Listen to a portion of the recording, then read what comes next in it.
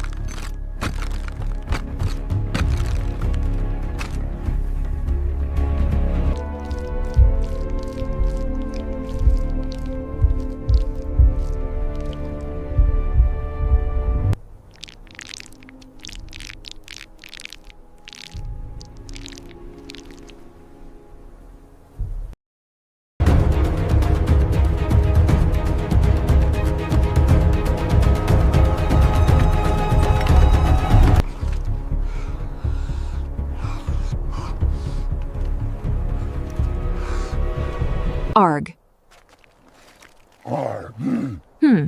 Arg.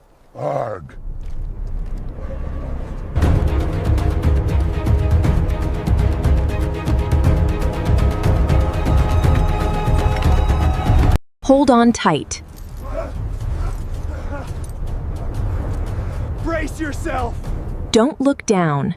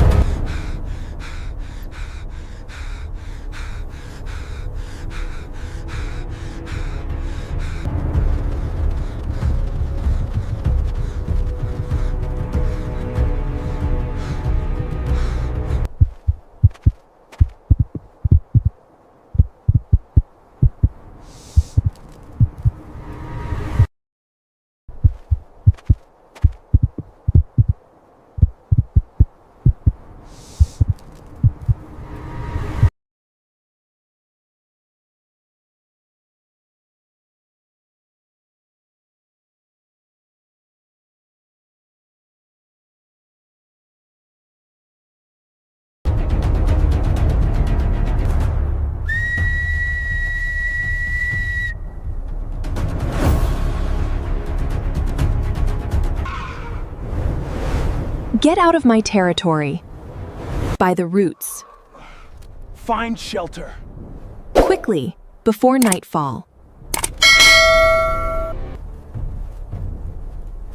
Who is this? Move, quickly. You're alive. We need to move. All right, just give me a second.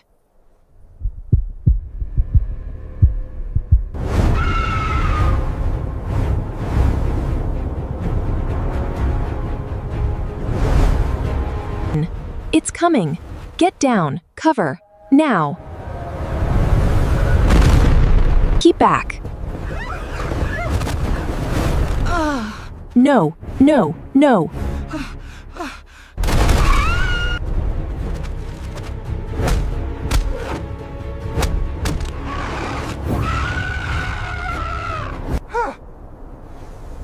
We've been waiting! We move now.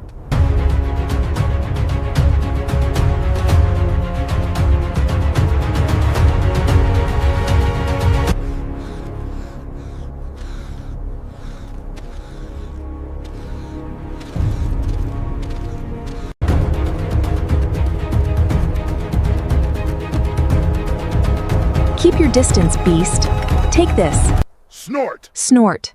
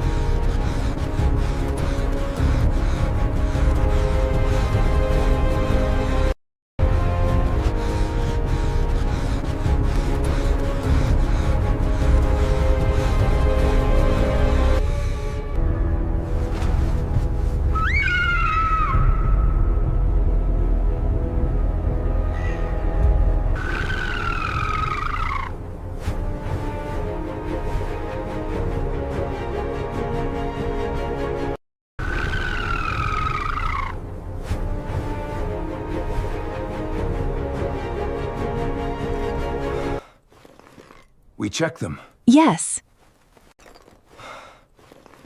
We check them. Yes. We check them. Yes. We check them. Yes.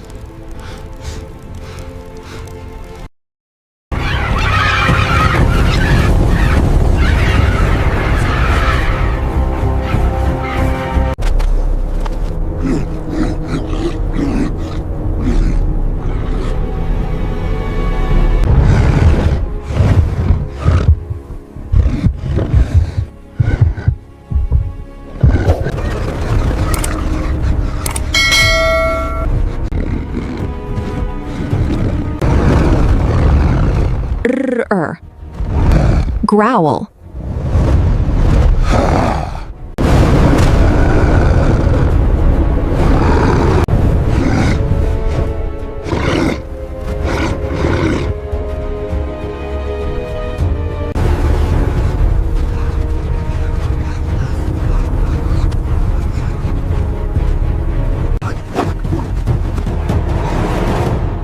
Whimper.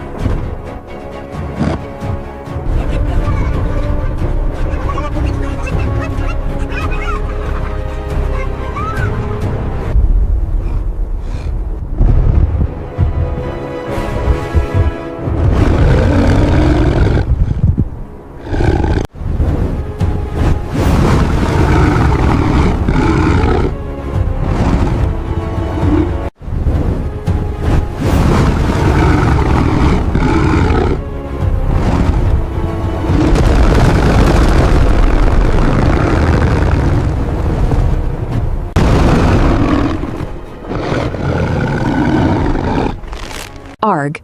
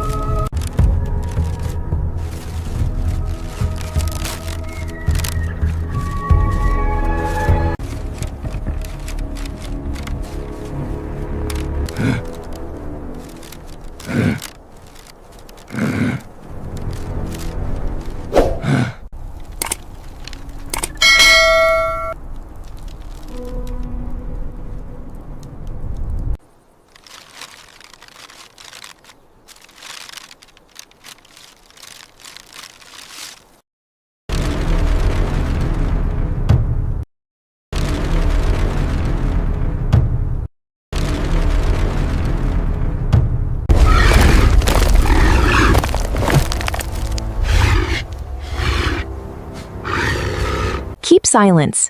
Let it pass.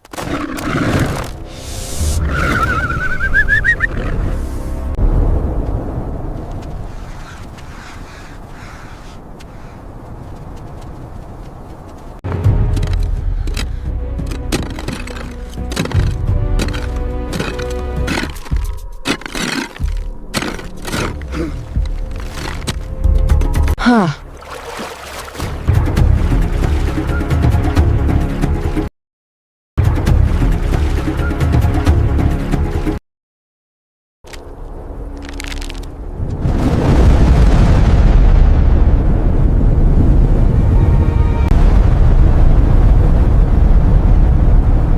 Huh.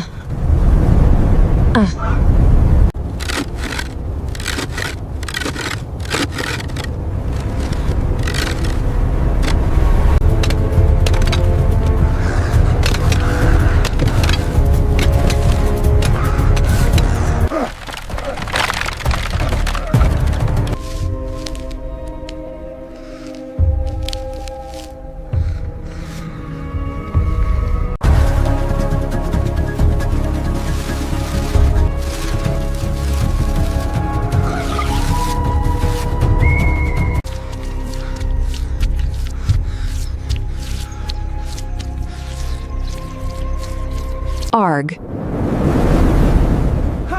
Arg, arg.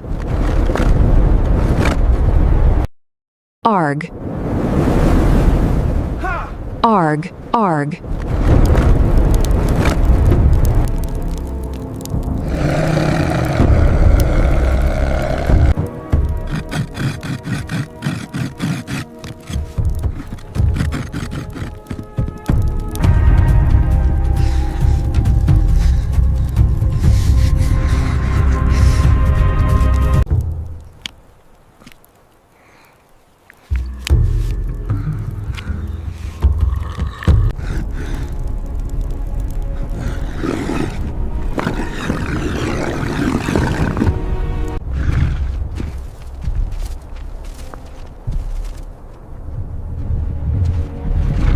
Arg.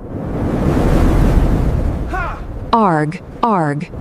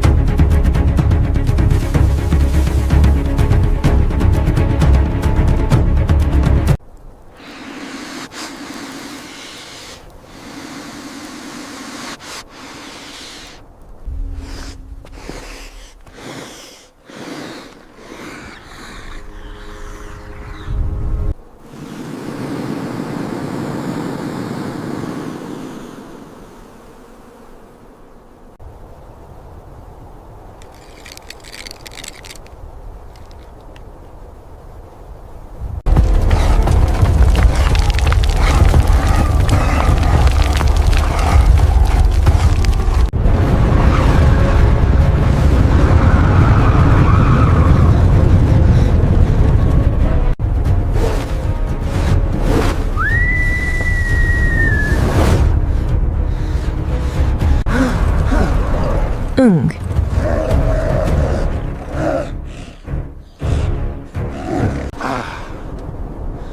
Arg. Arg, arg.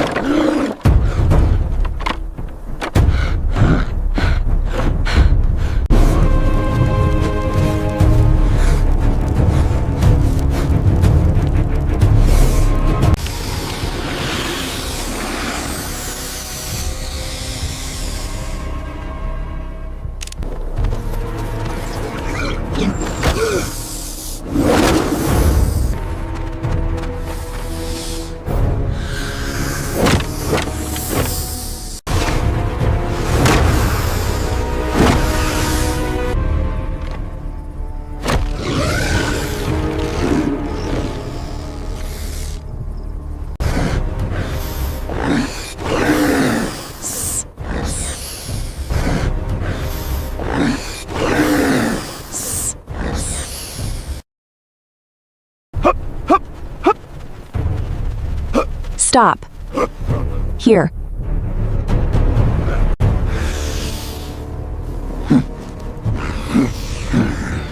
Sis.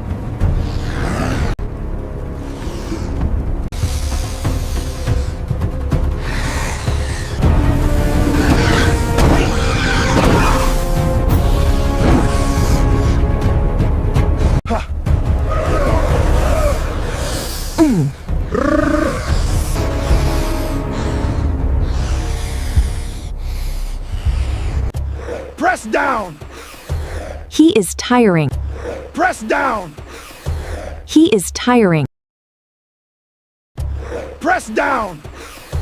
He is tiring.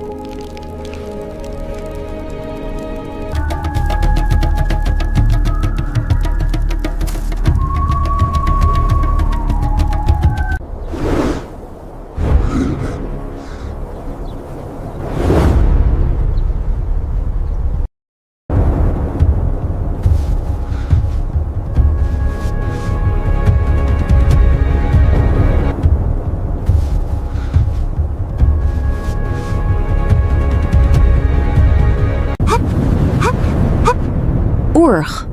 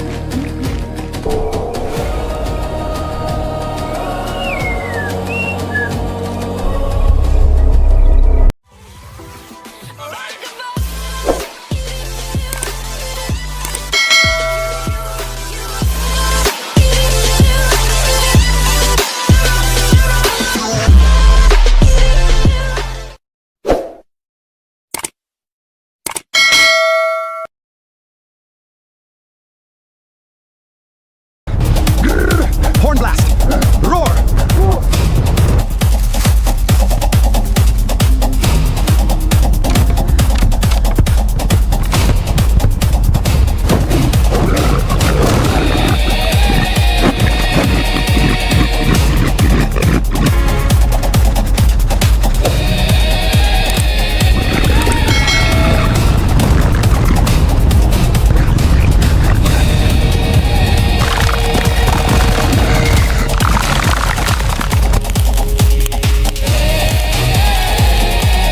Keep running.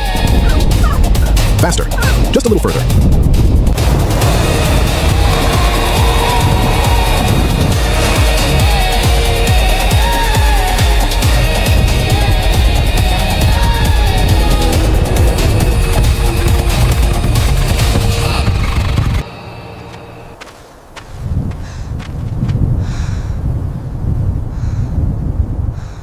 Huh.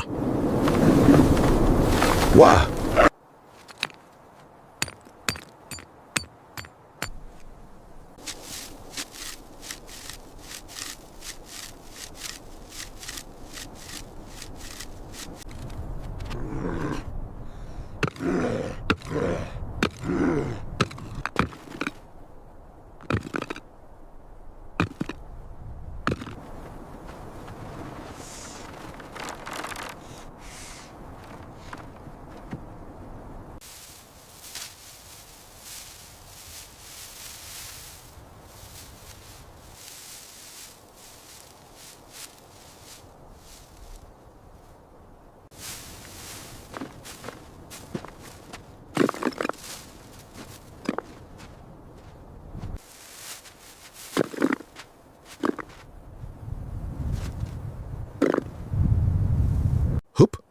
Hoop.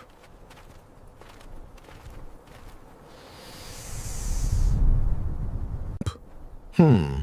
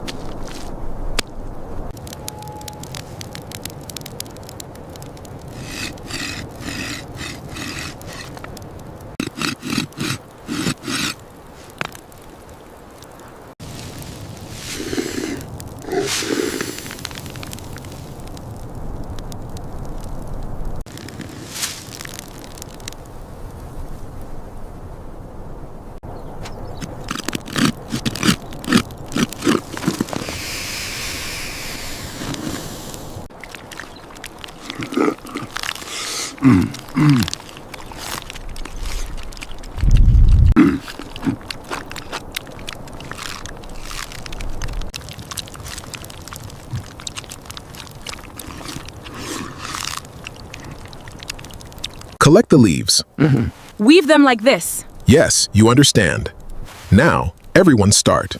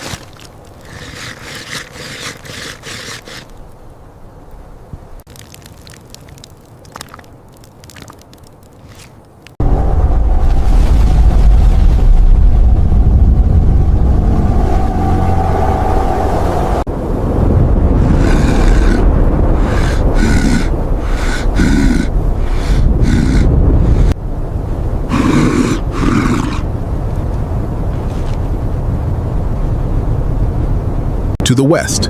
Quick. HRGH. Your core. Keep running. Faster. Just a little further.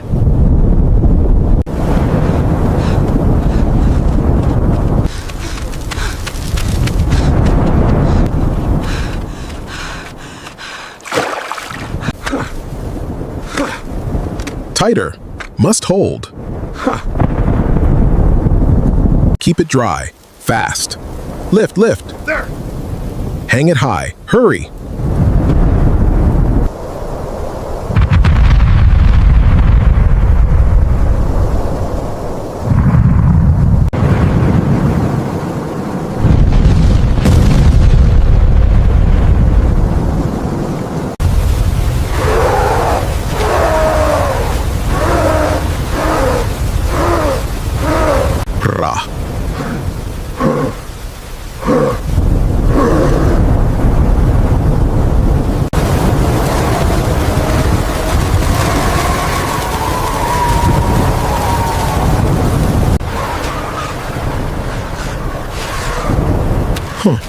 Amtra, grunts of exertion.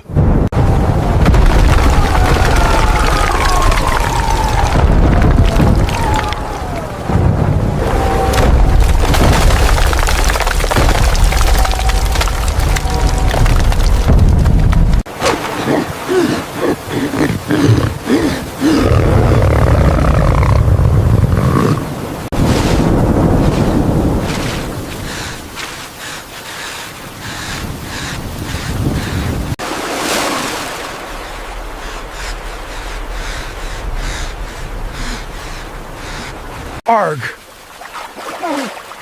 Fast, now. Run, get out, fast. Yeah! Faster! Escape.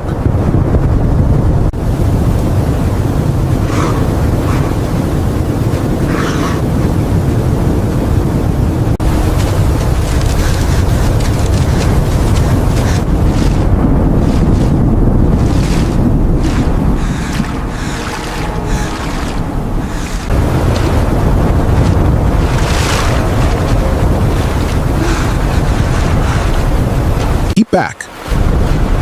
It's too big! Hurry! Retreat. Back to the ridge.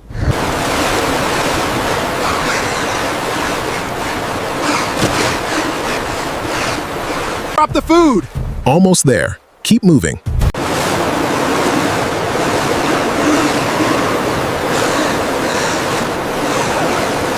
Up. Up. Here. Hold. Go. Up. Heave. Push. Help me.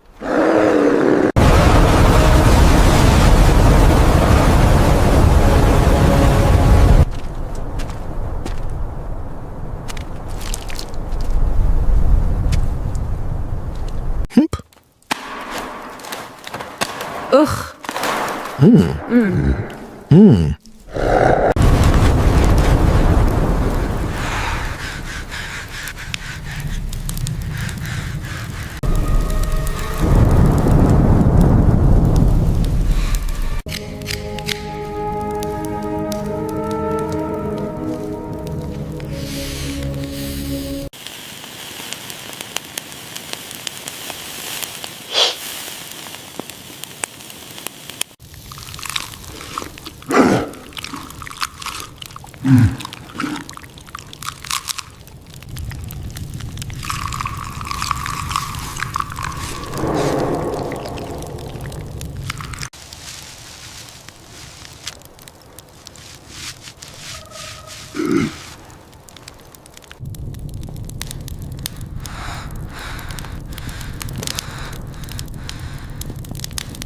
Tweet tweet.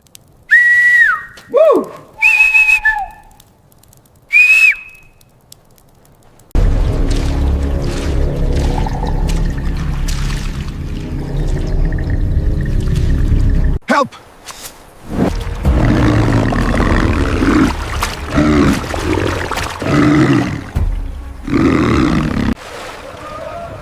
Indistinct guttural urgent calls and breathing. Grunts of effort and heavy breathing.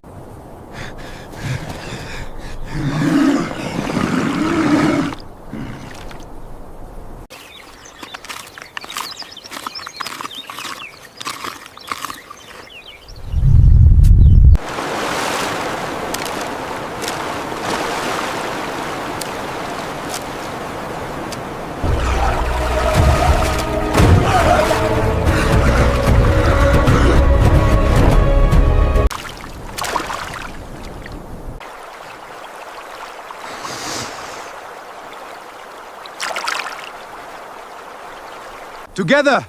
Lift! Heave!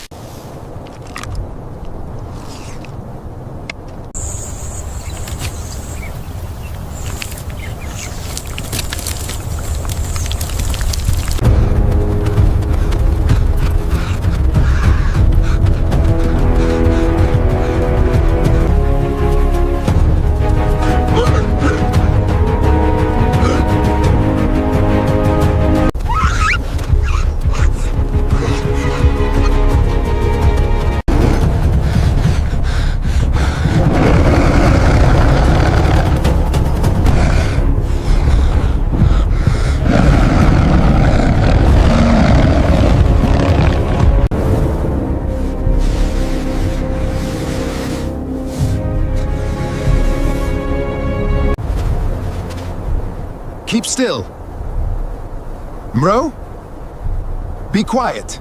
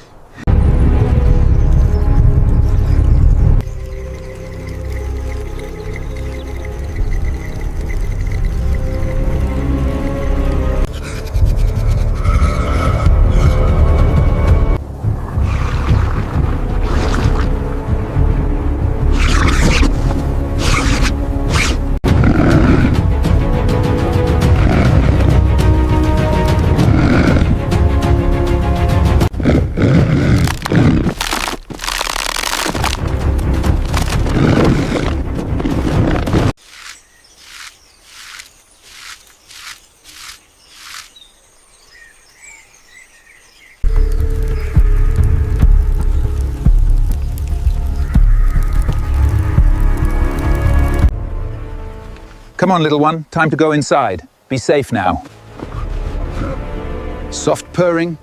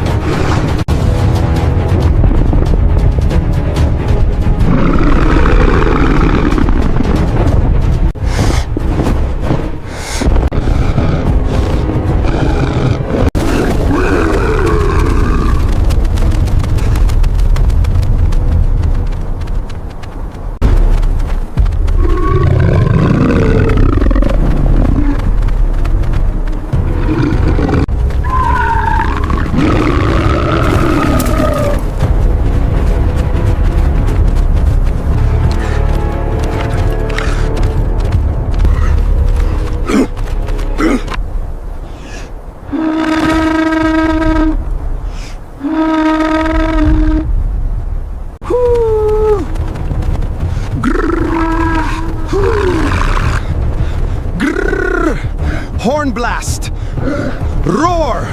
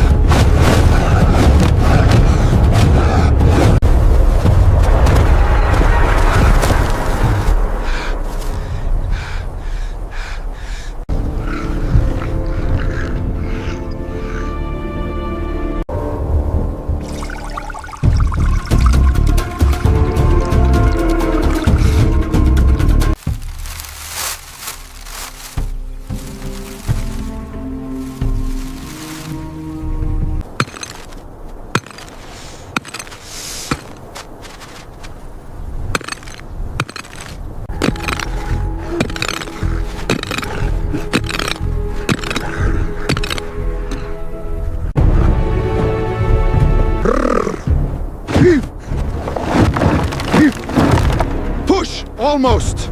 Lock it!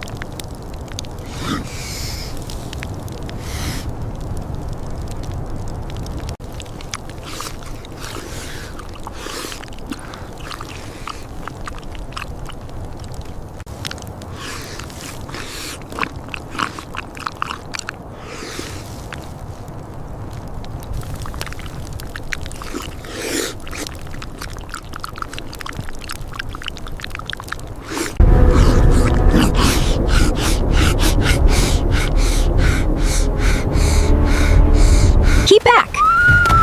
They're coming! Watch our flanks. Hold the line.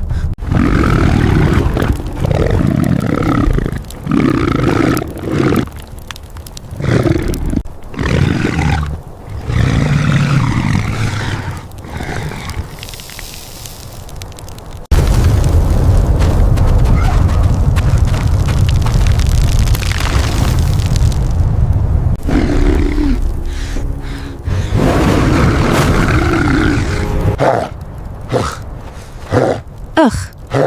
Huh.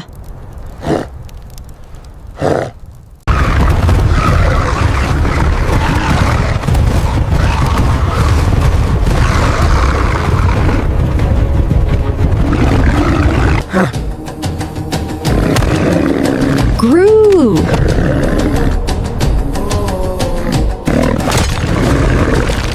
Grrr. Yeah.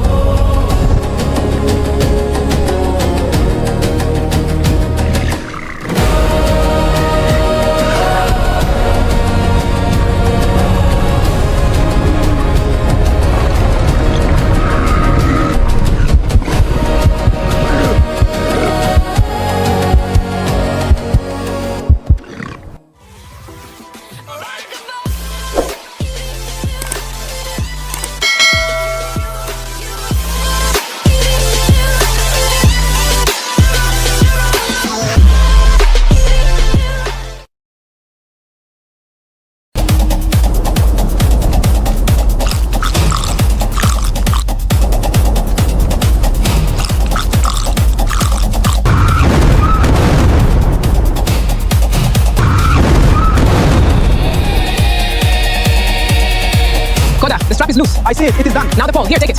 Be careful. Push it against the frame. Koda, the strap is loose. I see it. It is done. Now the pole. Here, take it. Be careful. Push it against the frame.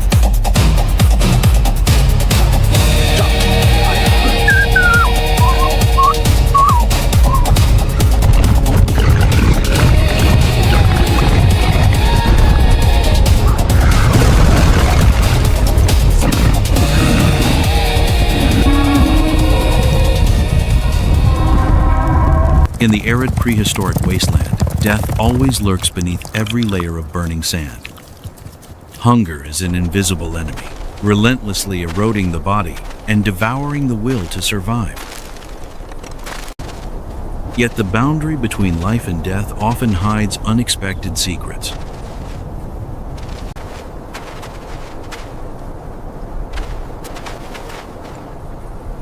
The prehistoric humans stumble upon an earthen fortress towering amidst the void.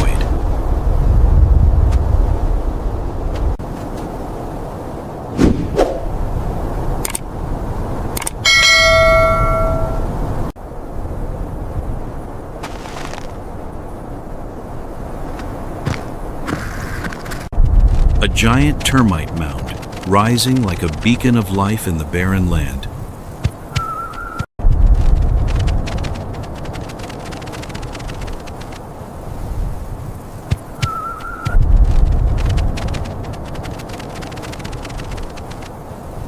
To lay hands on this treasure, brute muscular strength is rendered meaningless. They begin searching for dry twigs to initiate this silent hunt. Using a sharp stone point, they carefully pierce small crevices through the steel-hard termite shell. Every movement must be gentle, forbidden from startling the dark kingdom below. The barren, dry branches are threaded deep into the dark labyrinth. And now, they hunker down, waiting in silence.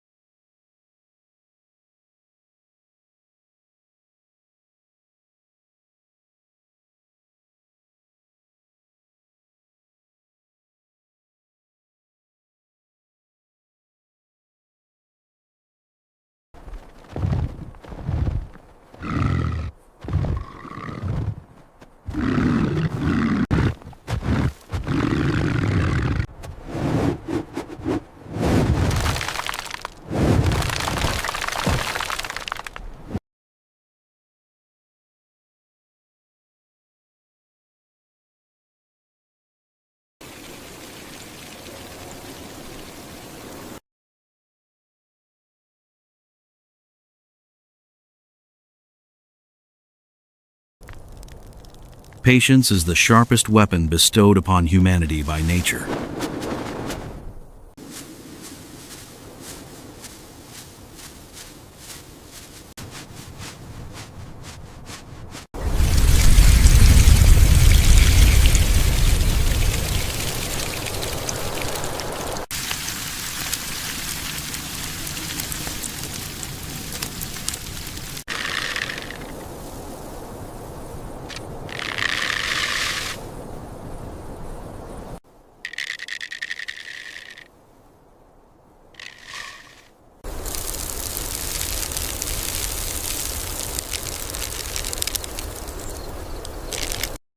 Deep underground, the instinct to protect the mound pushes the termites into a fated trap. The strong mandibles of the soldier guards clamp violently onto the alien wood. Gradually, each dry branch is hoisted up from the darkness of the deep burrows. The prehistoric humans skillfully gather them, preparing for a restorative feast.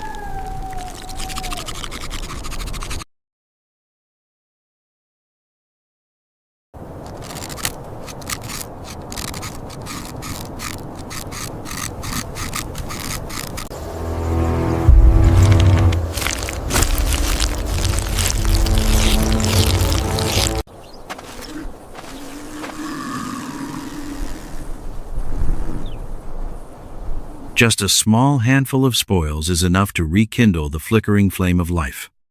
Those minuscule sprouts of life are the key for humans to defeat the scythe of death. Few know that these tiny insects are the purest capsules of energy.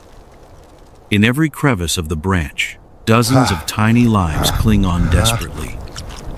They contain a massive protein content, far exceeding large blocks of animal meat. In this harsh kingdom, survival value cannot be judged by size. Abundantly providing zinc, iron, and countless essential amino acids for cell regeneration. A rare nutritional feast, a luxurious gift bestowed by the barren desert.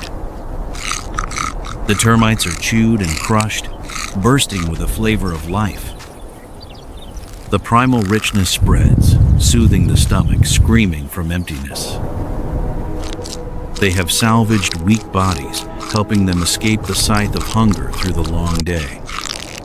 A warm current of energy runs along every exhausted muscle fiber.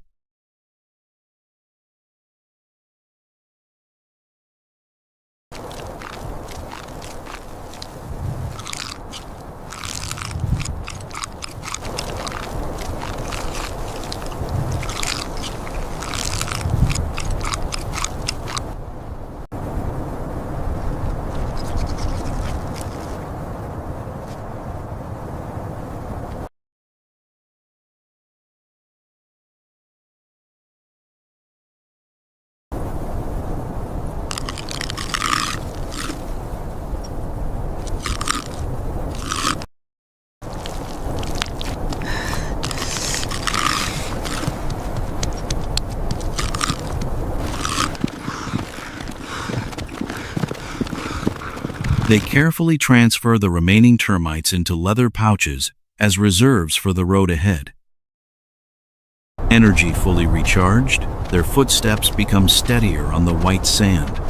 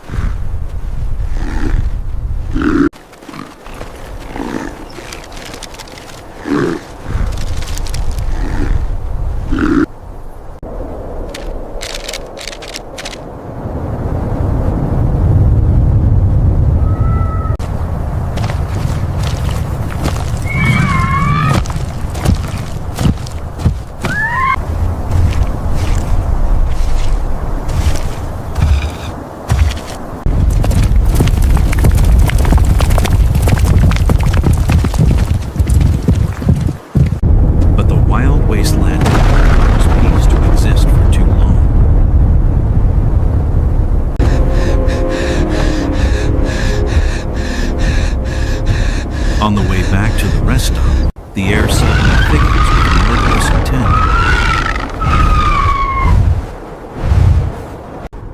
A colossal ancient ostrich looms out from the sandy mist. Brutal territorial instinct turns it into a crushing machine against any creature in its path.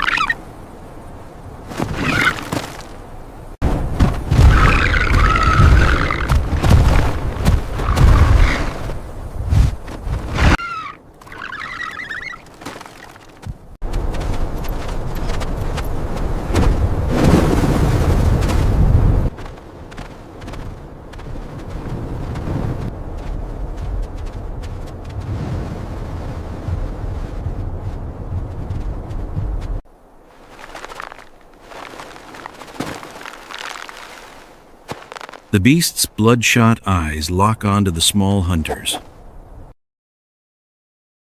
The monstrous bird charges relentlessly, unleashing destructive attacks. Every peck tears through space, striking the ground as violently as heaven splits. Stepping back is not cowardice, it is the ultimate commitment to preserve life. The massive musculature closes in, pushing human heart rates to death's door. Just a single misstep now is enough for bones to shatter beneath ruthless claws.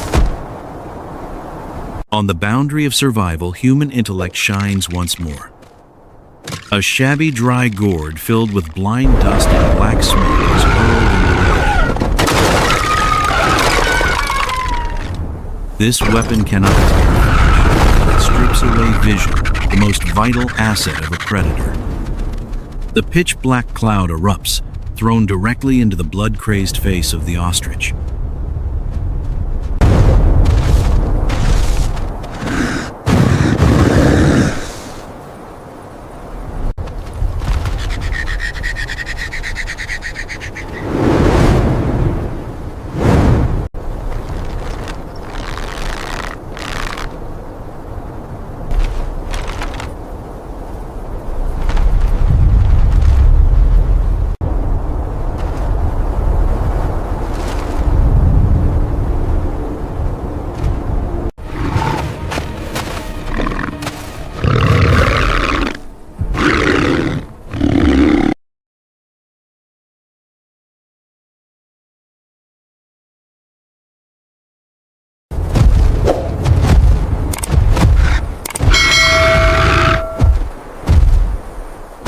The monstrous bird instantly loses its balance, shrieking continuously in utter panic.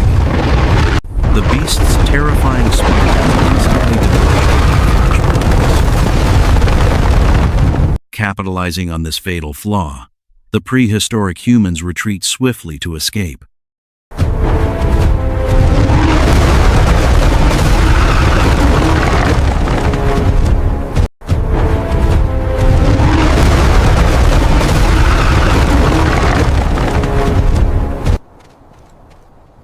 They do not flee blindly. Every footstep plots a route to lure the enemy.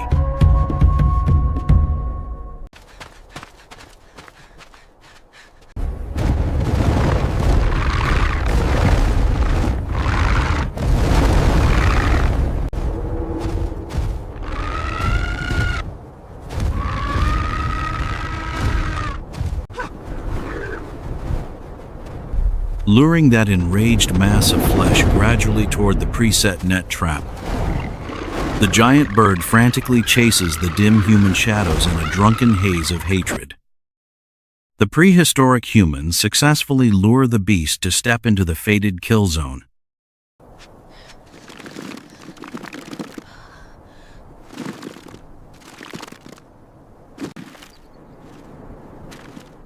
The roots are ready.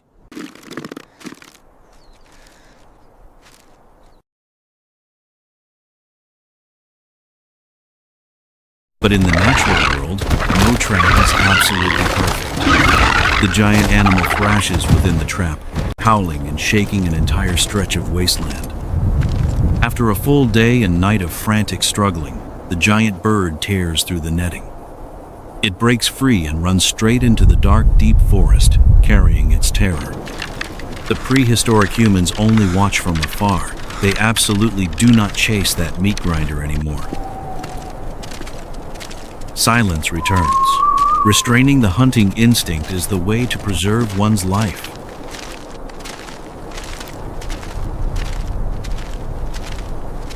Keep your head down, in the Lene. cracked valley, countless The ground is giant slipping. woolly mammoth Push with your skeletons toes. lie exposed Slow. and cold. On the arid journey back to the campsite, a majestic scene unfolds before their eyes. The remains of Ice Age kings now serve as proof of nature's impermanence.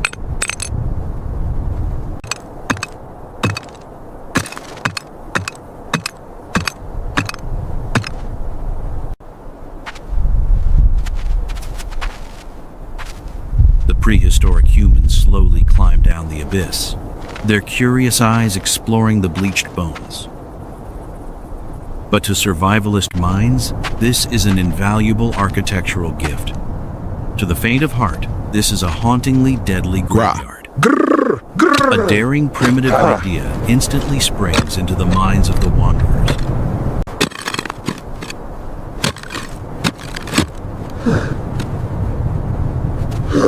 Hrk. Hrr.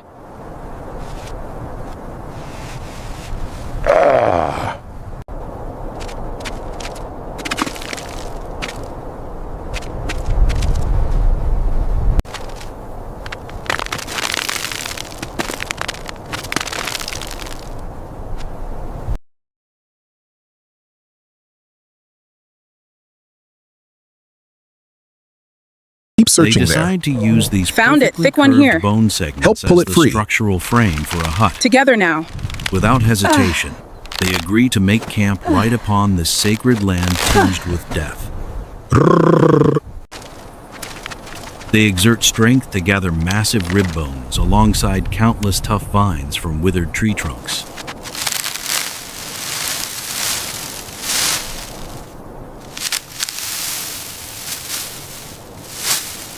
Hunt.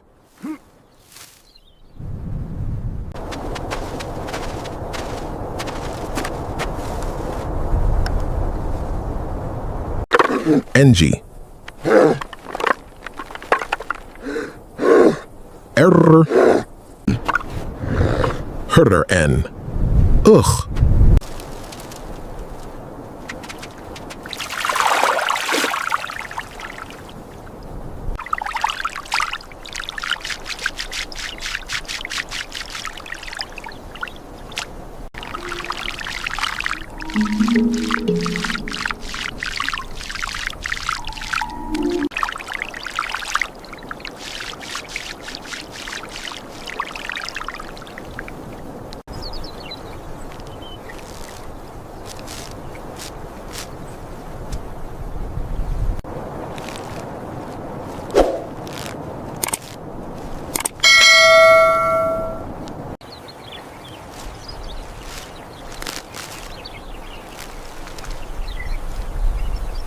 Each massive rib bone is driven deep into the cracked mud ground.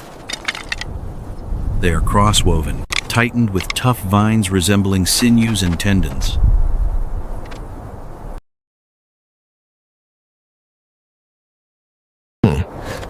Tighter. Done. Tighter. Done. Tighter. Done. Tighter. Done. A second rib cage is erected, sheltering the fragile lives of the humans. Layers of withered grass are heavily applied and arranged sturdily upon the elephant's skeletal frame. Tighter. Done. Dry grass overlays in tightly Here. braided patches, impenetrable like ancient dragon Careful. scales. Almost there. Higher, Lene. Holding it. Done. Good. We did it. Solid. Push down hard, Lene. We finished this side. The grass Koda. huts Done. gradually take clear shape, Jump, leader. standing Good work. proudly Let's to move on. defy the wrath of heaven and earth. Koda, the strap is loose. I see it. It becomes is done. a sturdy Now the pole. fortress, Here, take it. a place to Be careful, shield push it from against the burning frame. sun, The covering drizzle, is and done. cruel We sandstorms. need more grass.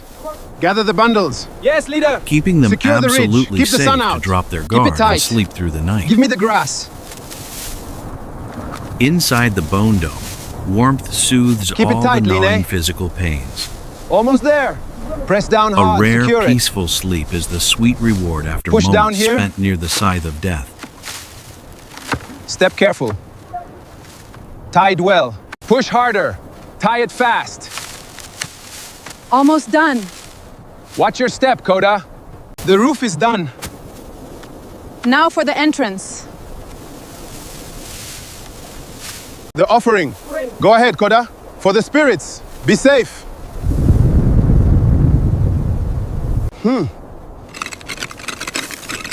Careful.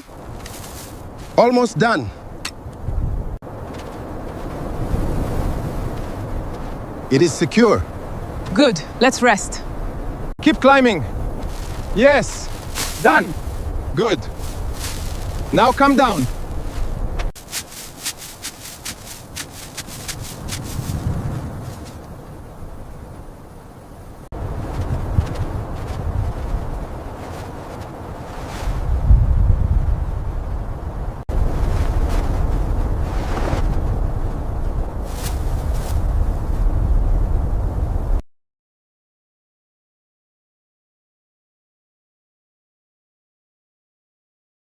As dawn awakens, new vitality begins to be nurtured right next to the prehistoric campsite.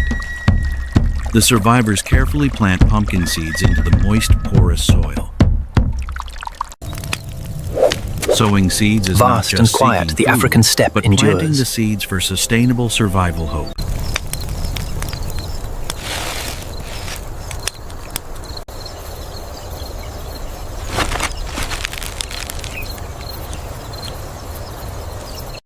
The recently escaped ostrich has not given up its intention to destroy the prehistoric humans' crops. But in the wild world, abundance is always a magnet attracting greed and hatred.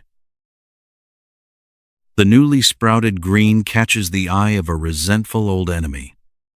This time, it returns 1,000 times more frantic and ferocious.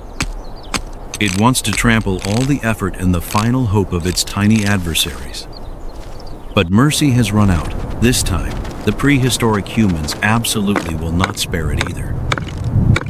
In the game of life and death, any leniency shown to an enemy is paid for with blood. A sophisticated snare trap is set, utilizing the violent tension of a bent tree trunk. The prehistoric humans use brilliantly bright red berries to attract the bird into the trap. The smug predator steps into the epicenter of destruction without anticipating death.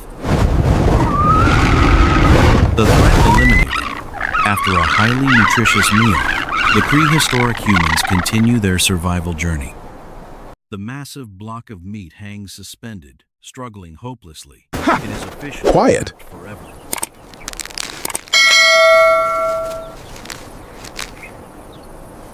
The trigger snaps. A single strike hoists the bird into the air.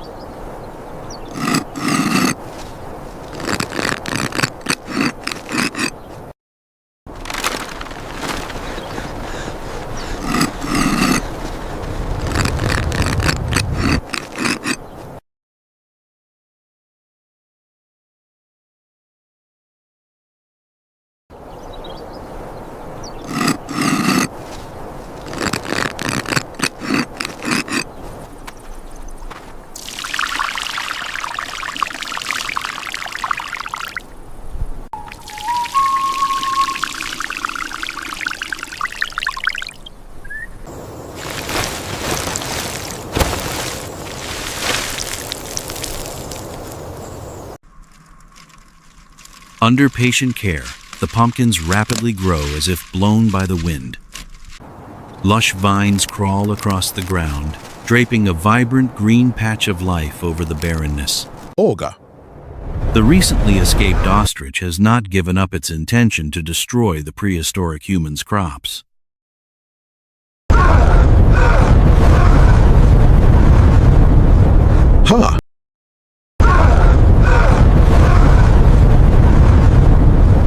Huh.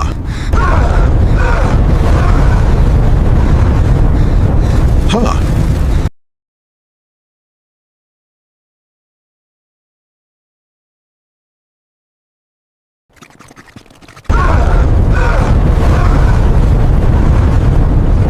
Huh.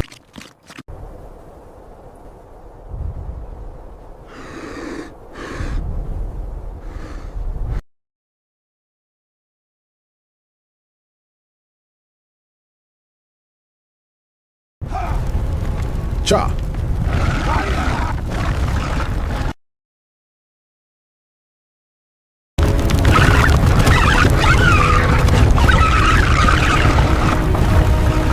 Few truly understand the nutritional power hidden within a primitive pumpkin.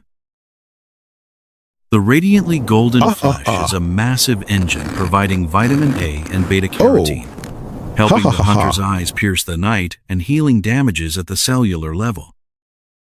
Pumpkin seeds offer abundant zinc, maintaining the strong beating of the heart amidst the freezing wasteland.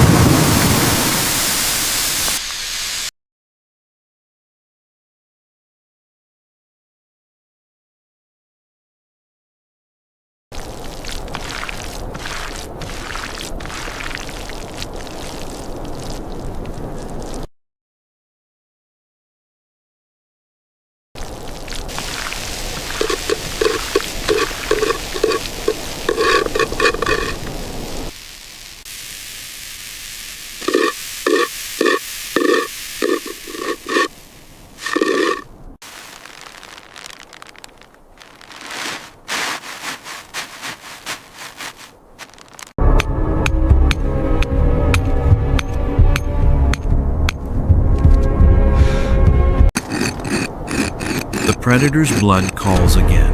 They exert effort to dig an abyssal death pit in the loamy ground. Suddenly, a massive dark shadow growls and lunges from the silent night, attacking the prehistoric humans head-on. To trap oversized beasts, a sturdily woven net is indispensable to completely lock down the prey. An ancient wild boar, it is highly aggressive, with thick skin and as massive as an armored vehicle.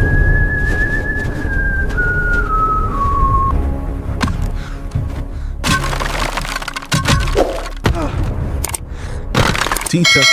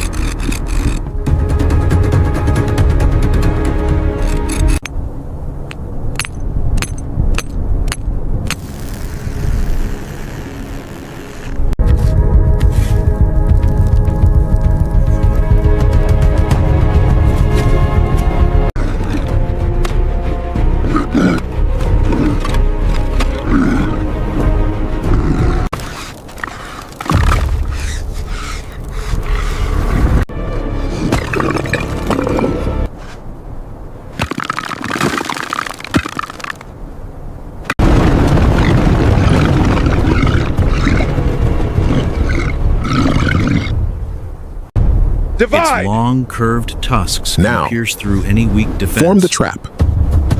Realizing the physical disparity, the prehistoric humans understand they cannot face it head-on without high-damage weapons.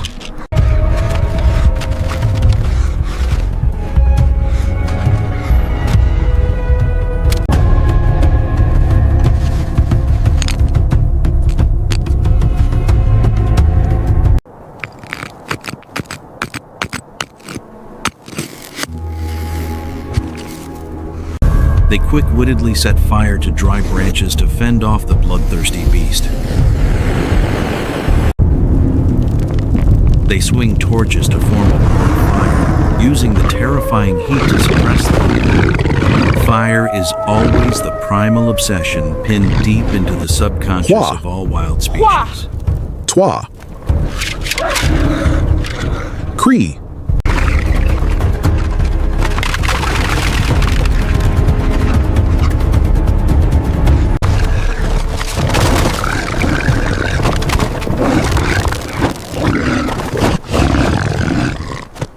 Upon facing the blazing fire, the wild boar loses its reason and frantically grabs her. Skillfully controlling the flames, the prehistoric humans hurl the boar straight toward the pit of spikes.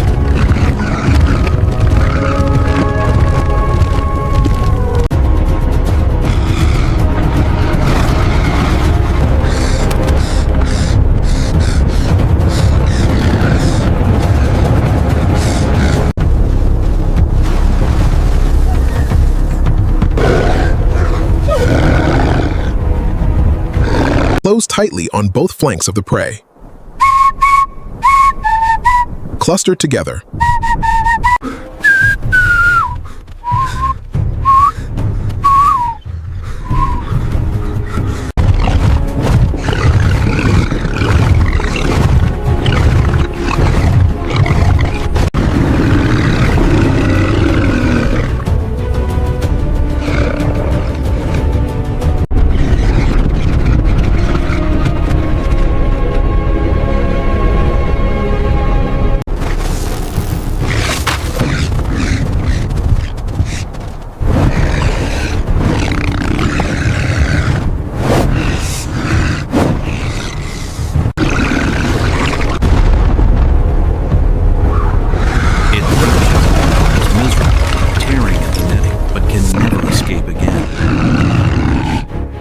The camouflaged ground collapses. The armored beast is swiftly and ruthlessly ensnared.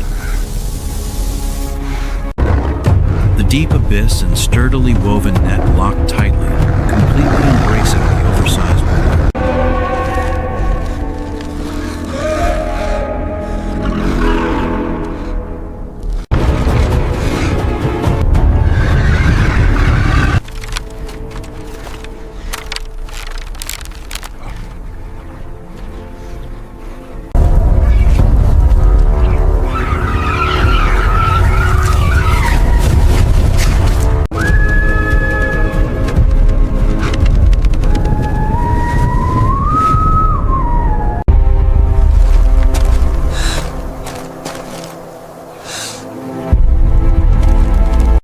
Lay them here.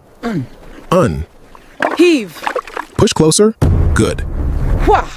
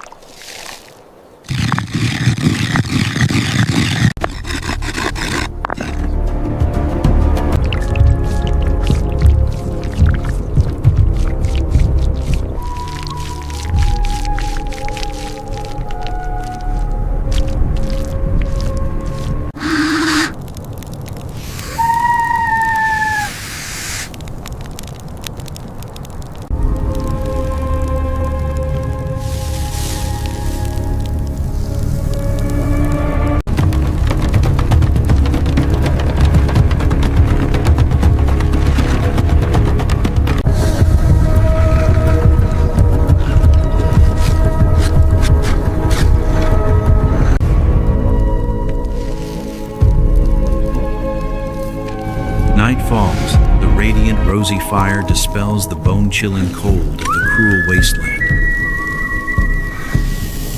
Drops of hot fat drip onto the glowing embers, emitting sizzling sounds that intensely provoke the hearing. A rich, intoxicating aroma of roasted meat fills the space, soothing the exhaustion of a long day of life and death.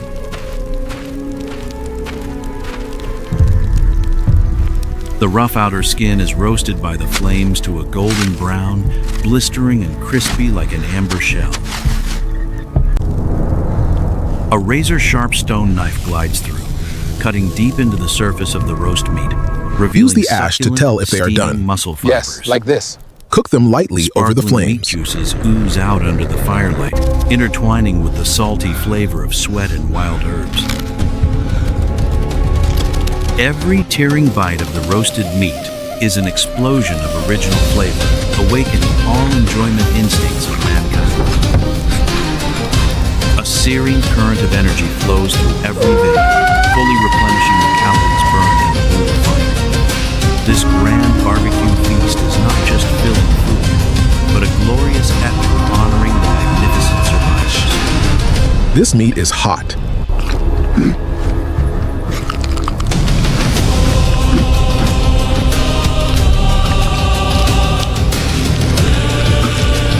The battle for survival in the wild never truly ends, for the arid's darkness always conceals perils. Can our prehistoric warriors protect the flame of survival through the disastrous trials to come? Hit the channel subscribe button today to be among the first to witness the rise of humanity against nature. Do not miss the upcoming episodes, where blood, sweat, and intellect will determine the true root of the ancient world.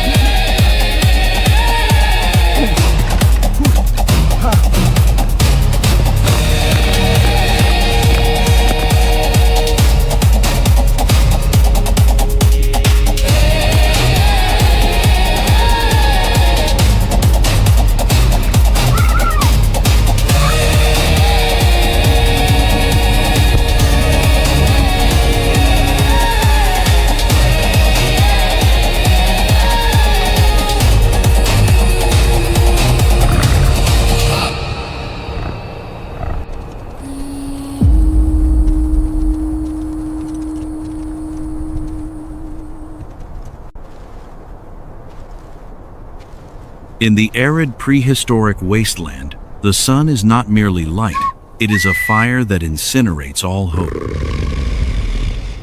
Heat rises from the sand, suffocating any creature daring to challenge the boundaries of life.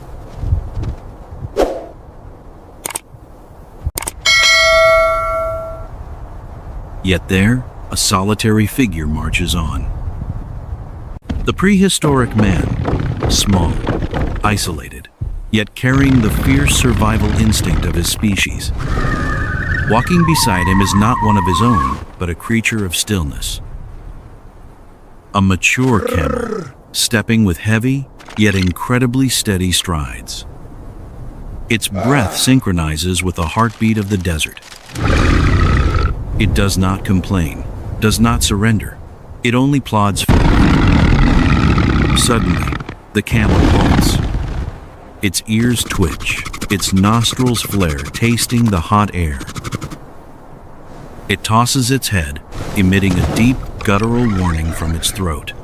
Tens of thousands of years of instinct tell the ancient man, something is coming. Cold sweat breaks out amidst the searing heat. Bred by millennia of drought, the camel's humps store not water, but pure adipose tissue, a biological energy reserve that dictates who lives and... His rough hands tighten around the spear shaft, aiming the lethal point at the dune ahead. Arrogance. Silence. A chilling, absolute silence. A pack of wild wolves, gaunt, bloodthirsty, torn apart by ravaging hunger.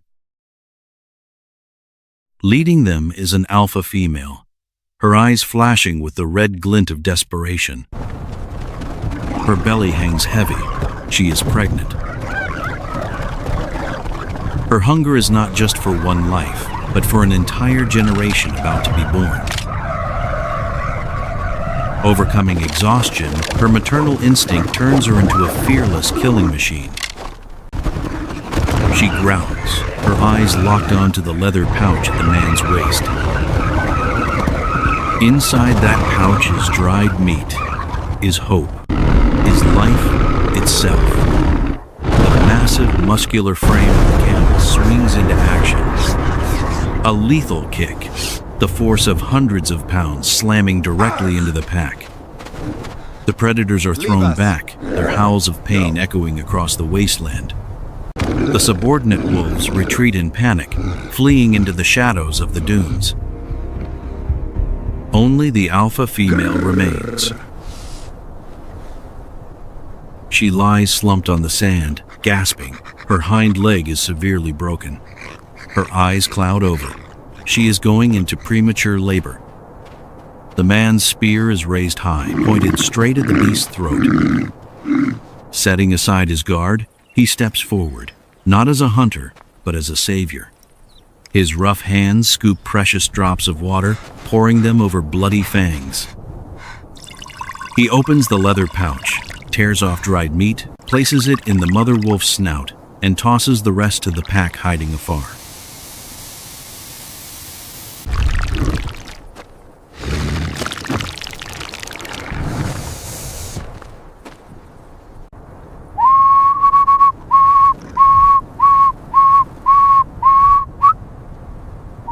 The wolves stop growling, receiving the food in utter bewilderment. In the brutal theater of survival, a bond between early man and wild beast is forged not by dominance, but by a profound understanding of shared suffering. The peace lasts only a heartbeat. The horizon suddenly darkens.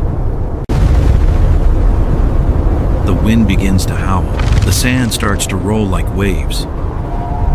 A massive sandstorm, carrying hurricane winds and thunderstorms, is sweeping in.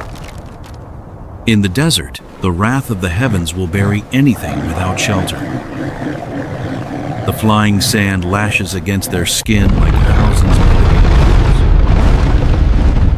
billions. Visibility is zero. Only intuition guides the way. Swift hands strike flint. A spark ignites. Safe. The sound of heavy panting echoes in the dark cave. The flickering firelight pushes back the darkness, warming bodies trembling from cold and exhaustion.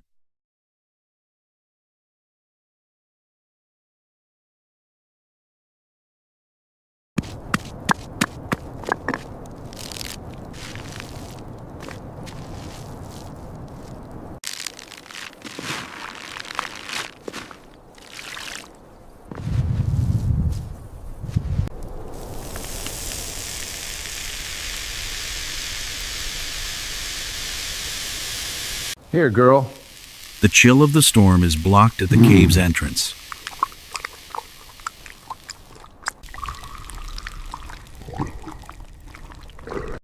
The mother wolf lies docilely by the fire. Her whimpering shifts to rapid breathing.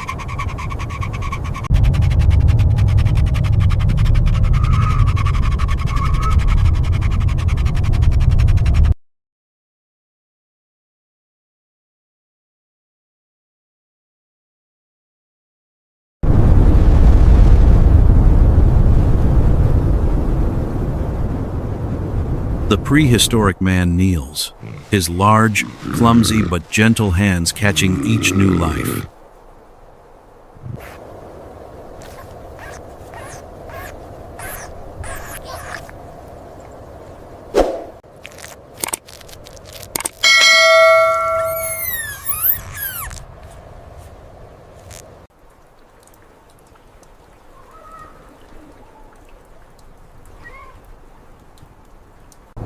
1, 2, 3 wolf pups are born.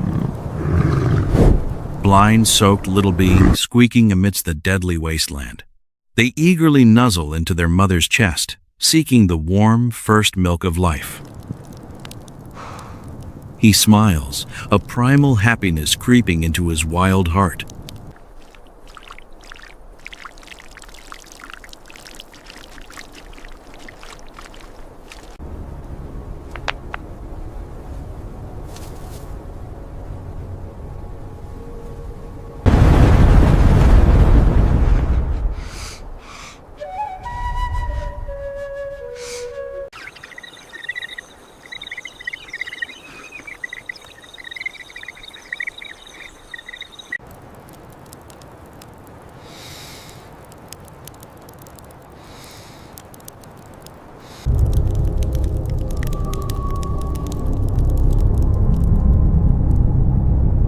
The next morning, the storm breaks. A brilliant sunrise illuminates the ruins of the night. The mother wolf licks her pups, her eyes looking up at the man, a gaze of absolute peace.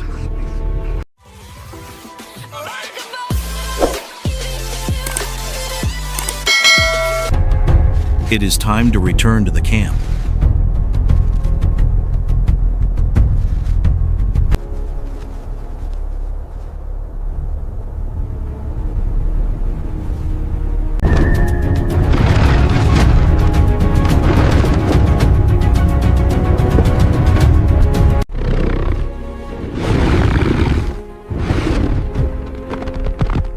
Luggage is carefully tied to the camel's back. The mother wolf and pups are tucked neatly into leather baskets. The caravan plods on. Hunger comes knocking once again. The skin-scorching heat drains their final drops of sweat.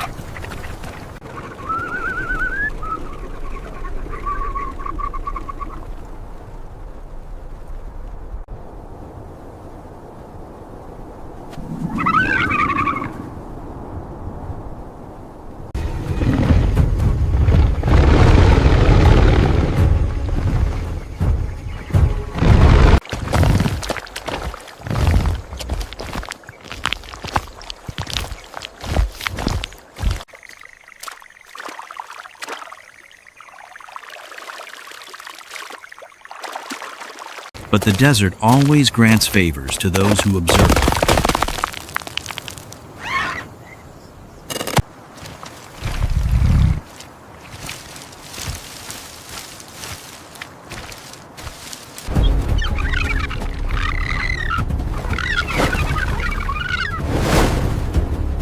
A plump desert bird flaps its wings hopelessly.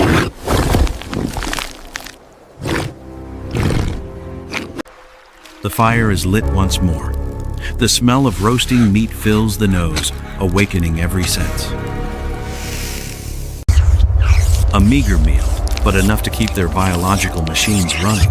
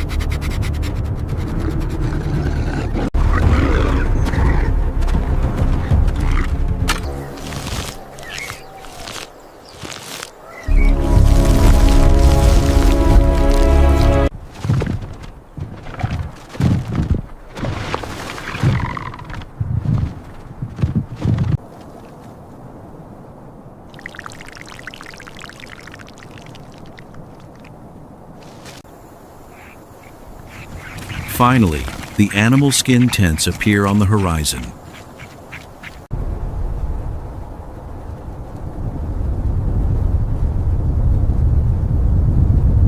cheers erupt. The ancient human family runs out to welcome their heroes home. They welcome the camel and the reluctant wolf guests with radiant joy.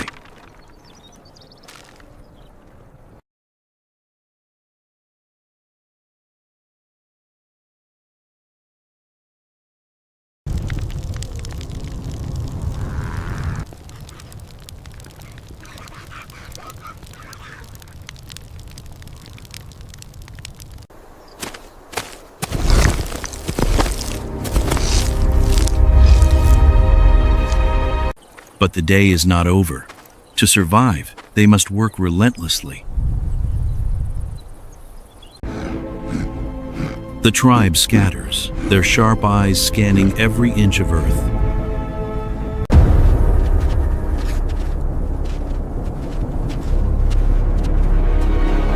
They discover a network of tiny burrows. It is the territory of the ground rat.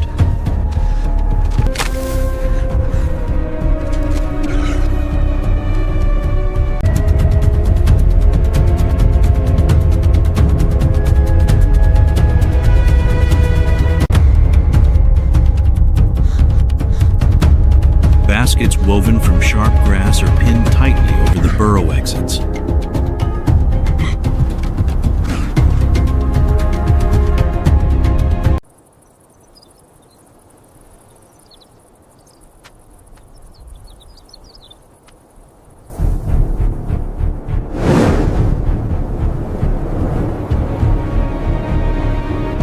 Then they begin to stomp, whistle, creating deafening sounds. The sound travels through the earth, sending shockwaves into the rats' nervous systems.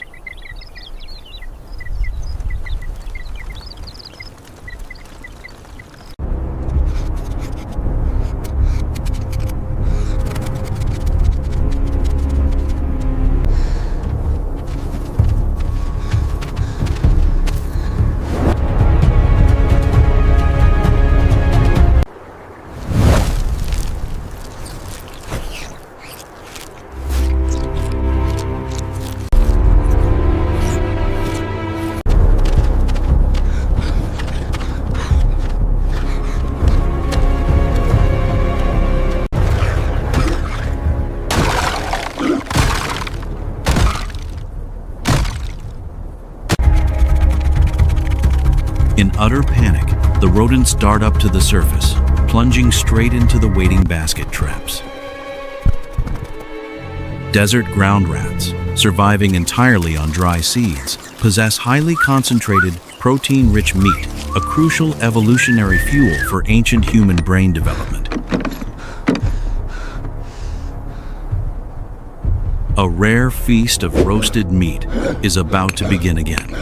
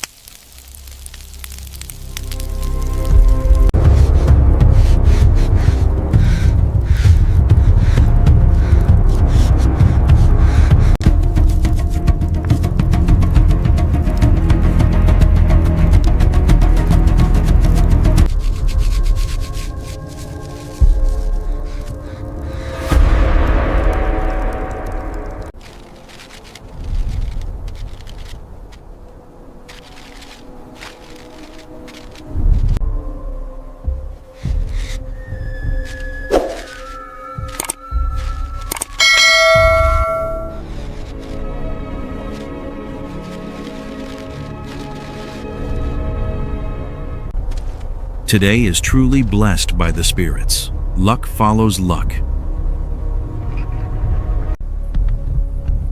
At the entrance of a mossy rock crevice, a strange object lies on the withered ground. A sharp quill, striped black and white. With just one look, the great prehistoric man knows exactly what creature hides within. A giant porcupine. He signals. Dry grass is gathered at the cave entrance. Fire blazes.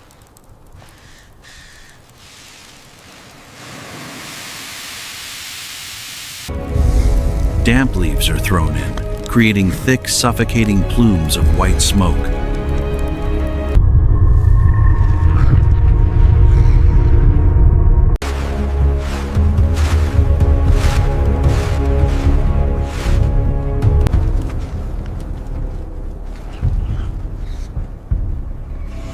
Outside, the thorn net is already cast like a deadly spider web. Unable to bear the toxic smoke, the spike-armored monster blindly bolts out for air. Snap! The net drops, suspending the prey in mid-air.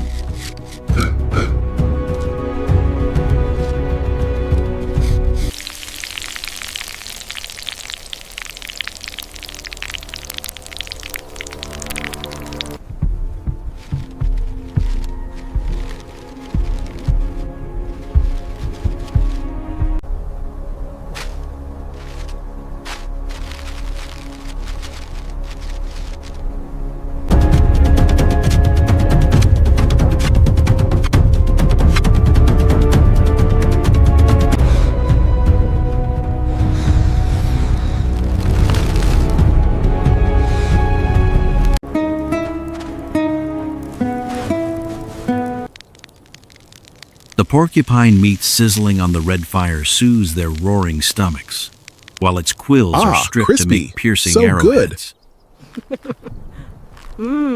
Oh, you're enjoying that. Armed with hollow, keratinous quills that detach on impact, the porcupine yields dark, iron-rich meat that instantly replenishes the lost blood and stamina of apex predators. Relying not only on hunting, our ancestors understood that the root of life begins with the earth.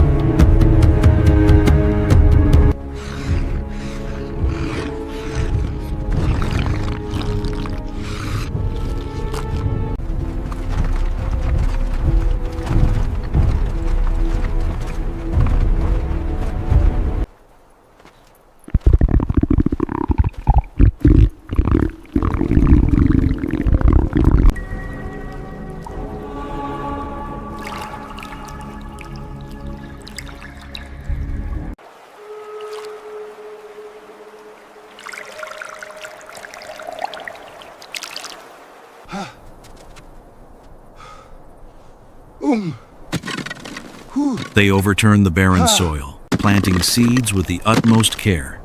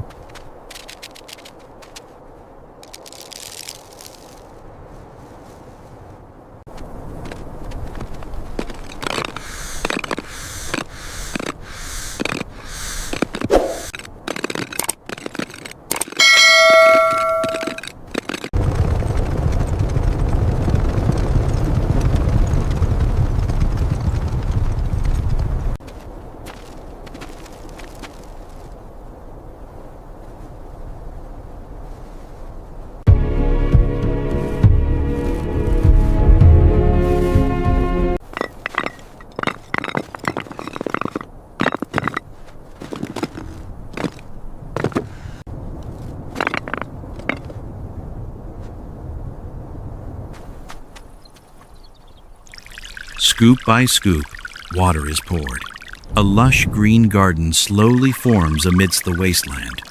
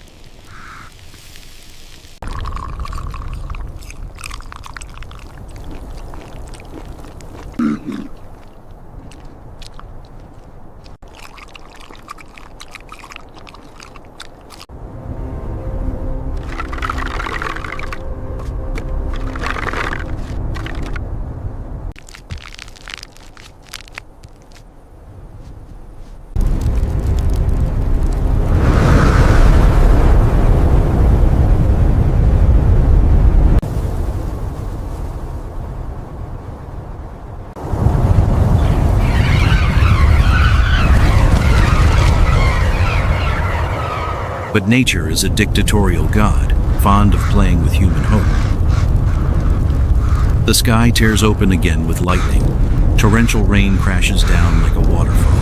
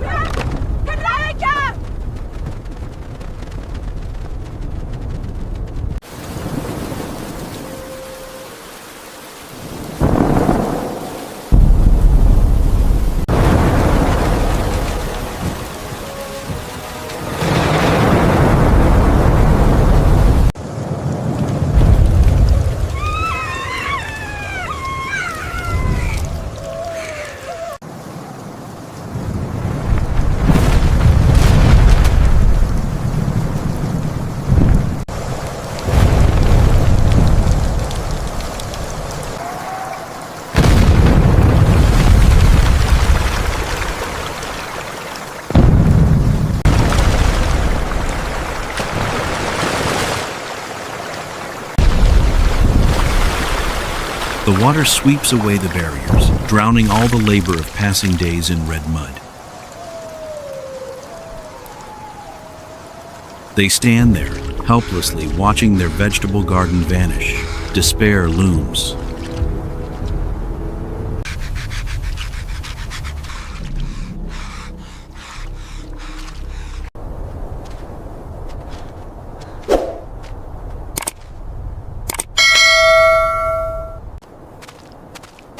But in the moment of ultimate loss, a tiny sprout stubbornly pushes through the earth.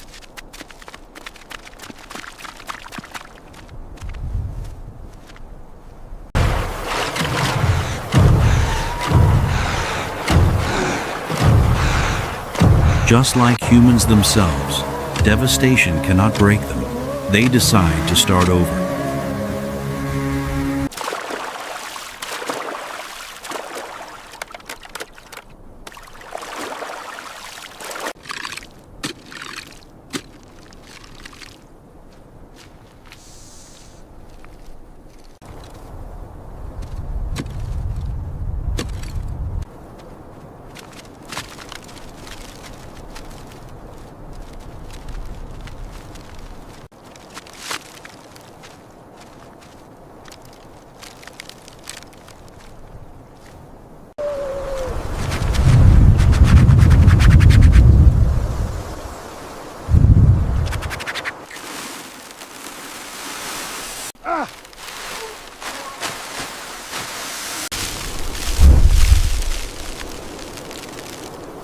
Weeks later, the garden resurrects, blossoming and bearing long, glossy, succulent cucumbers.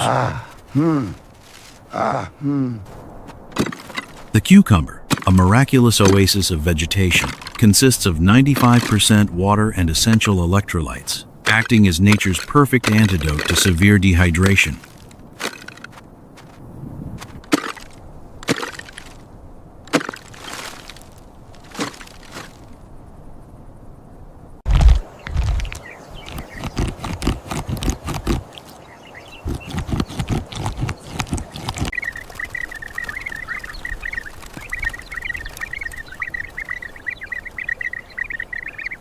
The fresh scent attracts hidden thieves, the wild rabbits. Squeezing through the thorn bushes, they ravenously chew the tender leaves. Keep back! We must. Get out of here. We're not afraid.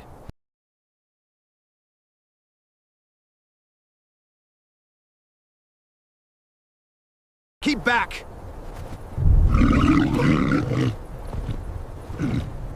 The prehistoric men do not waste energy chasing them.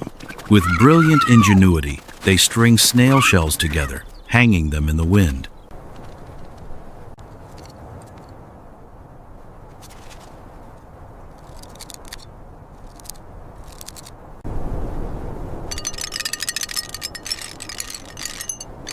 The eerie clacking of the wind chime echoes, permanently driving away the enemy's shadows, protecting their harvest with knowledge rather than blood.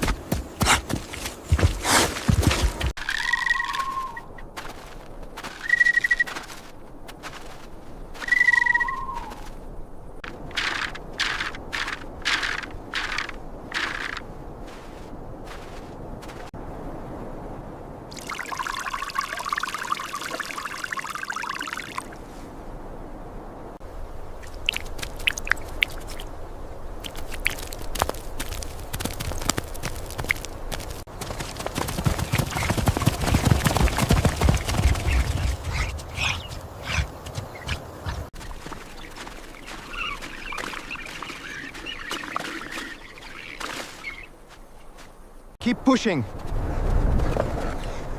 Almost there. Heave. Secure it.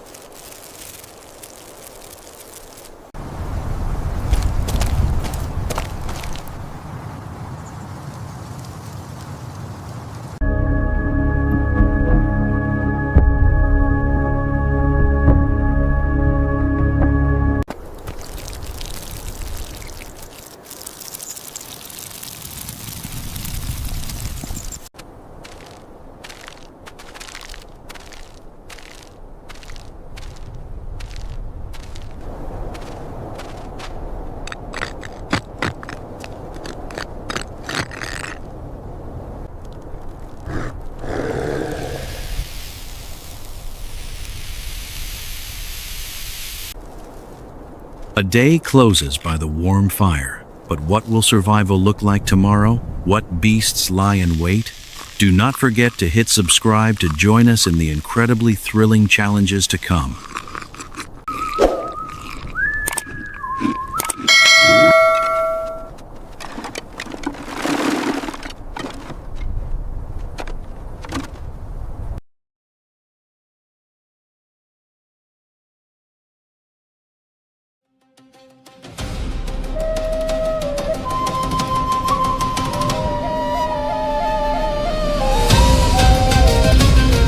Nature never sleeps.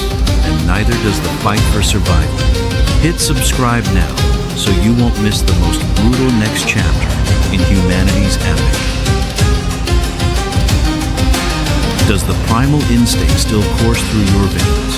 Subscribe to the channel, join our tribe, and together let us conquer the unforgiving prehistoric world. Keep down. Hurry. To the rock. Every frame is a survival lesson written in blood and sand. Hit subscribe and turn on the notification bell, because in the wild, ignorance is the shortest path to death.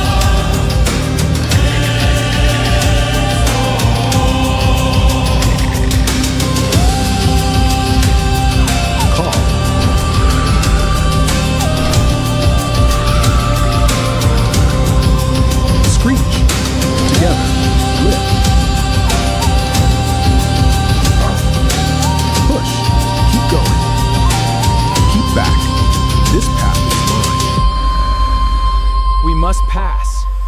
None shall pass. Tumus, stay back. Hiss. We must pass.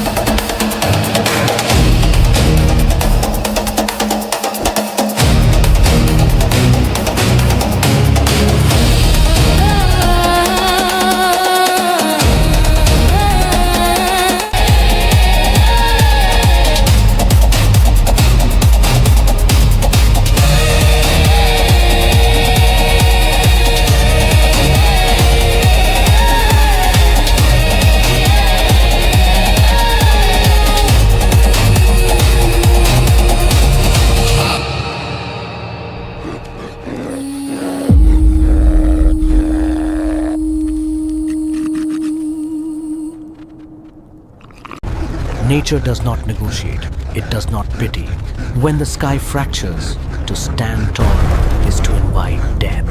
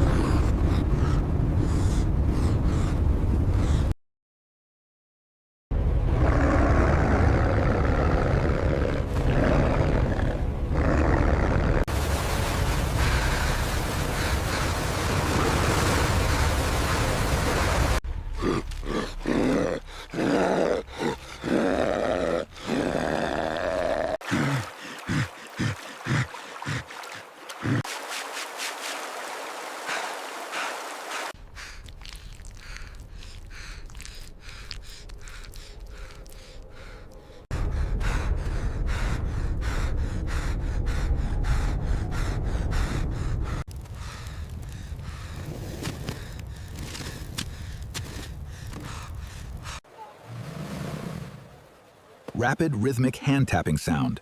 Loud nasal huff.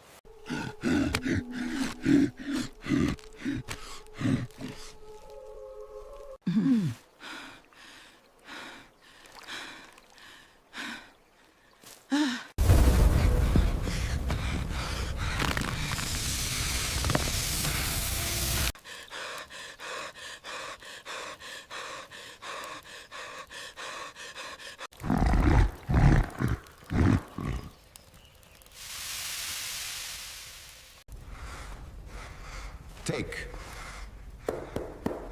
Eat.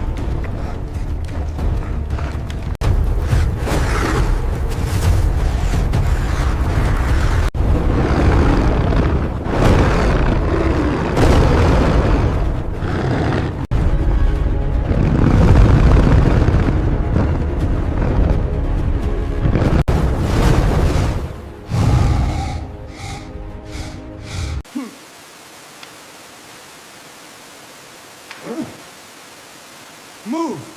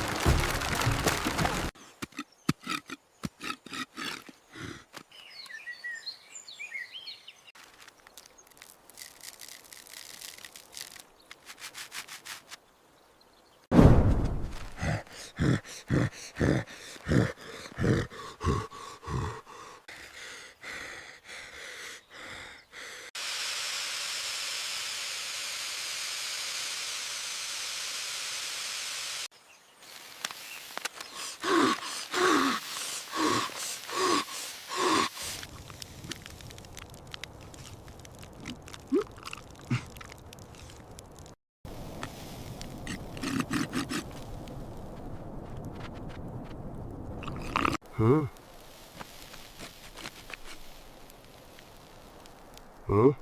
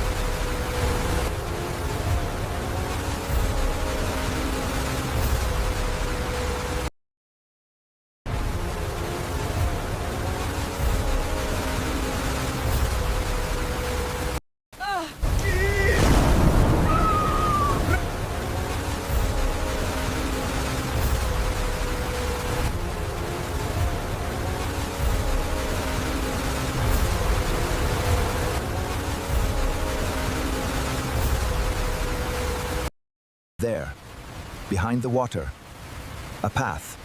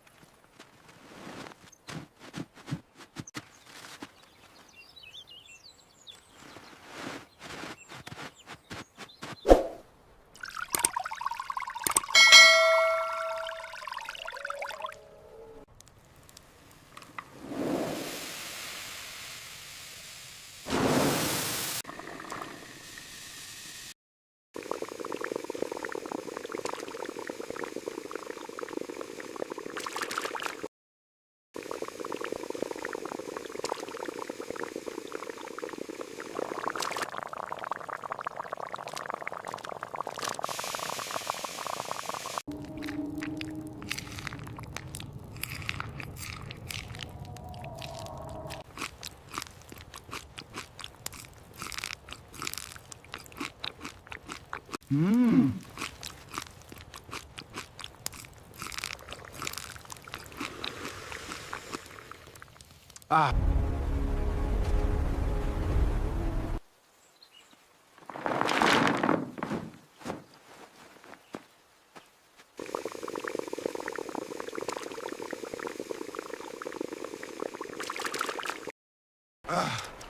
storm's retreat leaves behind a deceptive trap.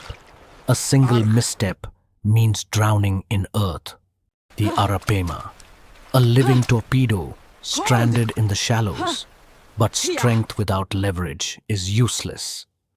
They are small, they lack claws, venom, and armor. But they have the one force that conquers all, the intellect to adapt. They endure to see another sunrise.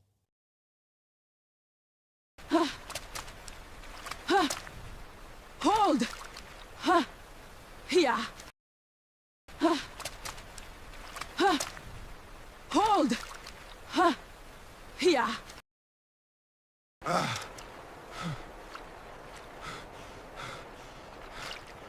Arg.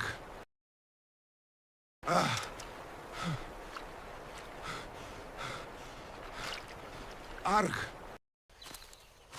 Look. So bright.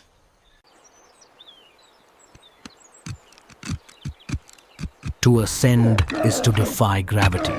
To steal the golden nectar is to defy the swarm.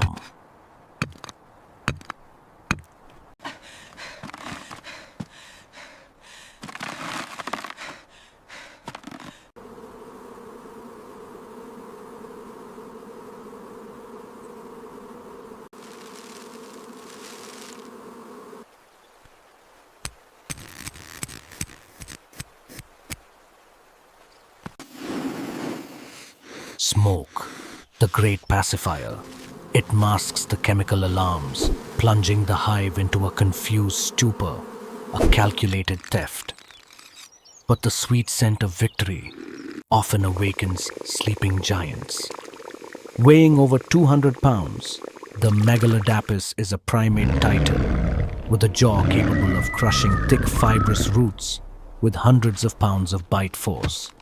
Sacrifice a fragment to save the whole, a primal compromise.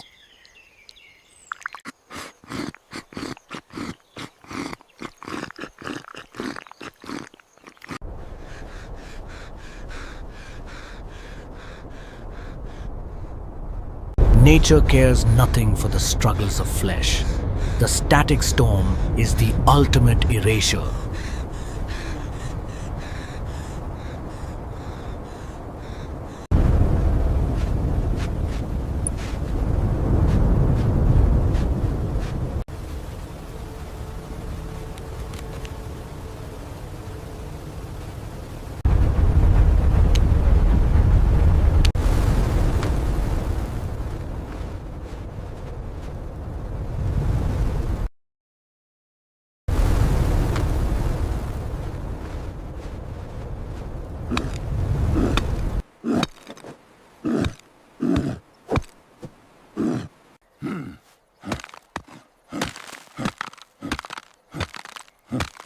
It falls. The fire does not just warm the flesh, it forges the future. Resin, ash, and hair. Chemistry born before language. Huddle, stitch, survive. When the wrath passes, the earth yields a new demon.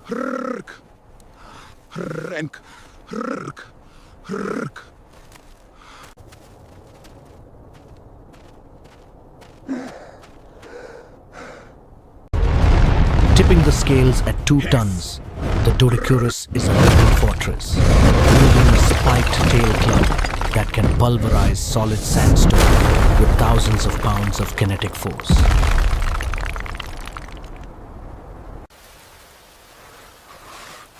Its impenetrable spiked armor provides ultimate physical defense, but its extremely poor vision and slow mobility allow a cunning intellect to blind and bypass it.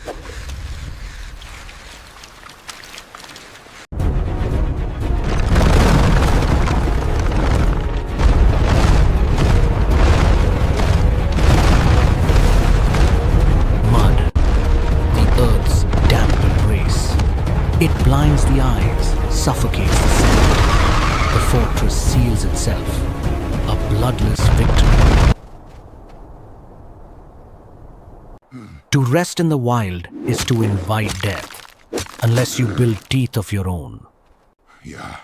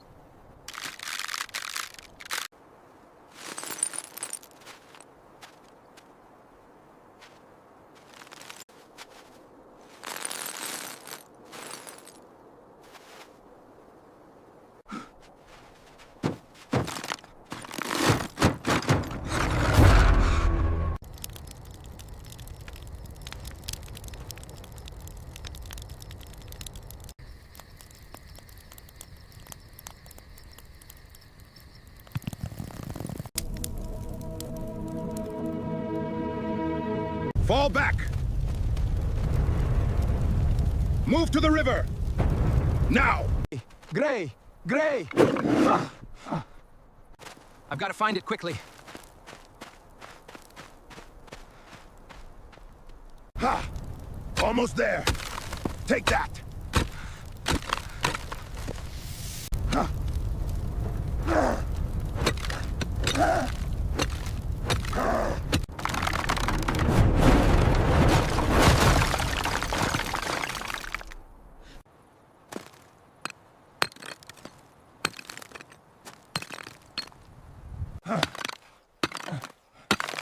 Break!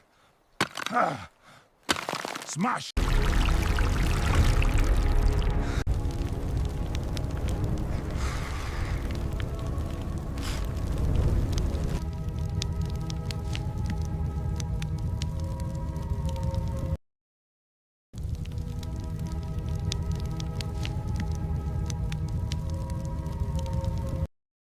A flash flood harbors no malice. It is simply the indifferent eraser of the earth.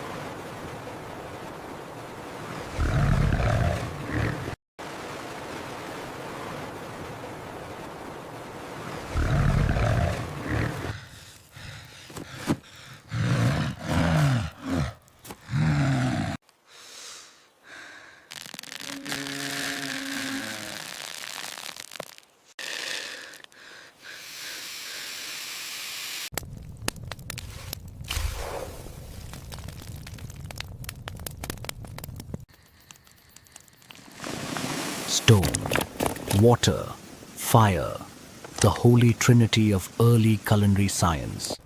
By transferring thermal energy from the embers to the water, the tough fibers of the meat surrender.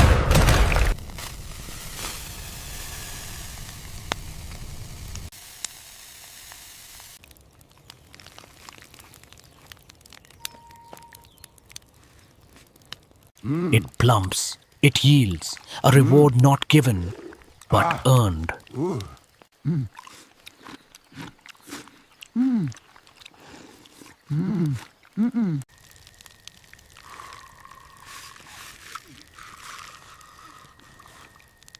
The sun does not hate, it simply burns.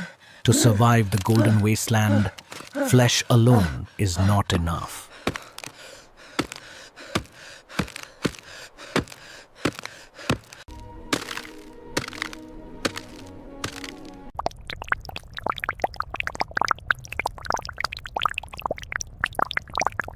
Aloe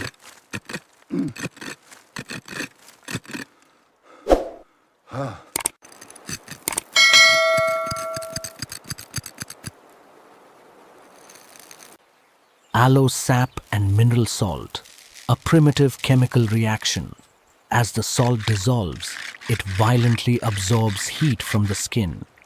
They don't just endure the desert, they wear it as armor.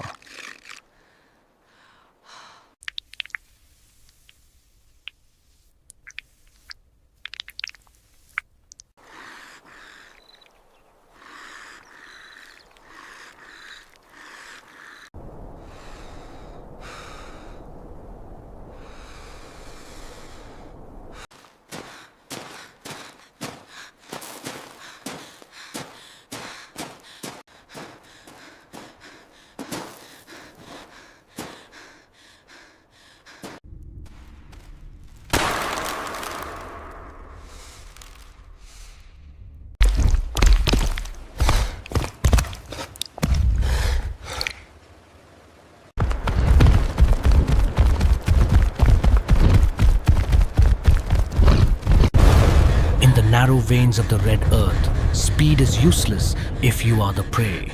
The Postosuchus does not hunt with its eyes. It hunts by heat.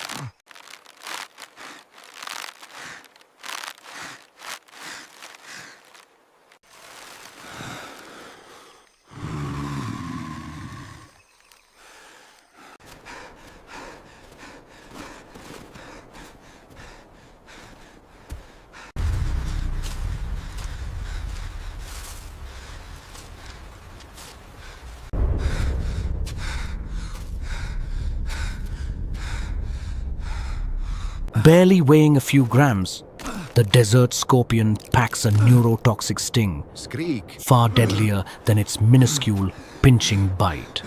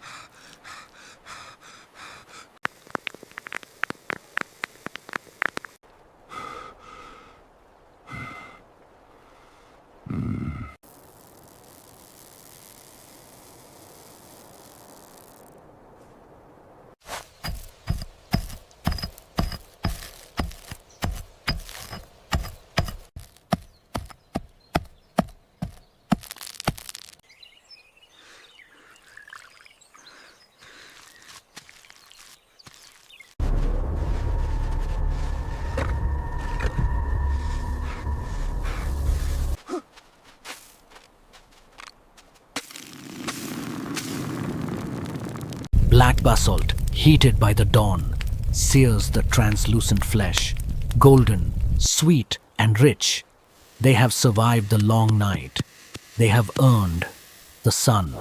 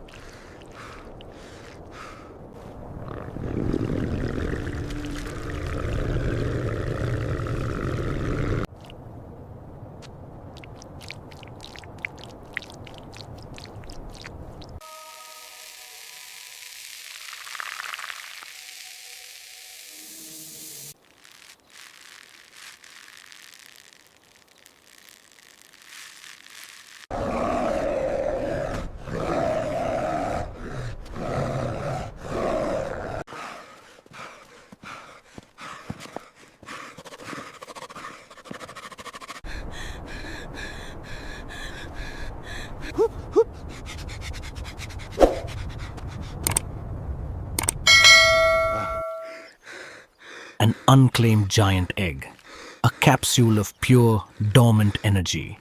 The highest stakes yield the greatest spoils.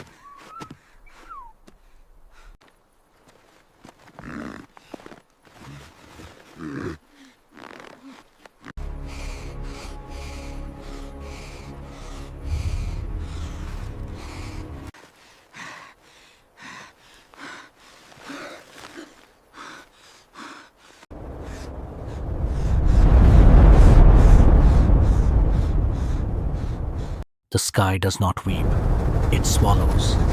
A habub.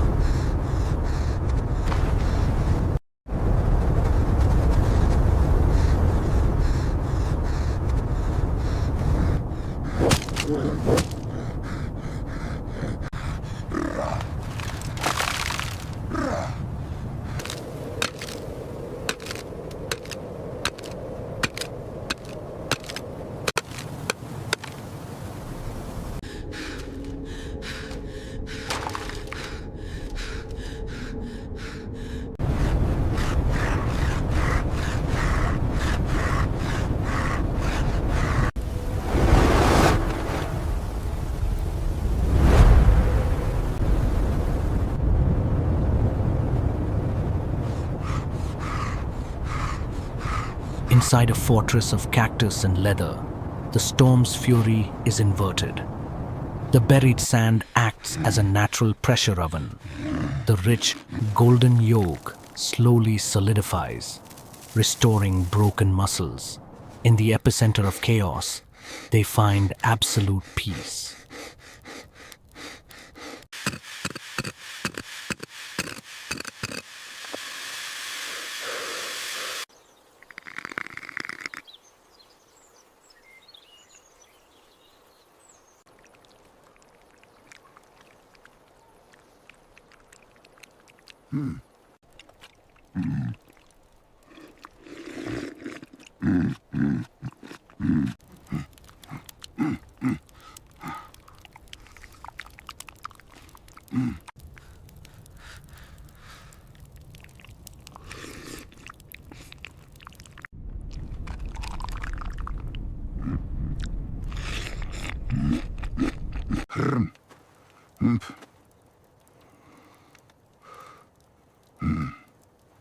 Fire brings warmth, it brings hope, pause, and it awakens dormant titans.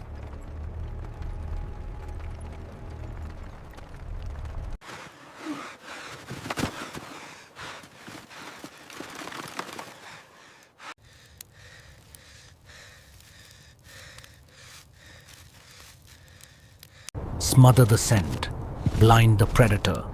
Rosemary smoke is a weapon against the sensitive olfactory glands of the pack.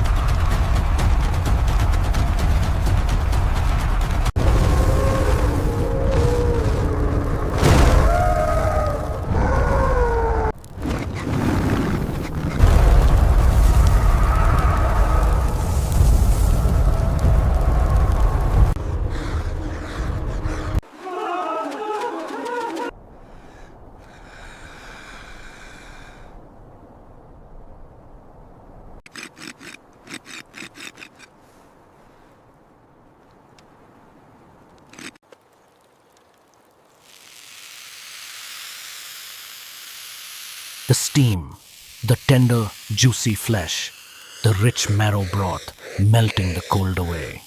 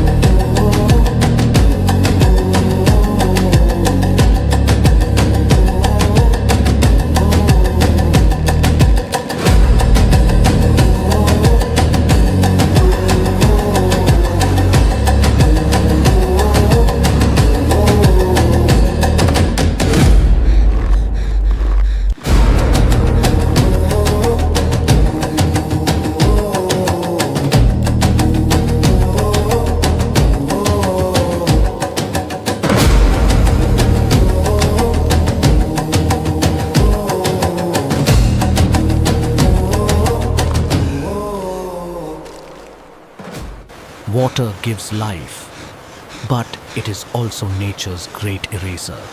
When the fury descends, the earth is no longer a place for man. Bamboo, hollow, yet unyielding, the trapped air within its chambers is the only lifeline they can gamble on.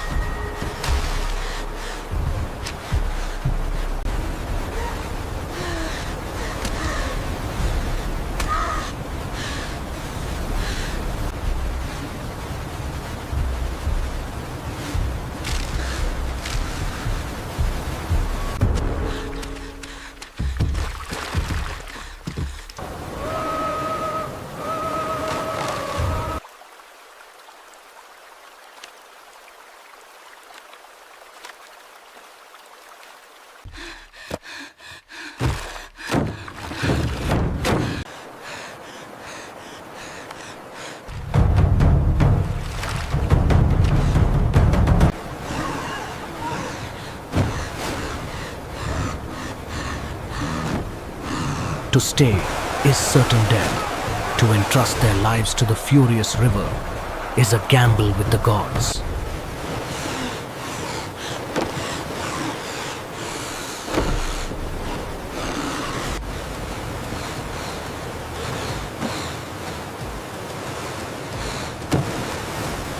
The direwolf, the perfect bone-crushing machine of the Ice Age, heavier than the modern grey, wielding a skull structure and bite force, capable of piercing a prey's cranium. Amidst the rapid currents, they lose their pack tactics, but their bloodlust never sinks.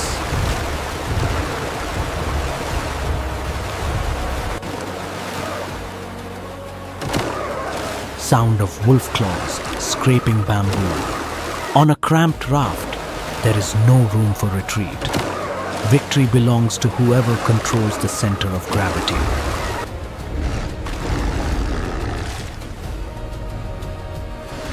Hunger drives the direwolf, but in the great flood, predator and prey share the exact same desperation.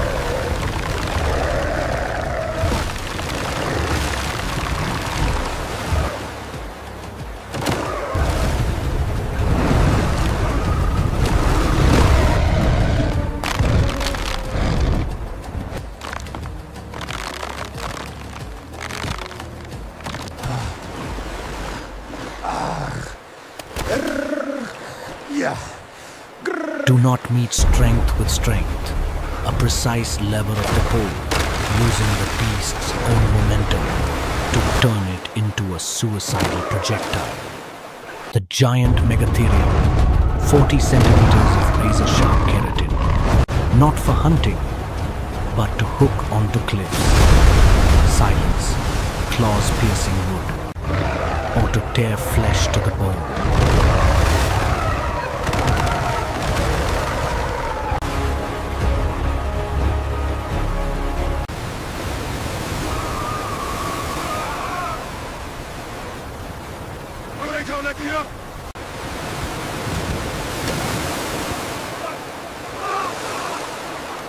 Silence, the ultimate weapon of the hunted.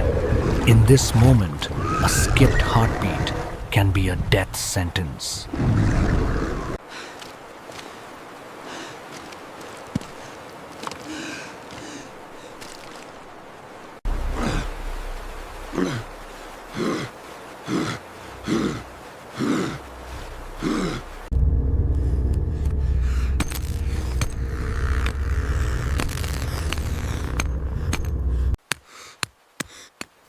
Fire, the only magic our ancestors knew. It steals the cold and pushes back the ruthless dark. Prehistoric water chestnuts, encased in heavy armor, hiding soft, pure white energy. That is the taste of survival. Silence, hissing steam.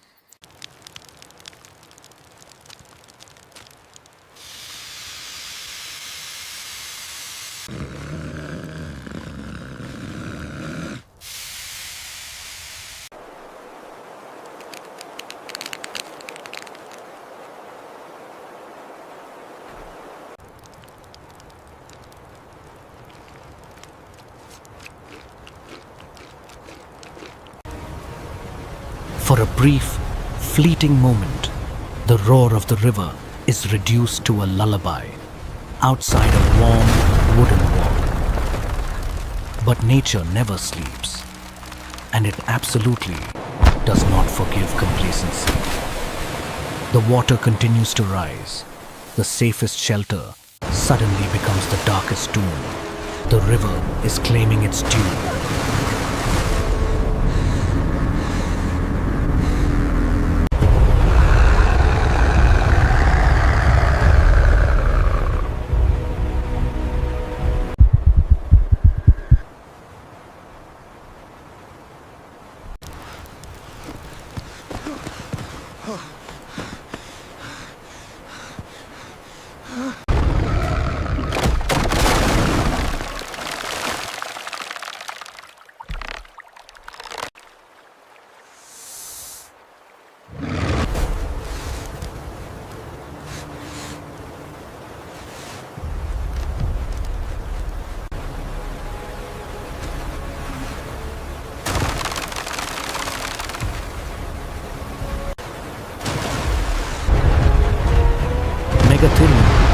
The giant ground sloth, a living fortress standing 4 meters tall. Its curved 40-centimeter claws, born to hook ancient branches, now become scythes of death. Silence, claws violently tearing through bamboo. Do not let their stillness deceive you. Beneath that armor-like fur lies muscle, dense enough to swat away any life.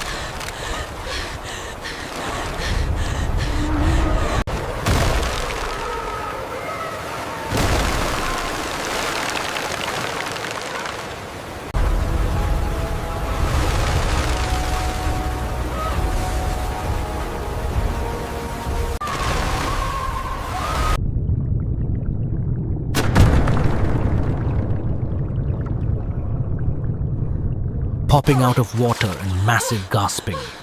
The first breath. Freezing, agonizing, but free.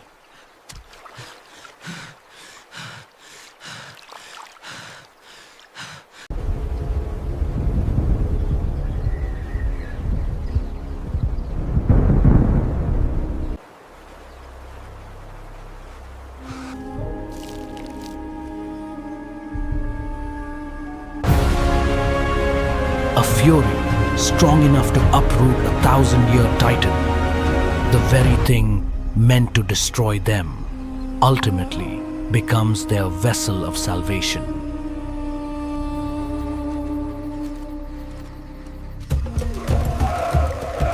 Nature does not forgive a trembling hand. To reach the fruit is to earn another day of breath.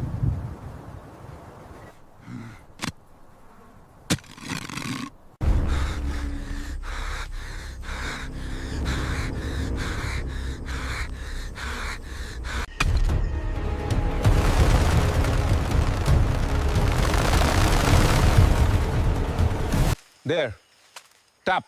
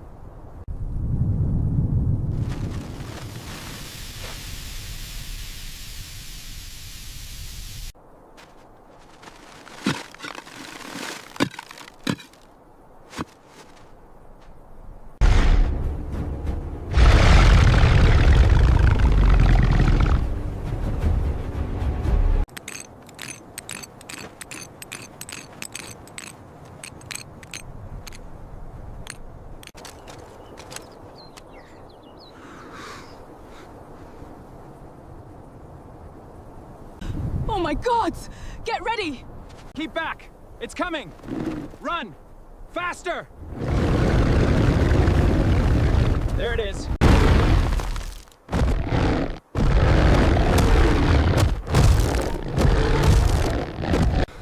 Koda! Go, go.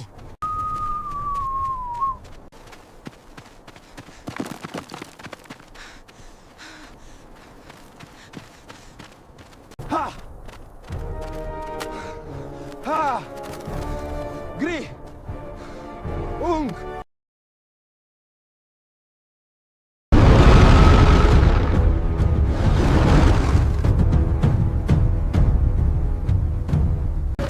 Nó đến kìa.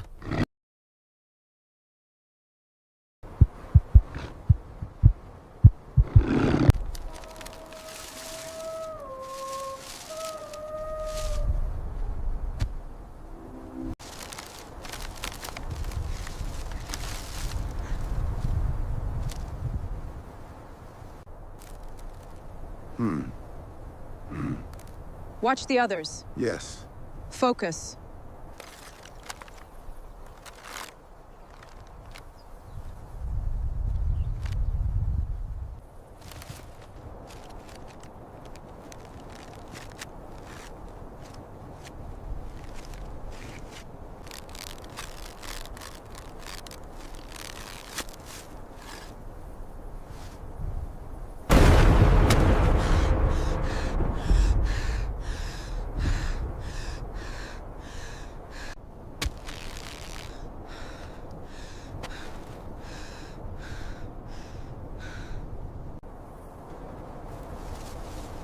Keep it tight, brother. I am pulling hard. Yes, this holds. Good. Good. Let's move to the next.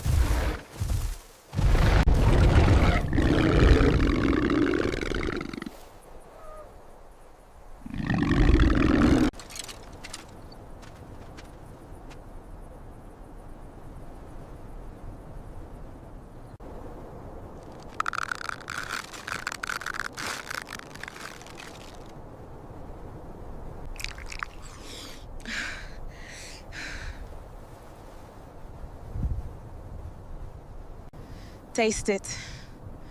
We did it.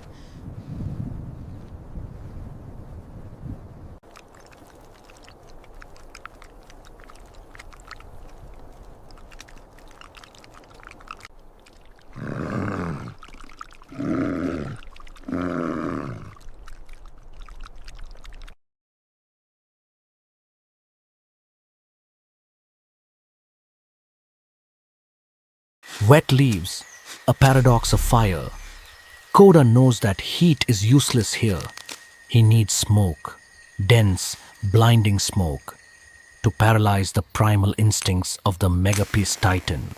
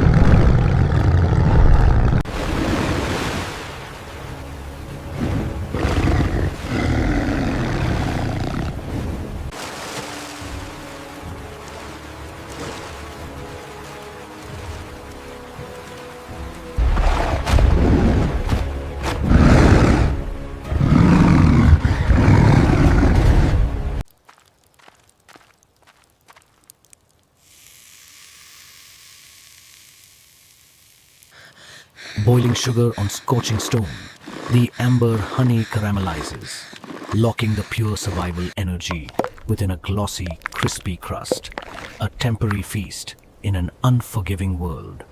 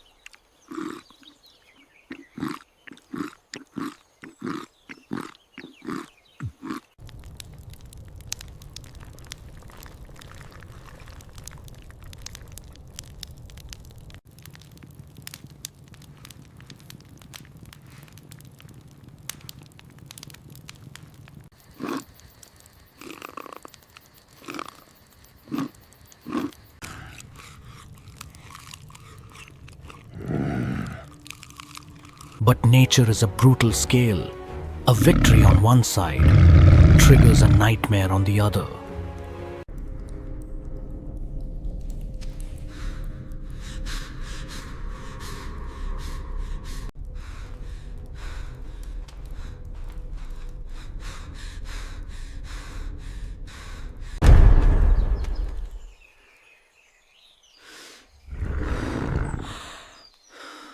Arctodus simus, 1 ton of apex muscle, drawn from the shadows by the sweet scent of liquid gold.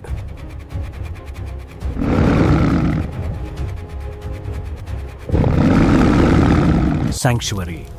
Here, fire is not just a weapon, it is alchemy. It adheres to the flesh, a lesson the predator will never unlearn.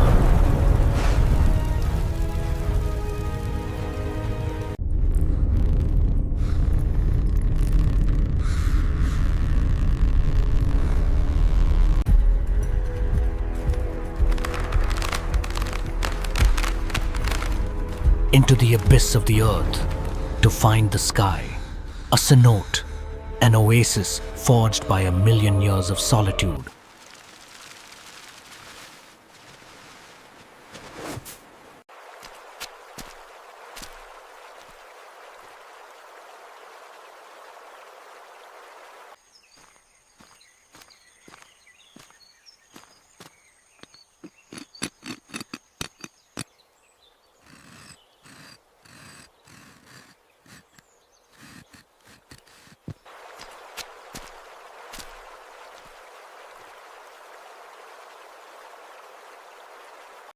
Ancient pine oil, the liquid fire of the forest. It reacts furiously with the hot quartz, searing the protein, sealing the moisture inside the dragon scale crust.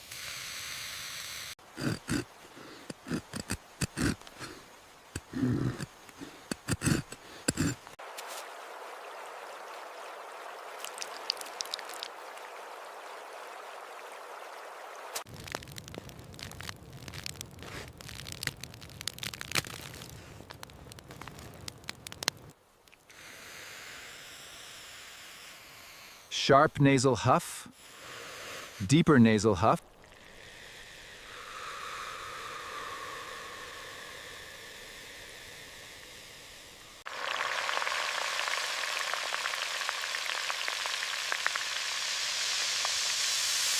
This is not just a meal. It is a declaration against the predators, against the cold, against the odds.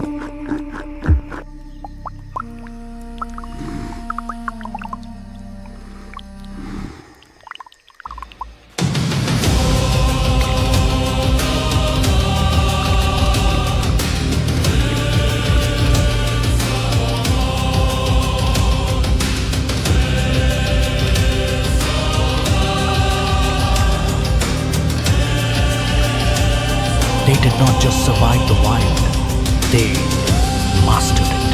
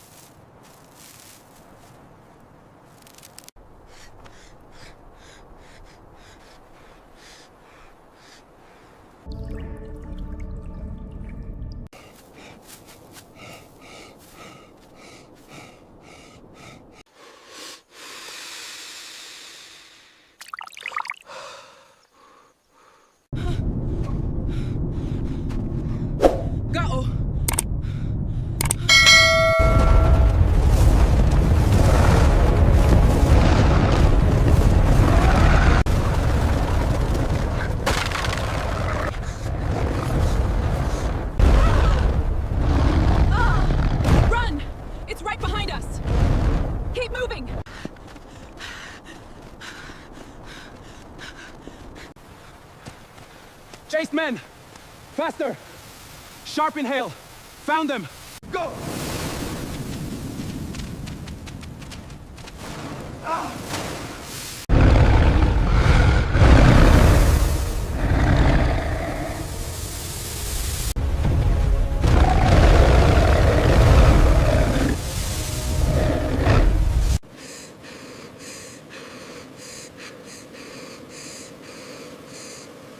The earth rewards those who survive her tests. The desert yam, a buried treasury of pure starch.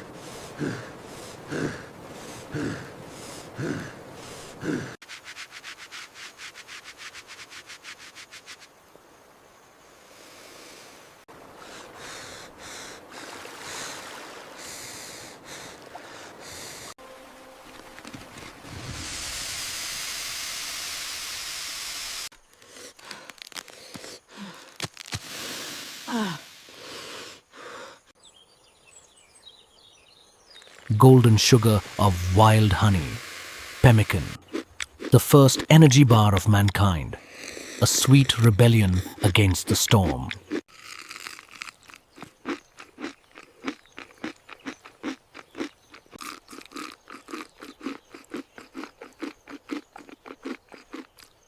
But smoke carries scent, and the scent of life summons the king of the canopy.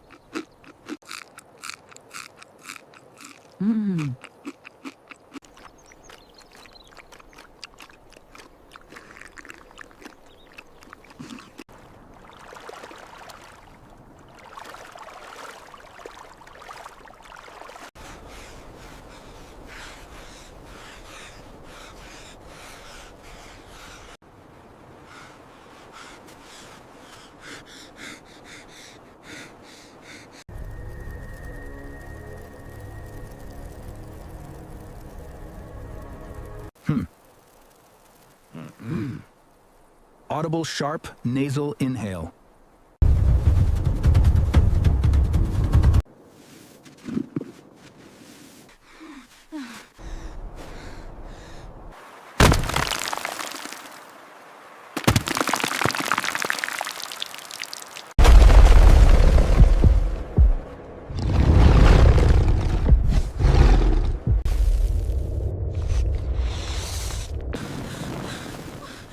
No!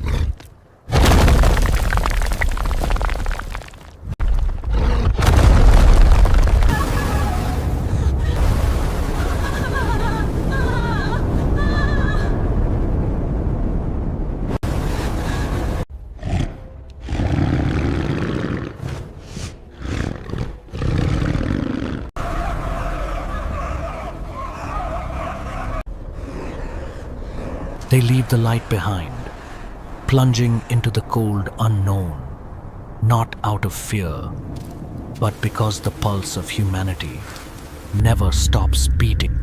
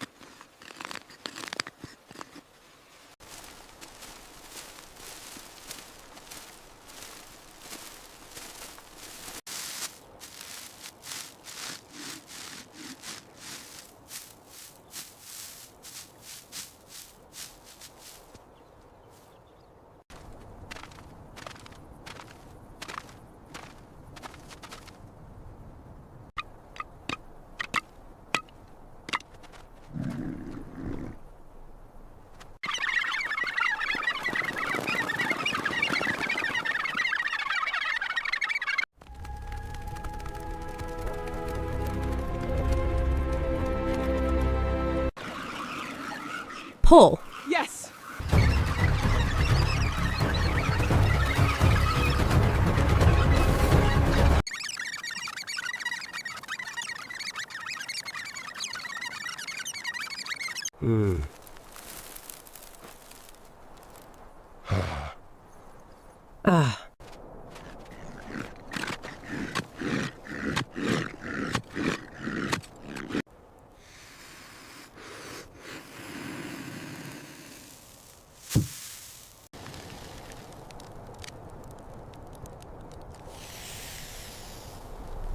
Every calorie is a stolen victory. Smoke and time, the prehistoric alchemy that turns fleeting fresh meat into golden, preserved life. In the wasteland, fat and protein are not just food. They are time, time bought from the jaws of starvation.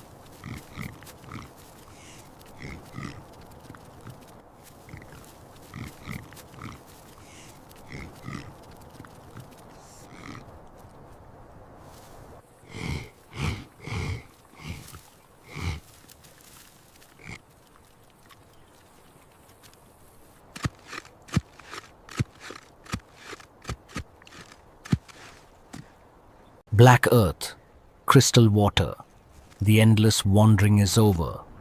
A tiny wild seed pressed into the fertile mud. In this fragile gesture, the hunter dies and civilization is born.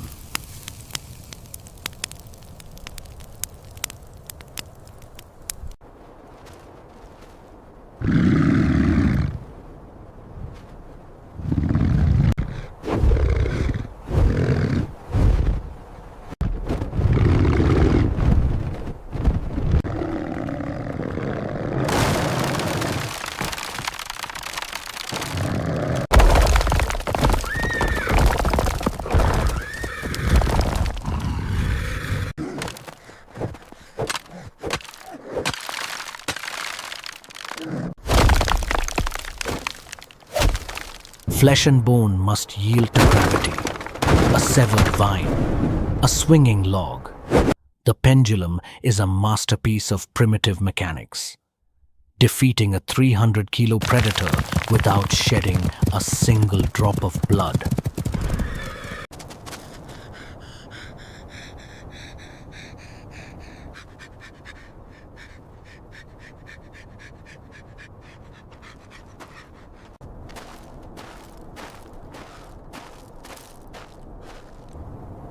A sealed leather membrane over a living bush. As the plant sweats to survive the heat, the vapor hits the stifling trap, condensing into pure, distilled life. The physics of evaporation, saving a human life. The desert is a master of extremes, from boiling sand to freezing limestone. But the microstructures of animal fur know how to trap the invisible breath of the fog.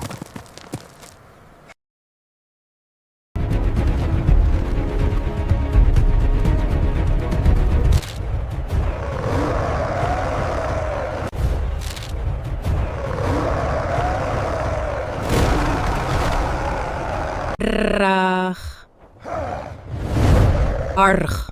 Centrifugal force, 3 stones bound by leather, 1 perfect flight bar. It wraps the legs, stealing the beast's momentum. Intellect, neutralizing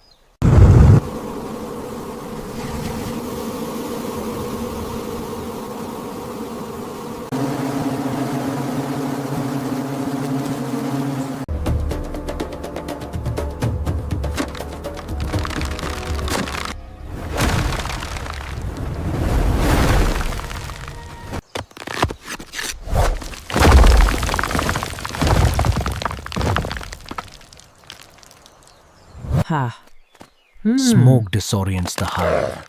Sweetness disarms the beast. Grunt. The currency of the wild is not always blood. Sometimes it is a primal treaty written in golden honey.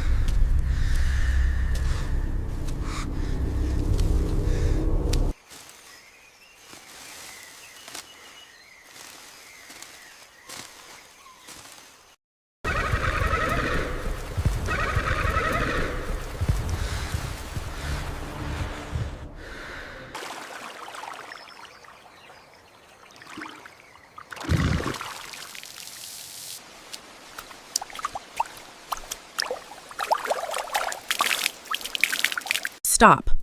Look down. The giant arthropleura, pinned securely at the neck. No armor pierced, no venom spilled. A masterclass in non-lethal restraint. Acid that melts stone. A direct strike is fatal. The human advantage lies not in muscle.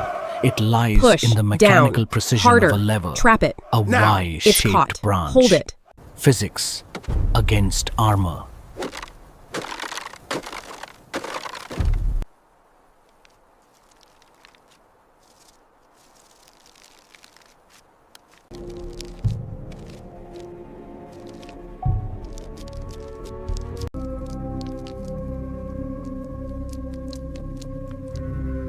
Earth, fire, and pressure.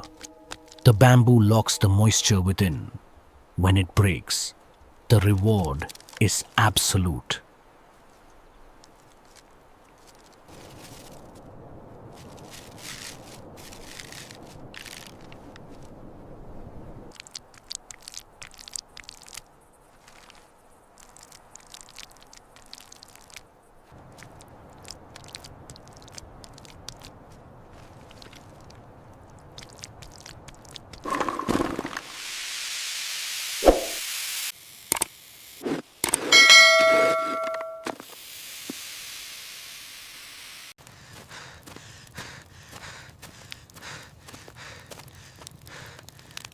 A sealed clay tube in the embers. The steam pressure builds, forcing the essential oils of wild sage directly into the white meat. Thermodynamics, serving the palate.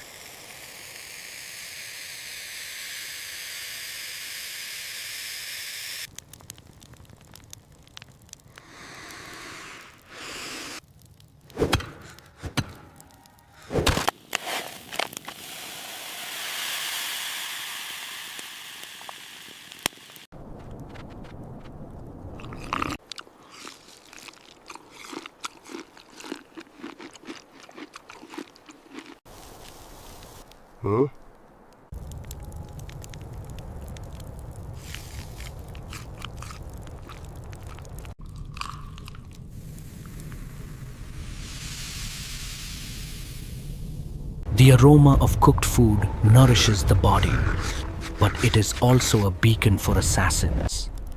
To survive the falling death, one must embrace the void. Gravity, once again, becomes an ally.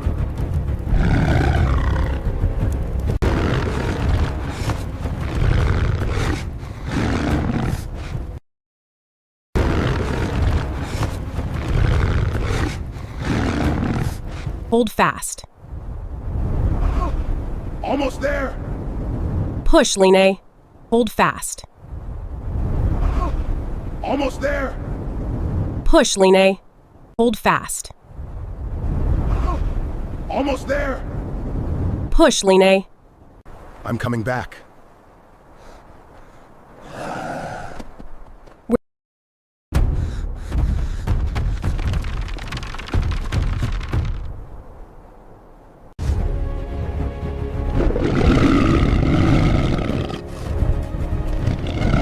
Baobab Valley, guarded by a titan.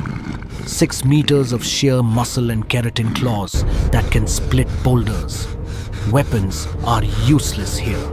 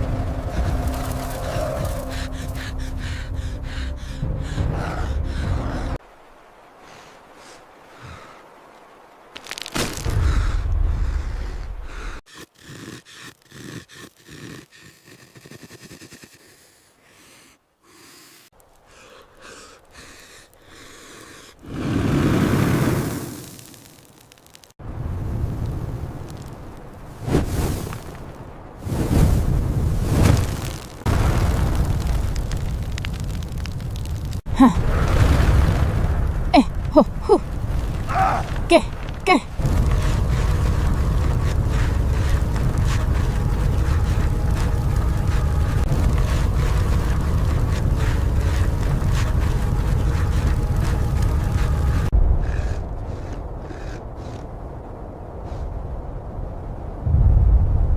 The apex predator answers only to the kill. But when the sky breathes fire, the food chain shatters. Instinct turns from hunting to pure survival.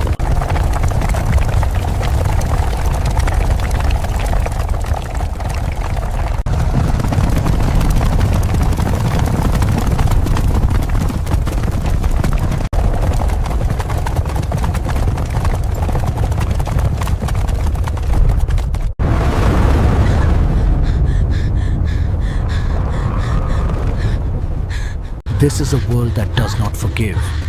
Here, size is absolute law.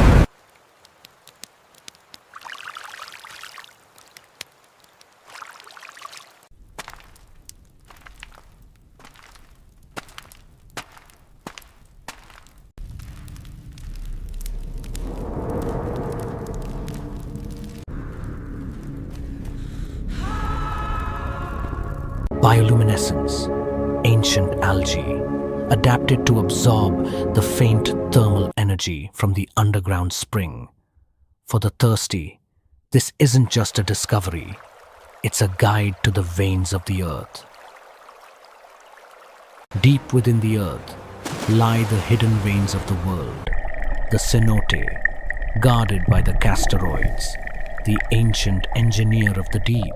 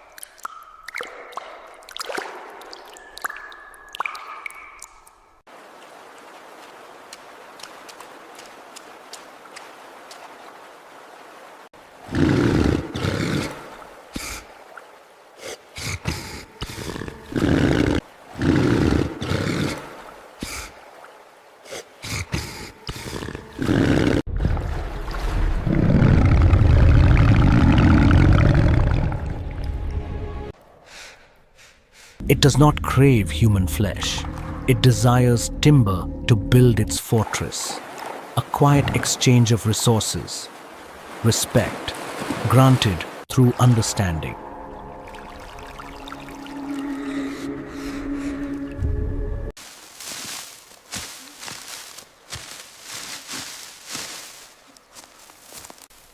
Not safe.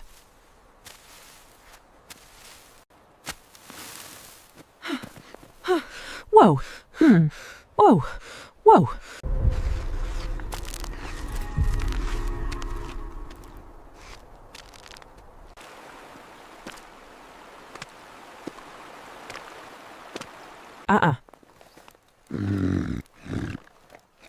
Oh.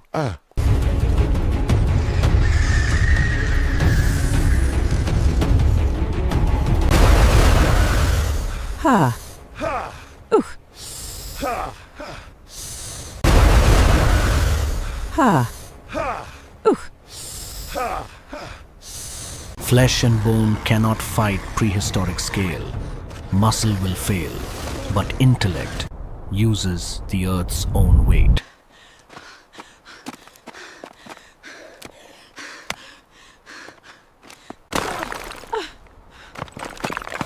Oh.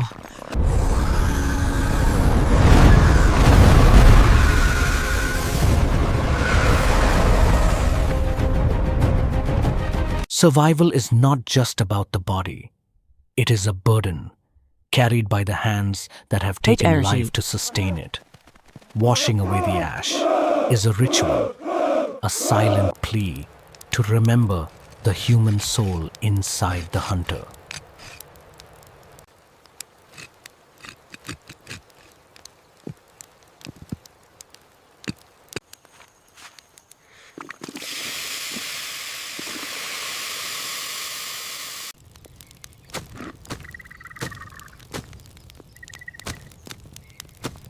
Fire, ceramic bone, boiling water. This is not just a meal. It is the dawn of culinary alchemy, transforming the indigestible into golden energy.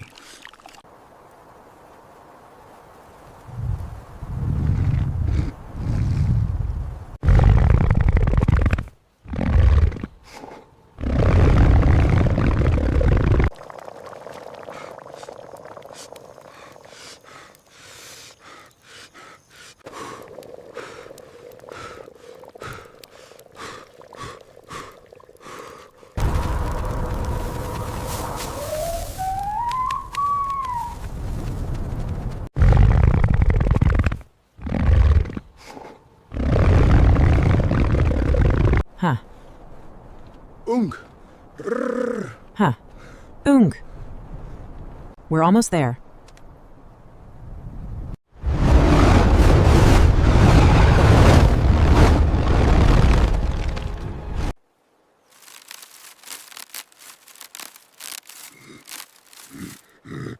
No spears, no spilled blood, a woven net of dry grass. Survival is rarely about brute strength. It is about anticipation.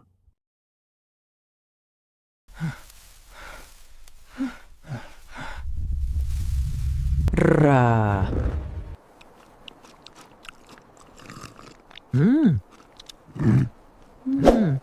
Rach. Hrmp.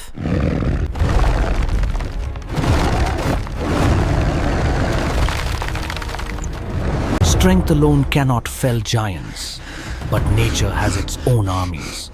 Smoke commands the swarm, Get off me. converting a 6-meter titan's rage into blind retreat. When facing overwhelming mass, humans do not fight. They let nature fight nature. The desert hornets, the true guardians of the acacia.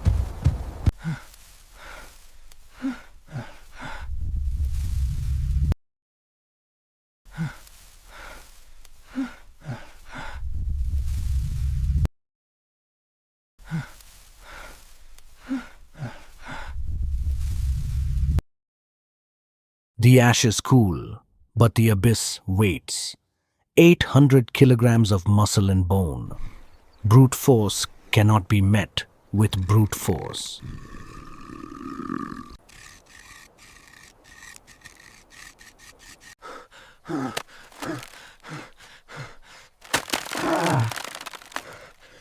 The dawn on this prehistoric gravel does not promise life.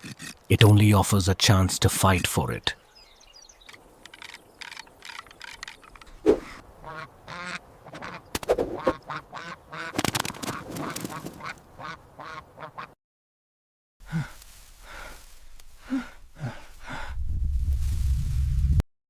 The desert does not keep time, it keeps secrets.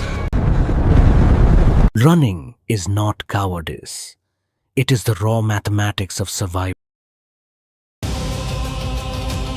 The cold of the night is a ruthless filter, but from chaos, life finds equilibrium. Fire is the eldest logic of survival, a gold and orange bloom that tells the darkness, not tonight. From the first agonizing drop of sweat under the scorching sun to the freezing embrace of the underground stream, the circle of survival is complete.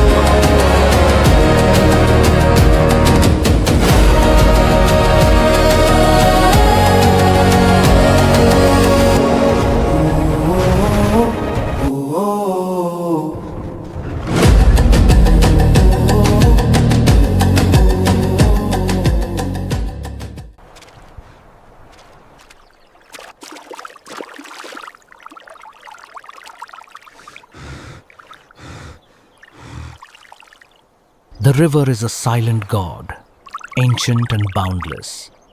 Its water is thick with the silt of 1,000 sun-scorched deserts. Above, the midday sun is a relentless hammer beating down on the parched earth.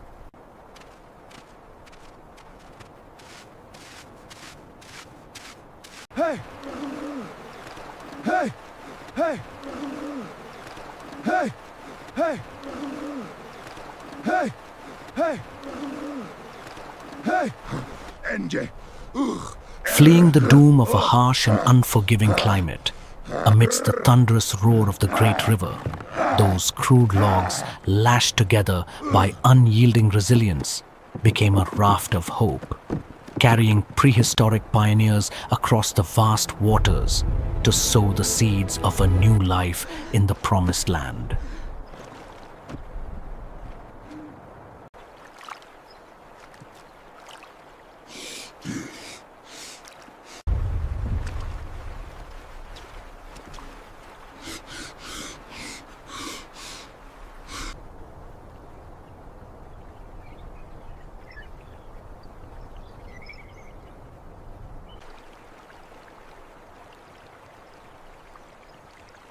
Koda and Line drift on a fragile raft of logs and vines.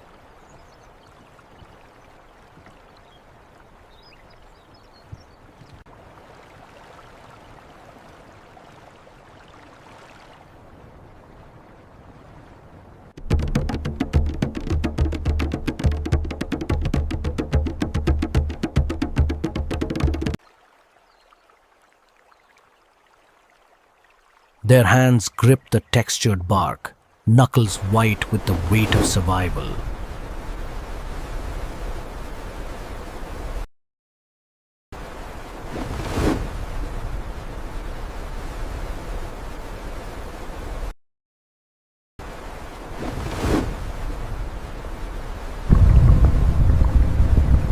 Koda peers into the abyssal depths, searching for the shadows that dwell beneath.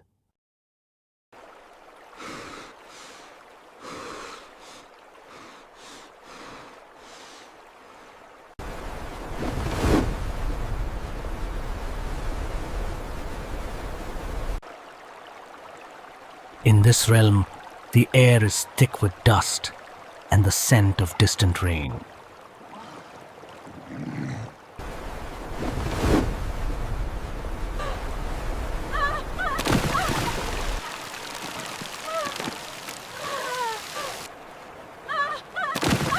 Suddenly, a heavy nudge ripples through the logs, a dark greeting from the abyss.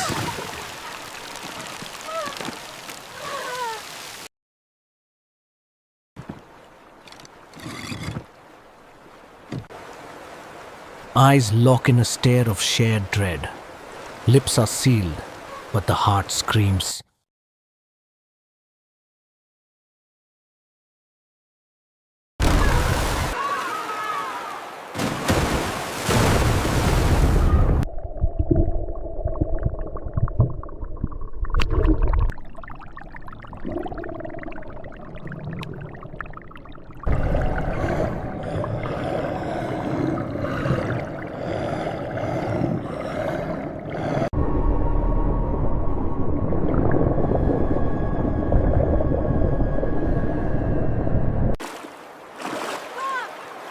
Hold on!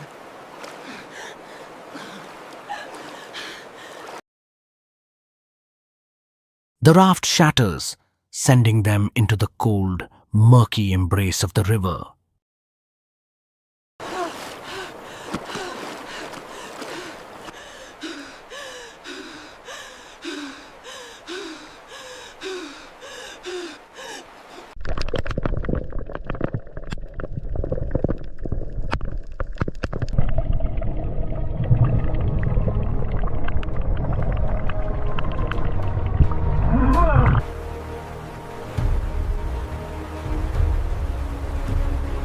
The water explodes in a violent breach as the prehistoric titan reveals its jagged back. Get back!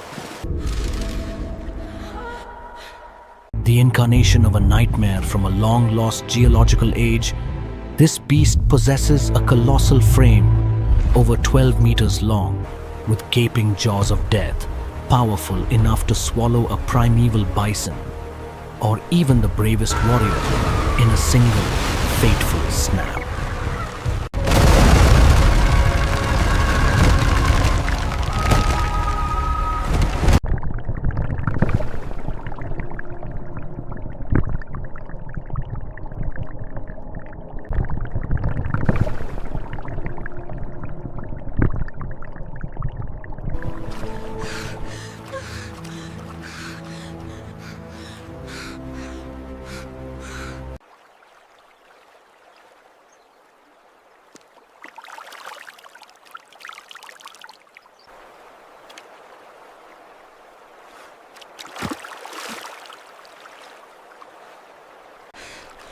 Swiftly bringing his wife to the safety of the shore, Koda turned his full focus toward the beast, ready to confront the predator and defend their path to the new land.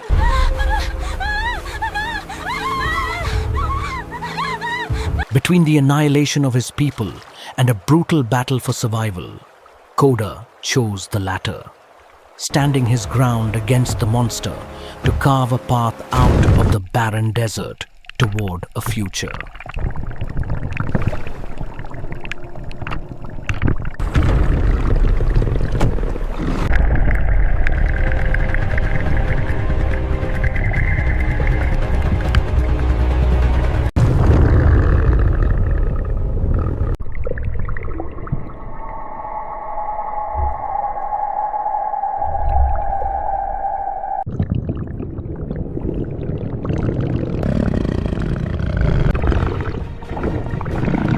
Deep below, Koda faces the monster, his lungs burning for the air he left behind.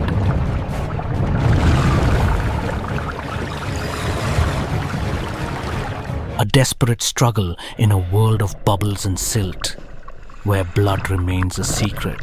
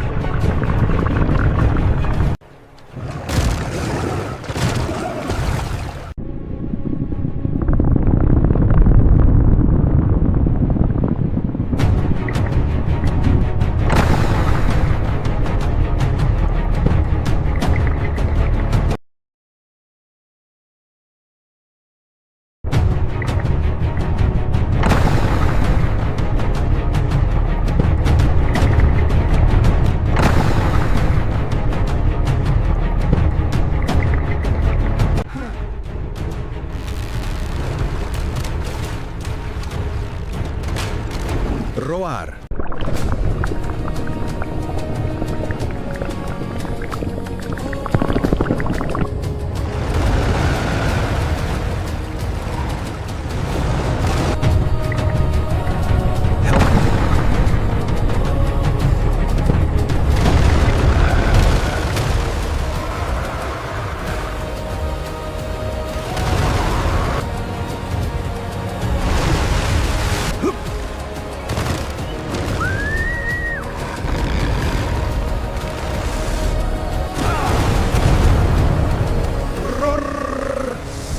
Feel the power!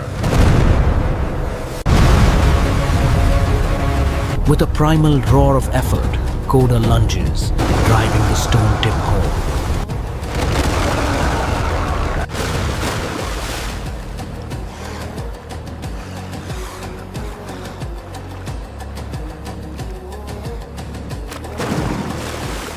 beast goes limp, its ancient reign ended by a single focused strike.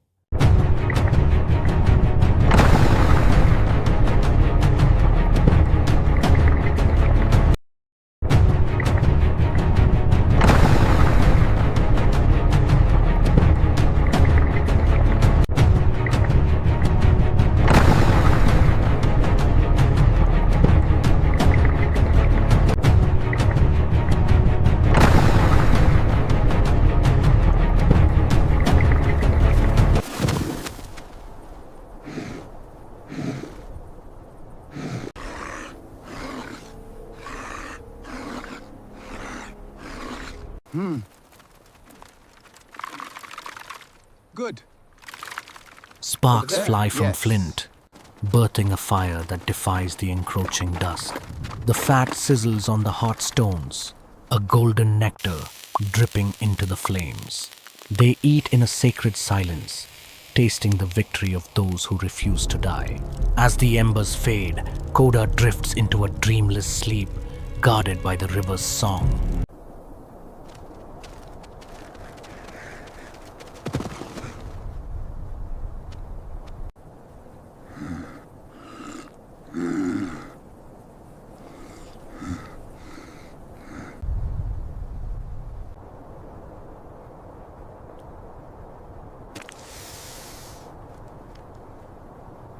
Koda steps into the 1:15 p.m. sun, a white-yellow furnace that bleaches the very soul.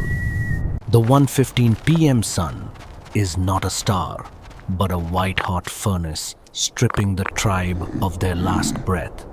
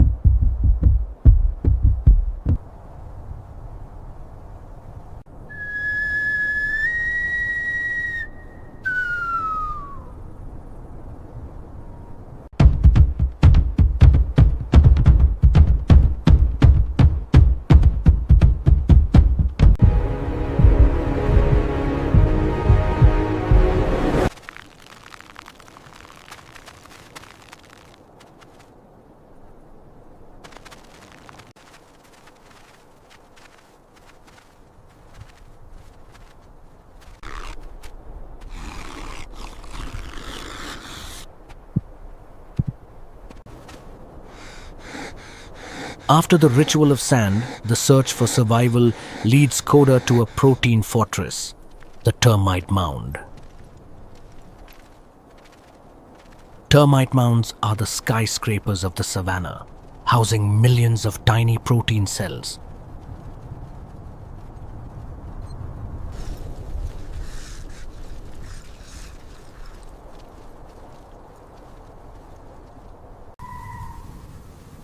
They are rich in essential fats and minerals like iron and calcium, vital for prehistoric brain growth.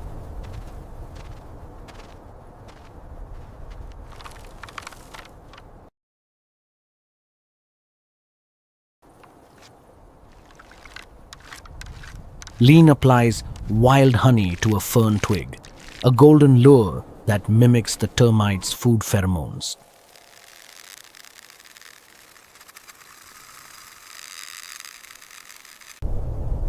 The soldier termites, driven by their social instinct to protect, cling to the honey-coated stick.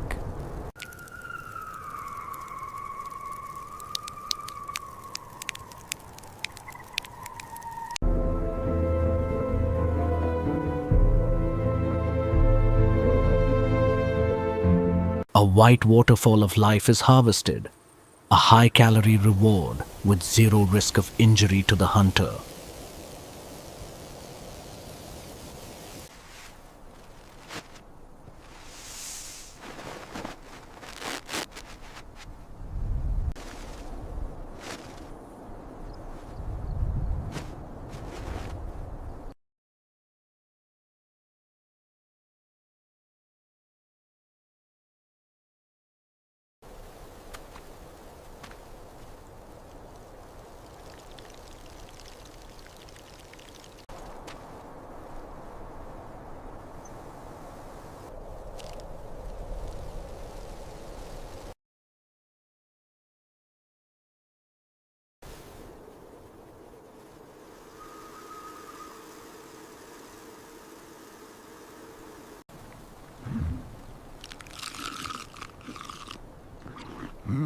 Good.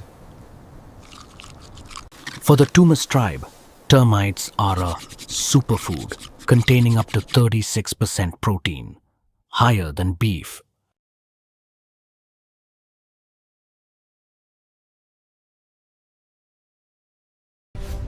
The analysis reveals a stark contrast. The prehistoric termite provided 62% protein.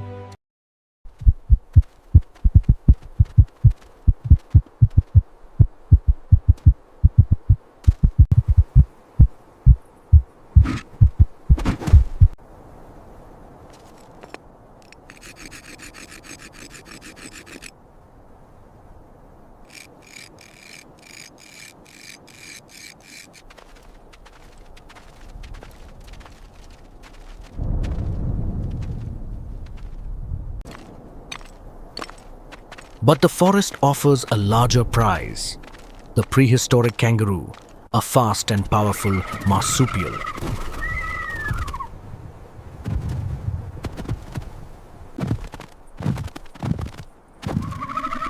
Koda initiates the herding tactic, his footsteps a rhythmic drum, forcing the prey toward the big trees. Above, hidden in the dense canopy, the Tumus hunters wait in absolute predatory silence. At Koda's signal, a heavy vine net is cast from above, trapping the beast in a mesh of natural fibers. Gravity and teamwork finish the hunt. The tribe's coordination is their greatest weapon.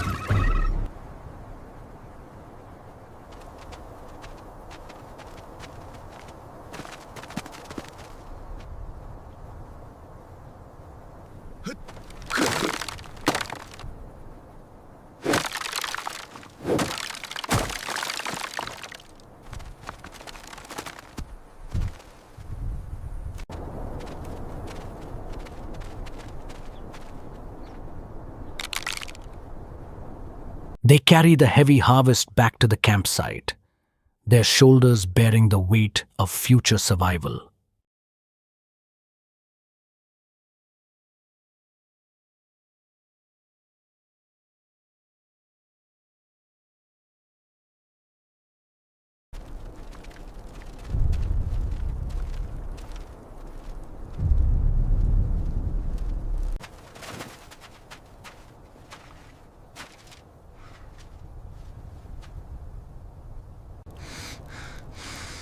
The fire is rekindled, a sacred glow that transforms raw muscle into a golden feast.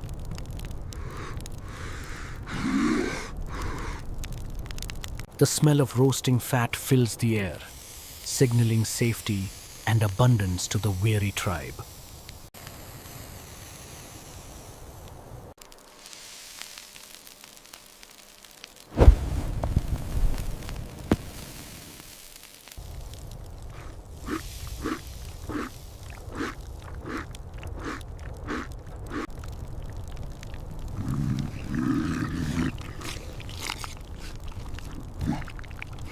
They eat in a unified circle, the crunch of roasted insects and the richness of kangaroo meat. In the prehistoric world, knowledge is the difference between an empty stomach and a full belly. Under the silver moonlight, the Tumus tribe rests, fueled by the bounty of the earth and the sky.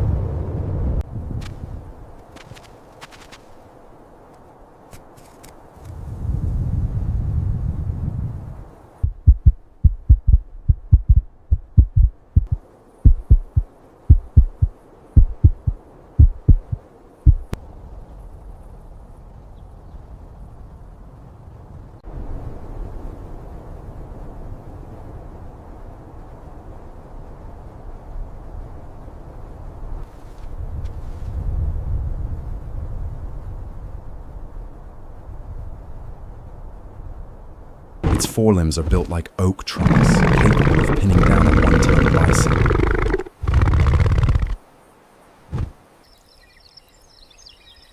Unlike modern cats, its power lies in a specialized canine shear bite mechanic. Those iconic 20-centimeter fangs aren't for crushing, they are surgical daggers.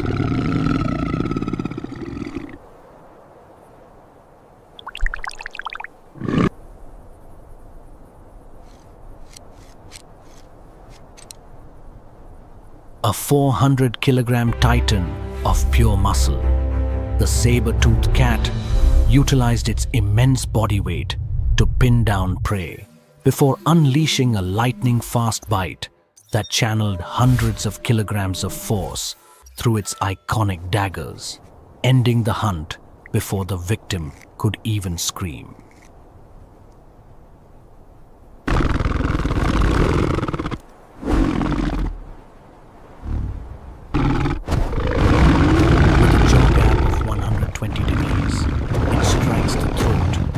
Precision of a guillotine. The chase, its stride can cover 6 meters in a single bound. Fueled by pure adrenaline, Koda feels the ground vibrate, a rhythmic thud of 400 newtons of force per paw.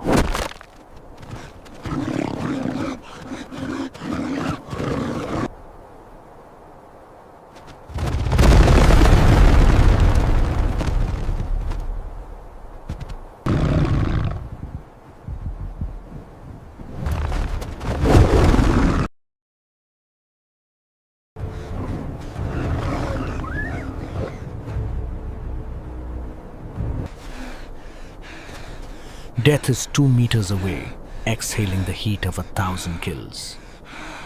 The pupil constricts, the heartbeat thunders. The hunter knows he's being hunted.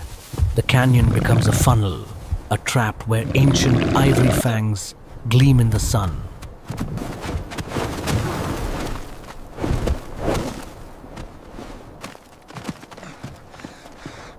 A desperate gamble. Koda ruptures the sacred fungal pouch. The lemon yellow dust is a neurotoxin to the beast's hypersensitive olfactory system. 10,000 spores ignite a fire in the predator's eyes, blinding its ancient instinct. 10,000 spores ignite a fire in the predator's eyes, blinding its ancient instinct. Roar! Hiya!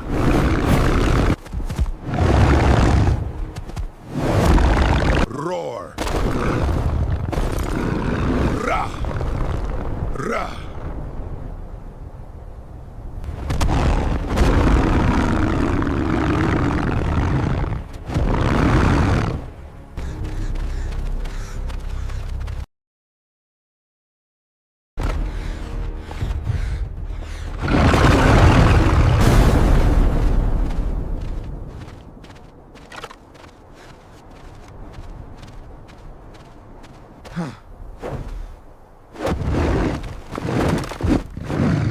Roar!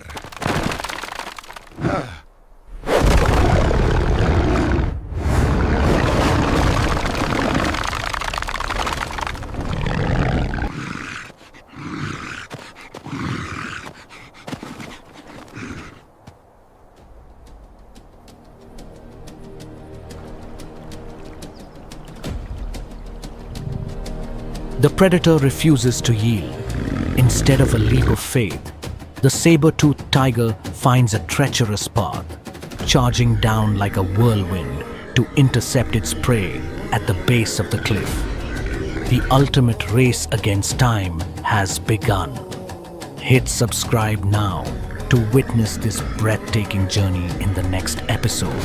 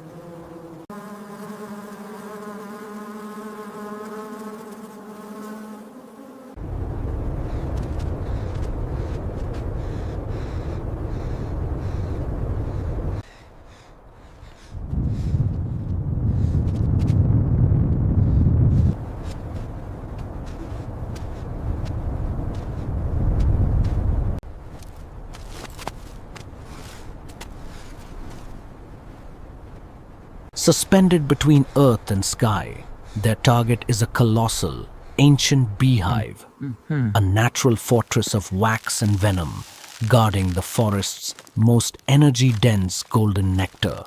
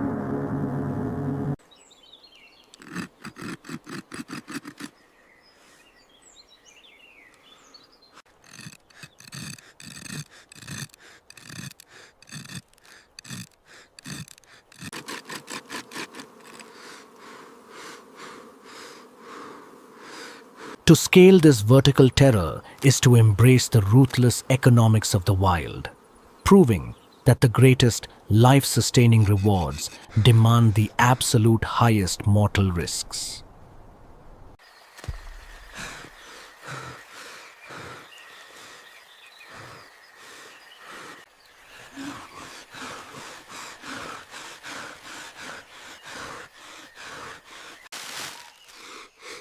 To elevate their primal feast, Lene navigates the deceptive forest floor, strictly discarding the vibrant redcaps that carry deadly toxins in favor of the safe, pale white fungi.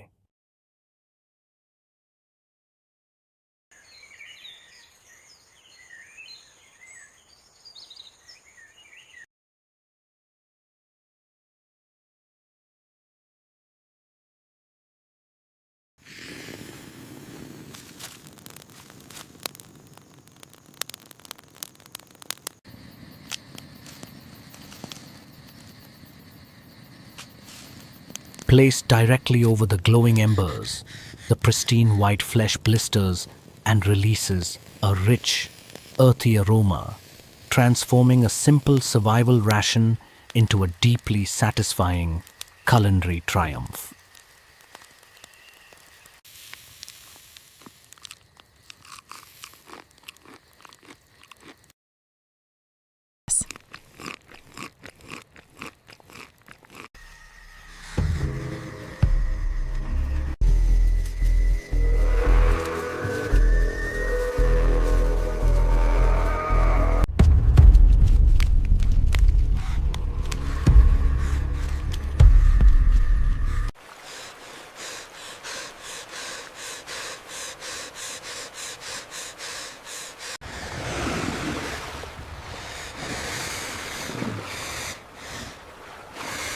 Sanctuary. The storm outside rages, but the stone windbreak is dry and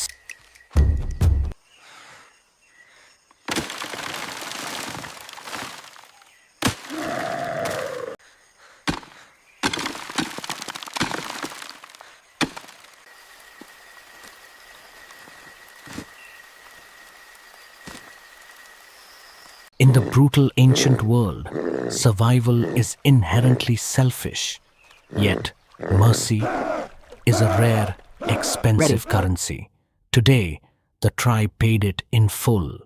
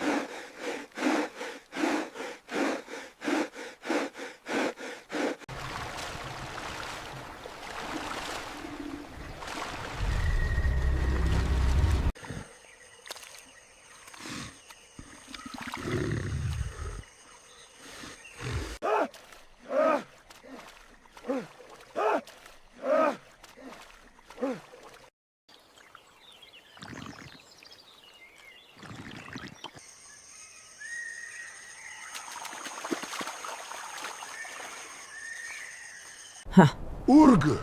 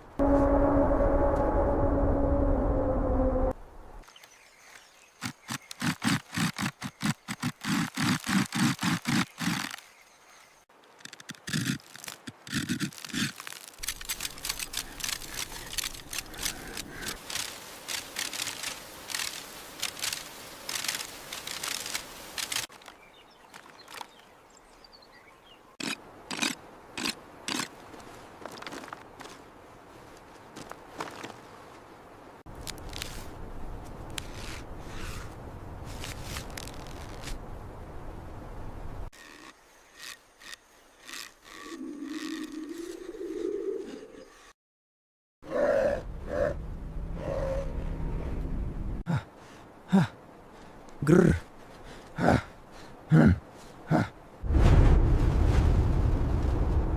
You do not conquer the river, you endure its temper. The human chain does not break, because fear binds tighter than any vine.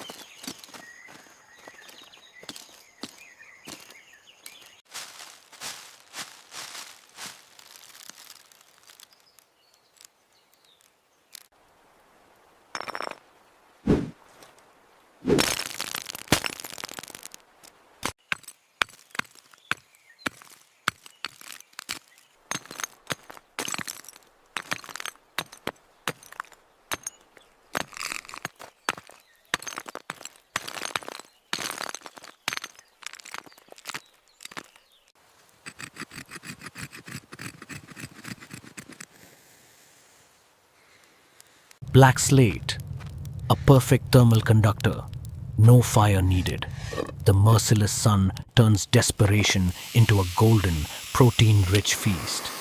They take only what they need and seal the wound of the earth.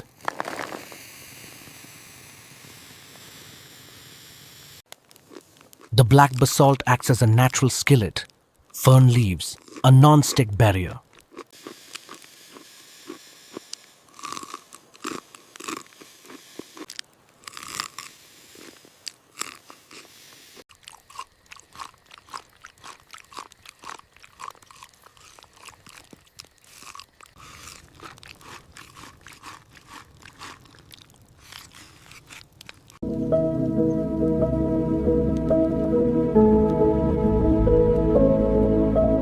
The deep jungle waters do not forgive. Here, the shadows have teeth.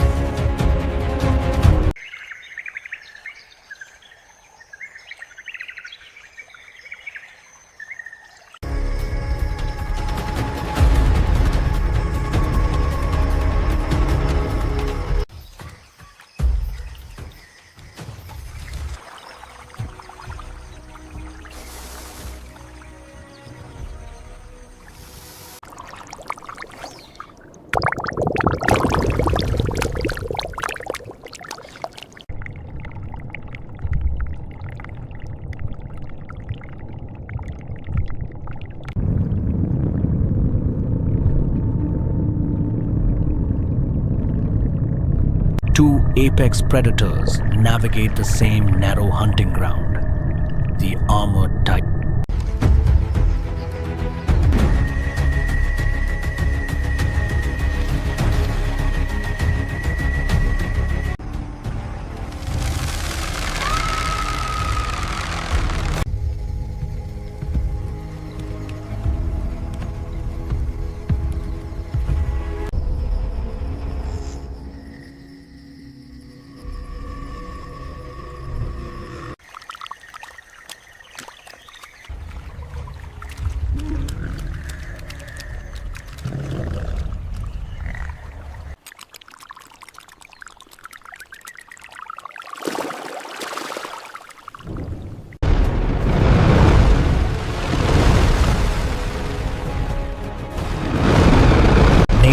orchestrated a lethal stalemate.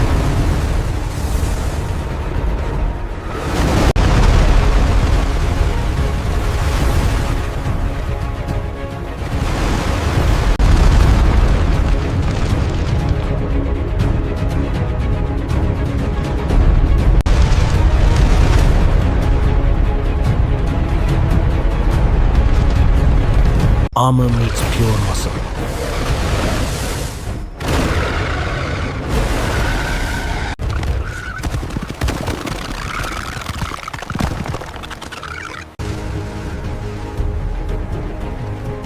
Jaws scrape against impenetrable scales. Neither can break the other's design.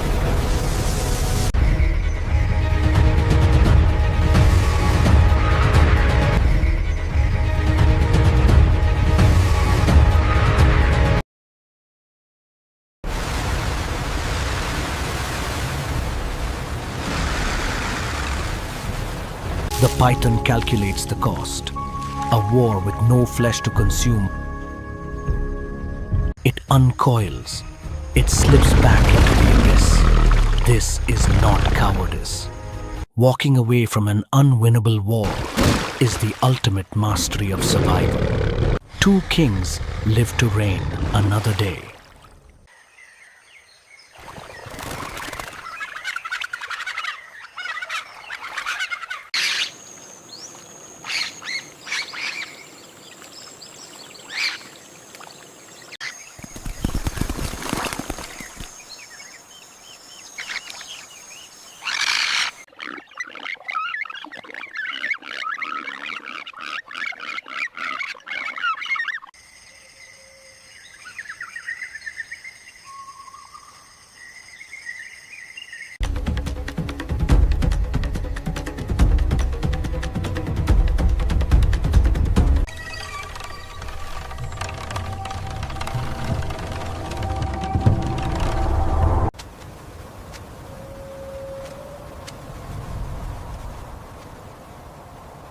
Beneath the damp forest floor lies a hidden spear of life, requiring the tribe to carefully unearth the tender bamboo shoot before it hardens into unyielding wood.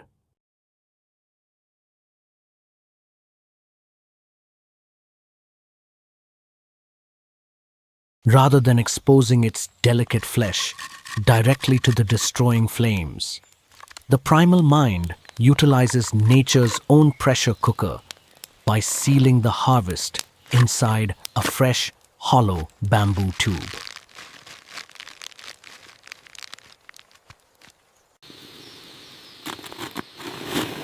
Thrust into the roaring red embers, the green shell blisters and chars, while the trapped moisture inside boils, steaming the pristine core to absolute perfection.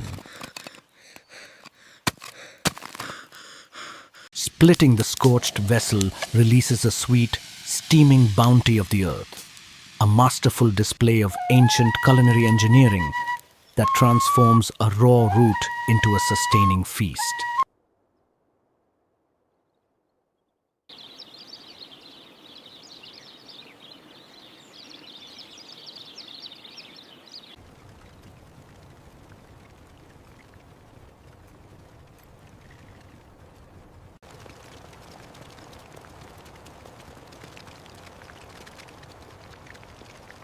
From the shadows, the opportunistic hyena locks its cold gaze on a vulnerable prize, a wandering camel calf, momentarily separated from the impenetrable fortress of the herd's towering legs.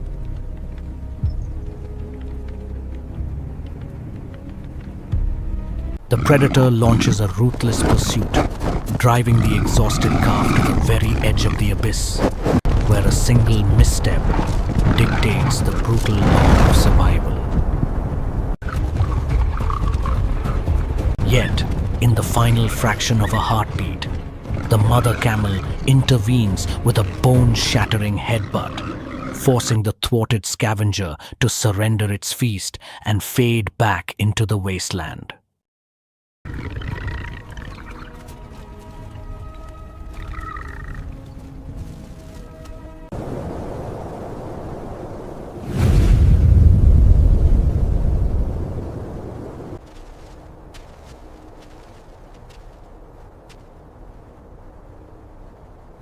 The earth here breathes, a fortress built of clay and saliva, baked by the sun, harder than stone. To breach it by force is the tactic of a fool. It wastes precious energy. Survival requires manipulation. Koda uses the forest's golden nectar, not as food, but as termites are blind. They perceive the world through scent and vibration. The sugary aroma triggers an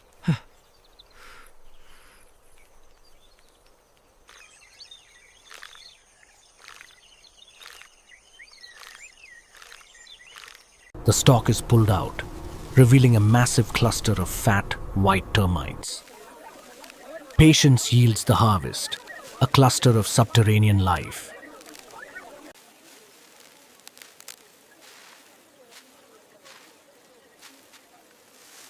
Fat, white, pulsing. This is not mere insects. This is pure, dense protein, the very building block of survival, dragged from the abyss. But raw energy carries the risk of parasites. Fire is the ancient purifier.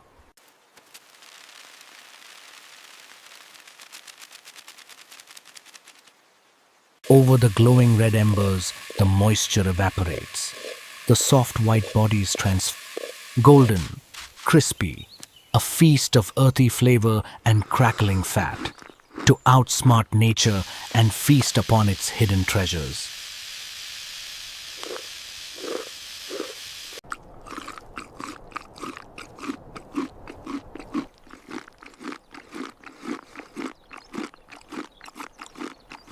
Heat transforms the raw white bodies.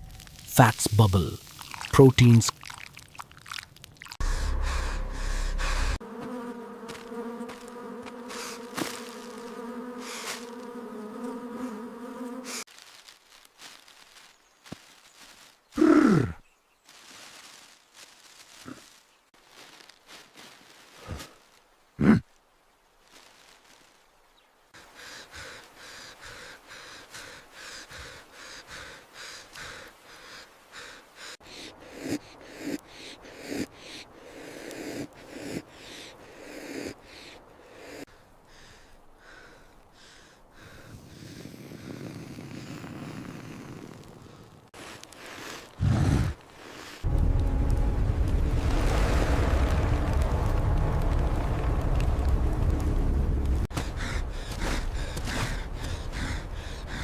HRR.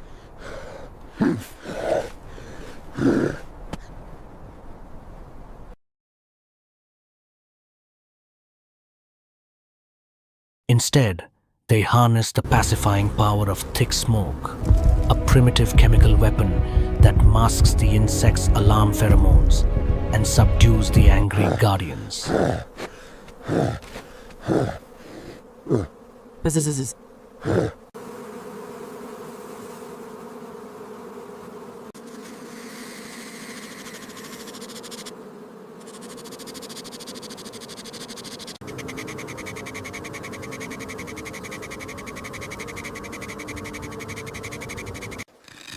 Reaching into the dark hive, hands coated in protective ash, carefully extract a dripping chunk of golden, energy-dense honeycomb.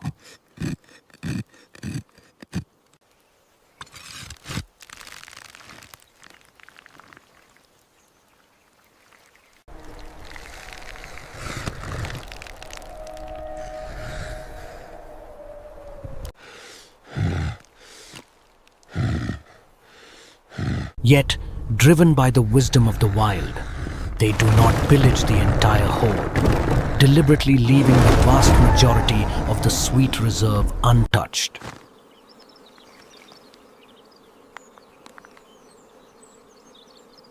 To take only what is needed and surrender the rest to nature is not weakness. It is the ultimate survival pact that ensures the forest will provide for them again tomorrow.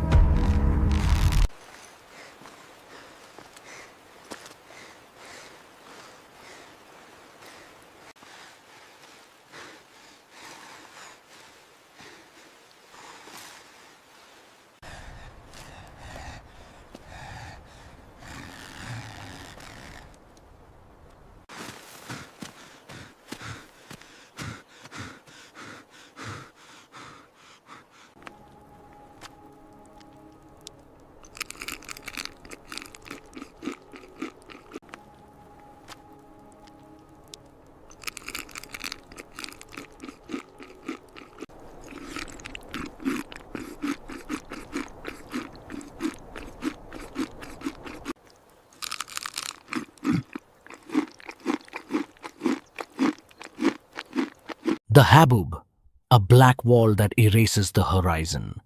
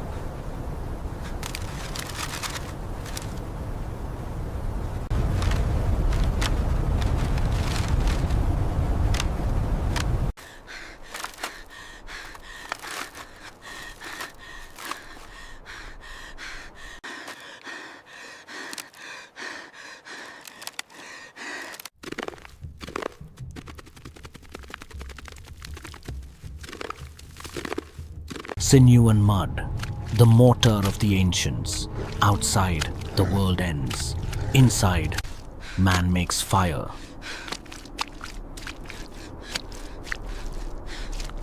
The narrow gorge, a dead end, where shadows hide the desperate. He storm washes the world clean, but hunger remains. The ocean is a realm of infinite chaos. It offers boundless life, but demands absolute respect. To hunt here is to gamble with the relentless tides. Brute force cannot outswim the swift silver shadows of the sea. Coda relies on a greater weapon, geometry and foresight. A barricade of stones, built while the ocean sleeps. Marine fish follow the path of least resistance. When the tide recedes, the V-shaped stone wall becomes a funnel of no return. They are not chasing prey. They are redesigning the battlefield. The trap closes. The sheer rock cliff becomes the anvil. Characters Tumas' tribe become the hammer. But flesh alone cannot sustain the human engine. The tribe harvests the green hair of the coast, seaweed.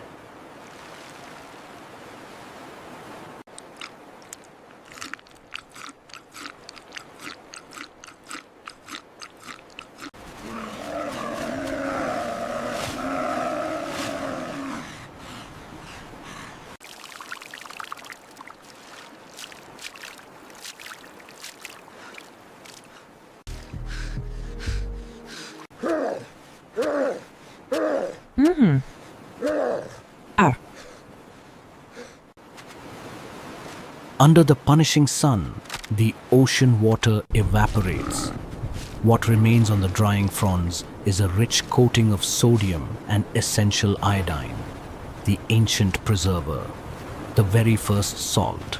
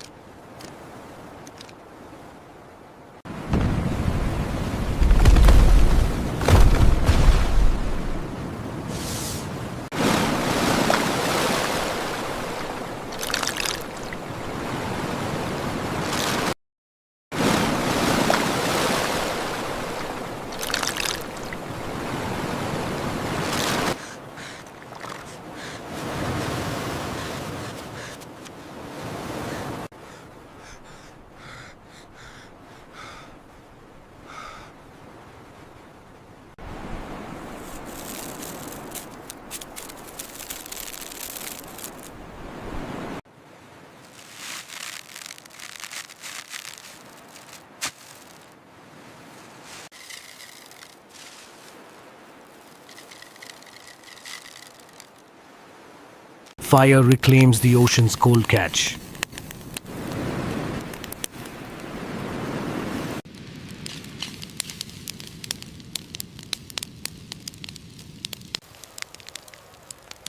The silver skin blisters, turning a rich golden brown.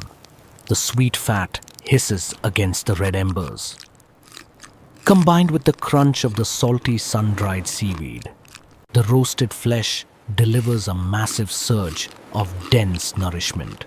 To read the tides and turn the ocean's trap into a feast, this is the triumph of the human mind.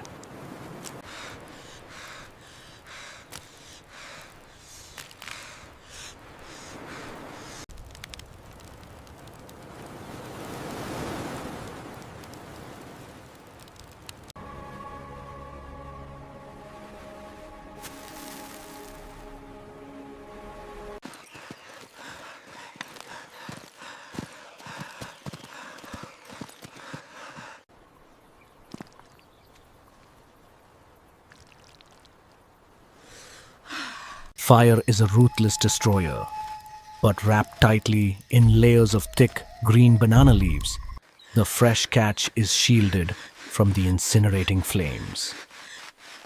The tribe buries this botanical parcel beneath a suffocating bed of glowing embers and heavy dirt, engineering humanity's first subterranean oven.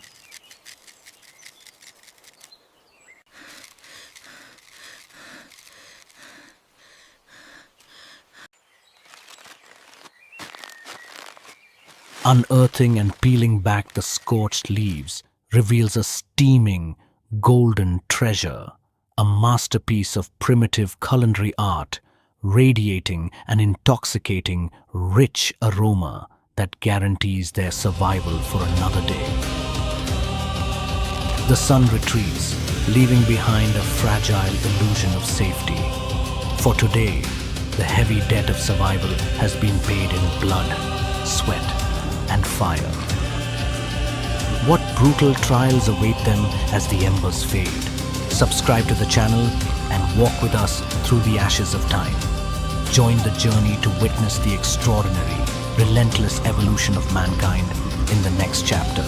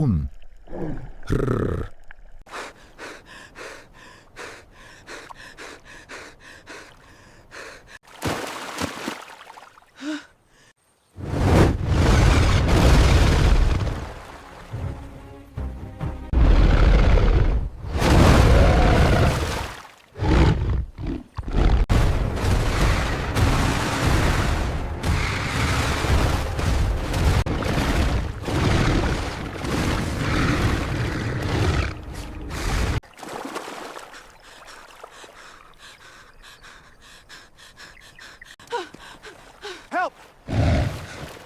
Get up!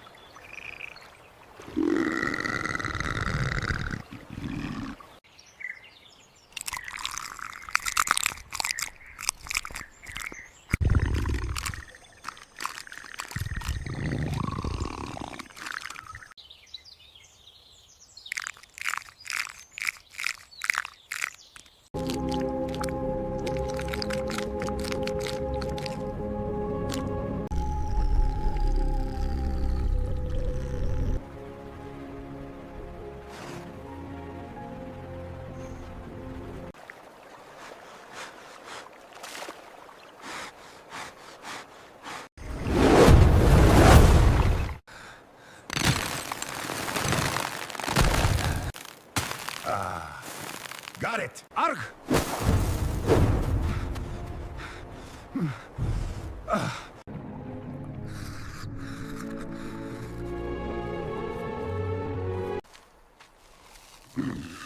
Keep pouring.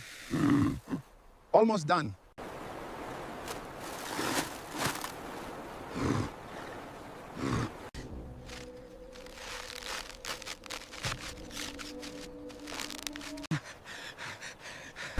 In the golden ocean of the Pleistocene, height is a death sentence. To stand tall is to invite the gaze of the apex.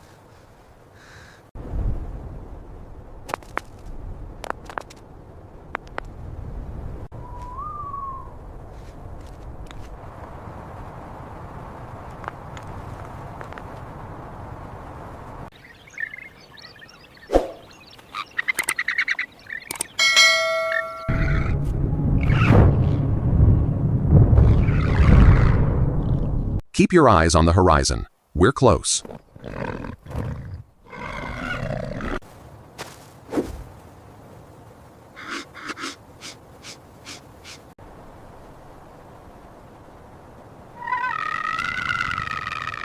Keep up. Faster. Must catch it. Keep up. Faster.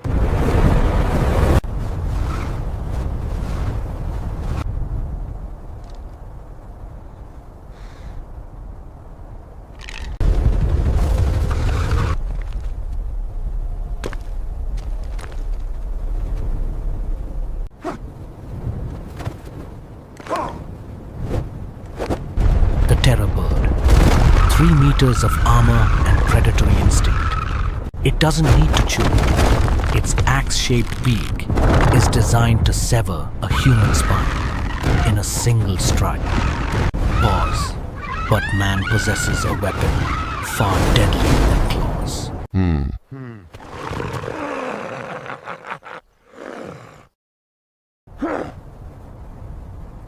Ugh.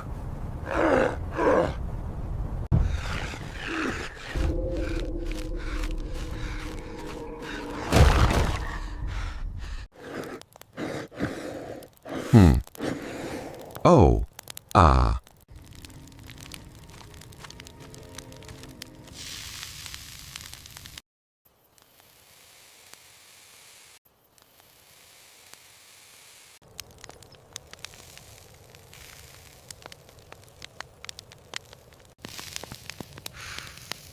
It does more than warm the skin. Heat alters the meat's chemistry, breaking down tough proteins, unlocking pure energy. Tonight, they don't just survive, they feast.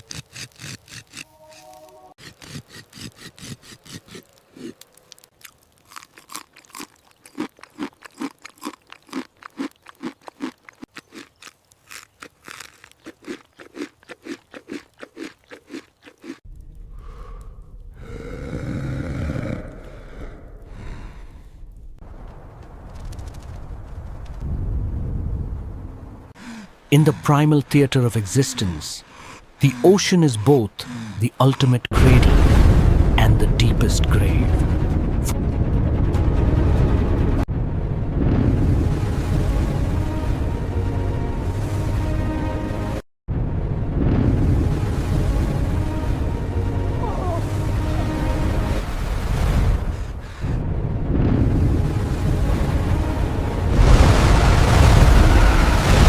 Weighing over 100 tons, this leviathan of the prehistoric sea relies on its massive size and thick blubber as the ultimate defense against oceanic predators. While lacking the lethal bite force of apex hunters, its sheer displacement of water can capsize anything in its path, though its slow maneuverability leaves it vulnerable to colossal deep dwellers. Here, he meets the ghost of the depths.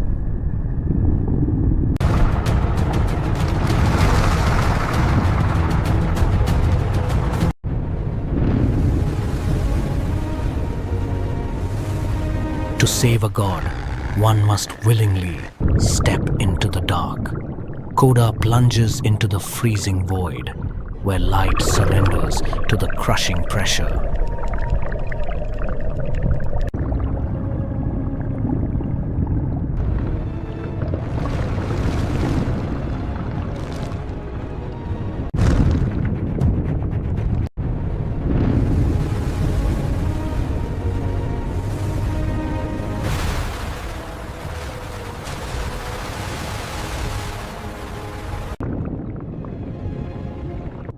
A nightmare of the abyssal zone, the colossal squid wields tree-trunk-sized tentacles armed with rotating sharp hooks, capable of latching onto prey with a grip strength that defies escape, despite lacking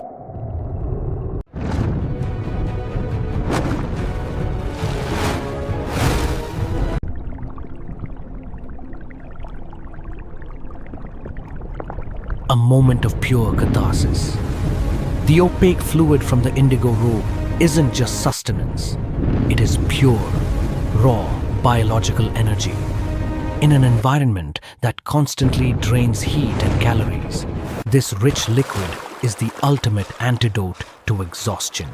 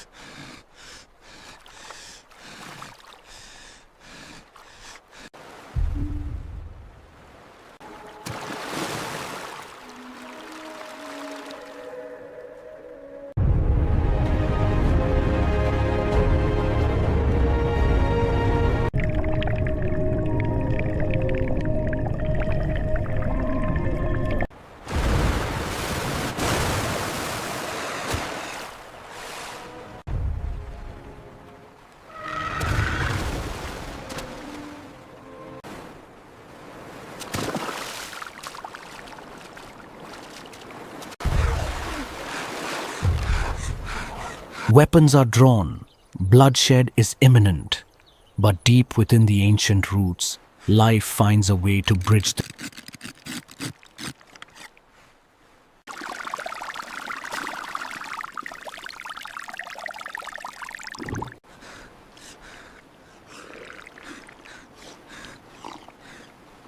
land, the illusion of safety, but the silent fog hides secrets older than the tribe itself.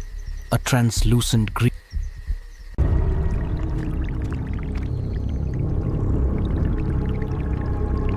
encased in a charcoal grey, chitinous exoskeleton weighing several tons.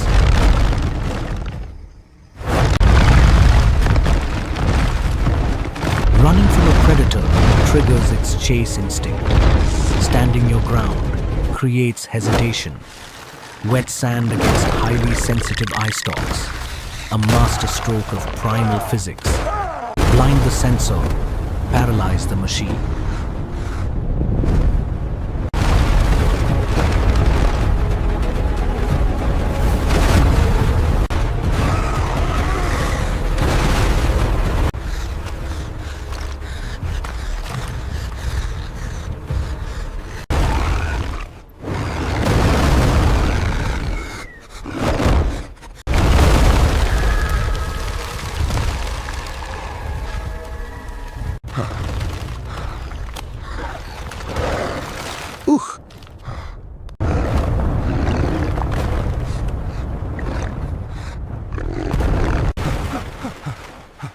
Hiss, hiss.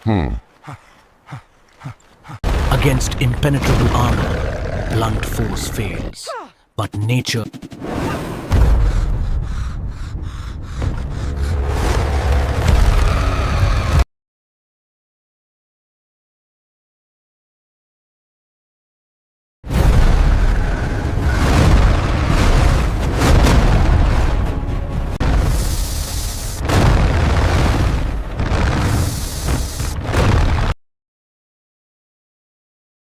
Ooh, ah, hey, ooh.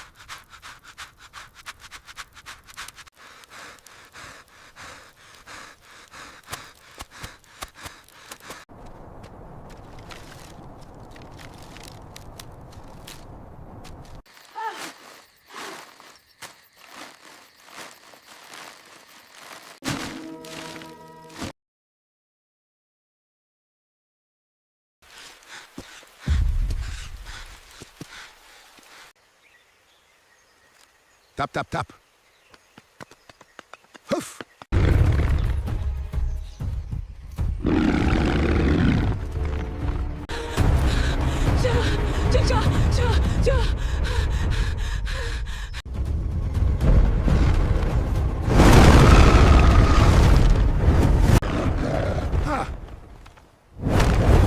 No. Yeah.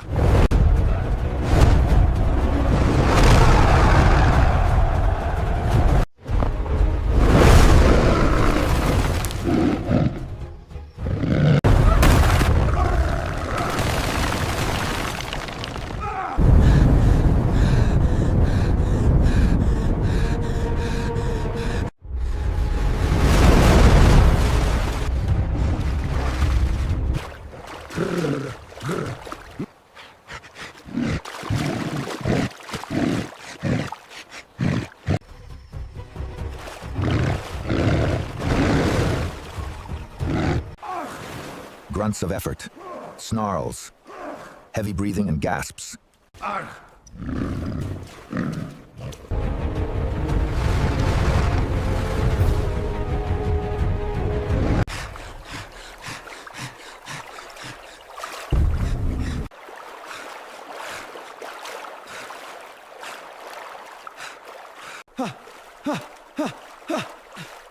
Yeah. Hurry, keep going.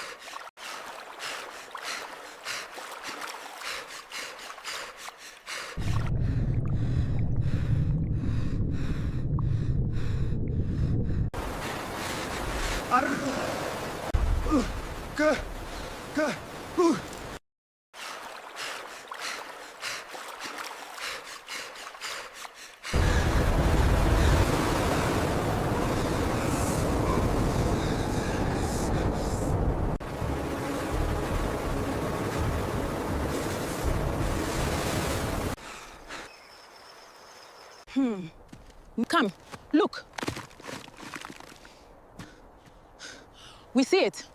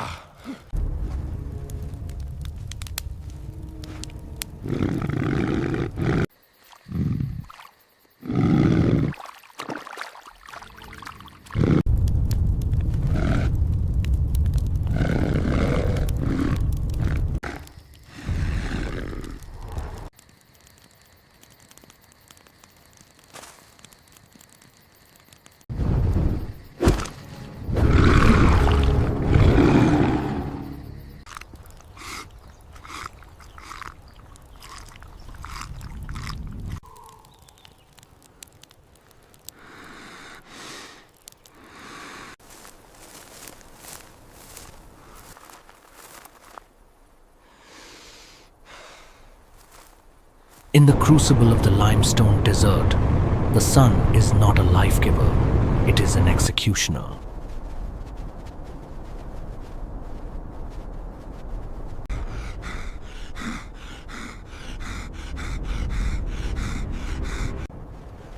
When the surface offers nothing, survival means listening to the deep earth. Over here.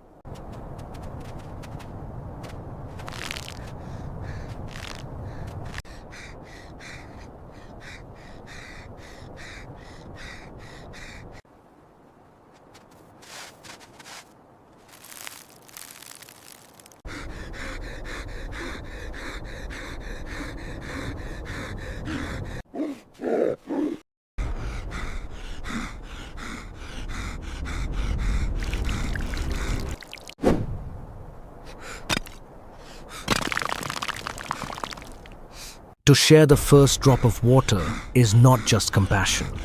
It is the unspoken pact of the pack.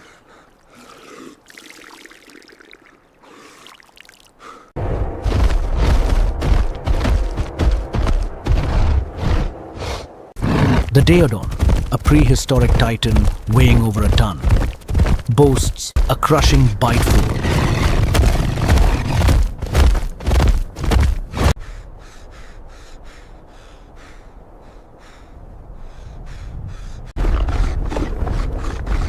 Yet, despite its devastating frontal charge and impenetrable skull, its massive top-heavy frame, fear is a reflex, courage is a decision.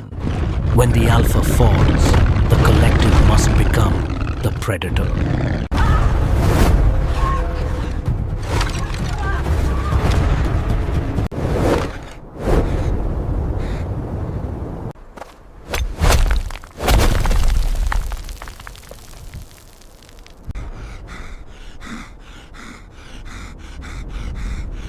Brute force is countered by geometry.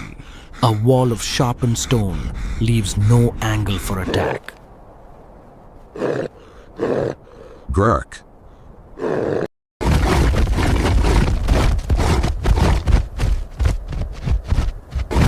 They do not retreat out of cowardice. They retreat because nature calculates the cost of blood. Today,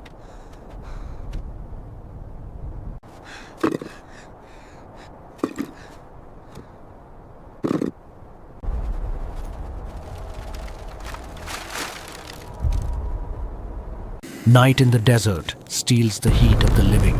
To survive, one must capture the sun.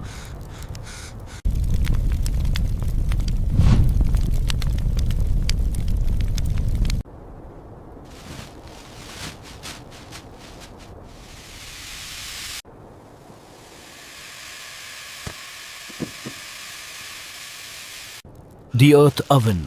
By burying glowing limestone, thermal energy is trapped. The moisture from succulent leaves creates a pressurized steam chamber underground.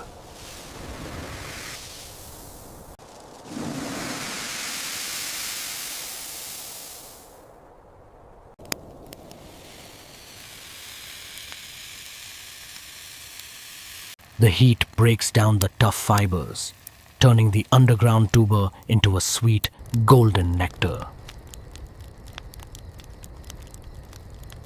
Food is not mere sustenance.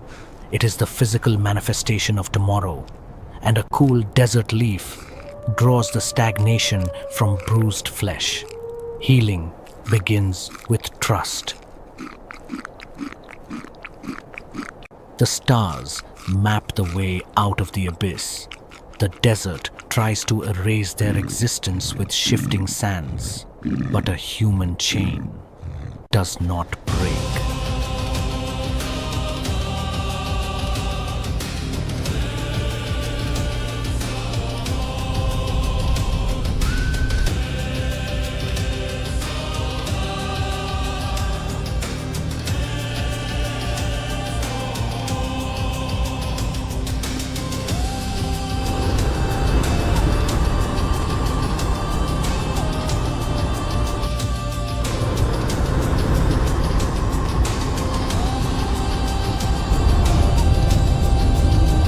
On the highest peak of the Black Rock, amidst the ocean of death, they stand not as prey.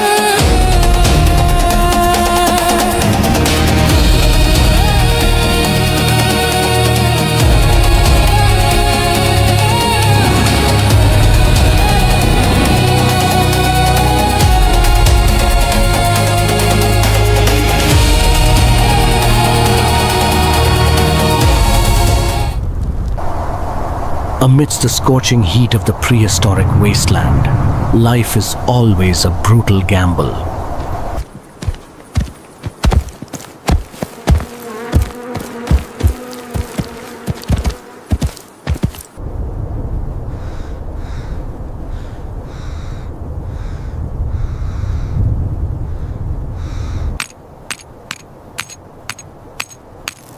Heat waves rise, carrying the acrid scent of dust mingled with the sweet aroma of burning fat.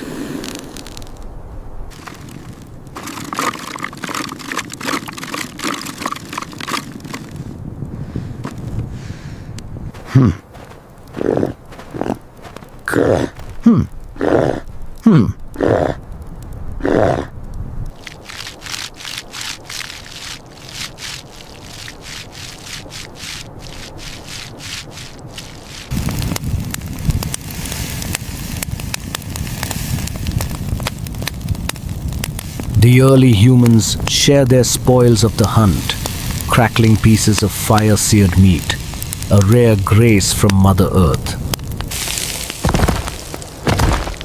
But in this wilderness, peace is often nothing more than a sweet trap.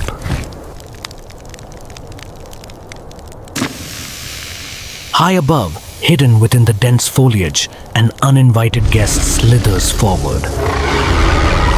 A giant python, a flawless constricting machine sculpted by millions of years of evolution.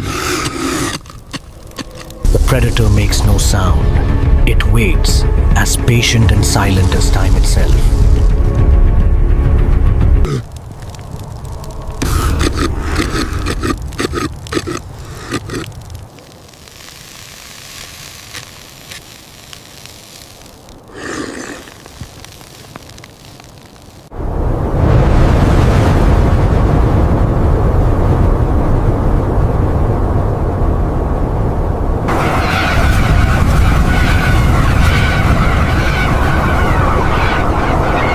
Plummeting strike that lands like a sledgehammer.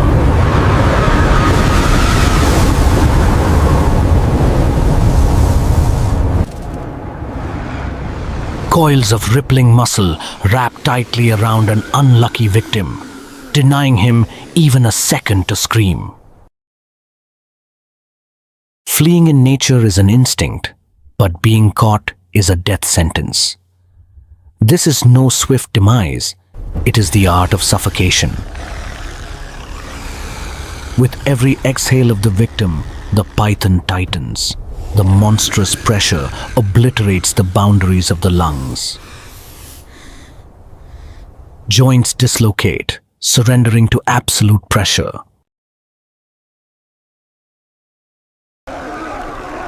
Roars erupt.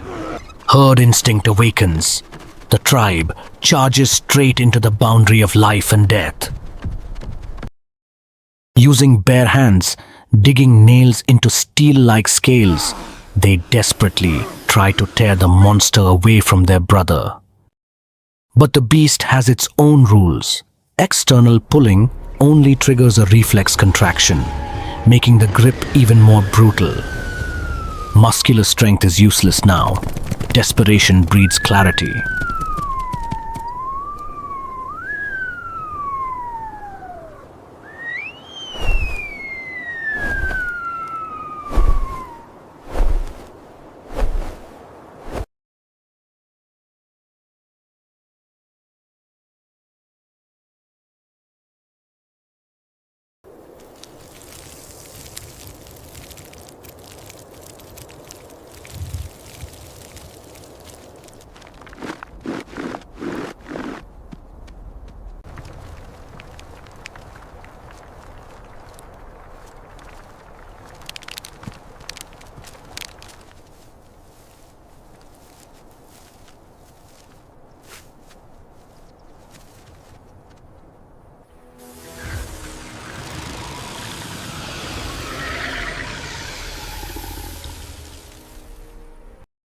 They need a power that tames the darkness, that is fire. Blazing branches are thrown down, forming a crimson ring that scorches the earth. Smoke and heat paralyze the reptile's thermal sensors. Primal fear invades the predator.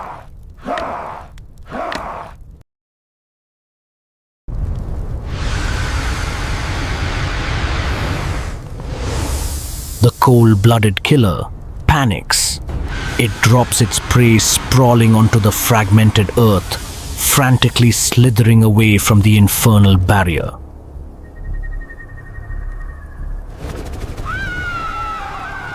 But human fury, once ignited, will not cease.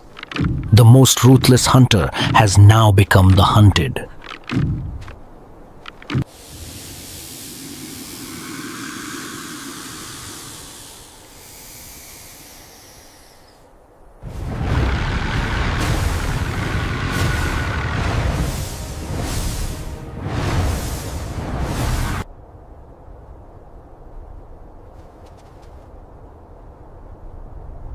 Thorny nets are cast, ensnaring the massive body writhing in despair.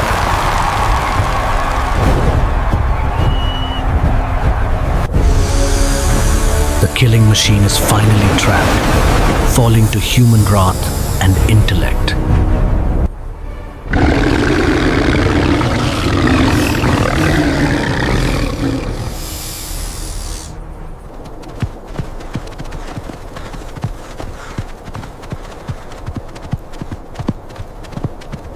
Silence, howling wind through the canyon. The battle is over, but victory carries a bitter aftertaste.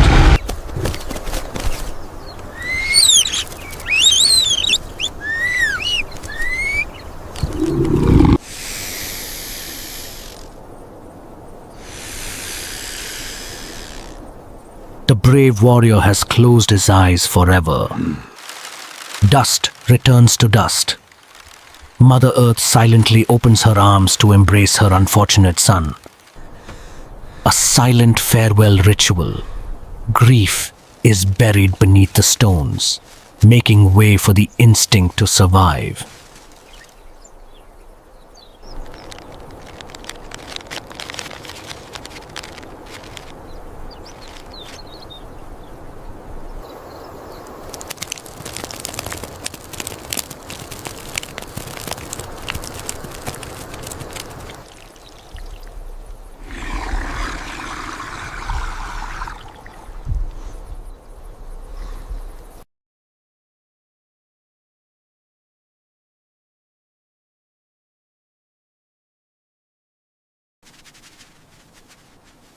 In this unforgiving world, the death of one creature is always the lifeblood for another. The carcass of the giant python provides a colossal amount of protein, a treasure trove of reserves for the entire tribe.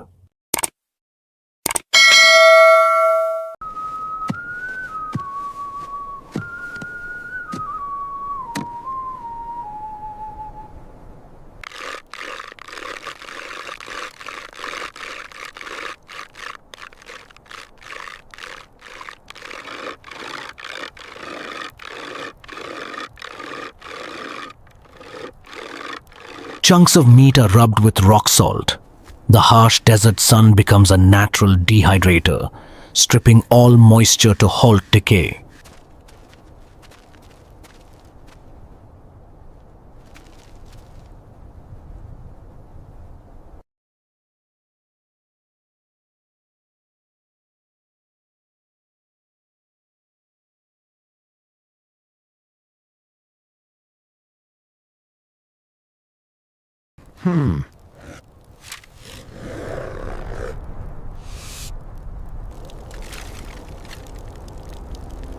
Crisp ASMR sizzling sound.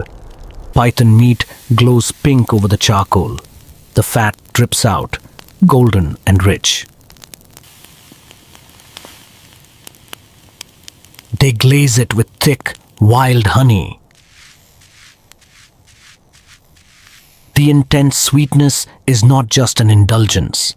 It coats the meat's structure, tricking the senses and completely neutralizing the gamey scent of blood and mud. Stone knives portion the rations. Bellies are filled. the rumbling of hunger gives way to satisfaction.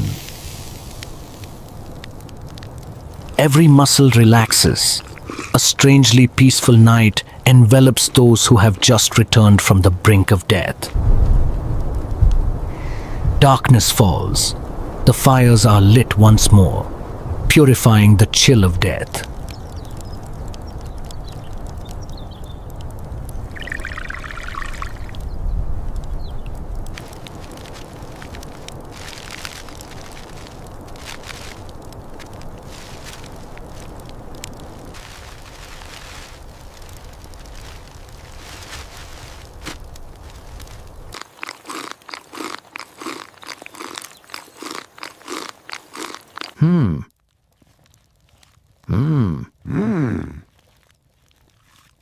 Oh.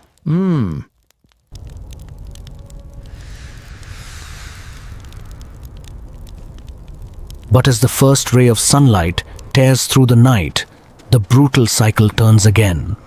Survival is a journey with no finish line.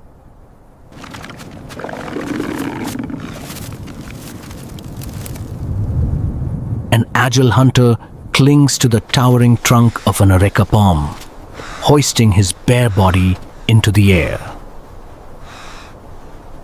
His piercing eyes sweep across the horizon, and then he finds it.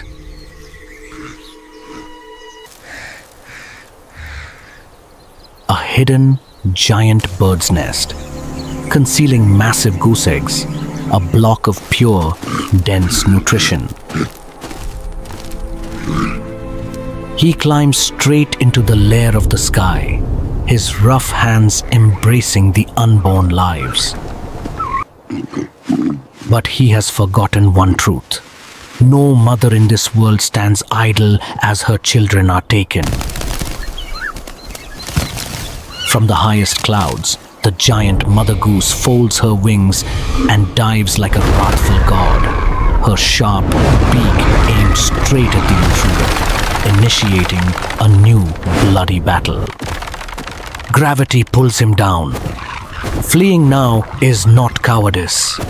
It is the absolute reflex to cling to life. The dagger-like beak strikes down repeatedly. The mist blows, carry the fury of the sky. Speed. The churning legs drain the last ounce of oxygen from the lungs. In the wild, the slow instantly become history.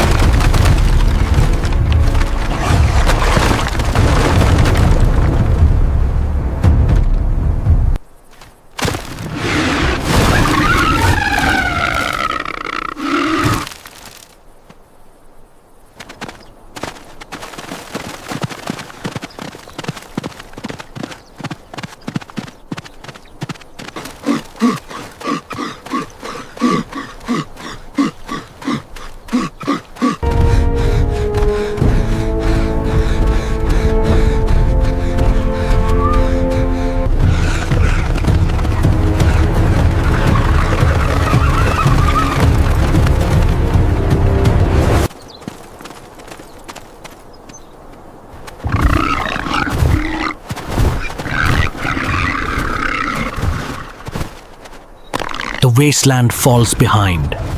Unable to leave her territory too far, the mother goose gives up, leaving glory to the reckless thief. Life rests safely in the basket. Massive eggs, a block of pure protein enough to alter the tribe's fate.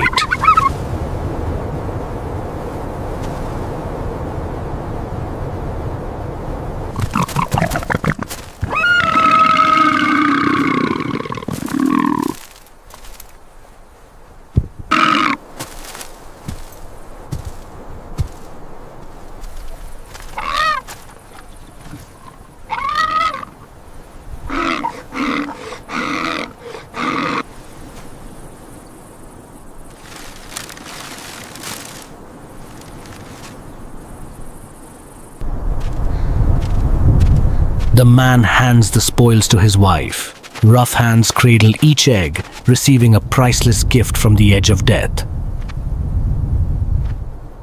The eggs are found. Gather!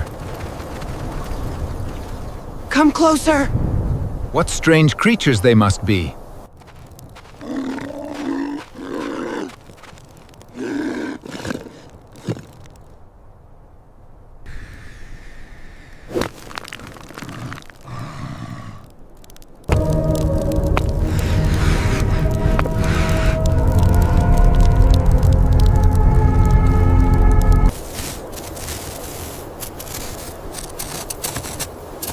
Eggshells crumble on the glowing roasting rock, soothing, sizzling sound. The thick yolk oozes out, golden bright.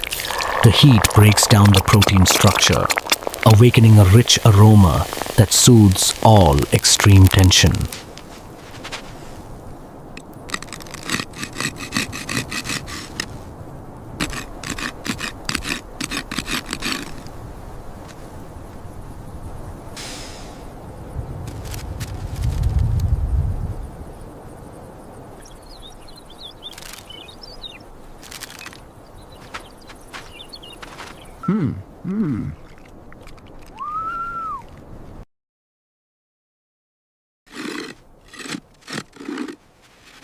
Most of the spoils fill the stomachs, but a few are kept to gamble with the future.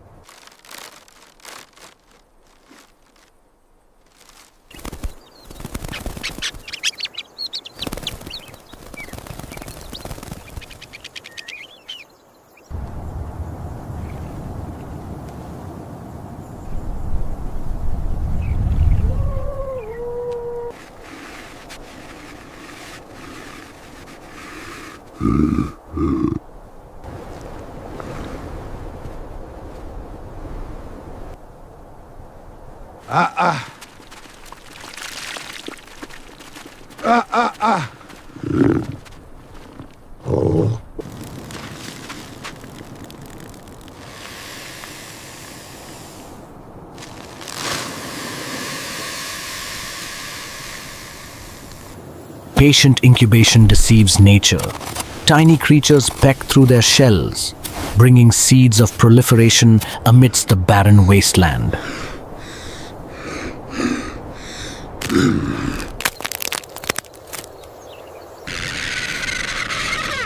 Chirp, chirp, chirp, chirp.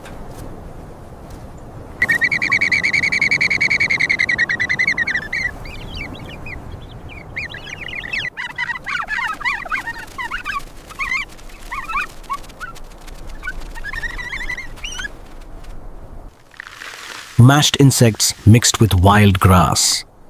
This rudimentary food blend fuels an intense metabolism. Domestication begins. The flock grows rapidly on human sweat, turning flora into a mobile meat reserve.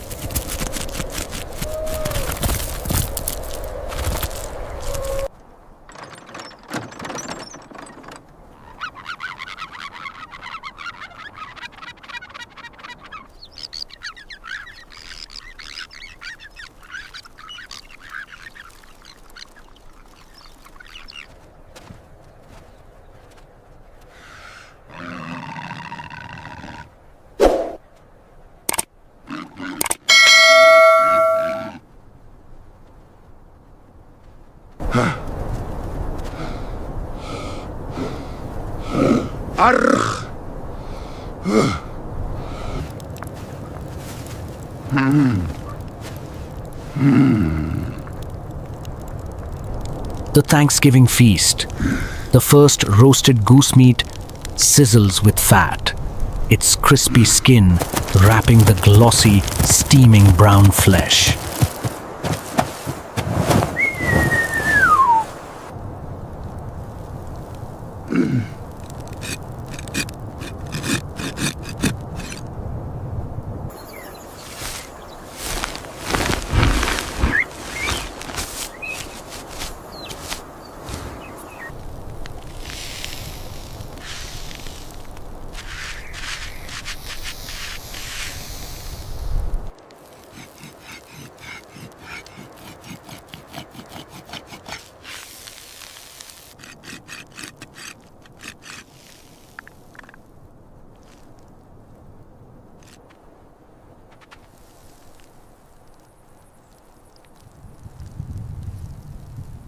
Bellies are filled, hunger recedes, and in the straw nest, the second clutch of eggs appears, establishing an endless, sustainable cycle of life.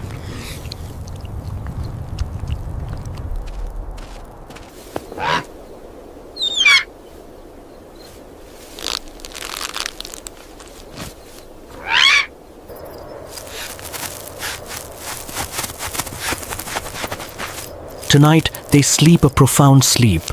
A pure white peace falls. But tomorrow, the ocean is still growling in wait.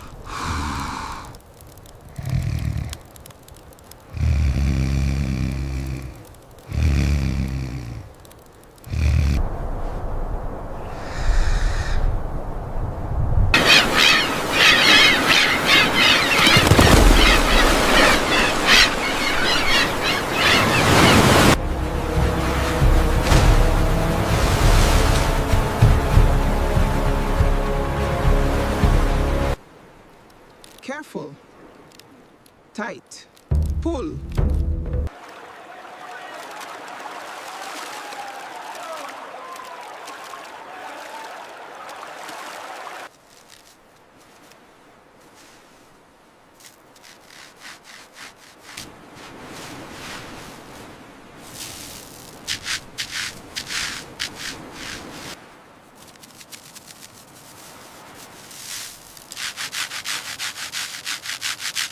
The sun warms the fish. Winter will be kind to us. The fire burns Dawn well. breaks. We are The ready. seemingly gentle, crystal-clear water conceals nature's black hole. A perfect tearing machine glides beneath the depths. The great white shark, the undefeated wrathful god of the ocean. Its hydrodynamic structure makes it an invisible phantom. Thousands of razor-sharp teeth are born only to crush bone and tear apart life force.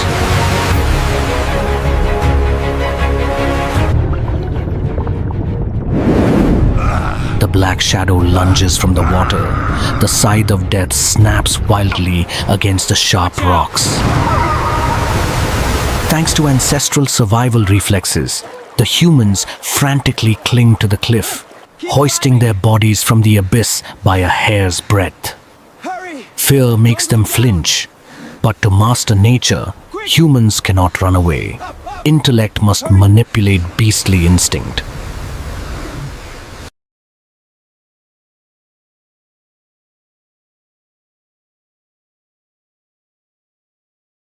Hold on. I can't. Yes, you can. Pull. Help me. Got you. Up. Up. Push. I'm slipping. Keep reaching. Yes. Pull. Up. We made it. Keep climbing. Look at that. Just keep moving. We made it.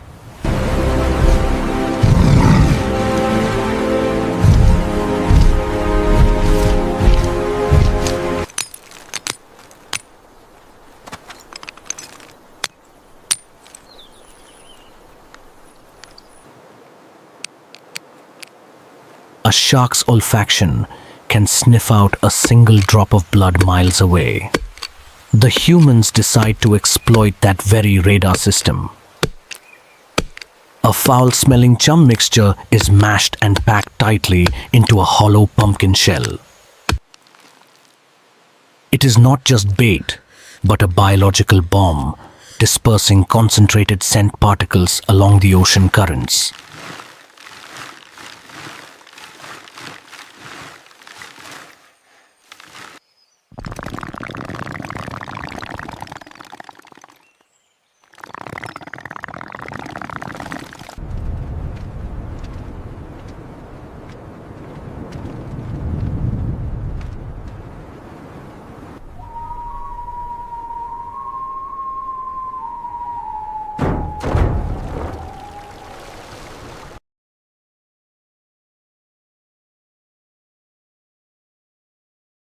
The pumpkin gourd is thrown into the water.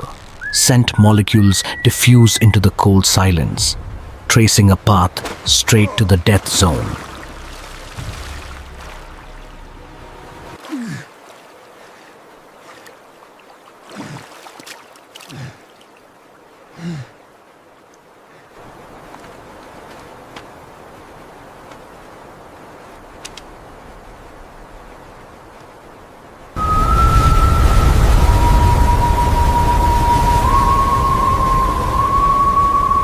In the deep, the beast catches the signal.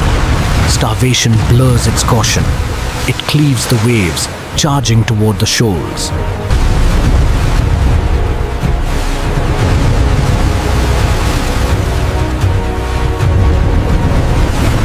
The phantom prey has lured the true hunter into the shallow water, where the massive muscle block's swimming advantage is completely neutralized.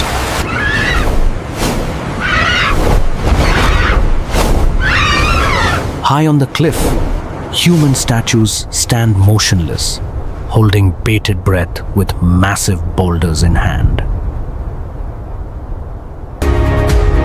As the giant black shadow slithers forward to bite the pumpkin,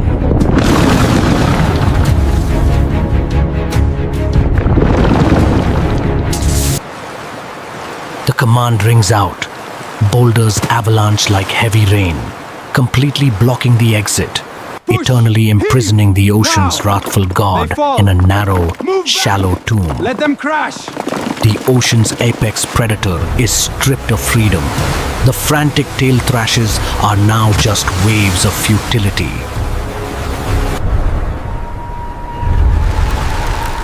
The net descends like a hand of death, closing in on the exhausted killing machine.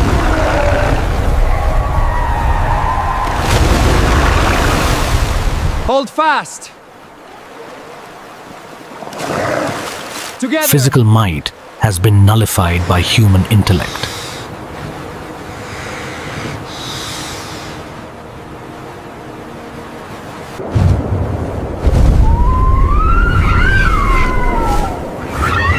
They drag the beast onto the sand, a trophy, a lifesaver, a fearful respect.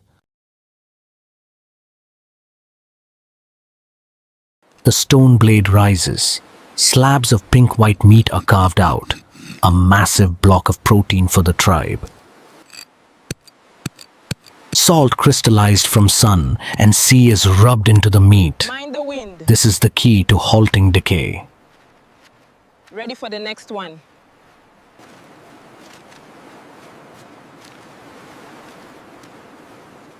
Gather the branches. The seaweed goes here. Arrange the cones neatly, quickly, before nightfall. Rah!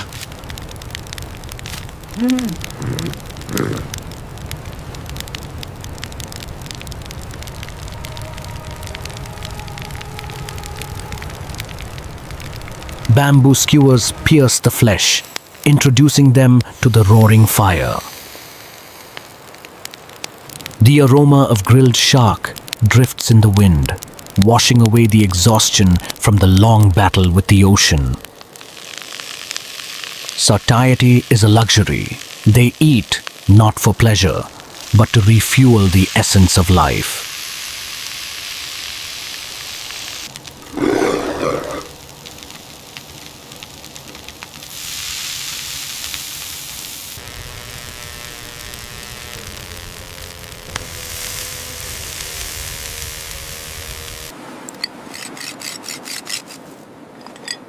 The durability of shark enamel is a testament to perfect adaptation. Now, it becomes the weapon for humans to defend themselves.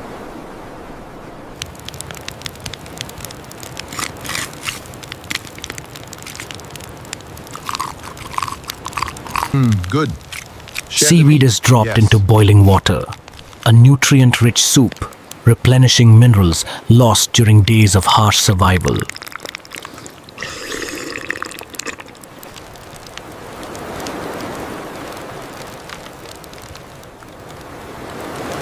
Shark teeth, the ocean's razor-sharp daggers, are repurposed as spearheads. Excess meat is hung on bamboo drying racks, utilizing the desert sun to extend survival for many more days. Okay, Mother. More here.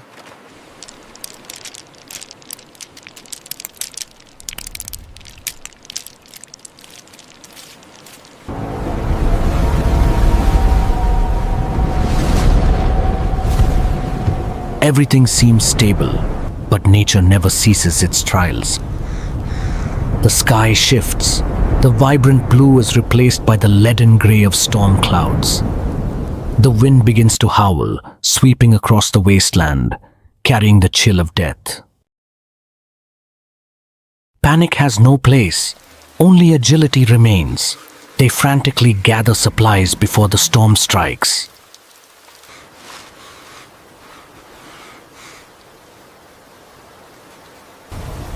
They drag the drying racks.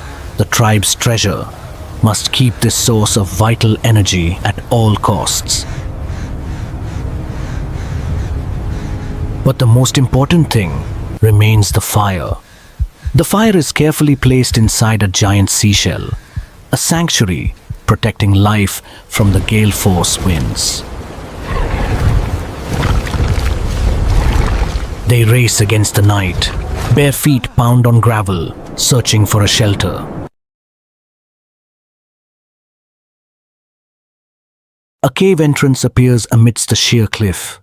Salvation in the final moments. They plunge inside, leaving the roaring world behind. The fire is rekindled.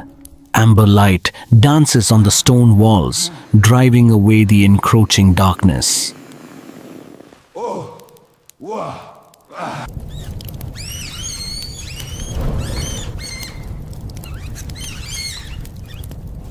Meat is grilled once more.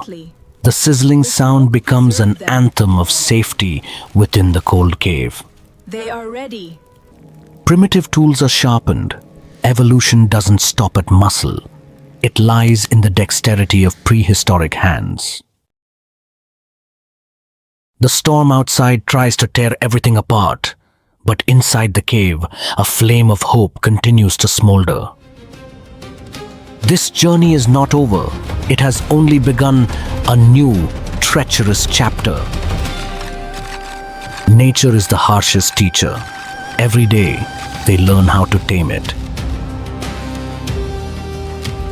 Tomorrow, the sun will rise again, and our ancestors will continue their walk on the path of evolution. You have seen what they sacrificed to survive through this day. The war is not over. The chases for survival will become even more ferocious. Will the tribe keep its numbers? Who will be the next to face the scythe of death? The harshness of prehistory is not for the weak, and our ancestors are proving exactly that. The upcoming footage will reveal another secret of survival. Do not miss it. Every passing second is a lesson etched in sweat and blood. Hit subscribe to not miss this painful yet glorious journey. How did our ancestors evolve day by day, hour by hour? We will decode it together. Thank you for joining us through the most grueling spectrum of emotions. Your support is the fire that fuels us to recreate this historical footage. Leave a comment below, predicting the next challenge they will have to face. Each of your opinions is a piece of history we are recovering together. See you in the next episode, where the boundary between life and death is drawn once more. Be ready, because the wilderness never sleeps. Have a peaceful day before we return to the brutality of prehistory.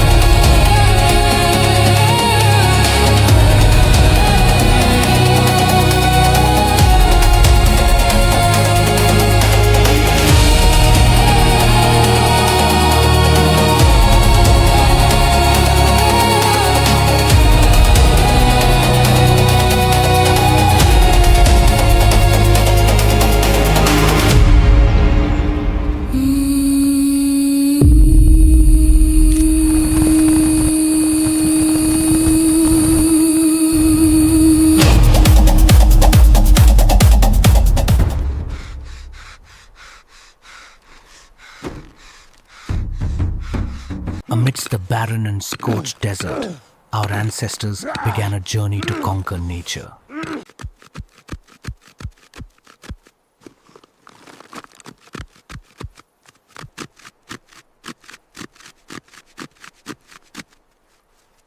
The scorching sun seemed to drain the life out of every living creature on the ground.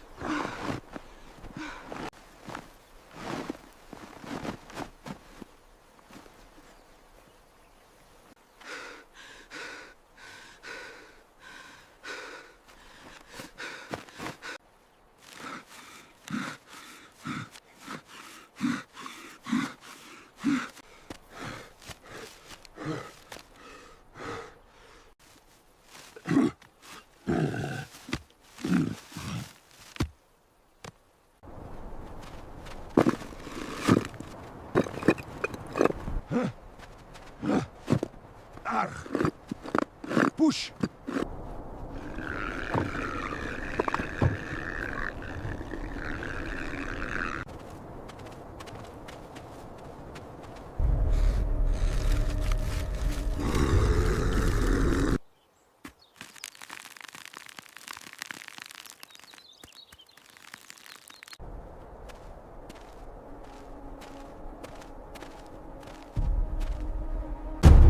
But miraculously, they discovered a precious underground water source beneath the dust. This water was the only ray of hope to sustain life in such harsh conditions. The prehistoric people quickly set to work digging the first wells to tap into this lifeblood.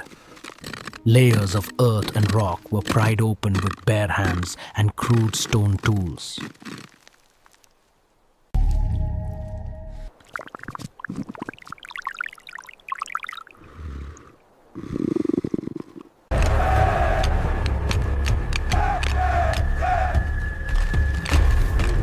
Once the wells were finished, irrigating the dry land was no longer an impossible dream.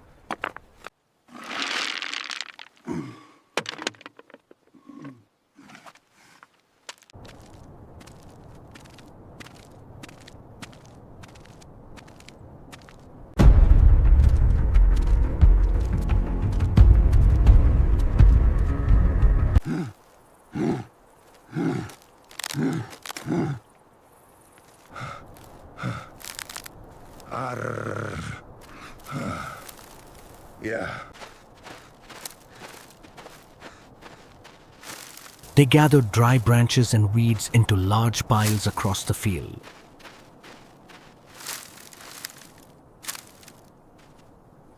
Fires were lit to burn the vegetation, creating a layer of mineral-rich ash.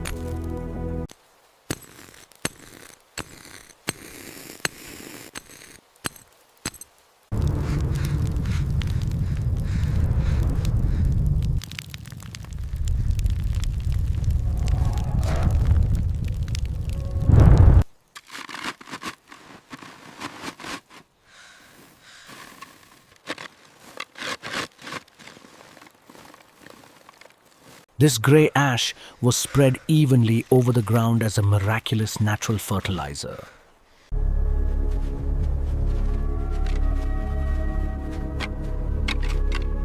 Crude stone hoes were used to break the hard sand and mix it thoroughly with the ash.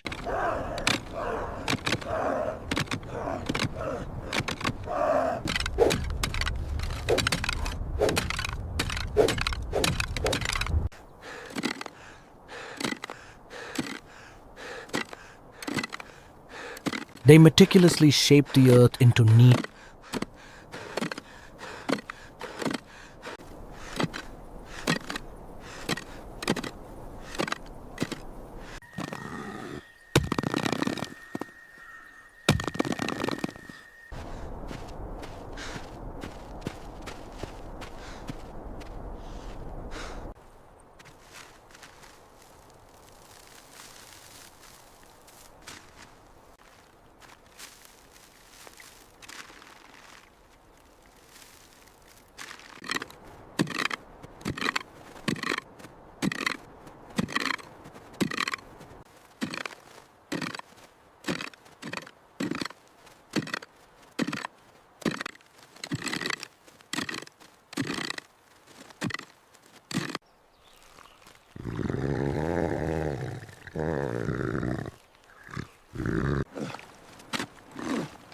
Gar.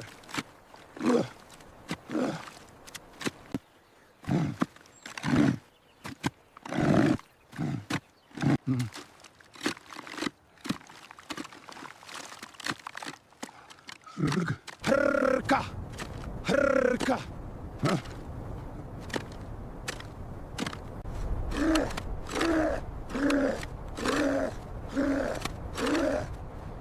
Organizing the rows helped make future care and management much easier. Before planting, the ancestors had to treat the soil that had been depleted by sun and wind. Initially, watering was done manually using crude water-carrying vessels. Realizing the hardship of carrying water, they came up with a clever design. Small water trenches were dug, connecting the well directly to each plant.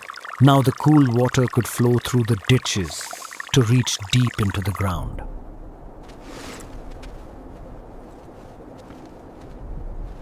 Simultaneously, they began to meticulously select the best melon seeds. Only the plumpest and sturdiest seeds were chosen to ensure strong.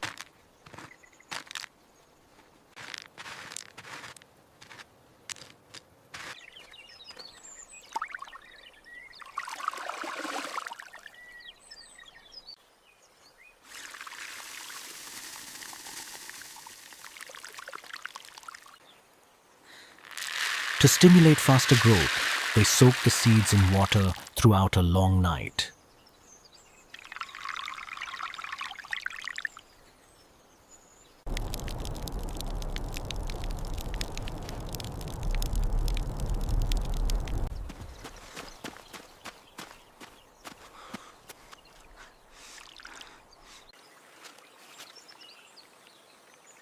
By the next morning, tiny green sprouts began to stir, marking a new cycle of life. Seeing the seeds sprout, faith in a bountiful harvest began to kindle in their hearts.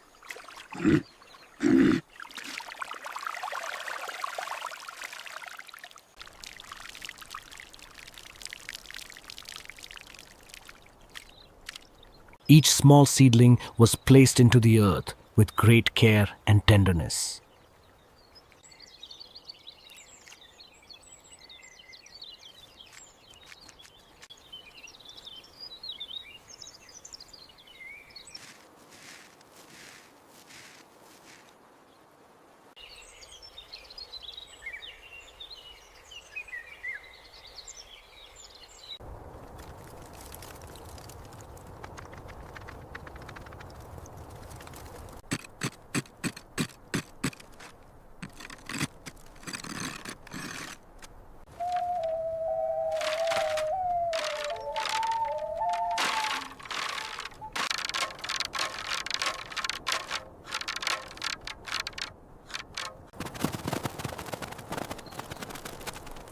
Soon, lush green leaves covered the land that was once only white sand. After sowing, they covered them with a thin layer of soil to protect the sprouts from the sun. Tiny aphids and harmful bugs began to cling to the young leaves, sucking the sap. By observing nature, the prehistoric people realized ladybugs were the natural enemies of aphids.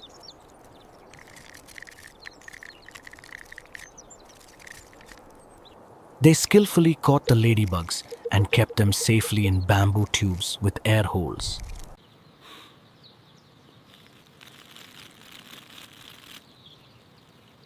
Then, they released the ladybugs onto the leaves to freely hunt and destroy the aphids. This was their crude yet extremely effective method of biological pest control.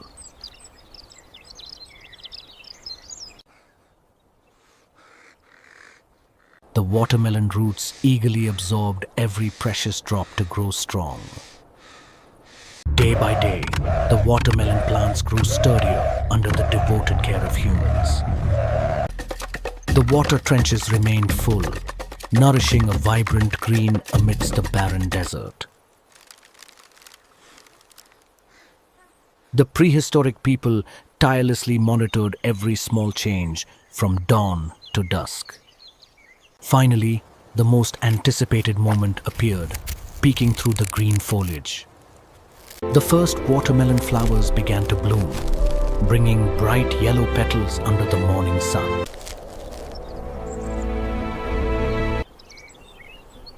Those vibrant flowers were a testament to the persistence and wisdom of ancient humans.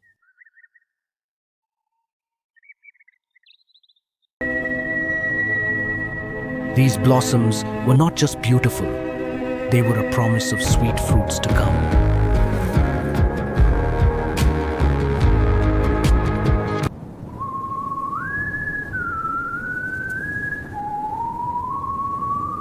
Overwhelming happiness was visible on the farmers' faces as they saw life blooming.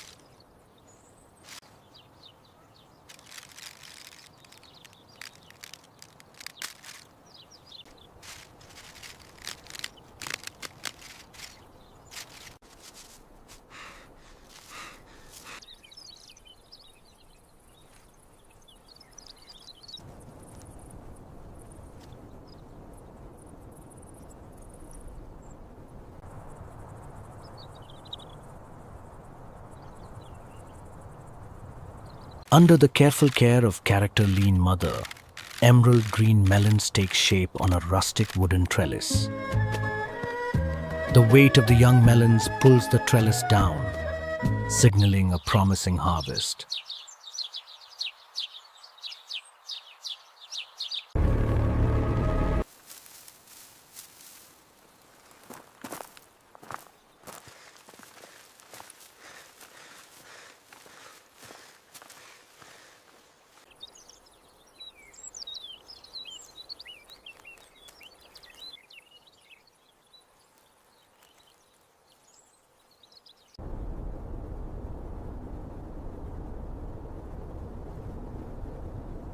A terrifying shadow glides past, signaling a threat from the sky. Birds appear, ready to destroy the tribe's hard-earned harvest.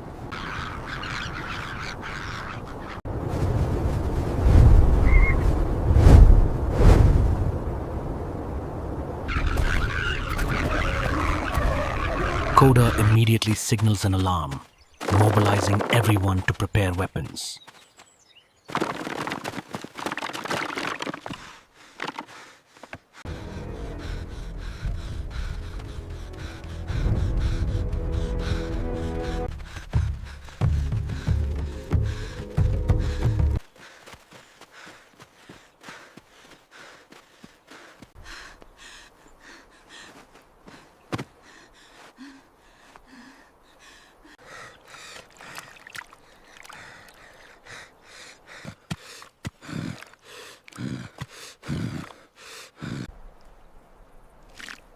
Lean uses red clay and black charcoal to paint giant demon eyes on animal skins.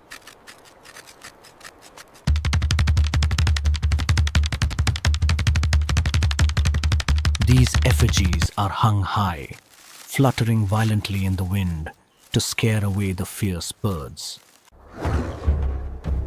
Nen. Nen. The clever strategy succeeds.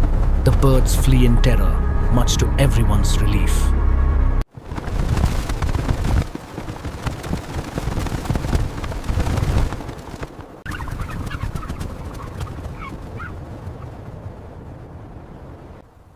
As time passes, the rind of Dua Hausamak, Sama, becomes taut and reveals dark green stripes.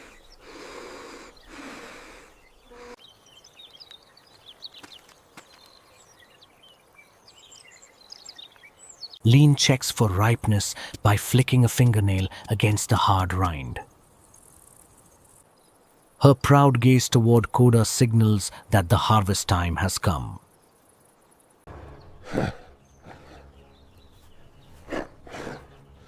Harvest.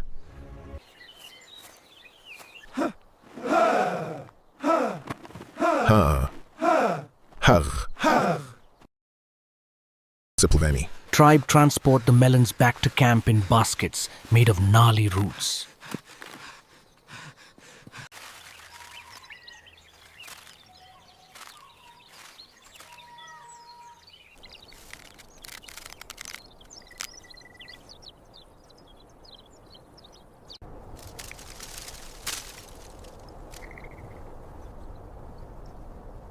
He raises the giant melon high before the sun as a symbol of victory over nature.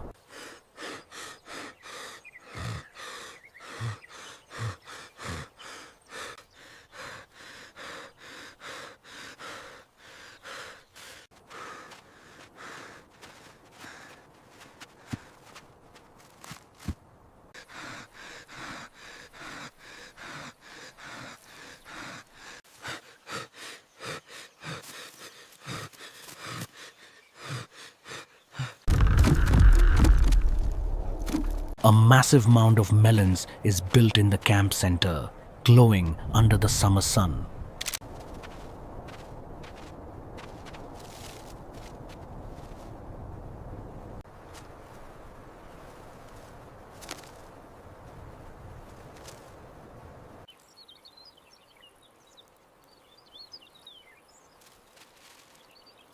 Lena splits a melon open, revealing the vibrant orange flesh filled with water.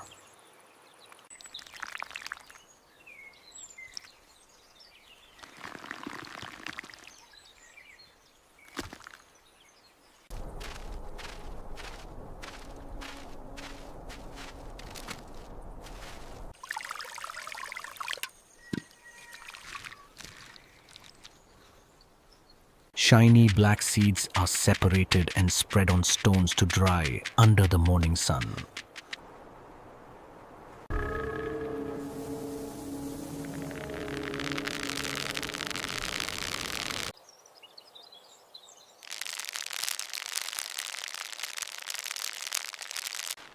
These seeds are poured into bamboo tubes and sealed with golden yellow beeswax.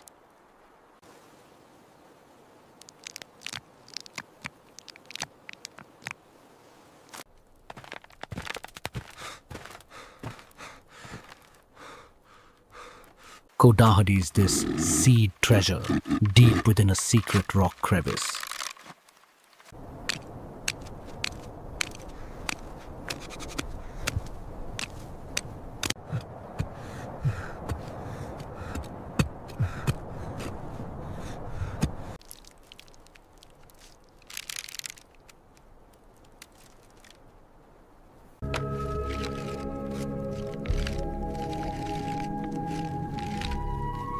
The remaining white rind is chopped and boiled in a pot of bubbling grey ash water.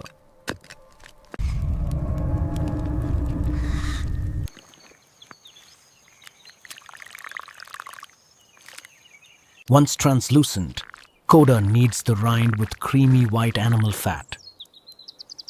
This mixture is stuffed tightly into dried animal stomach pouches for storage.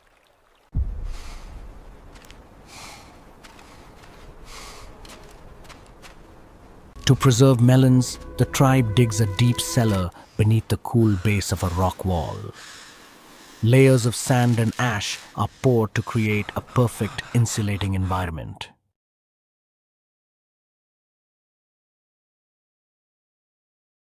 Each melon is neatly arranged in the cellar and buried under the dry grey ash.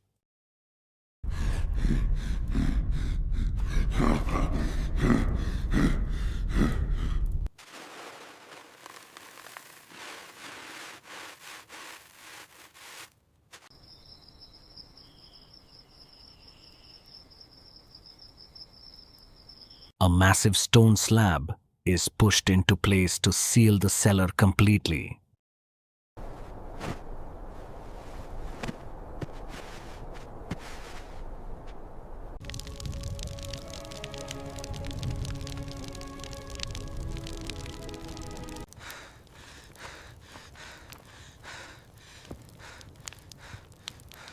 Under an indigo night sky, Lena slices a melon for the celebration.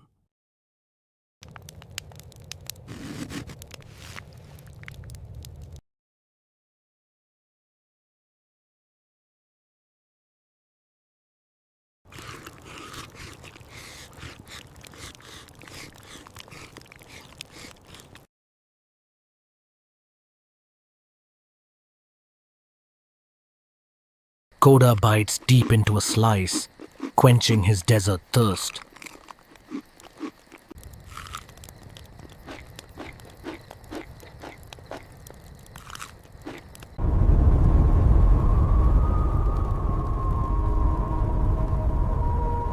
The fire erupts powerfully, illuminating the silent nocturnal space. Oh, wow. Characters: Tumus tribe, hold hands in a circle, dancing rhythmically around the flames. Stomping feet and wood-striking wood create a heroic survival symphony. Red embers soar high, blending with the sparkling stars in the night sky. When the fire dies, everyone retreats to tents, sleeping soundly beside the food walls.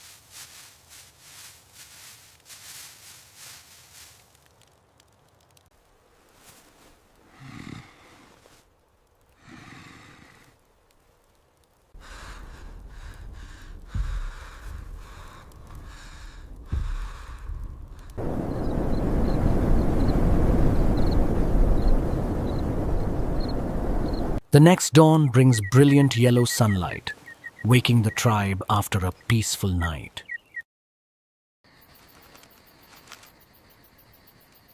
Kode touches the secret seed tube, respecting the ancestor's legacy.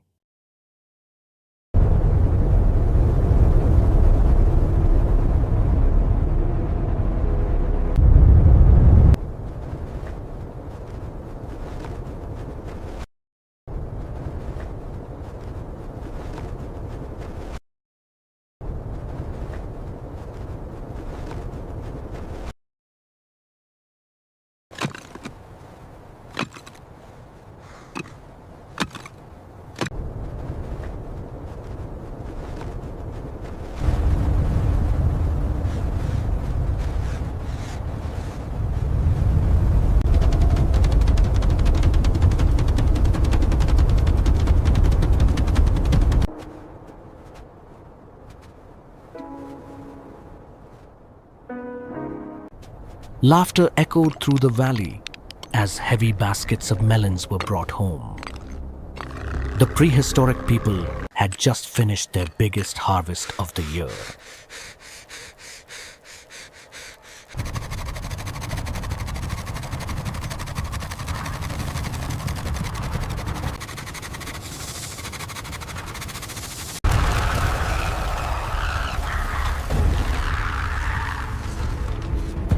Suddenly, the sky turned dark, hiding the sun behind thick clouds.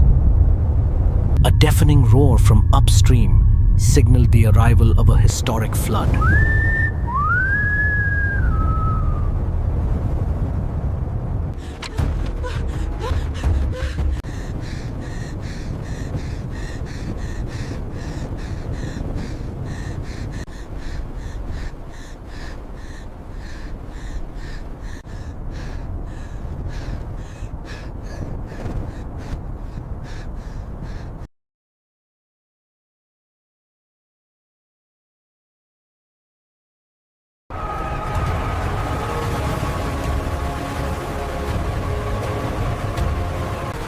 Water rose meters high in an instant, turning the land into a red torrent.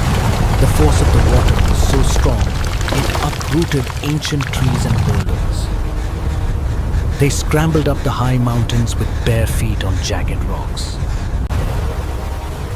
The flood forced the people to leave everything behind to save their lives. Looking down, they saw their entire world submerged in a vast sea of water.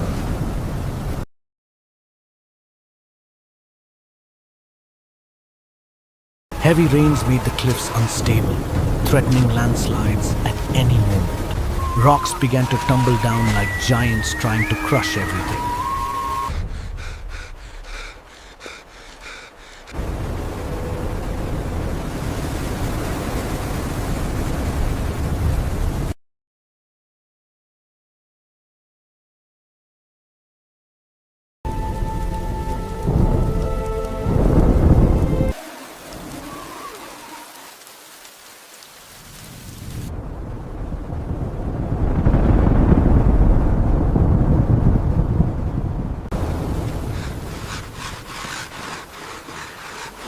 They found shelter in a deep cave, but the rising water followed them.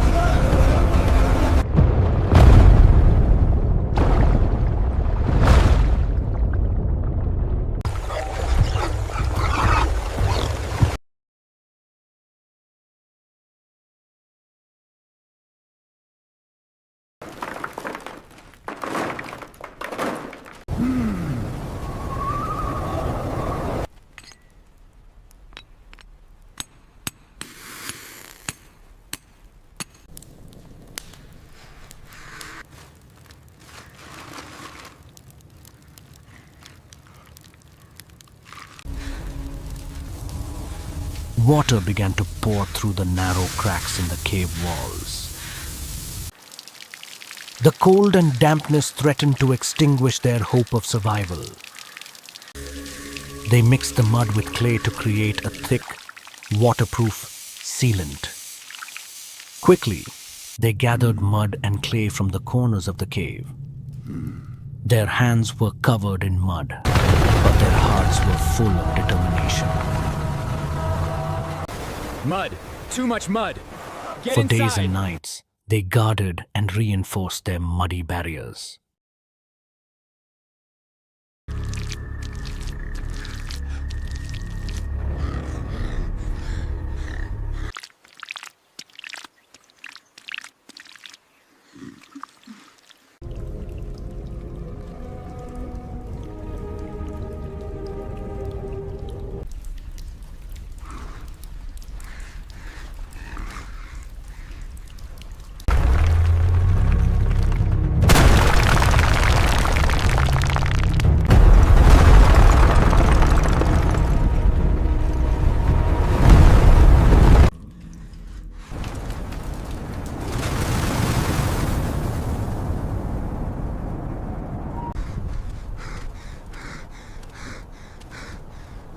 Eventually, the fury of nature began to subside. The floodwaters receded, leaving a thick layer of slime everywhere.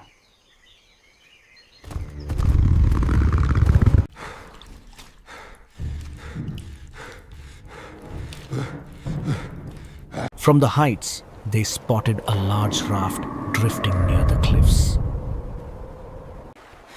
They jumped onto the raft, ready to return to their homeland.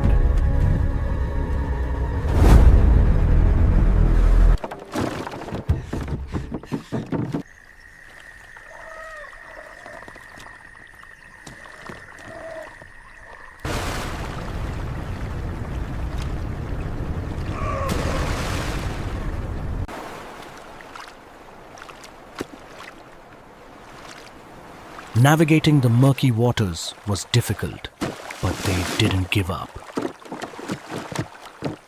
The raft surged forward through the thick and heavy mud.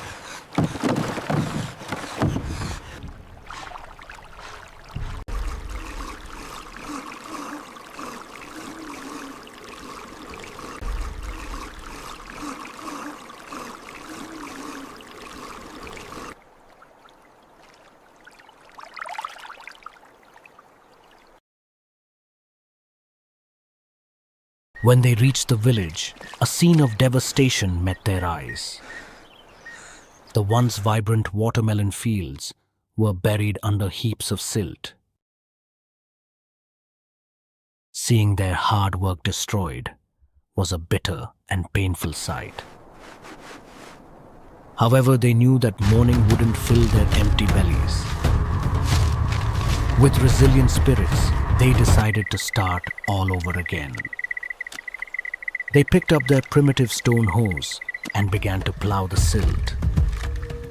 The flood had brought rich nutrients to the soil for a new beginning.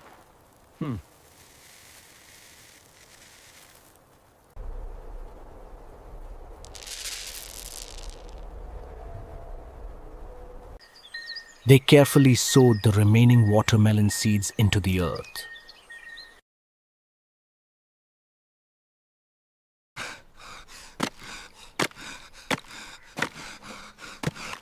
Every day, they tended to the sprouts with hope and care.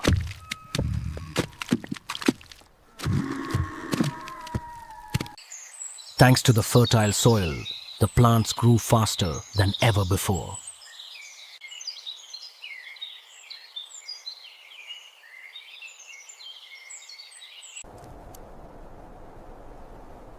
Besides aphids, slow snails also found their way to feed on the hard-earned plants.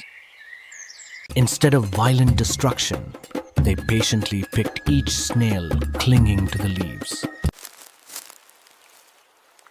These snails were carried far away and released back into the vast natural environment. This act showed an incredible sense of respect and harmony with the ecosystem.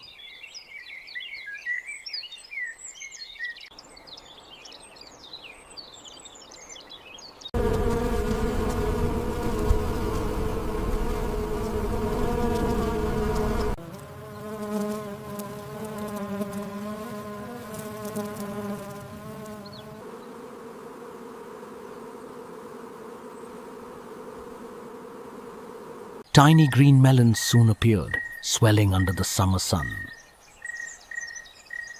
Life slowly returned to the tribe as the harvest approached once more. The community grew stronger through the shared struggle and hard work. Large, sweet watermelons were piled high in the center of the village. Feasts by the firelight continued as they celebrated their survival.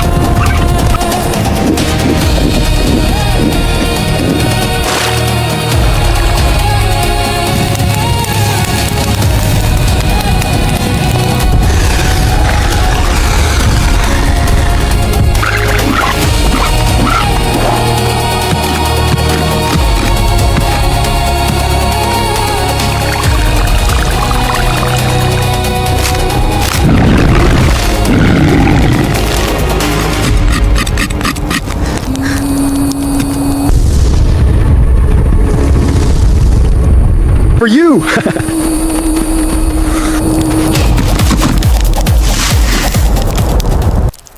The sun does not warm this land, it scorches it.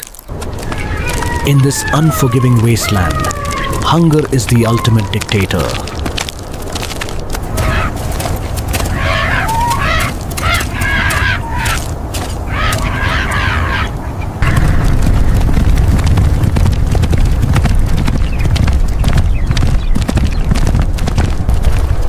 The stomach groans, echoing the hollow emptiness of the canyon. To stop moving now is to surrender to the dust.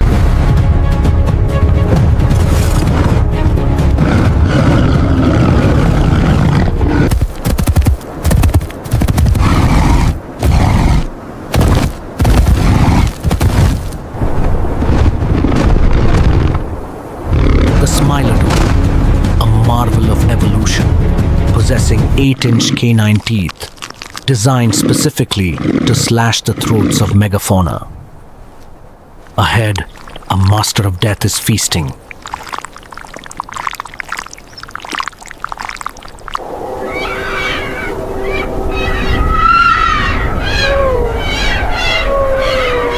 Our ancestor does not challenge the king. He waits. Waiting requires a discipline much stronger than hunger.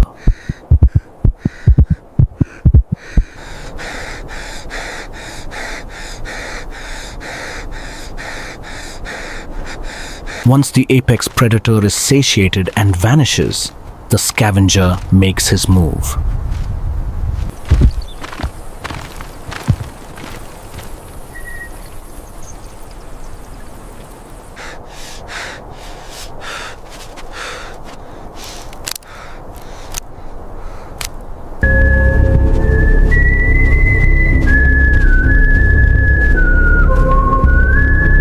A discarded antelope leg.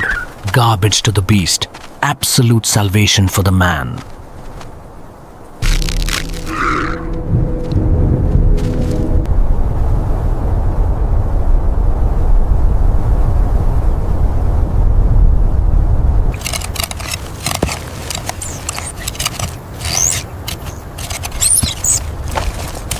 A solitary figure walks, entirely dwarfed by the immensity of the barren earth. Every step is a heavy, silent negotiation with death. But the wilderness is a brutal chessboard, and every move is watched.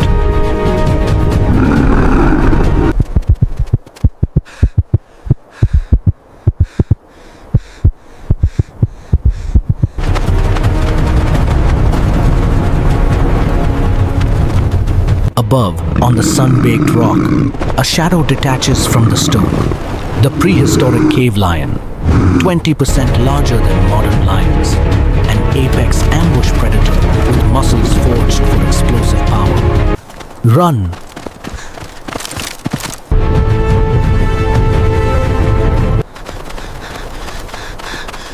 The air shifts.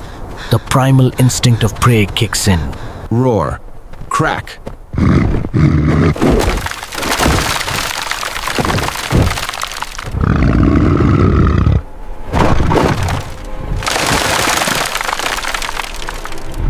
Lungs burn, the ground blurs beneath trembling feet.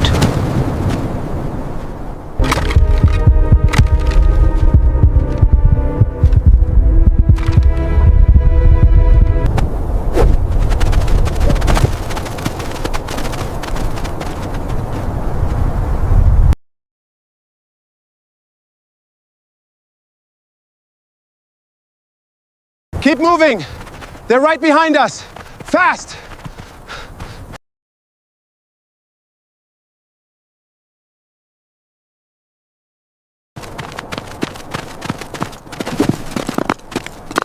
The beast lunges, a terrifying symphony of claws, teeth, and wind.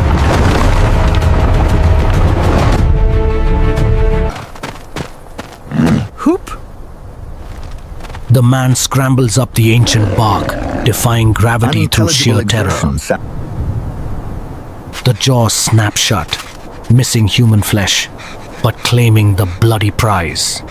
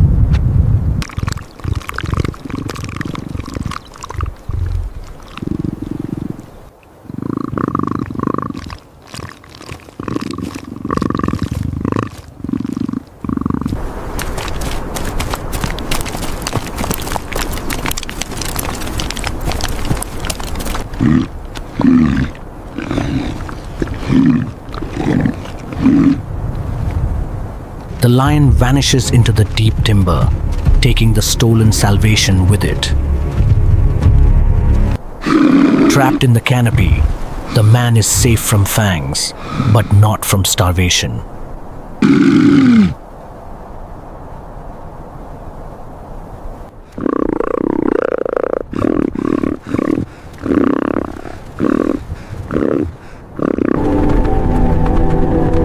Below him, a cluster of vibrant crimson berries offers a deadly temptation. Wild fruit. In nature, vibrant colors are often a warning, never an invitation.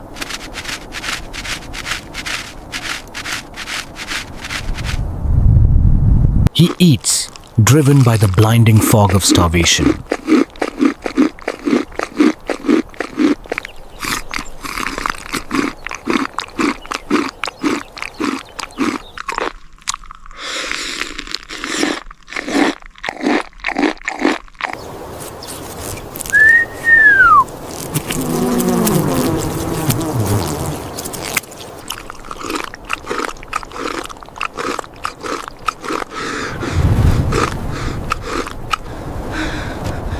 The punishment is swift and merciless.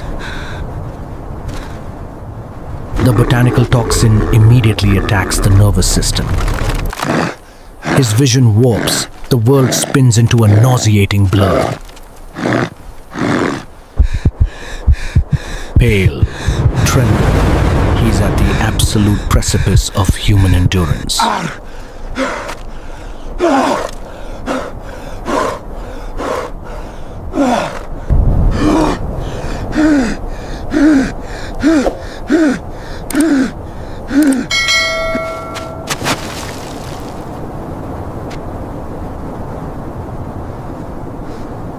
He purges, his body violently rejecting the poison, draining what little moisture he had left.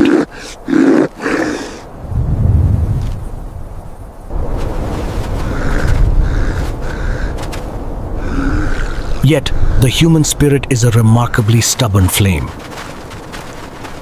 He must flush the venom from his veins, or the desert will claim his bones. He fixes his eyes on the horizon, stepping directly into the blistering heat.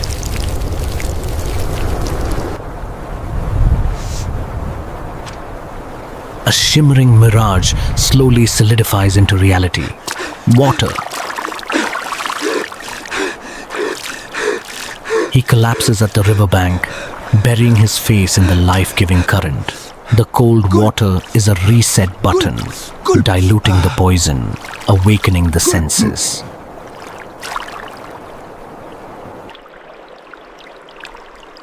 As the toxin clears, a new opportunity reveals itself beneath the ripples. Muscle cannot outswim the fish, but intellect can outsmart them.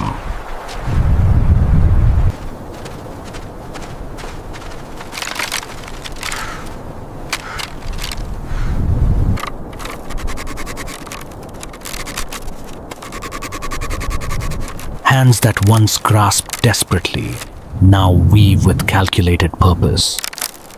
Pliant branches are woven into a deadly trap, a funnel of no return.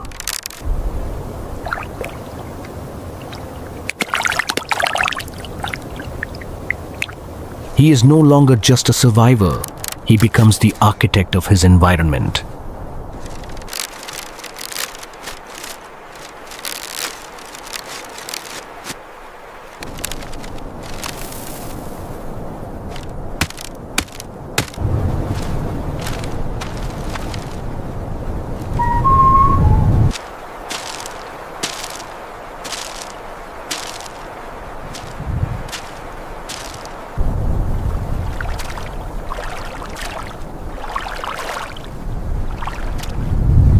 With a heavy branch, he orchestrates panic in the narrow stream. The fish flee from the perceived danger, swimming straight into the invisible one.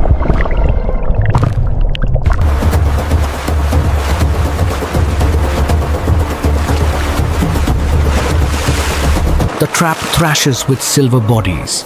Intellect has decisively defeated agility.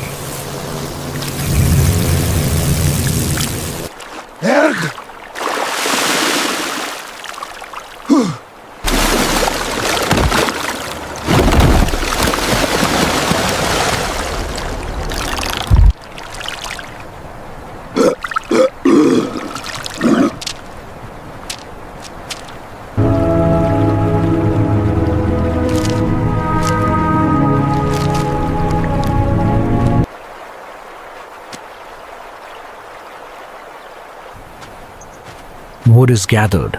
The rhythmic, desperate friction of stone and wood begins.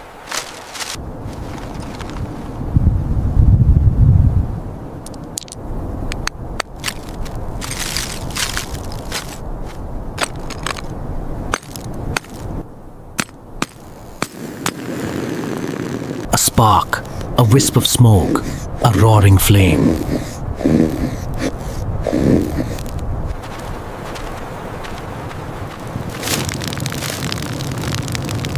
The crackle of the fire is the sound of mankind pushing back the darkness.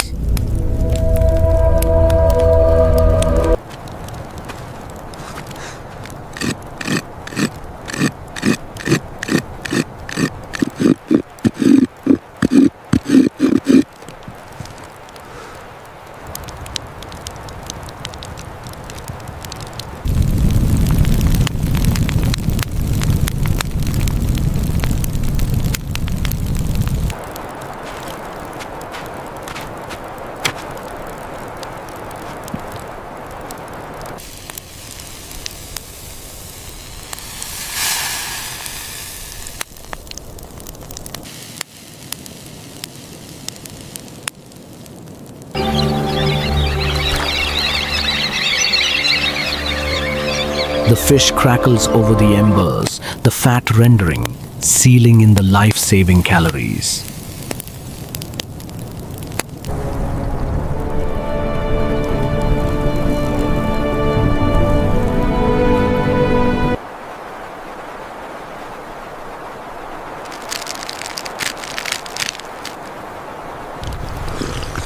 He bites into the golden, crispy flesh. Warmth floods his core. It is not just sustenance, it is a physiological triumph. For a fleeting, quiet moment, this savage world feels incredibly peaceful. But a solitary survivor is an anomaly. Our species is bound by blood and tribe.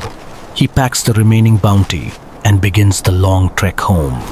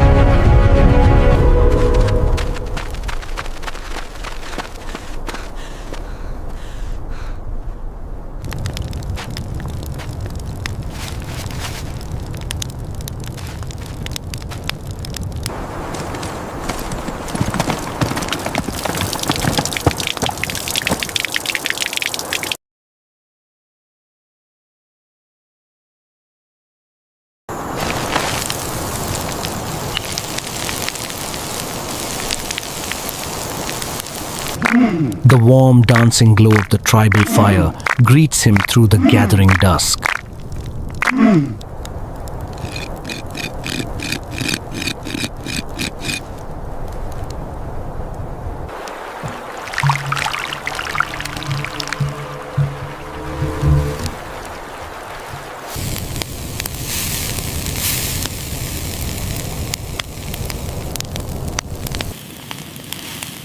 He drops the woven basket of fish before his kin. They sit shoulder to shoulder, a unified wall against the encroaching cold. As they tear into the warm meat together, they are no longer just surviving, they are living.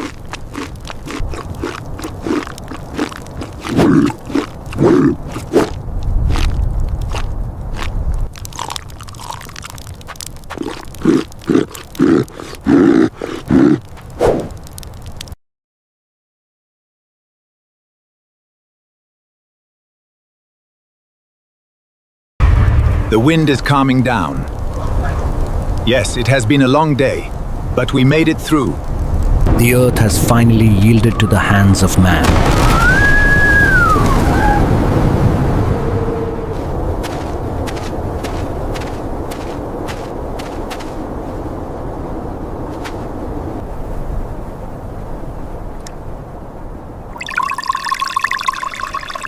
From wandering scavengers, they have become cultivators of life.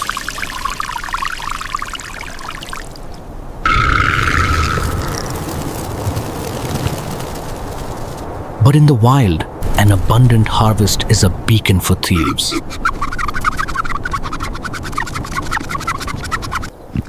The long-eared rabbit, agile, silent, and relentlessly driven by its own starvation.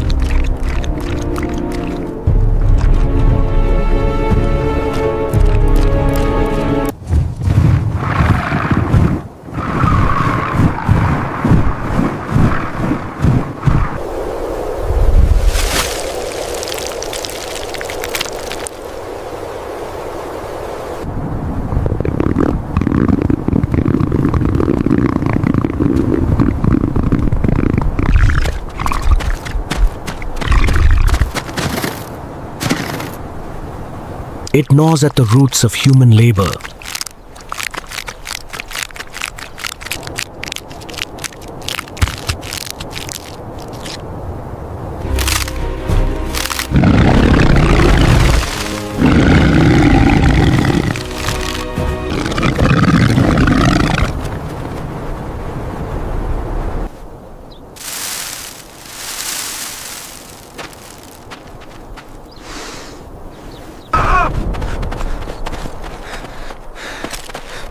Ha!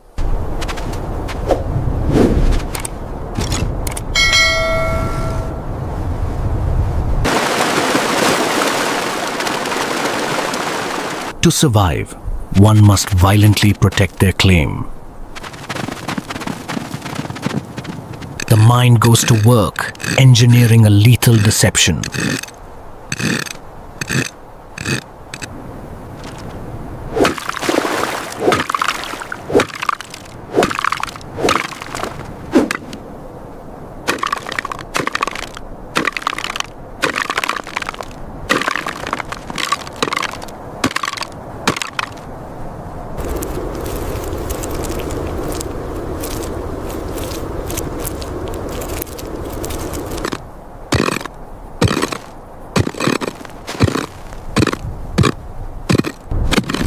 A deep pit is carved into the soil, lined with unforgiving wooden stakes.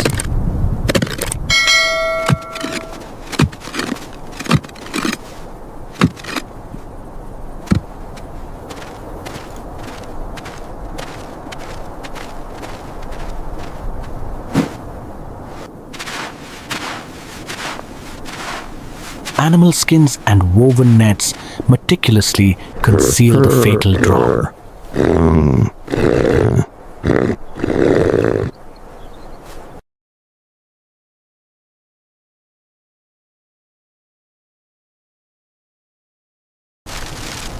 A single radish sits above the abyss as the perfect bait.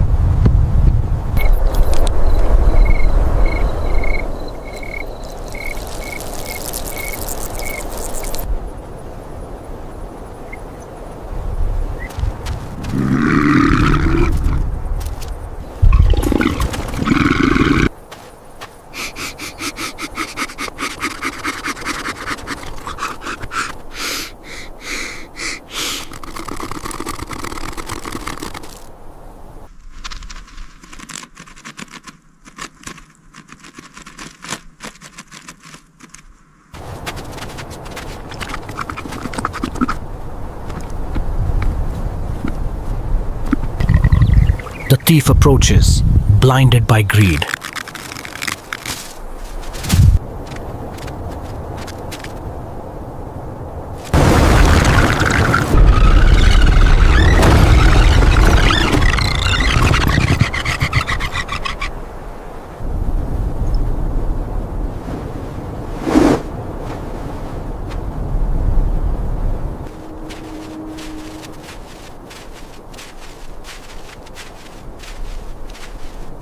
Tonight, the harvest is secure and a new prize is claimed.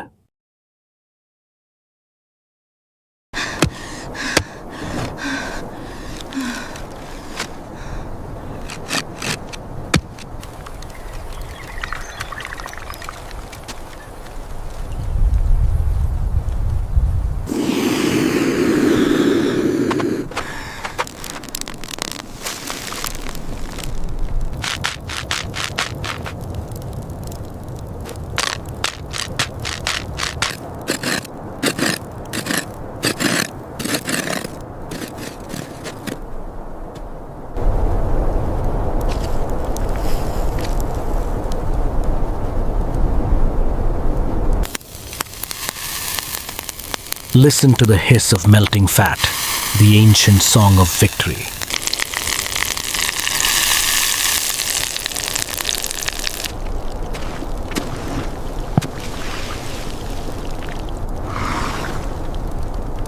The roots are peeled, the meat is fire-kissed.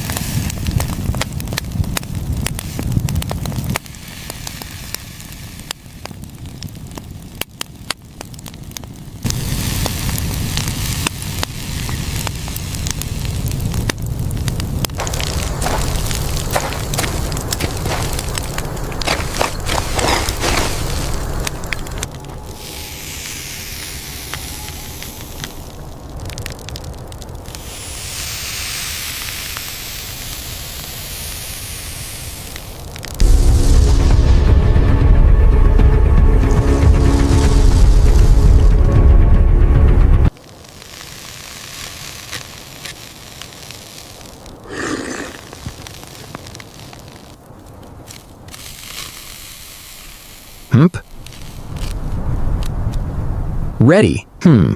It is ready. Perfect. Juicy. The tribe gathers, bound by the warmth of the hearth and the triumph of intellect. Tender golden meat is divided equally among the kin. Stomachs are full, but in this era, the hunt never truly ends. The struggle for calories is an eternal cycle.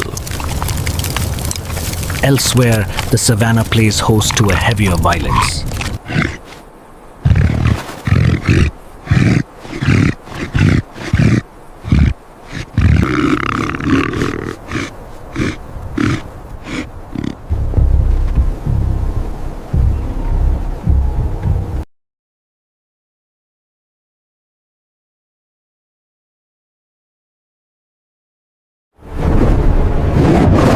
Prehistoric lion viciously takes down an entelodont, the hell pig of the ancient world.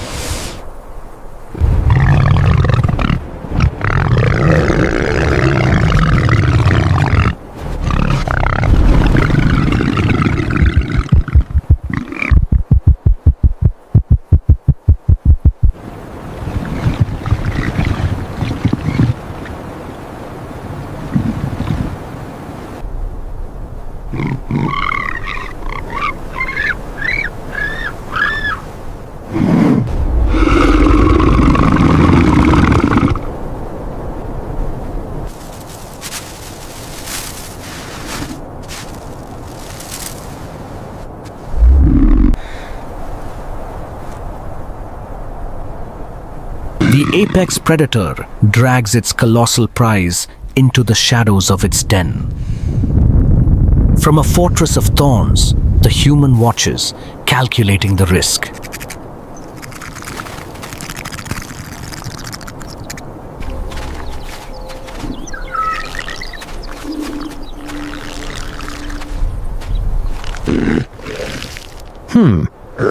Urge. He claims a massive chunk of flesh. For you! Enough protein to sustain his bloodline for days.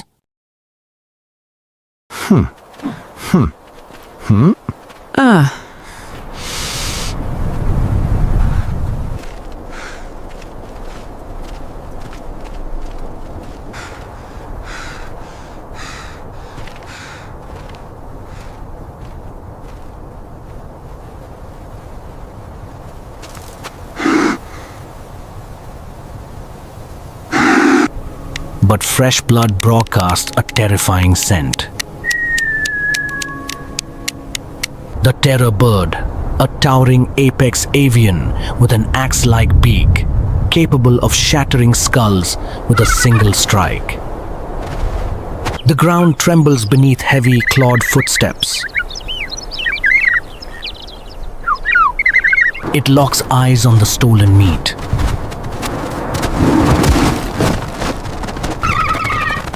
Panic is a killer. Focus is survival.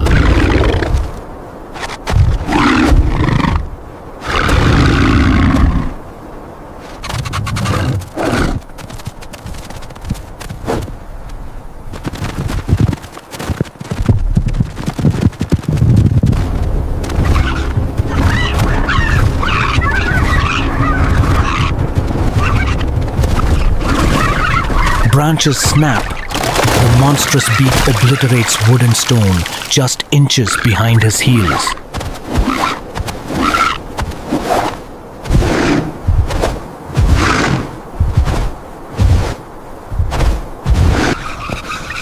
A massive fissure tears across the earth ahead. He leaps, trusting his life to momentum. The avian giant, blinded by predatory rage, plummets into the dark abyss. Silence returns, broken only by his ragged breath. Grrr.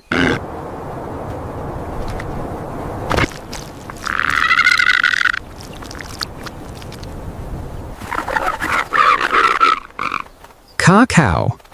Cow. Cow. E-e-ea.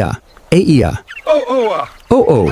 A-a-ea-ea. The adrenaline fades, Grrrel. leaving behind a gnawing, acidic hunger.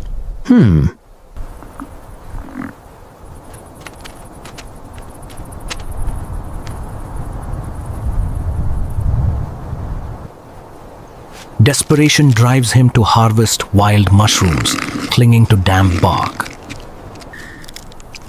He eats them raw, a critical error. Nature's chemical defense mechanisms are invisible and ruthless. The toxins surge, the forest spins into a sickening vortex. His stomach violently revolts, expelling the poison in a harsh, agonizing purge. Dehydrating rapidly, he must find water or his organs will fail. Stumbling through the treacherous deep woods, a crystal current finally appears.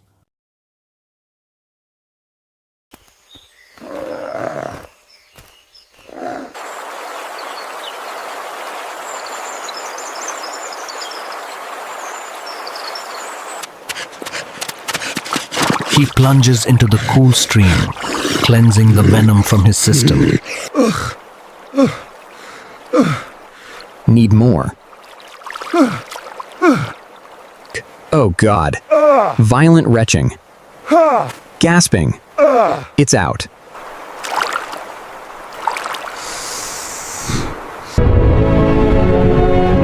Beneath the ripples, armored shadows dart across the pebbles.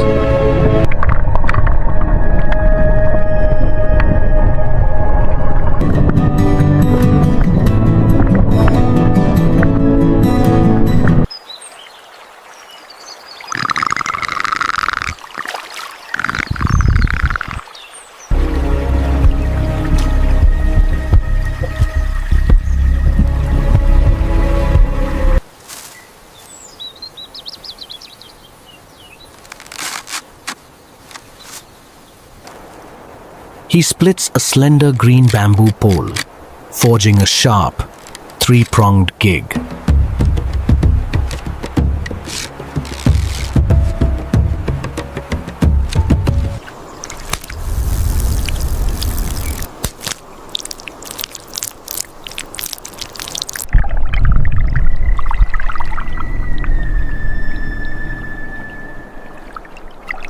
He returns to his kin, offering the bounty of the river. Patience, precision, a sudden violent strike. The gig traps a struggling, armored leviathan of the stream. He lifts the dripping prize into the sunlight, ready for the fire.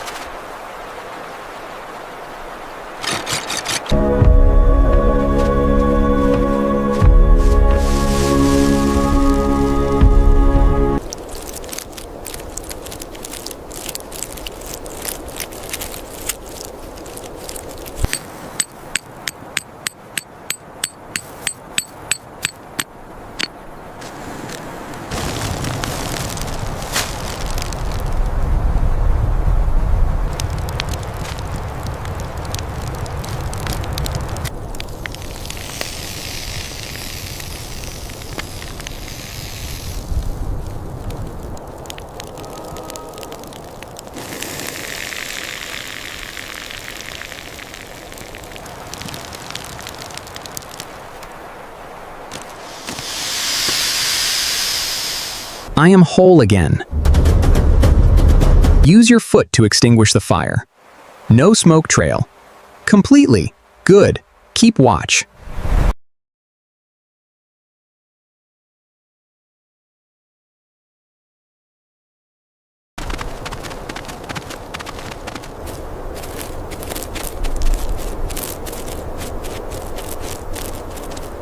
He returns to his kin, offering the bounty of the river.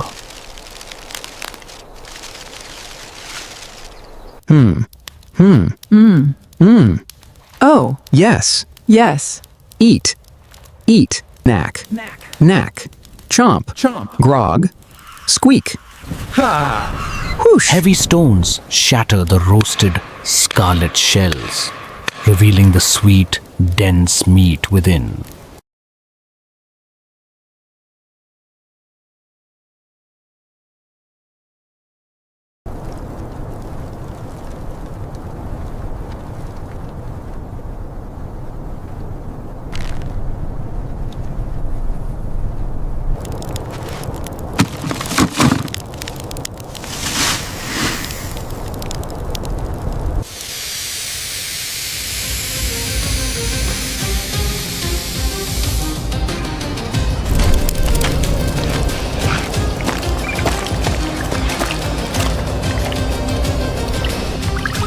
They gorge themselves on the giant claws, stringing up the excess to dry for the barren days.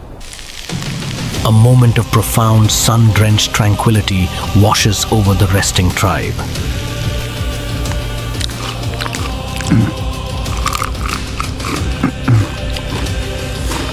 But in the primordial canopy above, a silent, muscular coil is tightening.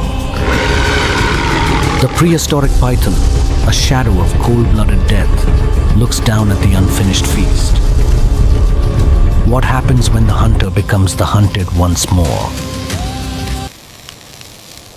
Join our ancestors in the battle against the ancient serpent in the next chapter, and thank you for subscribing to the channel.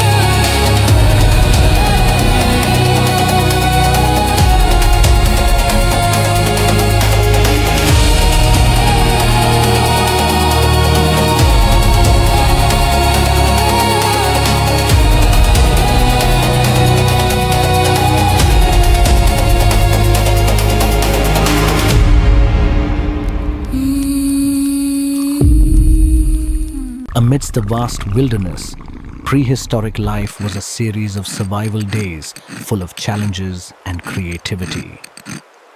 As dawn breaks, the primitive man is already by the tranquil stream to begin his underwater hunt.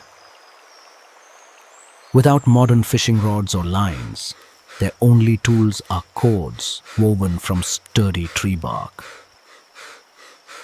To lure hungry fish, they came up with an incredibly unique bait.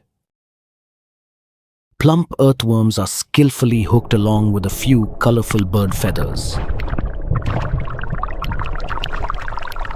Underwater, the cluster of feathers sways gracefully, looking exactly like a small struggling insect.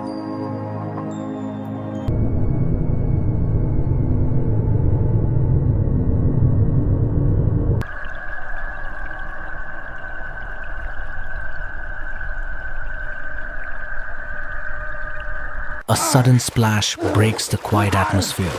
Quick as lightning, the hunter sharply pulls the woven cord. A large fish, splashing and struggling, is successfully pulled ashore. Push! Lift! Heave!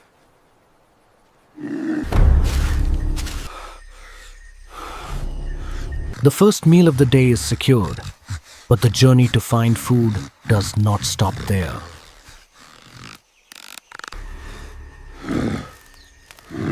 Leaving the stream behind, the prehistoric people's footsteps delve deep into the dense, damp forest. Their keen eyes quickly spot a giant ant nest clinging to an ancient branch. To access the treasure inside, they do not use brute force but apply a very clever trick. A bunch of fresh leaves and dry branches are gathered and set on fire to create thick plumes of smoke. They skillfully blow the pungent smoke straight into the tiny holes on the surface of the ant nest. Suffocating from the smoke, the panicked ants abandon their nest and swarm out to escape. Only when the last defenders have left does the hunter carefully peel away the outer layer of the nest.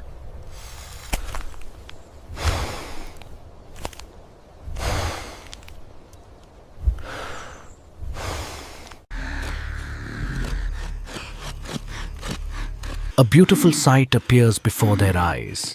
Tens of thousands of ant eggs, neatly stacked in layers. Rough hands gently gather the precious spoils and place them onto large leaves.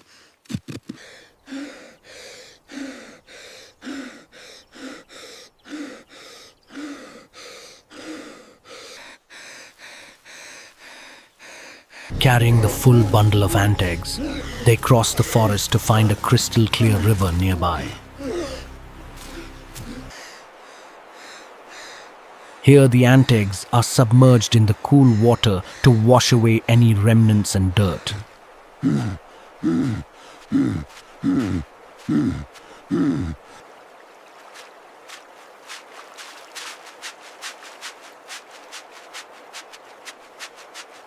Under the sunlight, the clean ant eggs reveal their pure white and plump appearance. When savored in the mouth, they provide an incredibly appealing crunchy and creamy sensation.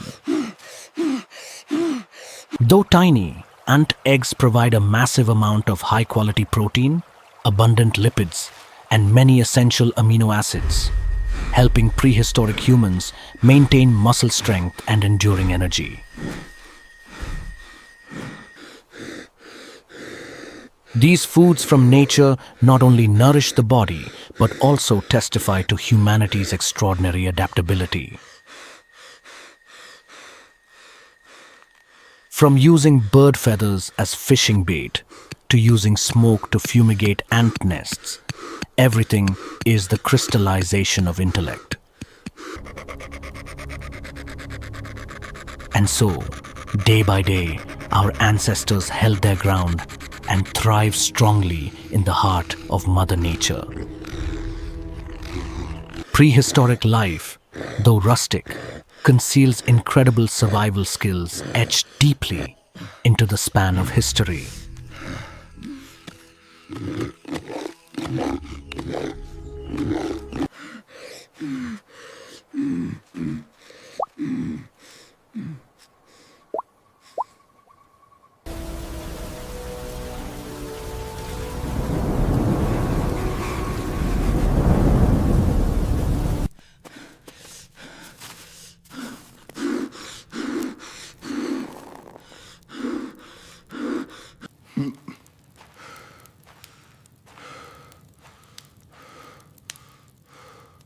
Whew.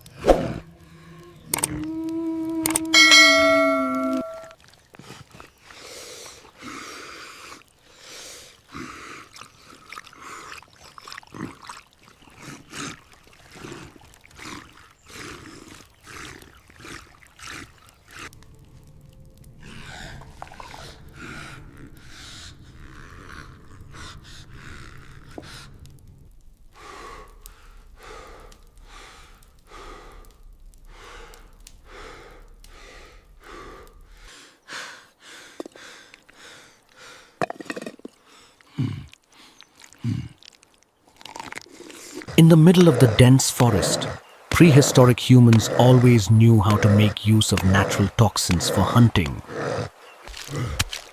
They picked a special type of forest leaf containing a substance that stupefies fish, then placed it on a stone slab to pound it into a smooth paste. The crushed leaves were then mixed with soft mud to create a thick paste, preventing the toxin from being washed away too quickly by the water current. The hunter approached the riverbank and forcefully threw these unique mud baits into the slow-moving stream. The sap from the leaves slowly dissolved into the water, forming an invisible yet incredibly effective trap.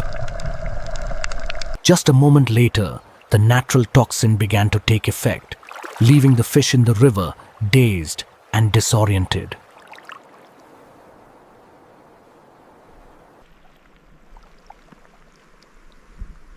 The intoxicated fish began to turn belly up, weakly drifting into the shallow waters near the shore. The waiting group of prehistoric humans immediately rushed down, coordinating rhythmically to corral the fish. They used nets woven from tough tree bark fibers to completely encircle the sluggish school of fish.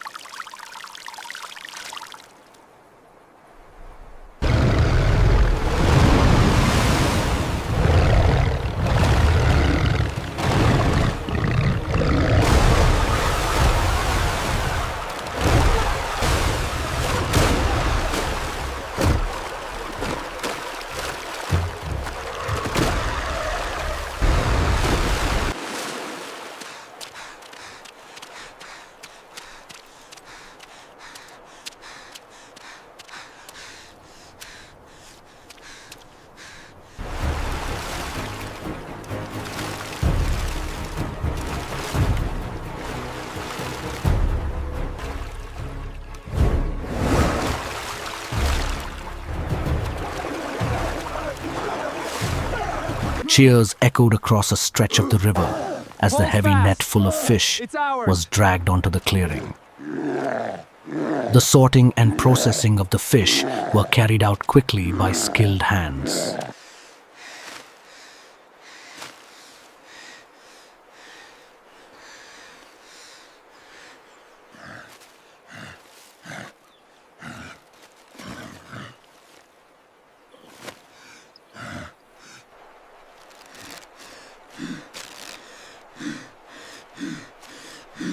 For the small fish, they lightly marinated them with rock salt and some wild peppercorns. The small fish were then carefully wrapped in layers of lush green wild banana leaves to fully retain their sweet juices inside.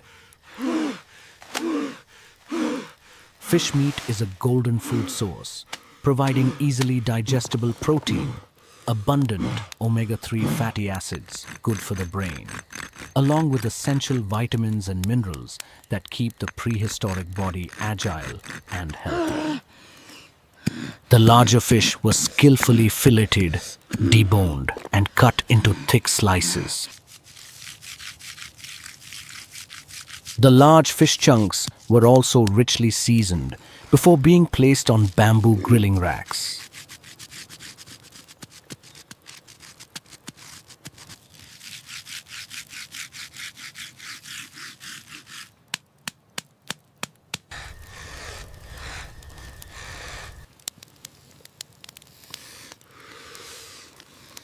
A large fire was kindled, radiating warmth to dispel the cold and mist of the deep forest.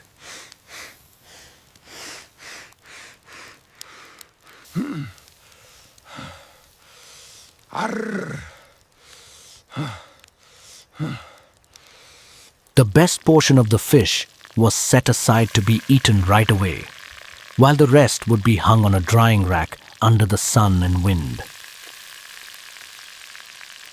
This method allowed them to have a fulfilling meal immediately, while also storing a precious food source for times of scarcity. Under the heat of the fire, the fish pieces gradually turned golden brown, releasing plumes of fragrant smoke. The rich, fatty aroma wafted intensely, instantly stimulating everyone's growling stomachs. The prehistoric humans gathered in a circle around the flickering fire, their eyes filled with joyful delight. Everyone began to enjoy the fruits of their labor, as each sweet, flavorful piece of fish melted in their mouths. Once their stomachs were full and the fire gradually died down, they started preparing for the next crucial task. This potassium and mineral-rich wood ash would be kept as a natural fertilizer, preparing for the upcoming planting season.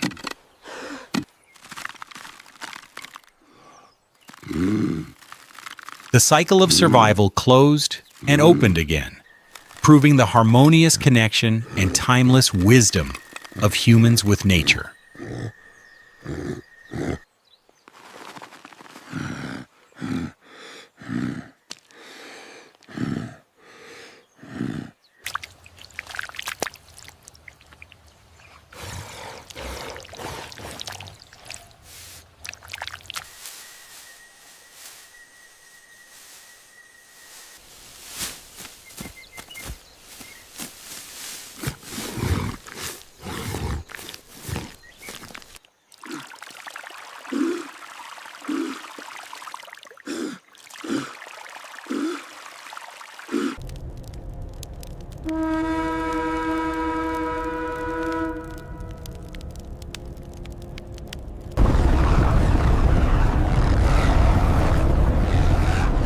The sky suddenly turns pitch black, signaling a torrential downpour about to unleash upon the wild forest. Freezing gusts of wind howl, forcing prehistoric humans to prepare themselves to face the fury of nature. Together! Grab the beams! Push back against the wind!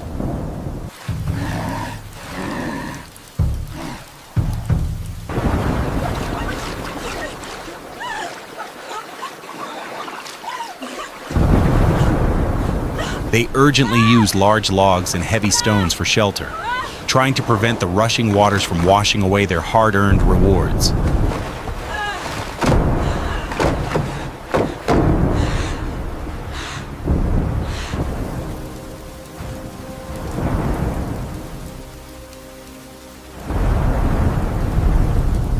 The usually fragile layers of leaves are no longer strong enough to withstand the destructive power of the storm.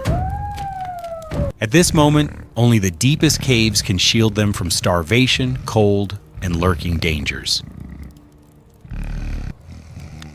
Stepping inside the cave, the solid rock walls become a safe fortress protecting the survival of the entire tribe.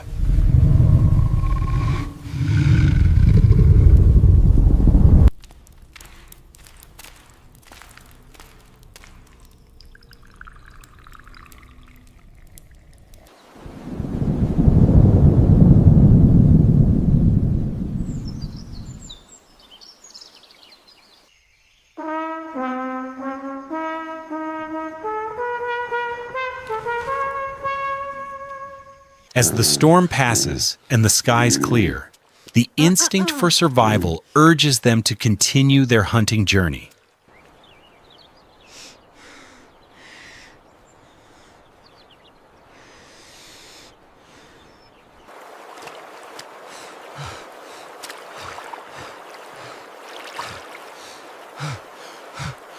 The rising water levels after the rain bring them a brilliant opportunity to conquer the river, using their intellect.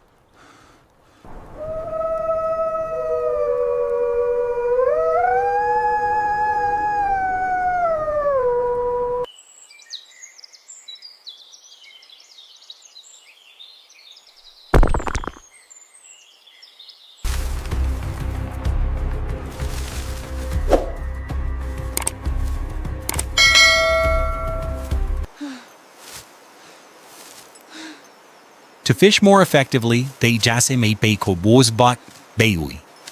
to venture into the forest, chop down straight bamboo stalks, and bring them back to make tools.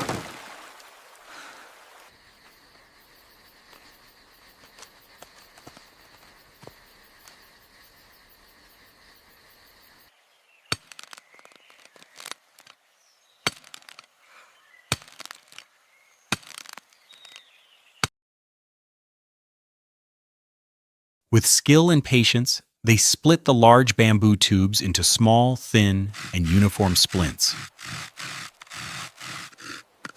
Each bamboo splint is meticulously rubbed and smoothed down to leave no sharp splinters that could cause injury during handling. Nimble hands swiftly weave the bamboo splints together, forming incredibly sturdy diamond-shaped meshes. Before long, the individual bamboo strips are fully woven into sophisticated fish traps. The basket is designed with a special funnel shape, allowing fish to enter easily but completely blocking their way out.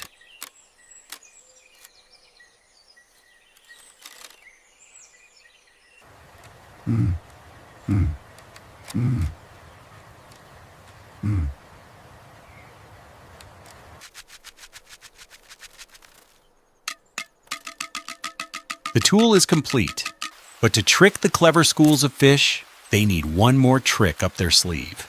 Preparing an alluring bait is the absolute key determining the success or failure of today's hunt. The earthworms are crushed and blended with the mashed roots to form a perfect fish bait mixture. The pungent, fishy odor of the worms combined with the aroma of the roots is bound to awaken the ravenous instincts of the fish.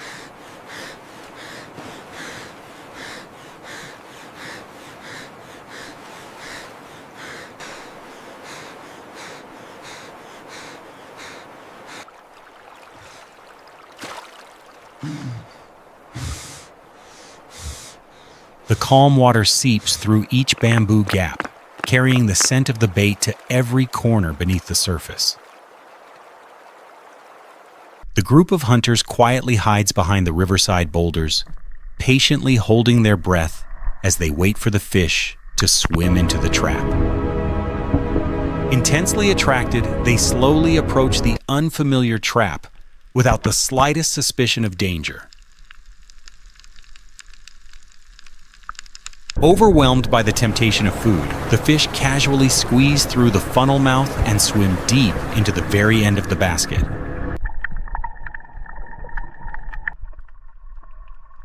Through the water, the hunter's keen eyes immediately spot the thrashing tails, signaling that the fish are trapped.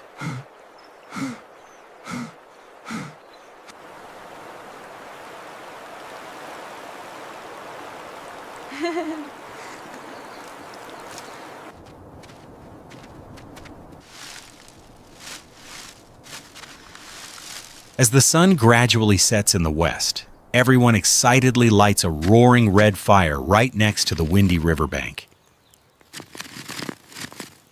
Beside the warm fire, starchy wild sweet potatoes are buried deep under the scorching hot ash to roast.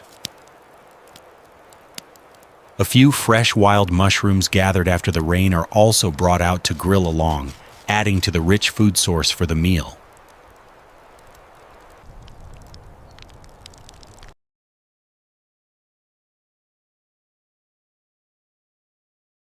The group of prehistoric humans huddles close together around the fire, enjoying a rare, peaceful, and cozy atmosphere.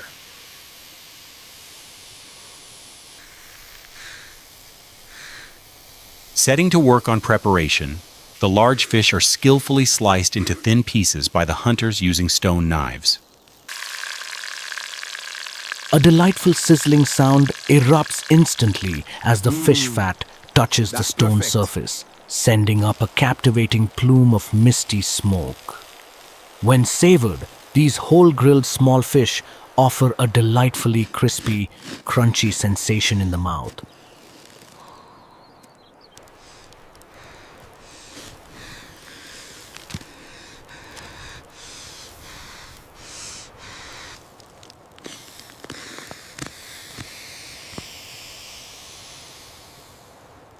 Under the heat of the charcoal, the fish skin gradually curls up, turning golden brown and emitting a mouth-watering, rich aroma.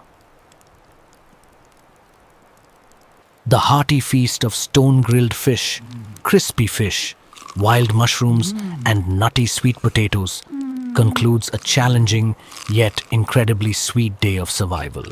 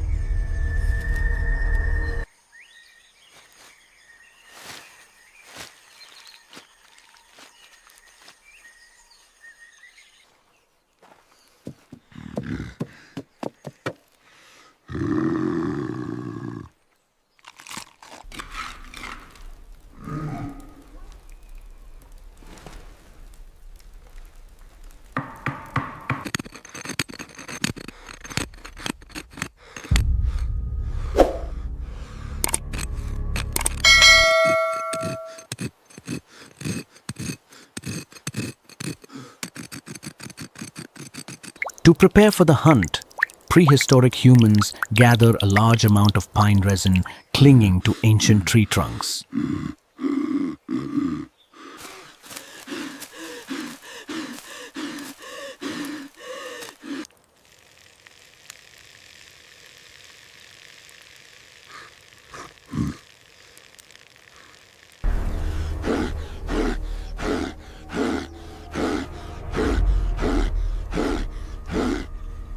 They melt down this thick resin over the fire and skillfully smear it onto the branches where birds frequently perch to trap them.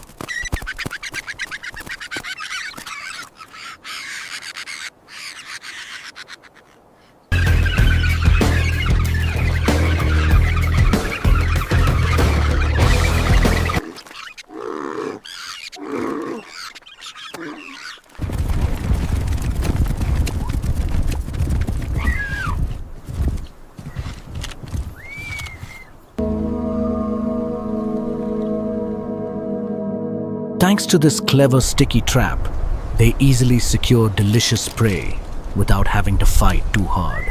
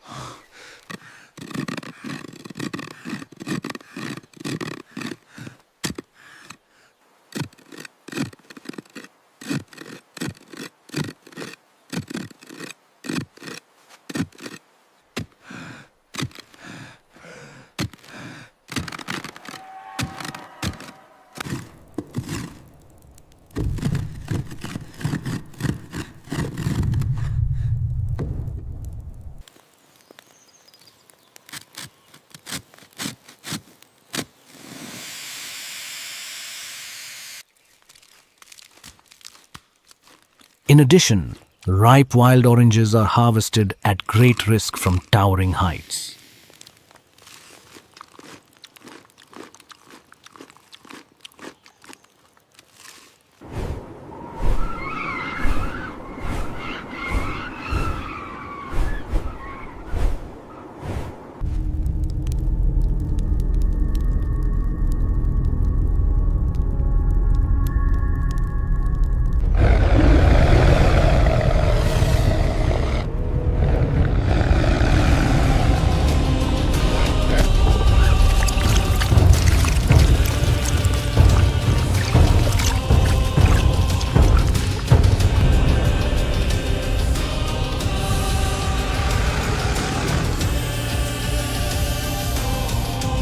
However, while they are roasting starchy wild yams, an uninvited guest suddenly emerges from the darkness.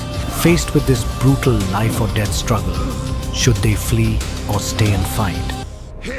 Join our channel to watch the fierce confrontation between prehistoric humans and this giant South American python, and follow the evolutionary footsteps of our ancestors in the next episode by subscribing. Thank you for watching until the end of the video. Your continuous follow and support give us the motivation to release many more videos.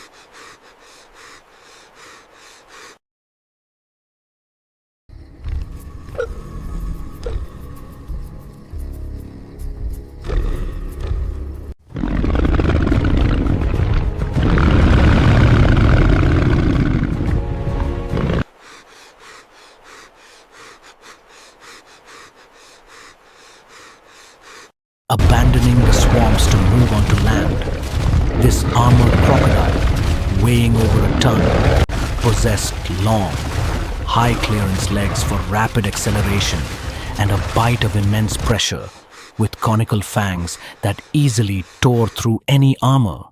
Although an unrivaled biological tank in lightning-fast ambushes, its fatal flaw was its cold-blooded respiratory system, causing its stamina to deplete rapidly, rendering it completely helpless in long-distance chases. Fear is a primal gift. When the mind paralyzes, fear pumps adrenaline straight to the legs. Fleeing is not cowardice.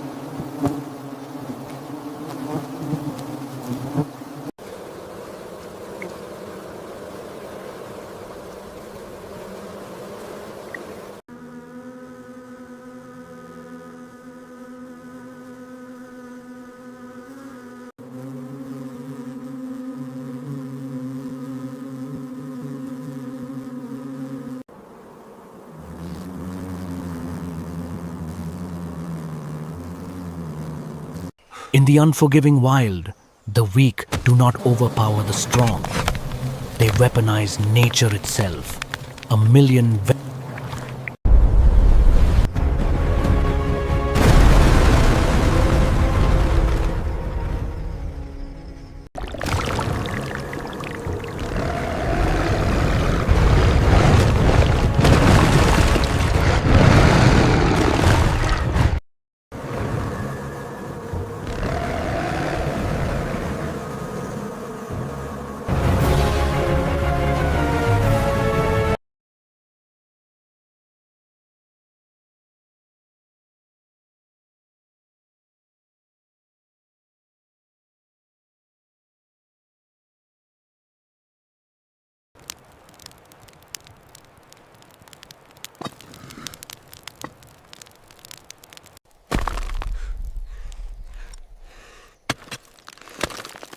thick, golden honey caramelizes perfectly over the crisp, blistering edges.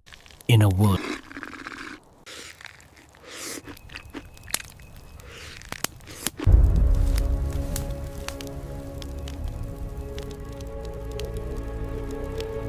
the night does not hide the monsters, it simply blinds the prey.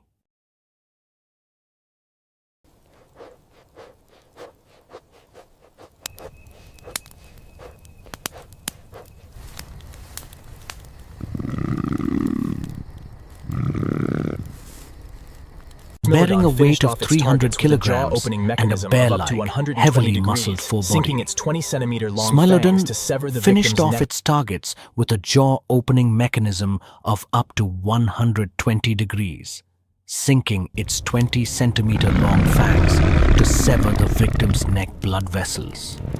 Possessing the strength to wrestle down creatures 3 times its size, its razor-sharp surgical fangs were extremely brittle and prone to breaking if they struck bone, forcing it to use its sheer strength to pin the prey down before delivering the killing blow. Ash and sticky wax. A blinding mask forged in absolute panic. Survival is rarely elegant. It is messy.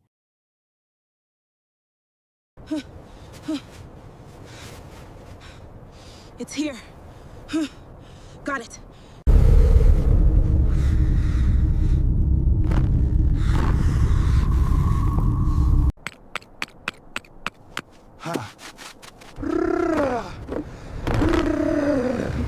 The Dune Seer does not forgive.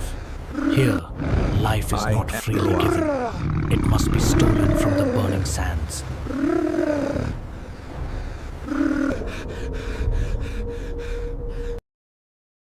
Geothermal heat, nature's primitive oven. Character Coda Leader knows that hot stones and burying sand will incubate the prize perfectly. But the scent of life always awakens the architects of death.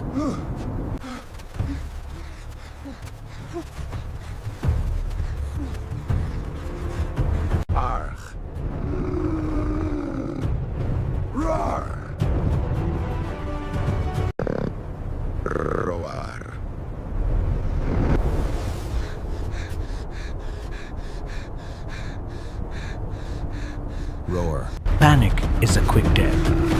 Adaptation is survival. Snarl. The tortoise shells are no longer debris. They are the... Keep going. Snarl.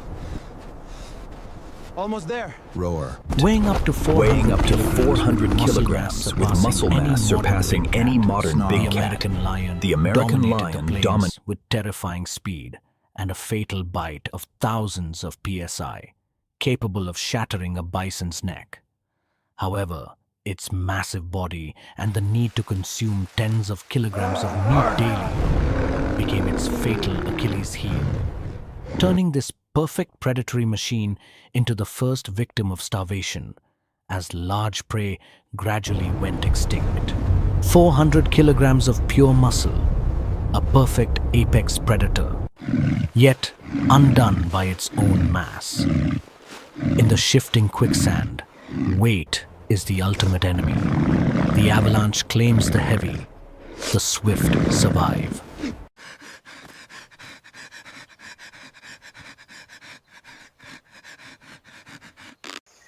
Pure, unadulterated protein, rich, molten golden fat. This is not...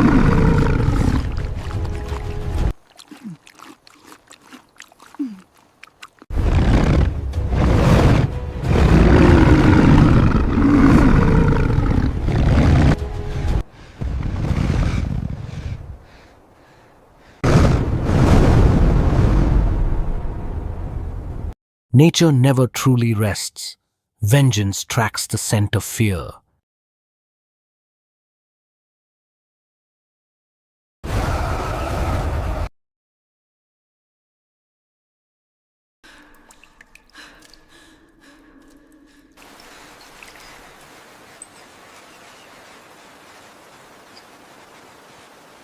Rau. Rau. Grrr. Rau.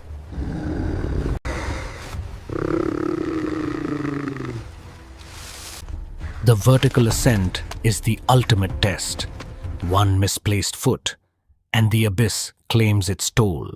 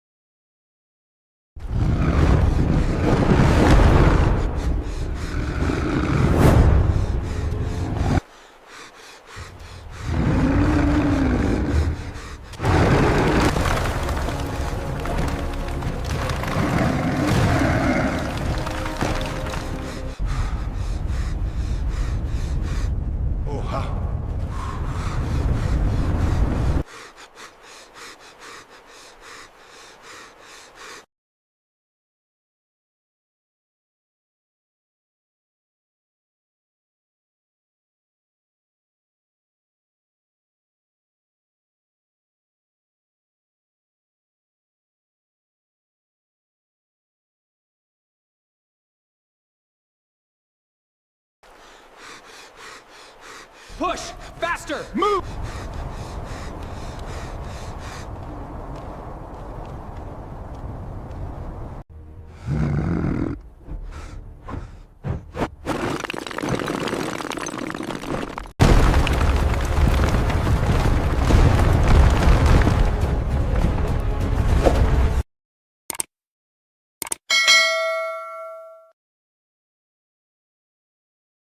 Tap, tap, tap.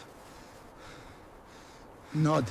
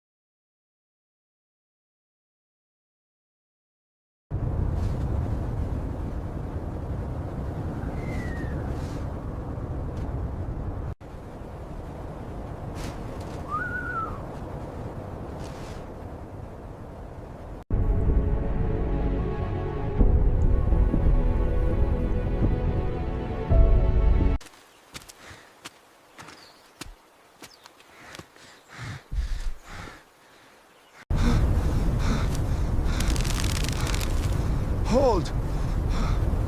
Hold!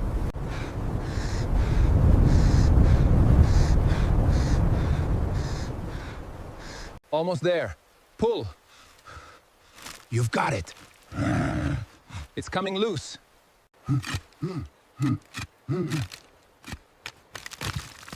Hiya! Yes. Yes.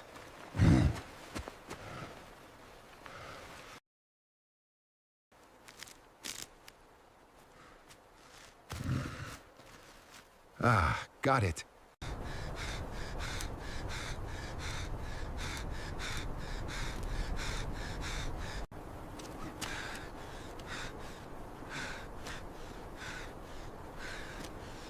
Keep holding. What is that? The apex predator of the skies, Argentavis, 7 meters of wingspan, diving at terminal velocity.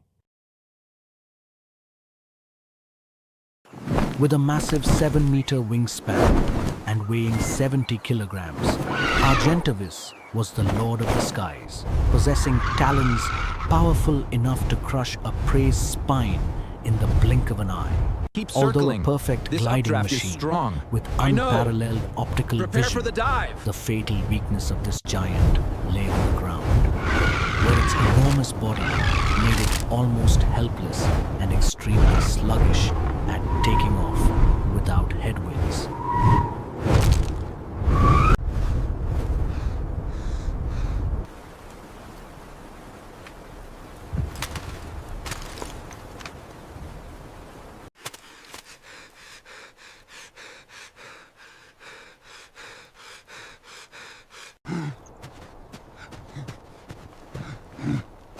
Wind resistance takes control. The inflated leather parachute neutralizes the deadly momentum of Argentavis, offering a safe descent.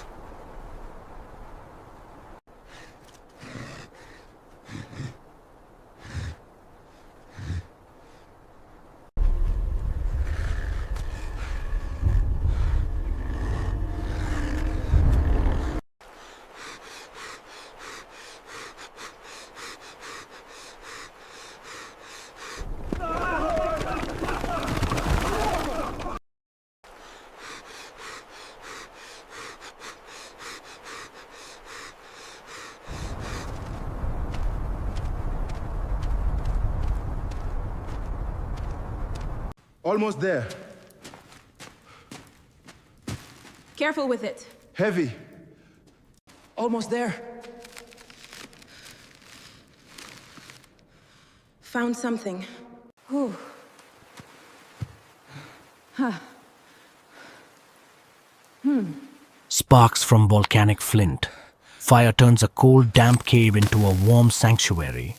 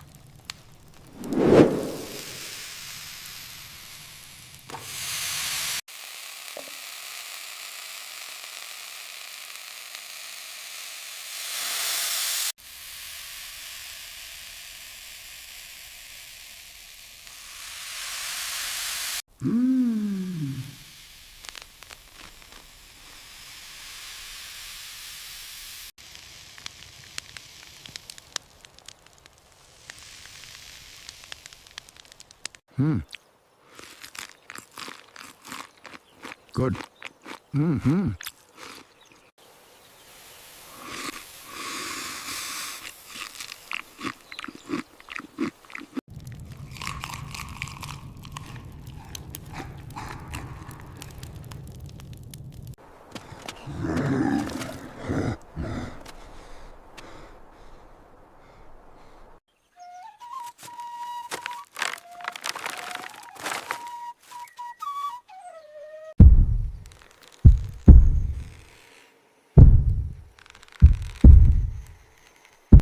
Nature's treasure, a 15-kilogram egg holding the vital energy of 200 ordinary eggs.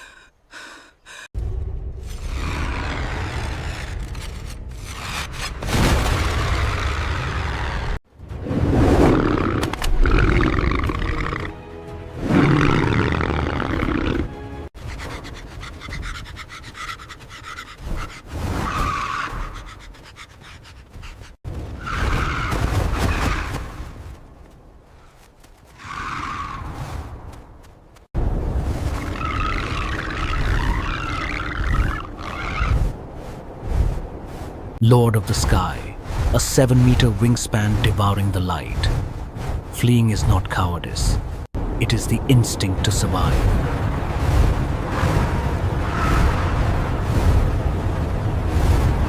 Human flesh is fragile against razor talons, but the mind is the ultimate weapon.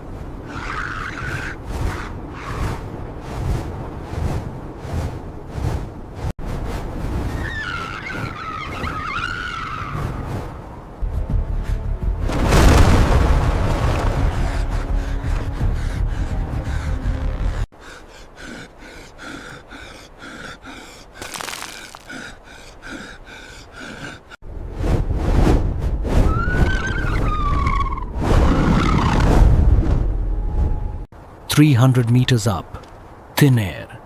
Gravity is an enemy that never sleeps."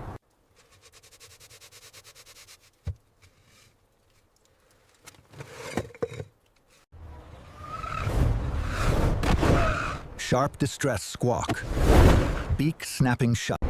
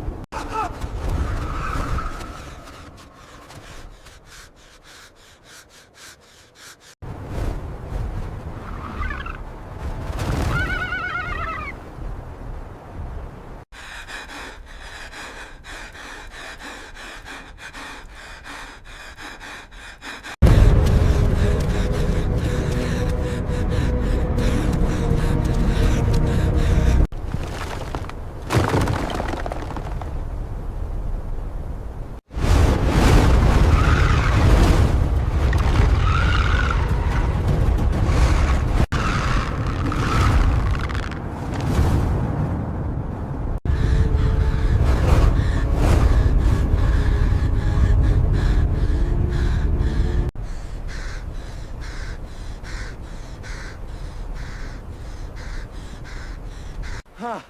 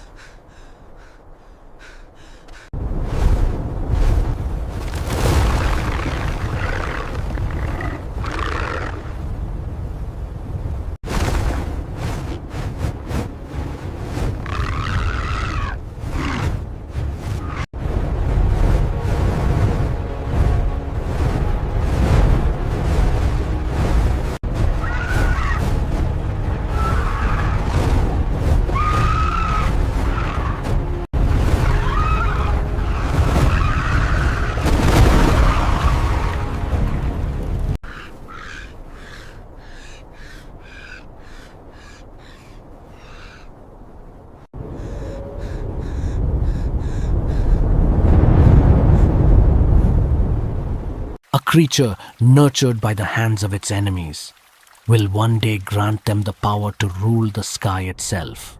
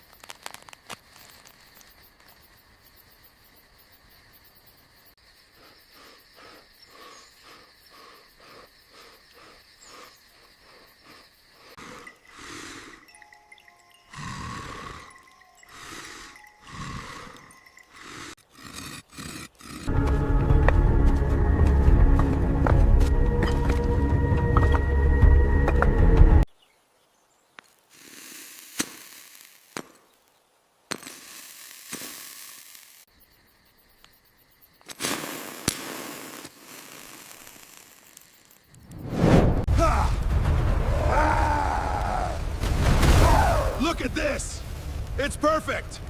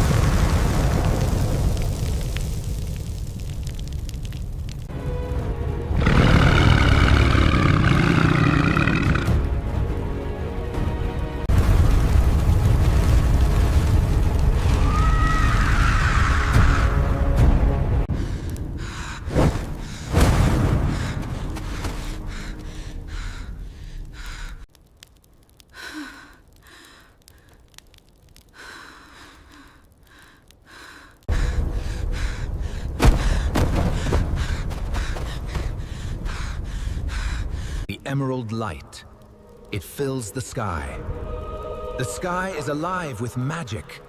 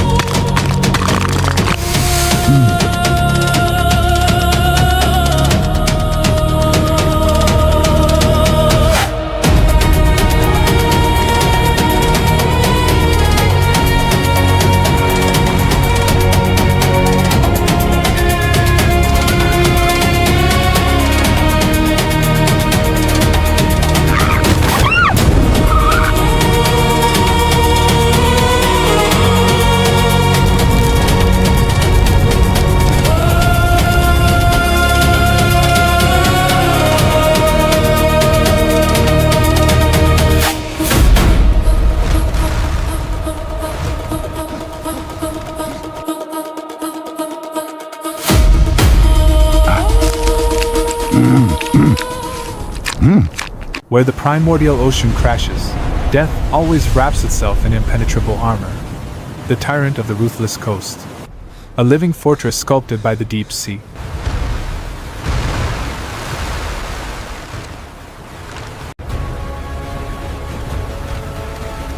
Survival instinct tells Coda to strike.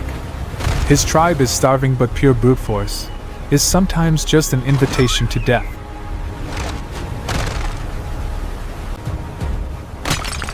The spear shatters. A chilling reminder, this earth has never belonged to mankind. No!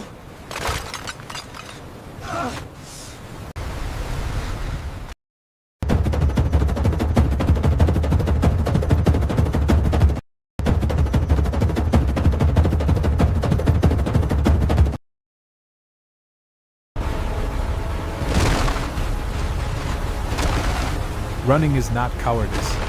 In the Ice Age, it is the only way tomorrow exists. Coda survives.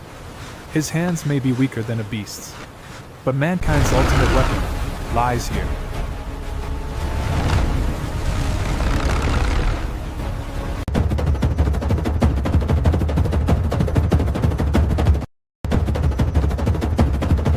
Keep back! Ah!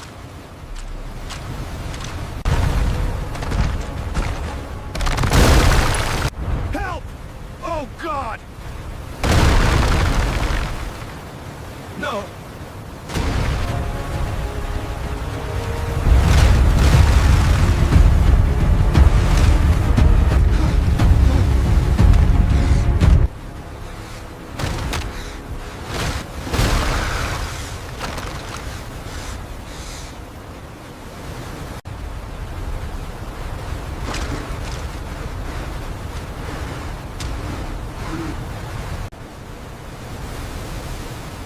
Keep climbing.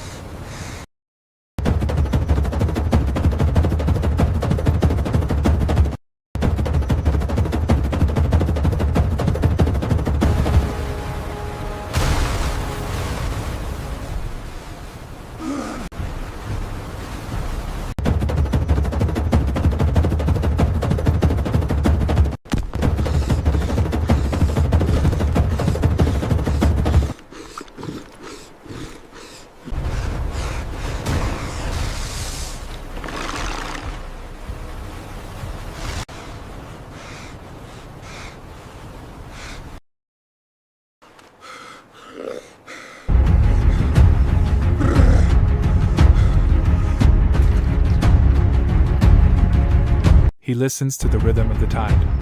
He measures the blindness of hunger, a narrow crevice, a small piece of bait. Fear has given way to cold calculation.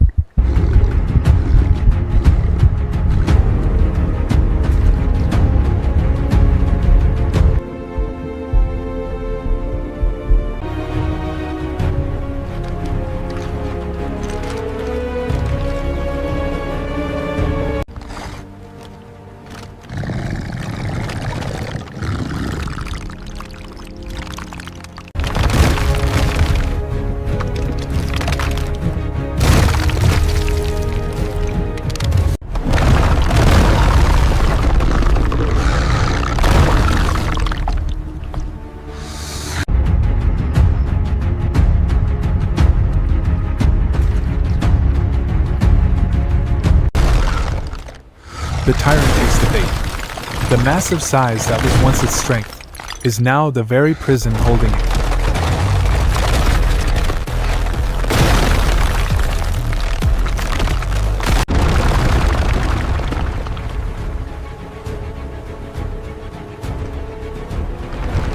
One man cannot move a mountain, but a tribe can. Intellect creates the fulcrum. The power of the lever, one of the wild's first mechanical miracles.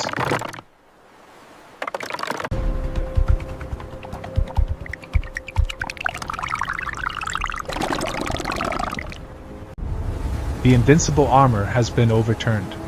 The softest vulnerability is exposed.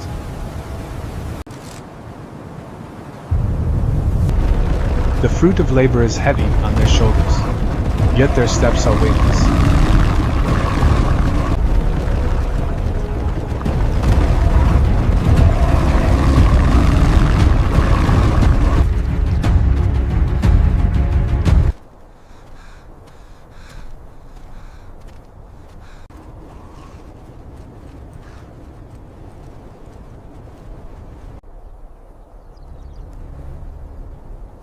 The invincible armor has been overturned.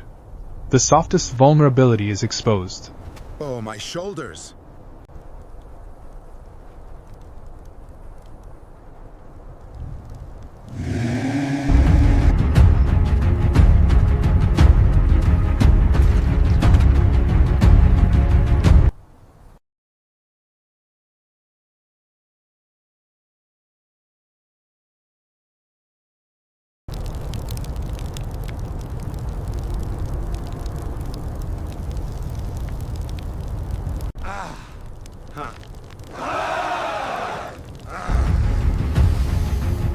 The fire dances. The cold armor of the ocean now radiates the golden hue of abundance.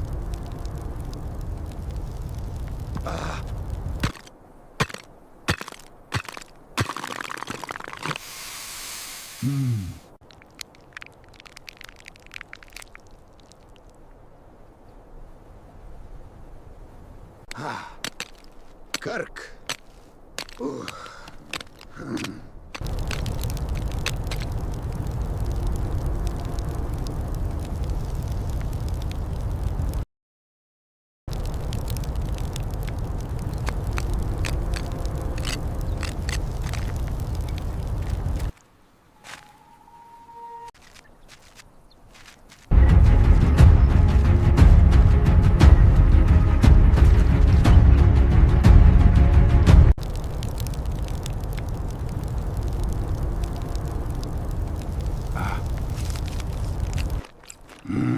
The scent of roasted meat banishes the cruel darkness of the Ice Age.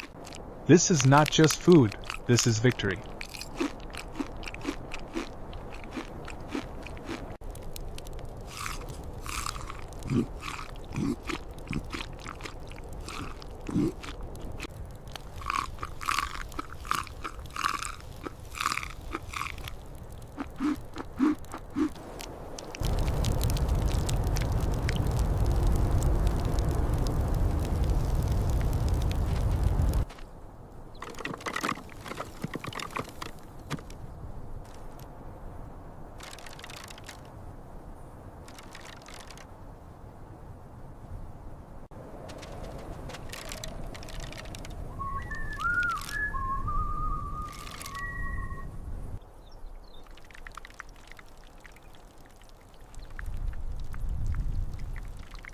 Under the great tree, hunger has gone to sleep. Today, they are no longer prey.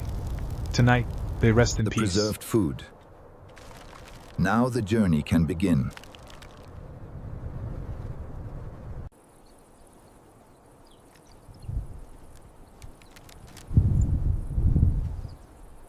The Ice Age isn't just about frost. Here, the sun scorches all things, and life is buried beneath the cracked earth. A greater hunter is descending.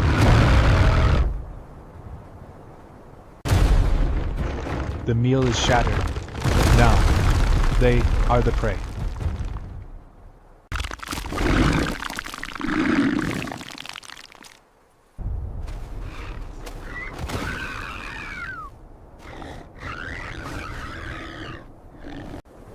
Nightmare descends from the sky. The giant carnivorous terror bird. Don't look back. Its 3-meter stride can crush the distance in the blink of an eye.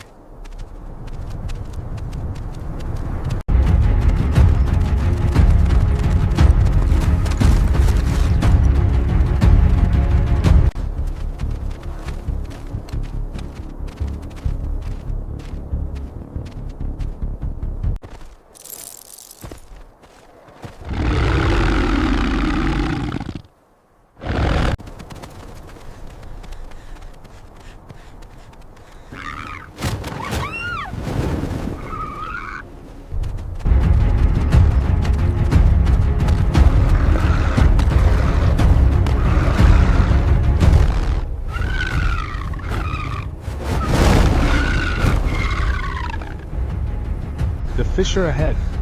It is their only chance of survival. Or a mass grave. Jump! Darkness falls. But the scythe of death is still knocking at the door.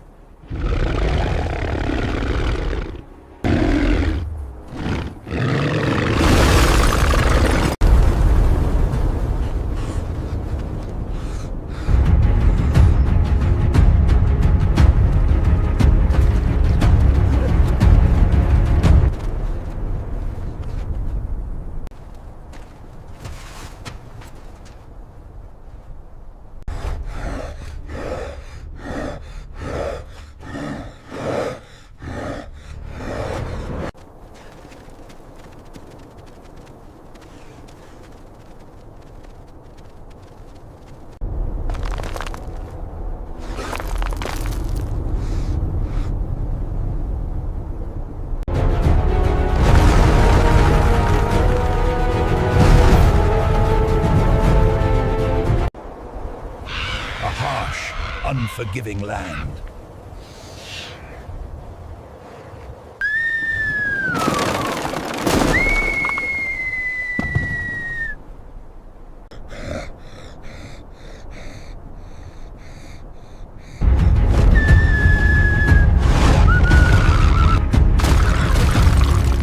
No way back. Below lies a bottomless abyss. Lena must cross the boundary of fear. In this era, the strength of mankind doesn't lie in fangs and claws. It lies in their bond.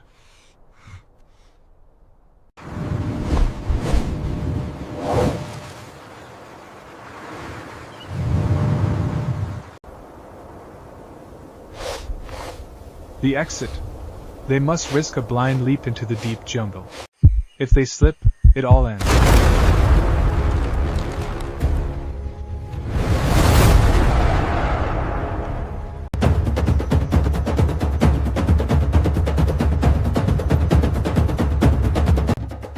Another world hidden beneath the canopy. Dense, cramped, and suffocating.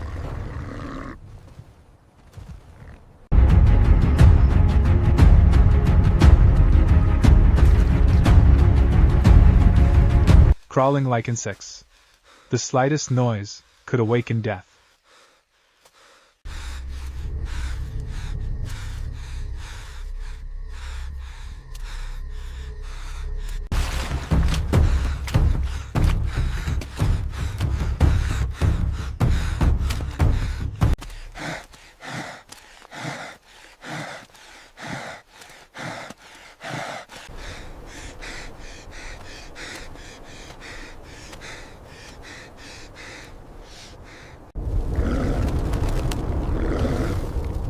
Crash.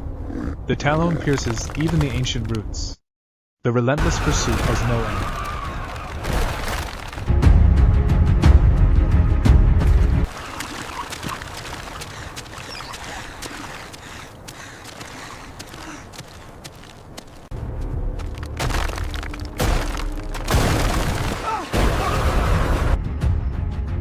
They survived the terror birds. But this purple smoke swamp is the domain of absolute silence. The air is toxic. The thick black mud wants to swallow everything that enters it.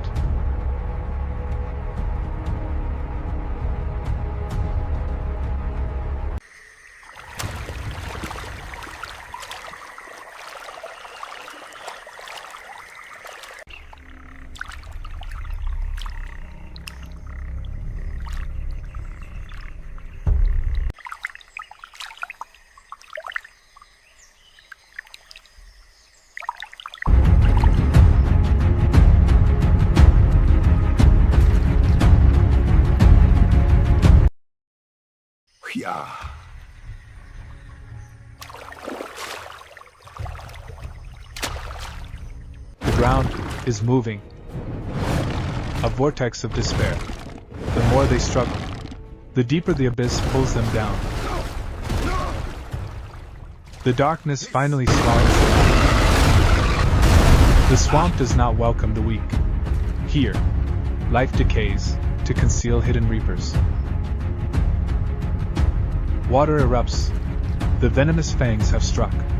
In this world, even the smallest scratch is a death sentence.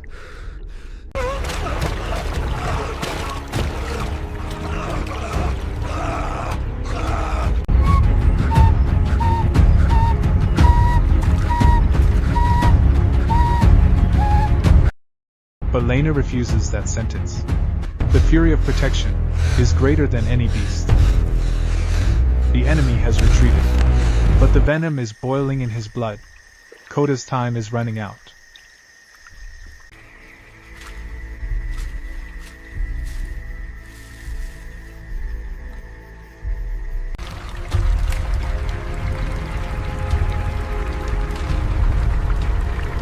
Once again, nature is a great teacher.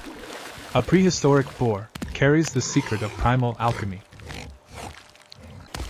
The white root, the nemesis of the swamp's venom.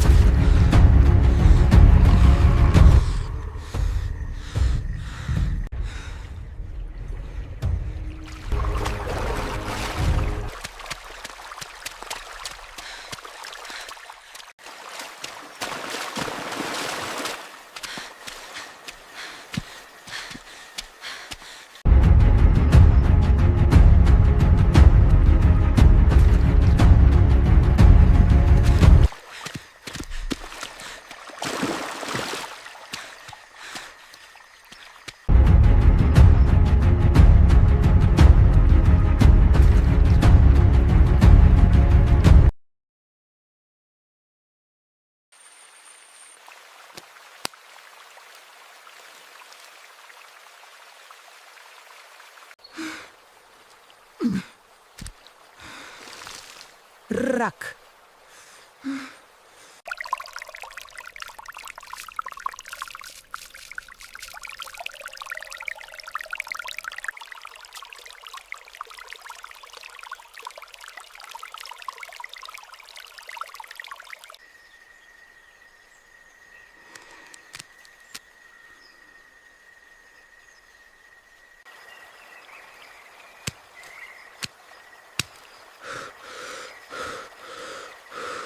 Chewed, mixed, the bitter root transforms into the ultimate biological shield.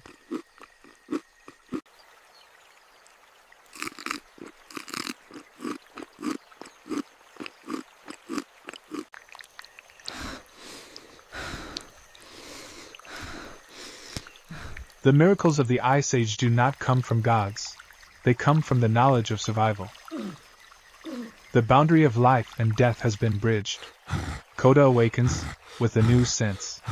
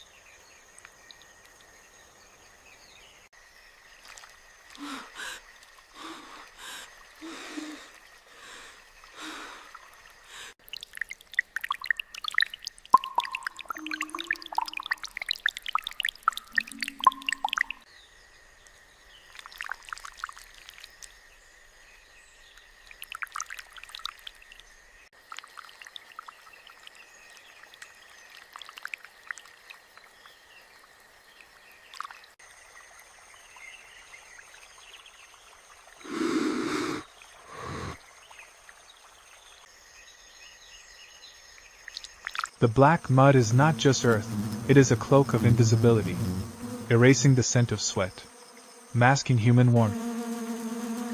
To be reborn as phantoms of the deep forest. Blind beasts brush past, completely oblivious.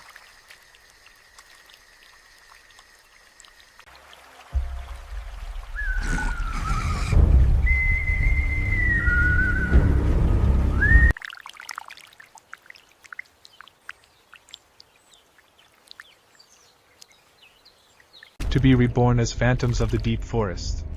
Blind beasts brush past, completely oblivious.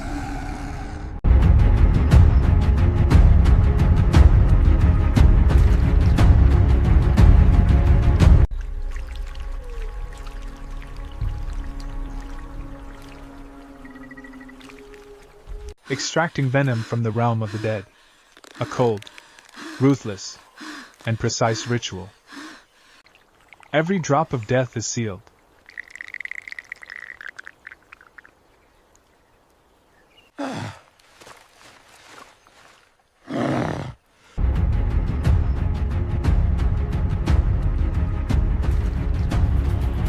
The fragile wooden spear now carries the power of the swamp beast. The venom is set.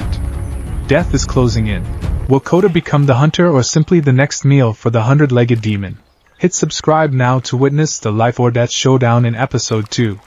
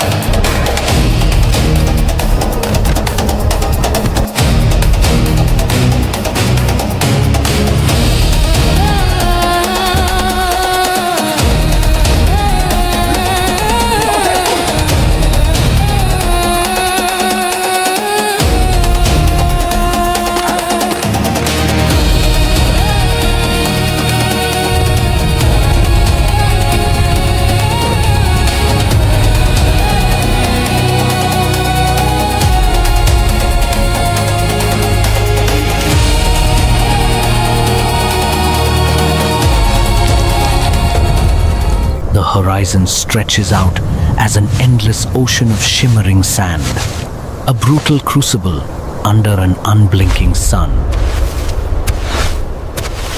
Every breath taken by the prehistoric hunters feels like inhaling molten glass, drying their throats to dust. Their physical reserves are entirely depleted, their muscles screaming for a single drop of life-giving moisture. Through the distorting heat waves of the desert, a solitary vertical shape breaks the monotonous line of death.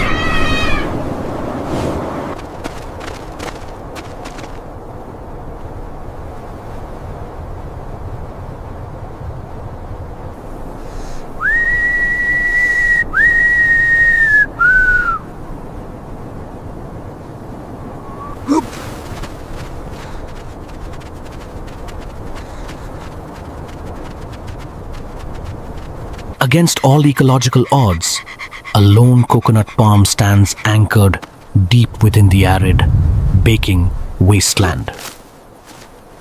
Clustered tightly near the trunk are precious fruits, a mixture of dried brown husks and younger green spheres.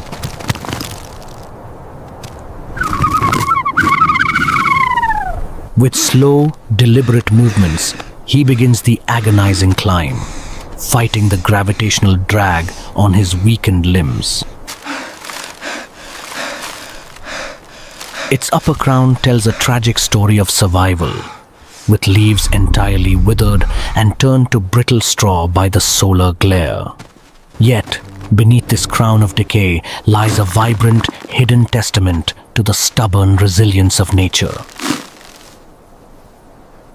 From his primitive leather belt, he draws his primary tool, a crudely flaked but lethal stone knife. Suspended high above the burning desert floor, He balances precariously, facing the blinding, direct glare of the sun.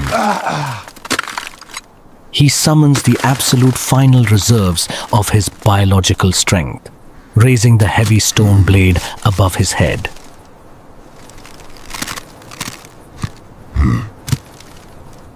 He strikes the tough, fibrous stem of the coconut cluster, the impact sending dull vibrations through the palm.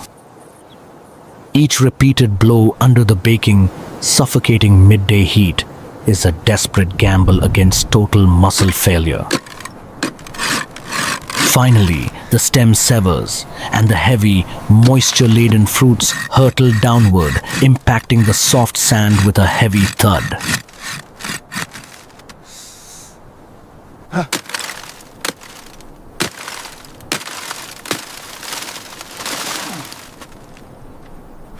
He rapidly gathers the scattered coconuts into a single pile, shielding them from the intense ambient heat.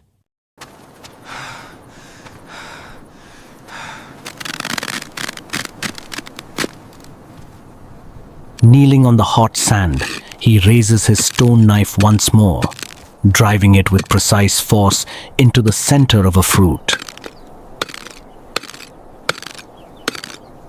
The stubborn outer husk splits apart, exposing the hard inner shell, which he fractures with a secondary, masterful strike. Coconut water is a hyper-nutritious survival fluid, uniquely packed with natural potassium, magnesium, and essential sugars that instantly restore cardiac rhythm and cellular hydration. From the fractured heart of the coconut, a pristine, clear liquid bubbles forth, escaping into the sunlight. He brings the cracked shell to his lips, allowing the sweet, life-saving nectar to flood his parched oral cavity. The cool fluid flows down his esophagus like a miraculous balm, instantly reversing hours of cellular dehydration. In the prehistoric world, individual survival is meaningless without collective continuity. He turns to his life partner. He unselfishly shares the perfectly opened, water-rich coconuts with his waiting, equally exhausted wife. Next, the hunter uses the thin, wedge-like edge of his stone blade to pry the solid white lining from the interior shell. The dense coconut meat is extraordinarily aromatic and packed with saturated fats, acting as a high-calorie fuel for the human body. This rich vegetable fat provides immediate satiety, effectively crushing the gnawing pangs of long-term starvation.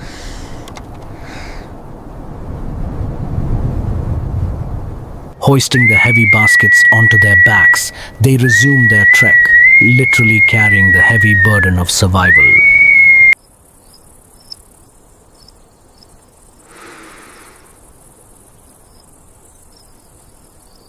A wild desert rabbit is lying completely exposed on the baked earth, its small body paralyzed by severe sunstroke. The creature's natural speed is completely neutralized by the overwhelming, oppressive heat of the day. Operating with absolute predatory silence, the hunter sneaks forward, minimizing his physical silhouette against the light. Within a single afternoon, the wilderness has provided them with both deep hydration and dense animal protein. This single fortunate acquisition effectively yanks the small family entirely out of the jaws of impending mortality. They immediately prepare the rabbit flesh for preservation, using the stone knife to slice the muscles into clean sections. The fresh, tender meat is sliced with expert precision into incredibly thin strips to facilitate rapid cooking. The hunter reaches into a small pouch and extracts raw mineral salt crystals, crushing them over the sliced flesh. He sprinkles a measured amount of salt to penetrate the muscular fibers, enhancing the flavor and preventing cellular decay. Next, The seasoned meat strips are meticulously arranged inside large, protective sheets of fresh palm leaves. The division into multiple separate packages allows for easy transport and efficient distribution during the journey.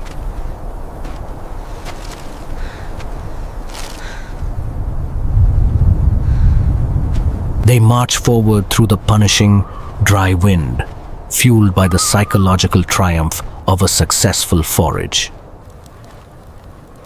Koda! Upon entering the perimeter of their camp, they immediately gather firewood to ignite the central hearth.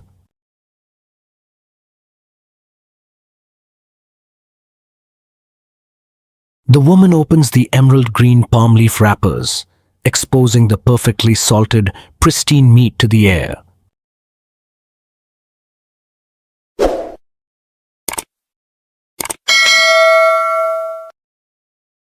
They push long, slender wooden skewers deep into the core of the meat strips, securing them for the flames. The meat-laden skewers are suspended over the hearth, where a crackling, bap-bung fire begins to radiate intense heat.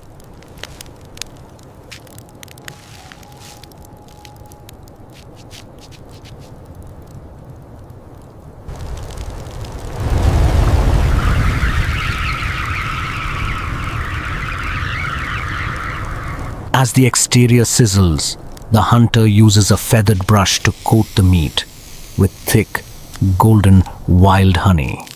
The honey glaze caramelizes over the open flame, locking the natural moisture inside and adding a spectacular sweetness. The remaining pieces of meat are hung on a high rack to be thoroughly smoked and dehydrated by the sun. This ancient dehydration method ensures the meat is transformed into a long-lasting, vital food reserve for lean times.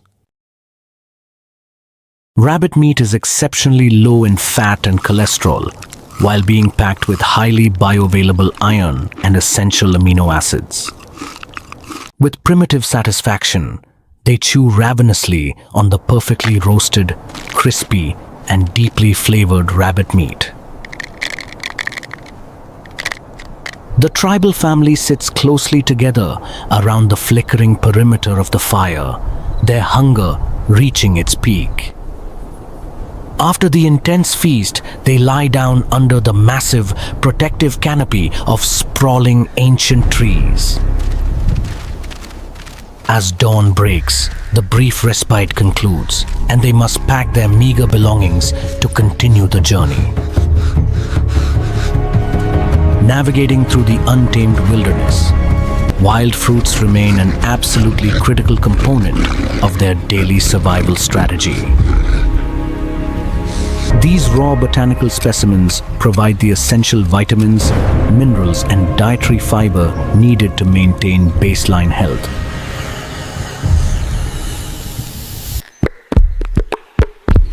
Alongside the fruit, fresh slabs of fatty salmon are carefully sliced and meticulously enclosed within supple banana leaves. The green banana leaves steam the fish internally over hot stones, significantly enhancing its aromatic profile and tenderness.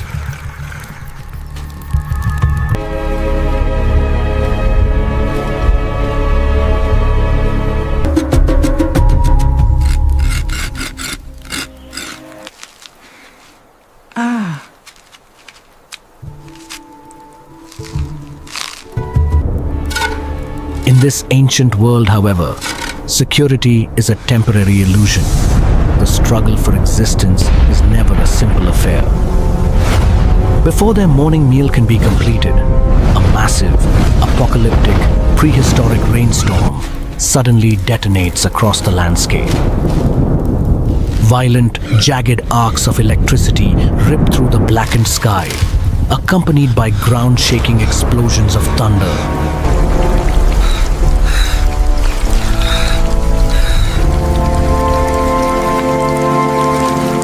The tribe must initiate an immediate, high-speed relocation to avoid being caught in a catastrophic flash flood.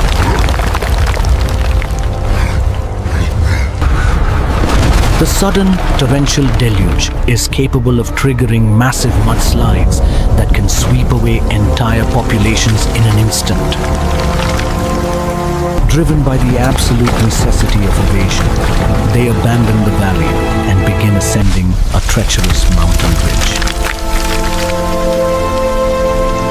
The entire clan moves in close synchronization, tracking along the steep, rain-slicked Suan Nuai with extreme caution.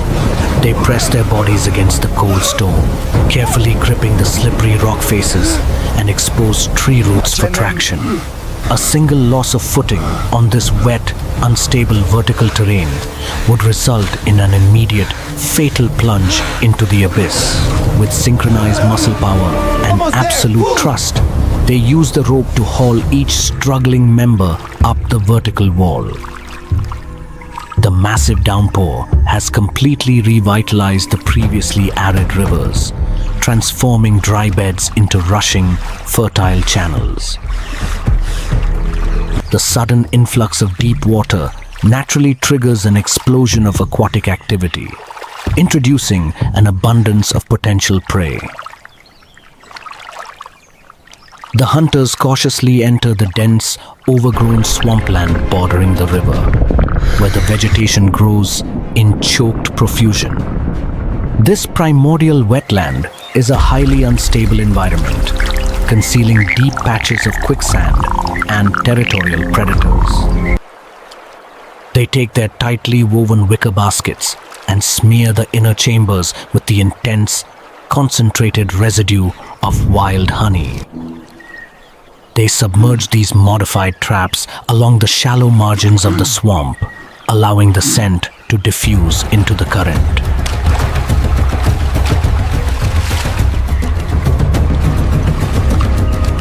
The powerful saccharide aroma functions as a supreme chemical lure for the giant crustaceans scavenging the river bottom. Massive river lobsters, drawn blindly by their highly sensitive olfactory antennae, emerge from their deep mud burrows. Lobsters are highly targeted by prehistoric tribes due to their extraordinary, hyper-nutritious biological profile. Their dense, mineral-rich white meat offers high-quality amino acids and zinc, directly facilitating rapid muscle hypertrophy and repair. With all the high-grade raw ingredients assembled, an exceptional ancestral cooking ritual is put into action.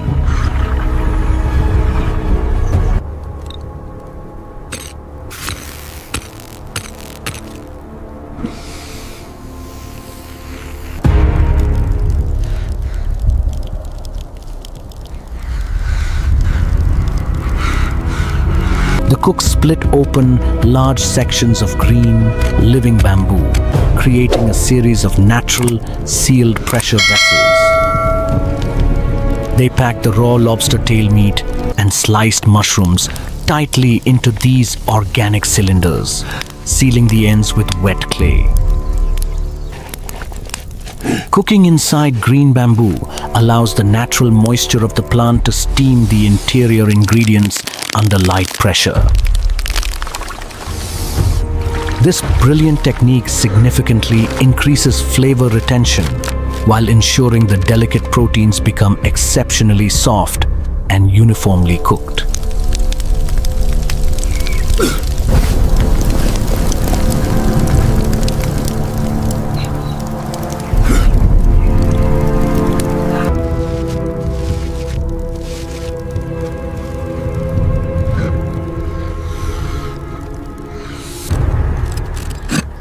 The split bamboo reveals a steaming, perfectly golden brown culinary treasure, releasing an intense, mouth-watering aroma.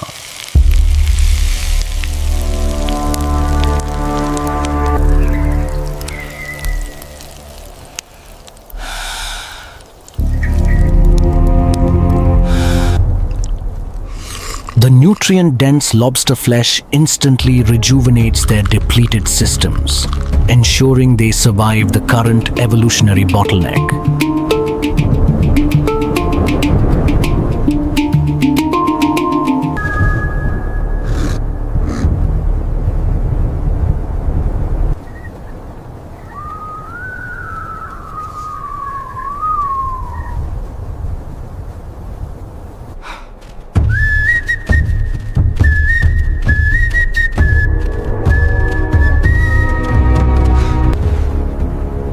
To maintain dominance in this hostile era, early humans must prioritize the application of primitive intelligence over raw physical power. They completely avoid engaging giant megafauna in direct combat, recognizing that their thin skin is no match for massive horns. Instead, they dedicate their collective labor to excavating deep, lethal pit traps along known animal migratory paths.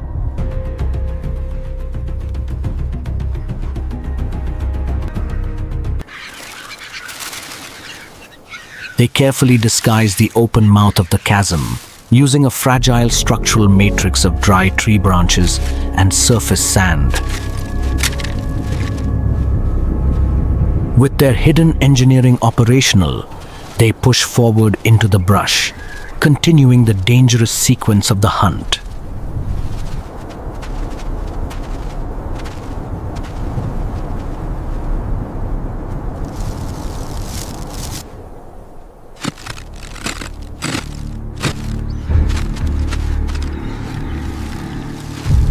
In this unpredictable ecosystem, a fatal threat or a vital resource can manifest around any given corner.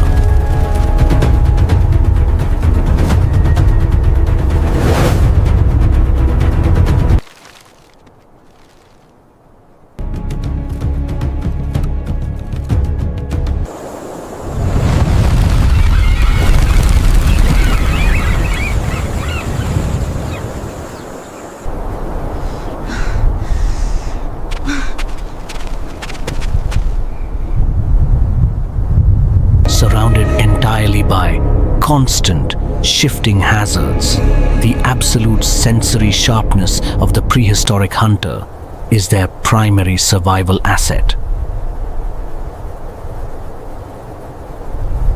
Suddenly, the birds go silent. A monstrous prehistoric lion has emerged from the high grass, its amber eyes locked on them.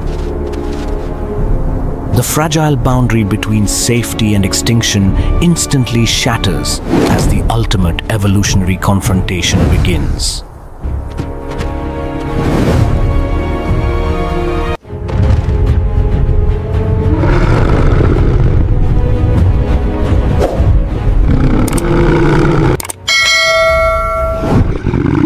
The massive apex predator detonates into a full-speed charge, tracking the fleeing humans with terrifying cinematic power.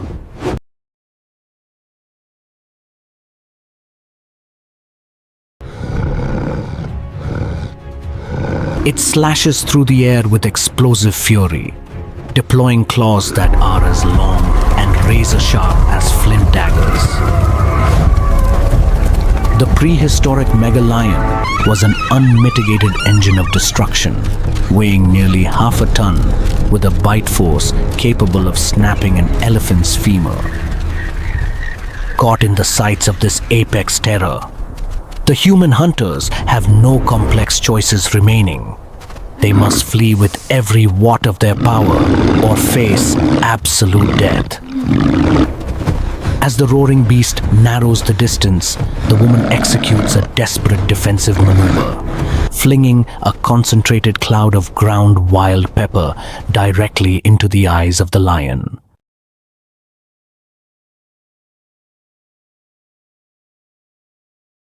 The potent chemical irritants cause immediate ocular blinding and respiratory distress, forcing the beast's predatory speed to drop dramatically.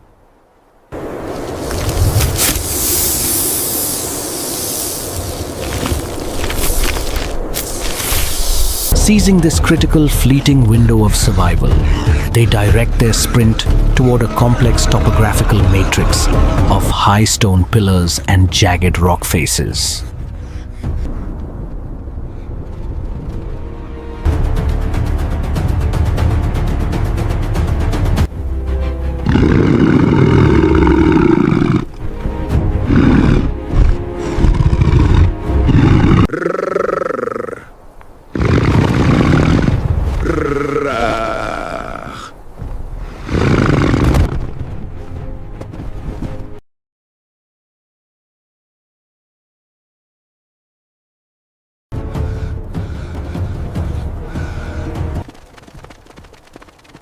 With suicidal bravery, one hunter intentionally breaks away, deliberately leading the recovering predator directly toward the perimeter where the deep pit trap was meticulously excavated.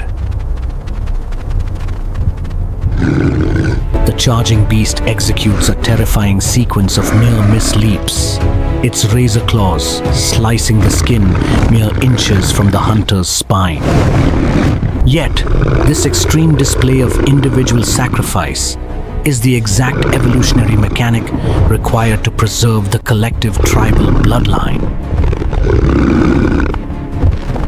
The primitive strategy achieves a spectacular victory as the blinded monster, unable to arrest its tremendous forward momentum, collapses entirely through the camouflage floor into the dark chasm.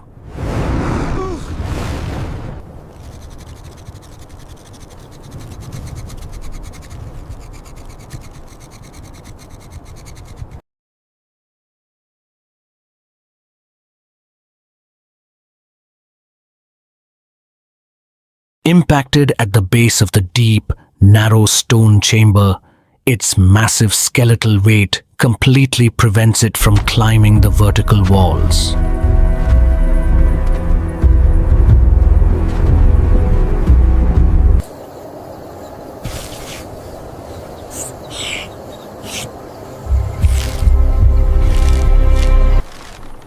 The clan returns to their secure hearth, initiating a massive, unprecedented feast of rich roasted meat to celebrate their survival. Following the adrenaline-fueled, exhausting pursuit comes the sweet, tangible reward of ultimate evolutionary supremacy. Intuitively understanding that in this brutal world, the price of absolute freedom is exceptionally harsh, they decide to release the two captured rabbits back into the wild. Massive slabs of primal ribs and thick thighs are carefully arranged on white-hot embers in the hearth.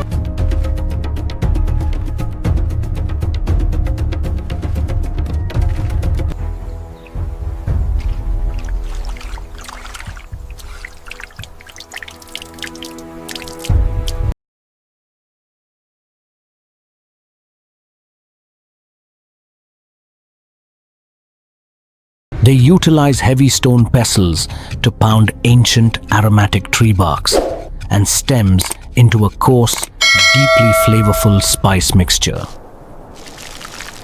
They paint this rustic spice paste directly onto the searing meat, creating an intense caramelization under the intense heat.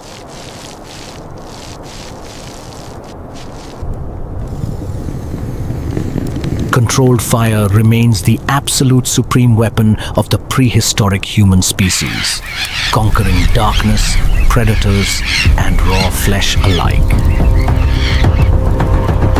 The succulent, crispy skewers of perfectly roasted protein radiate an irresistible, fatty aroma into the night air.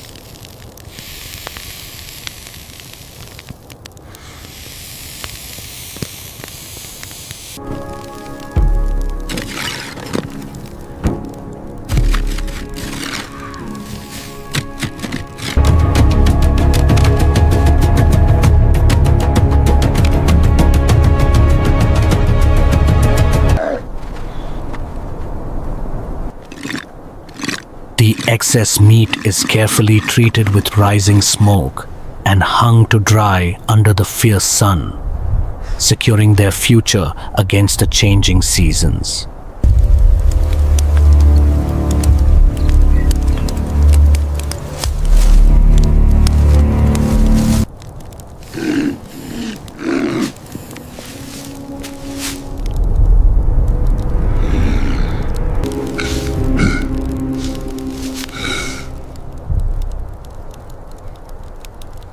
The hunter systematically divides the hard-won bounty, ensuring an equal, life-sustaining portion is granted to every member of the clan.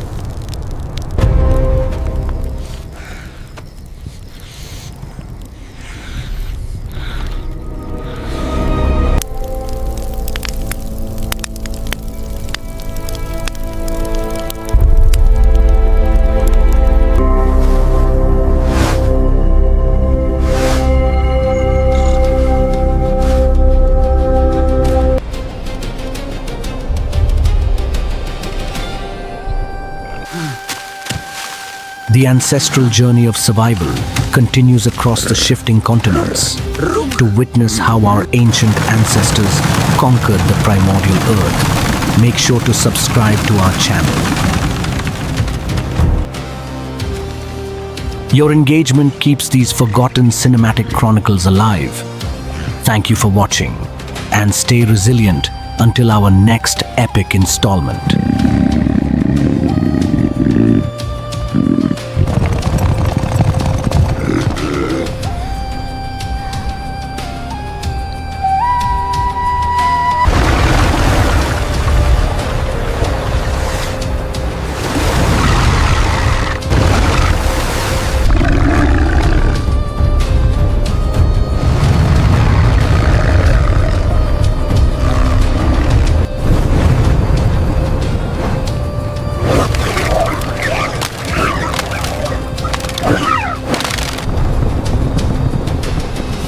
Yeah.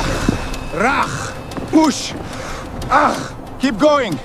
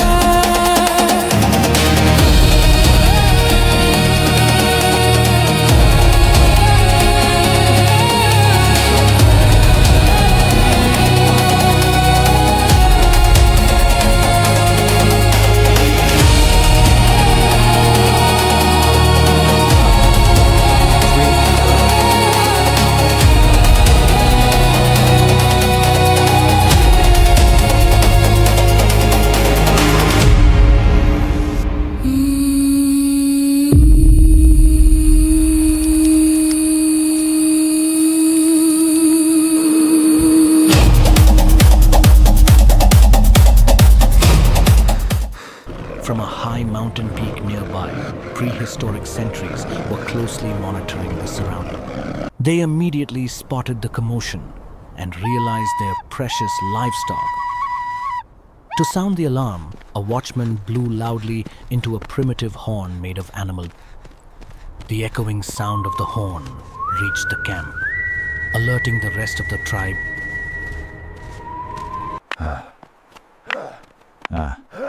Do.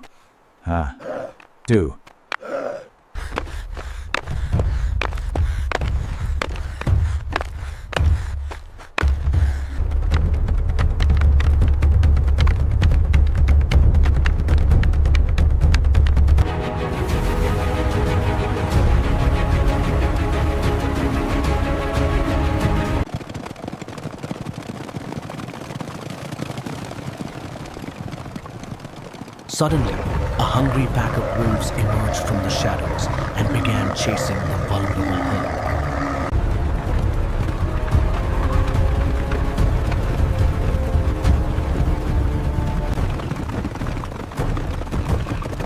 Hunters positioned on the higher ridges began raining heavy stones down upon the wolf pack.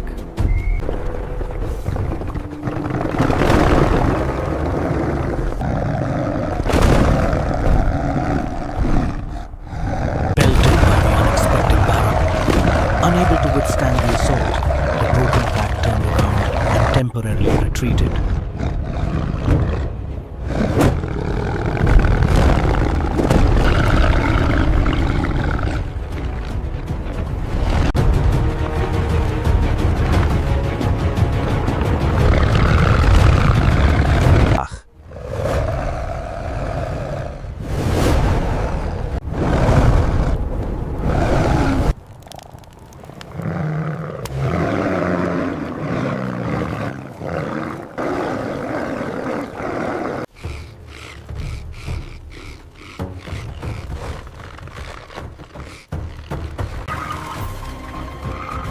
The tribal members quickly gathered the panicked antelopes and escorted them back to safety.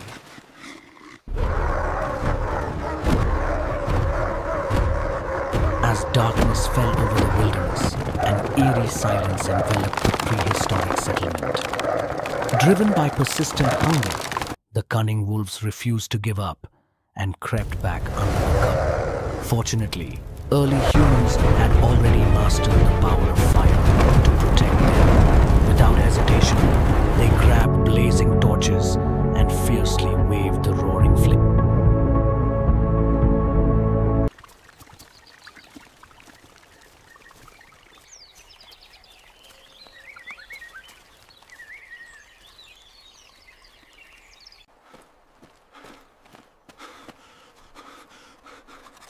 Ändern.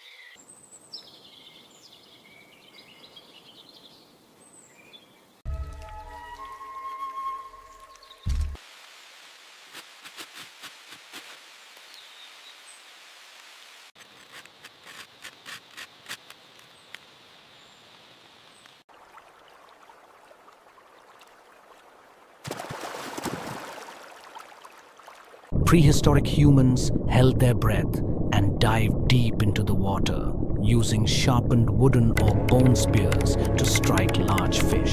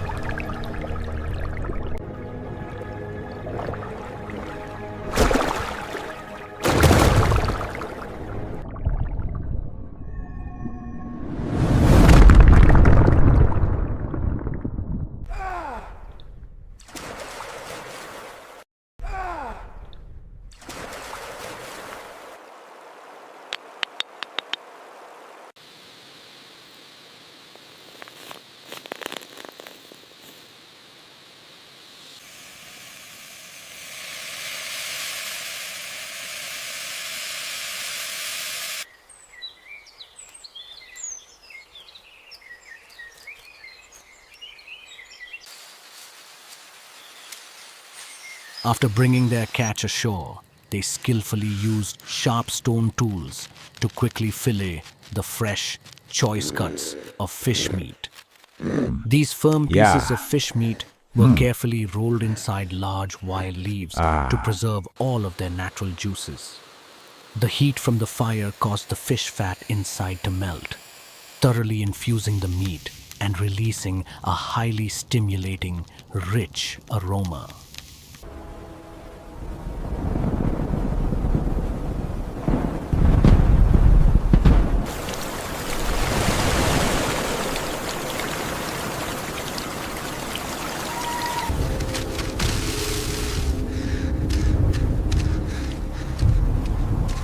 Upon peeling away the outer leaves, they together enjoyed the rich, tender, and sweet grilled fish, a sumptuous feast in the middle of the wild forest. Here they used sharp stone axes to urgently cut down sturdy old wild bamboo thickets. With extraordinary strength and unity, hundreds of long straight bamboo stems were dragged down to the alluvial plain. They joined forces to drive these bamboo stakes deep into the churning riverbed, weaving them together to create a solid water barrier. As the flood gradually weakened and receded, a peaceful atmosphere returned once again to the wild settlement. To recharge their energy after the exhausting battle for survival, they set about preparing a meal from their available trophies.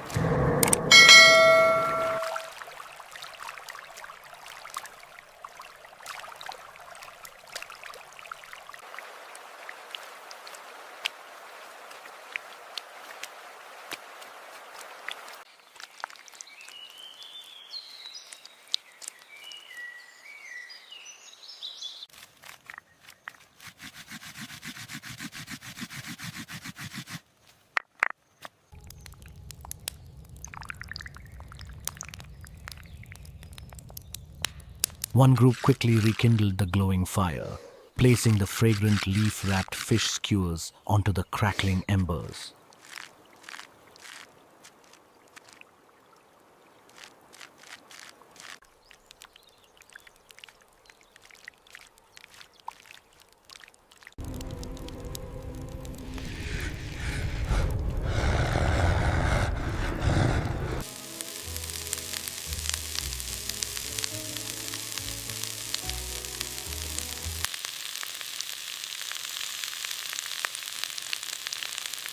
Under the sunset, the tribe gathered to enjoy the sumptuous seafood feast, joyfully celebrating their victory over nature's wrath.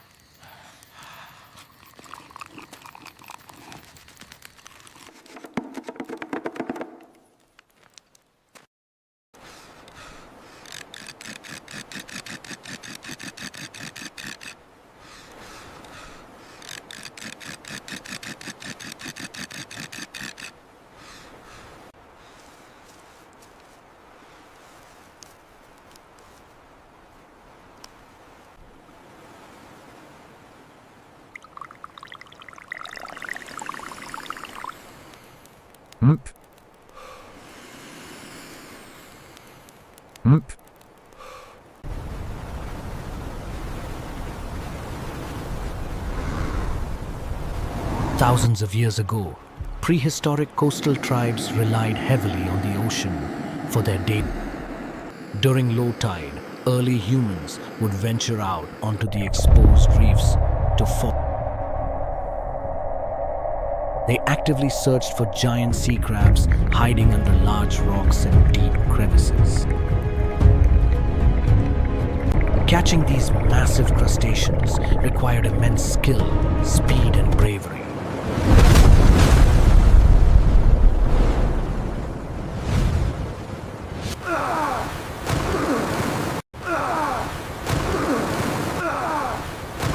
With bare hands or primitive wooden sticks, they carefully pinned down the crab's powerful claws.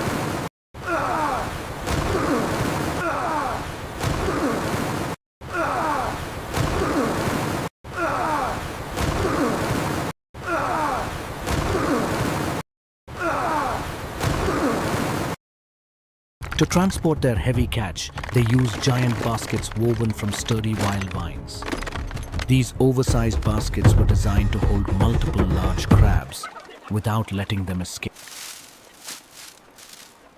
Alongside the crabs, prehistoric humans also gathered large sea snails from. At the camp, others were already preparing the primitive fire pit with dry wood and stones.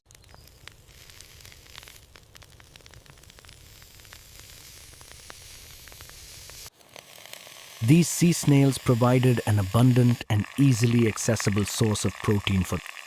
Rows of large sea snails were arranged closely to roast in their.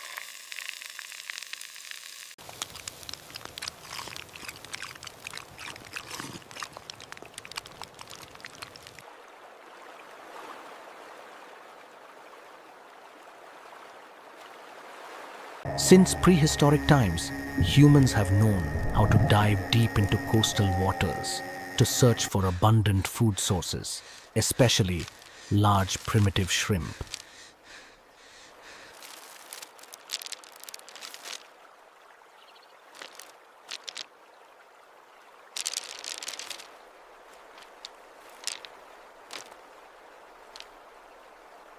These shrimp often hid deep inside narrow rock crevices, possessing thorny shells and sharp claws that were always ready for defense. Ooh. Ah.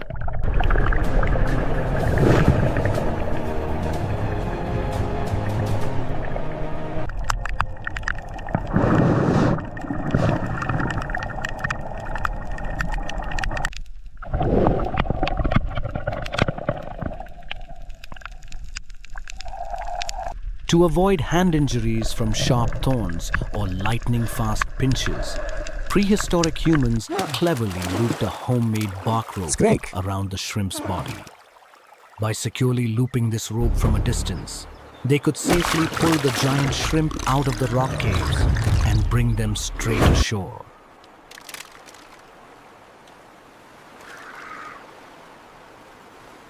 While walking along the sandy shore, a prehistoric human spotted a massive. Feeling a sense of pity, the early human used all his strength to carefully.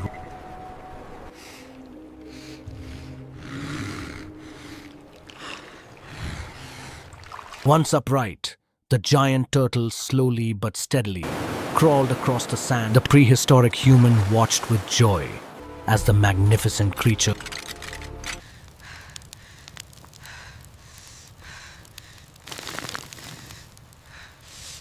Meanwhile, another group followed the wet cliffs along the riverbank to search for natural oyster clusters, clinging tightly to the rocks.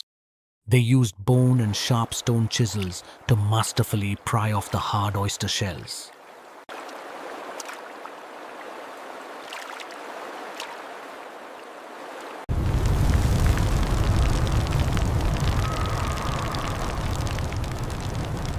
The large, fresh, succulent oysters were brought back and placed directly onto the red-hot stones.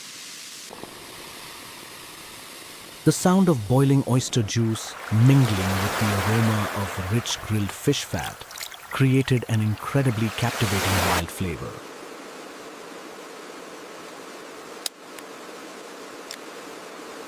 Once brought to the ground, prehistoric hunters used sharp-flaked stone tools to decisively split the shrimp in half lengthwise. The sizzling of shrimp fat on the hot stone surface, blended with the rich aroma, marked an important step forward in humanity's cooked food culture. This splitting helped the meat expose directly and cook more evenly when placed on stone slabs heated by a wood fire.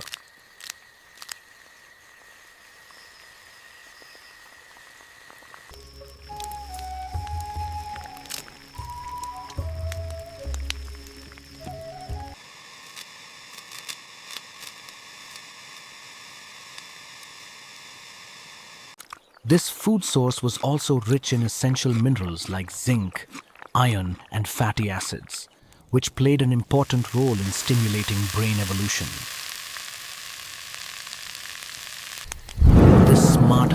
method, combined with a nutrient-rich cooking practice, was the key to helping our ancestors achieve superior survival in the wild environment.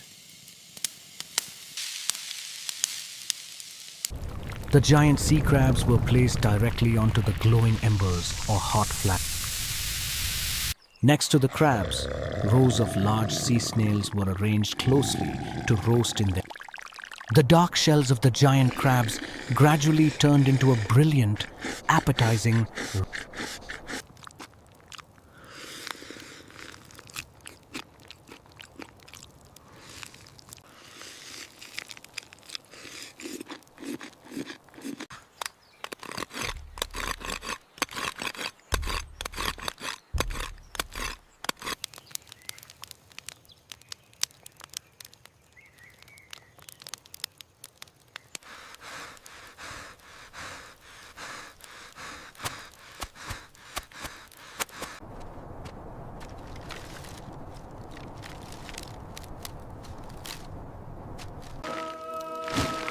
Under the sunset, the tribe gathered to enjoy the sumptuous seafood feast, joyfully celebrating their victory over nature's wrath.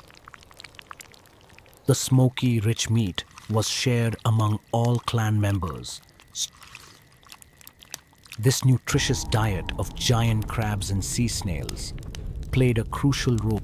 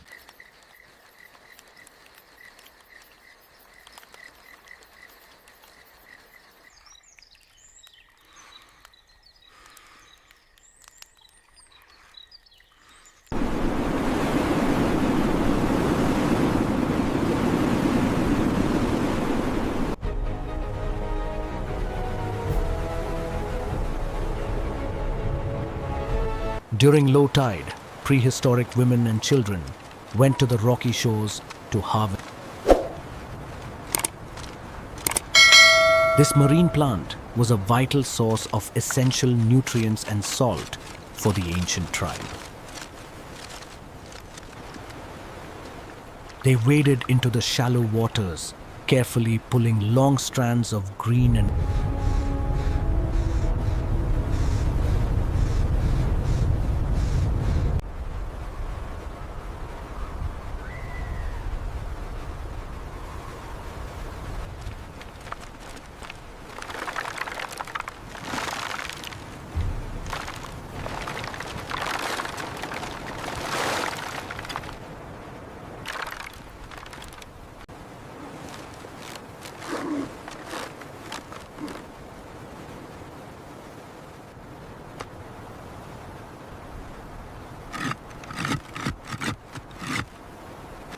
After filling their woven baskets, they carried the heavy harvest to a near. They meticulously washed the seaweed in the clear water to remove sand, mud, and tiny. Once completely clean, they wrung out the excess water to prepare the plants for the dry.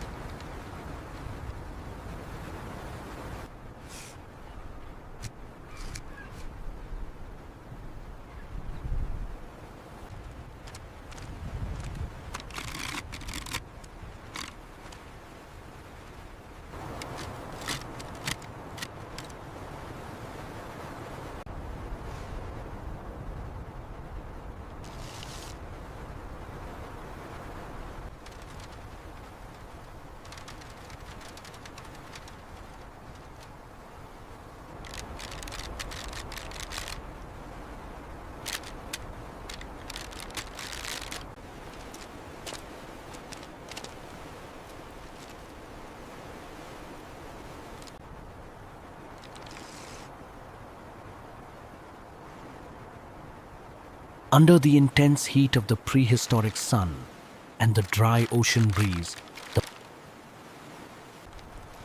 to make it easier to store, the early humans gathered all the fully dried seaweed together.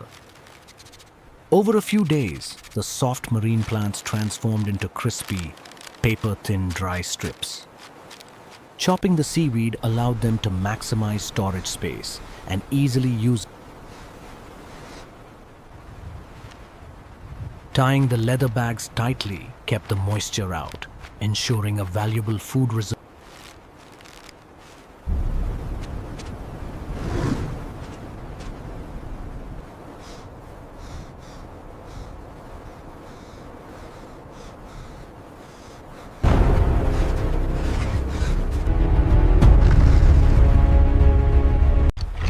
While walking along the sandy shore, a prehistoric human spotted.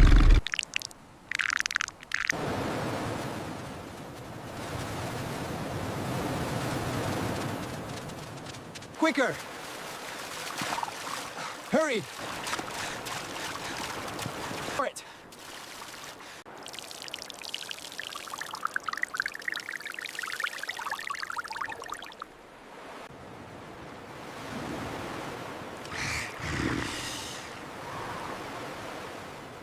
Instead of capturing it for a meal, he decided to save the struggling creature before it was too.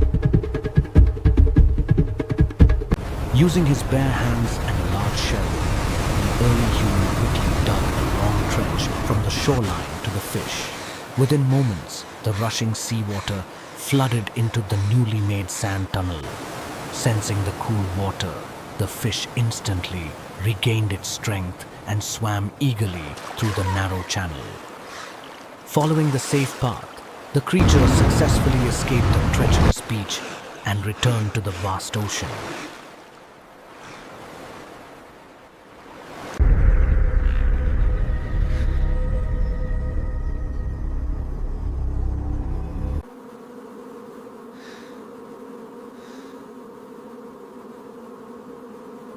In the prehistoric world, wild honey was one of the most valuable and sought after. To find it, early humans had to look high up on the sheer cliffs where giant.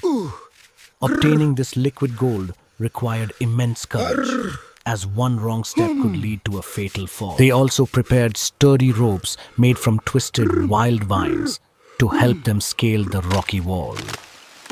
Before commencing the dangerous climb, they gathered specific green leaves and dry wood.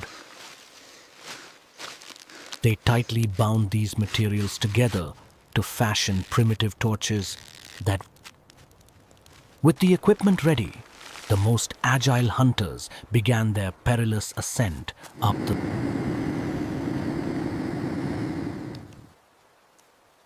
They carefully gripped the narrow rocky ledges, testing each foothold with. The wind howled around the precipitous cliff, making the high-altitude climb.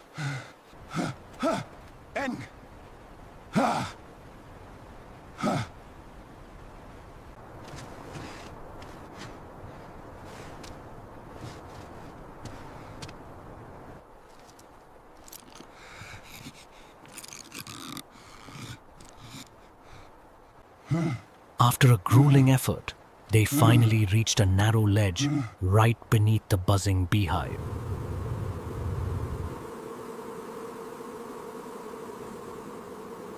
Keep it steady. Slow. Hold it. Now. Locked. Looking down, the camp below appeared as tiny dots, but the climbers kept their.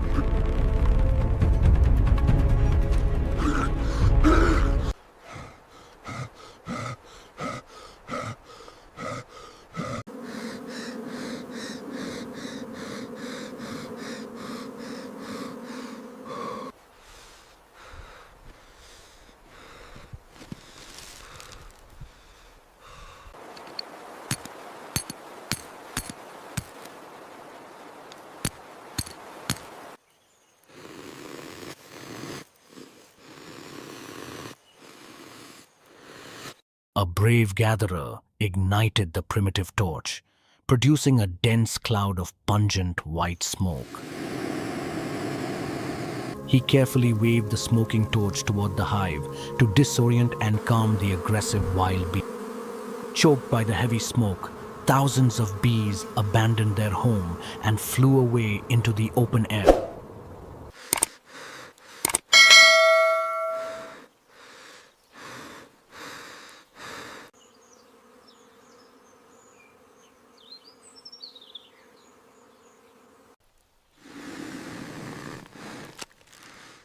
Seizing the moment, the prehistoric humans used sharp stone knives.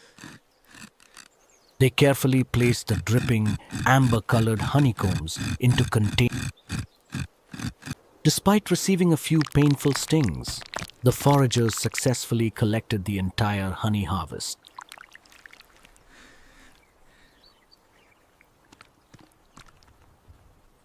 Carrying the sweet prize, they carefully made their way back down the treacherous.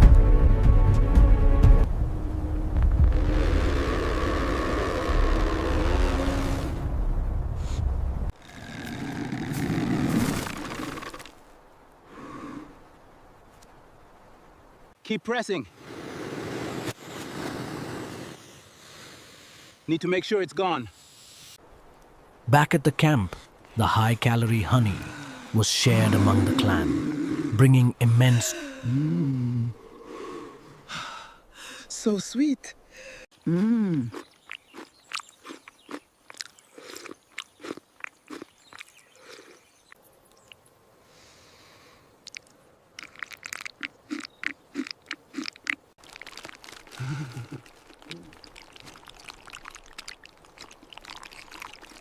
While foraging deep in the ancient forest, prehistoric humans stumbled upon a...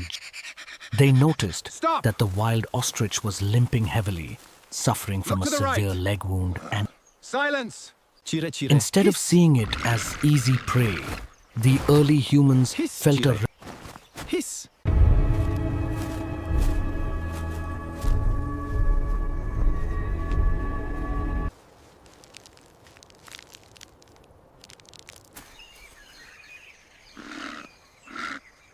Moving cautiously, a hunter gently approached and offered the giant bird. Desperate for food, the frightened creature hesitantly accepted the meal and gradually...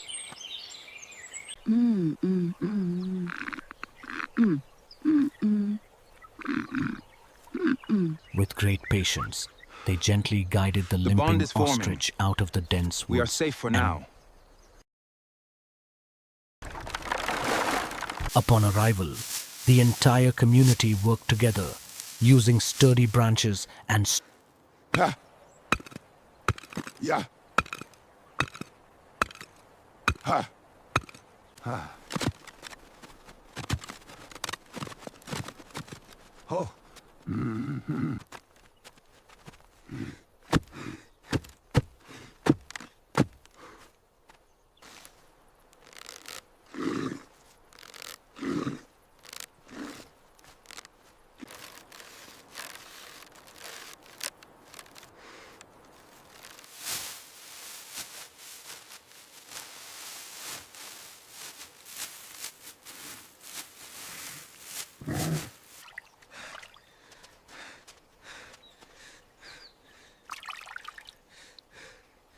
Inside its new enclosure, the ostrich was continuously fed and sheltered from predators.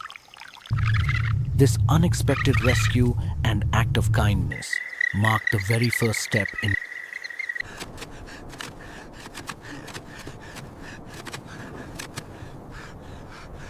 Brush. Quickly, keep the smoke out. Add more sand to contain it.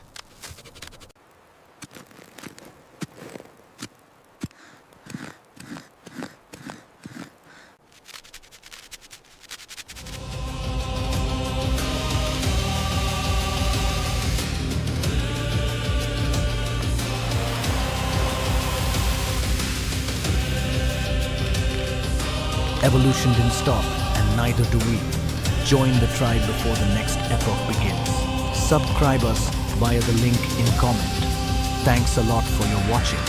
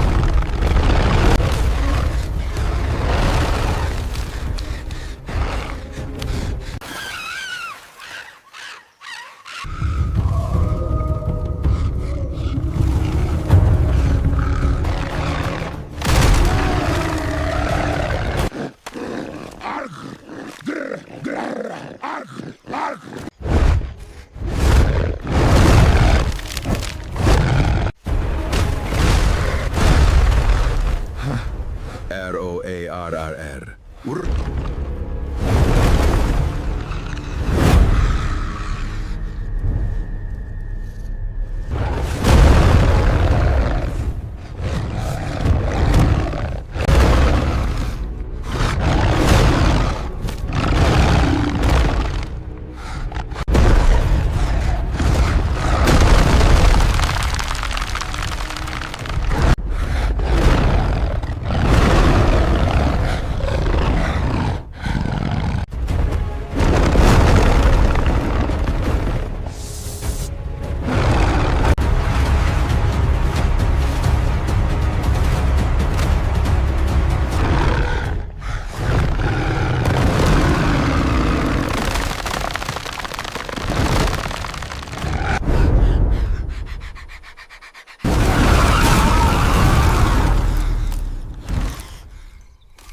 Hrka.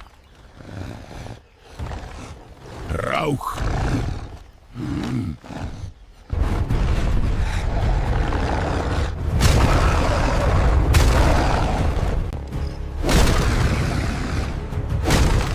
Hiss.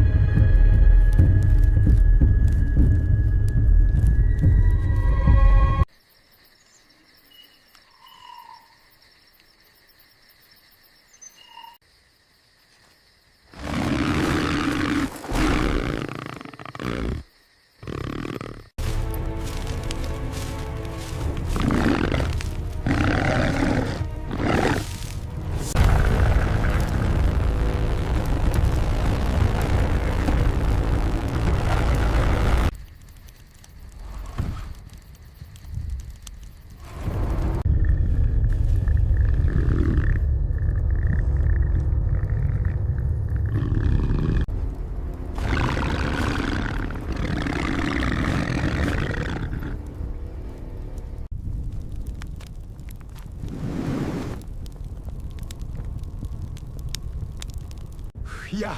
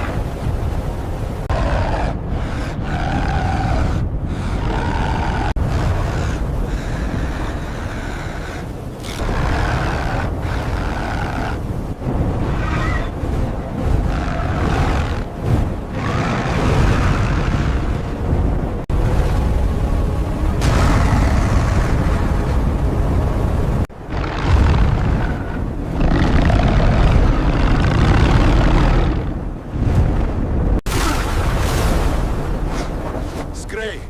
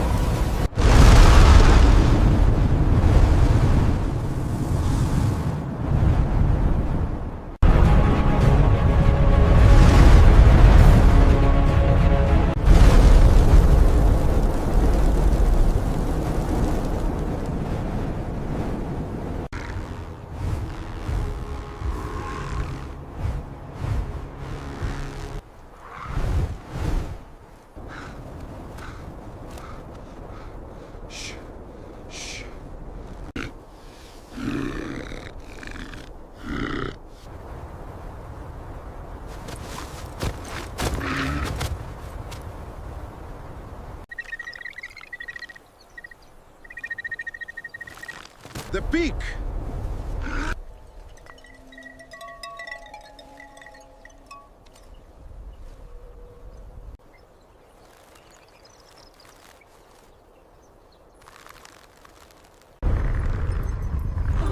It's glowing. Look at it. Look at it. Magnificent. Be careful.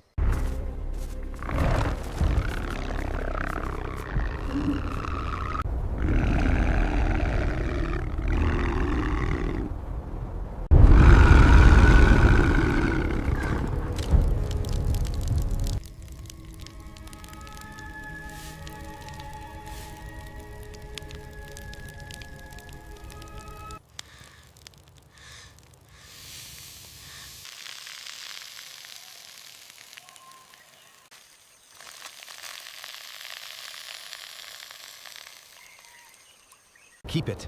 We share. Thank you, Mother.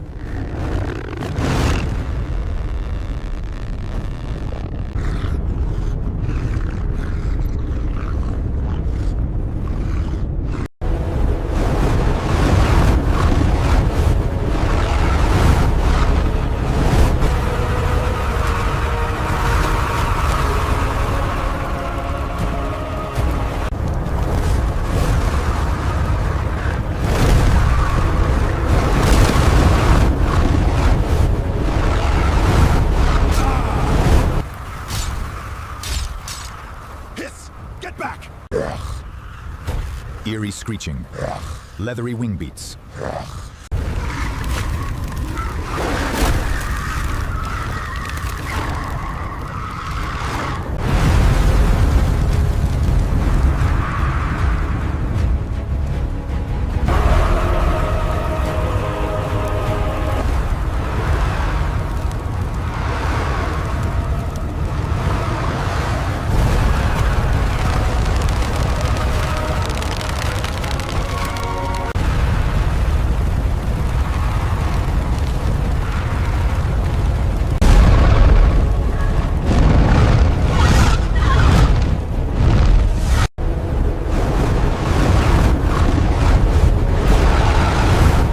Exertion grunt. Agonized roar.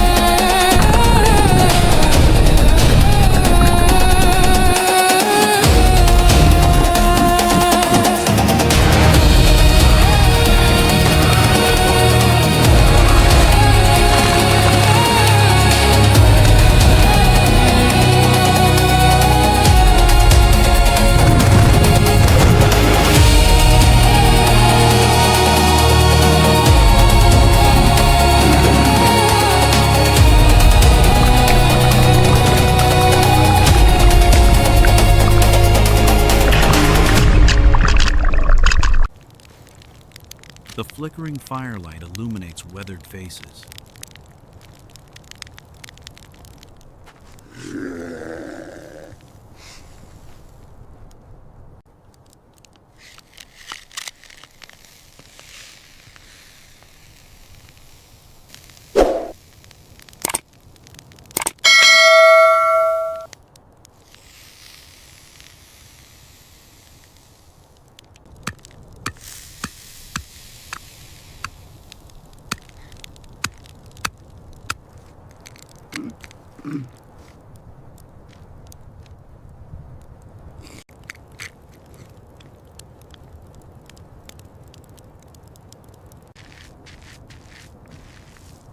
They hastily tear into the grilled fish, swallowing in urgency. This is not a feast, but the fueling for a life or death gamble.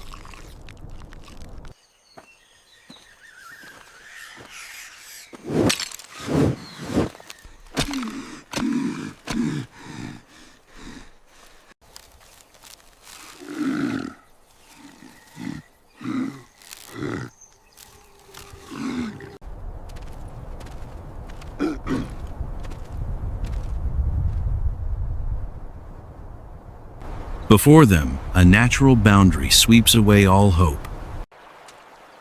A great river, murky, mysterious. To reach the promised land, humanity must step into a domain that is not its own. Beneath that calm surface, death hides patiently. Along the banks, the phantoms of the marsh appear. A giant water anaconda silently slithers by. And over there, a living, breathing flesh and bone tank wades. The hippopotamus, the absolute ruler of the shallows. Crossing the river by solitary human strength is a suicidal endeavor. But our ancestors survived not merely on muscle, they possessed intellect. Humanity's first great manipulation always begins with understanding. Instead of spears, they bring an offering.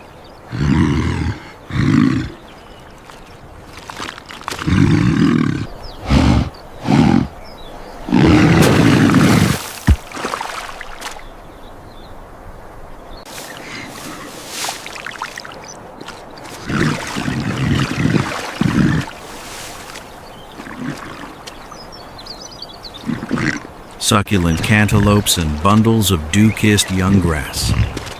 The jaws with a bite force of thousands of psi, enough to crush bone. Now docilely and slowly savor the sweetness of nature. Between man and beast, a fragile treaty has just been signed. Swiftly, urgent, but absolutely not panicked.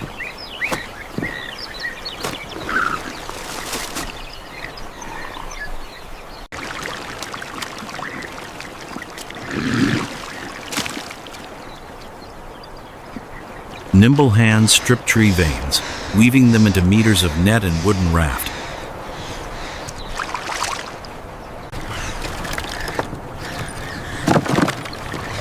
The raft of life and death is tethered to the back of the friendly giant.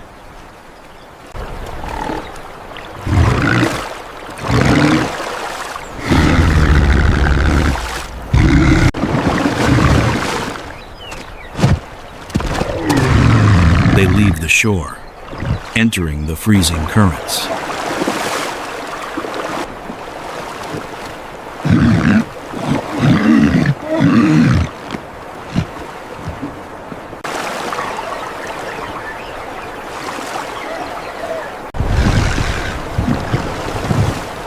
Water resistance slows all movement, yet it provides an absolute advantage to aquatic predators.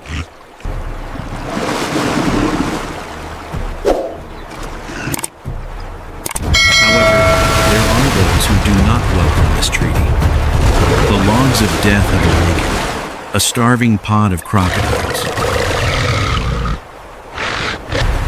They do not see humans, They only sense masses of protein beating with a fearful pulse.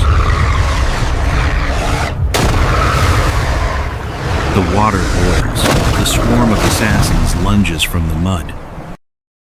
The line between life and death is as thin as a single slip.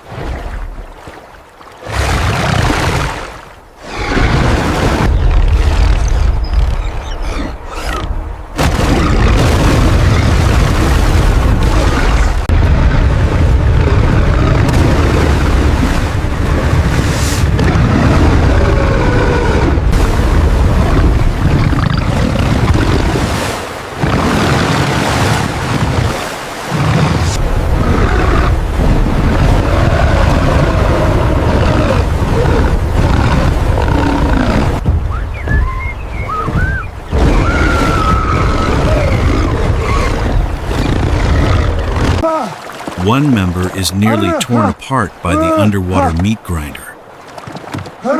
Pure luck and absolute reflexes help him escape the serrated teeth, hoisting himself back onto the raft. There is no room for trembling. Fear at this moment means death.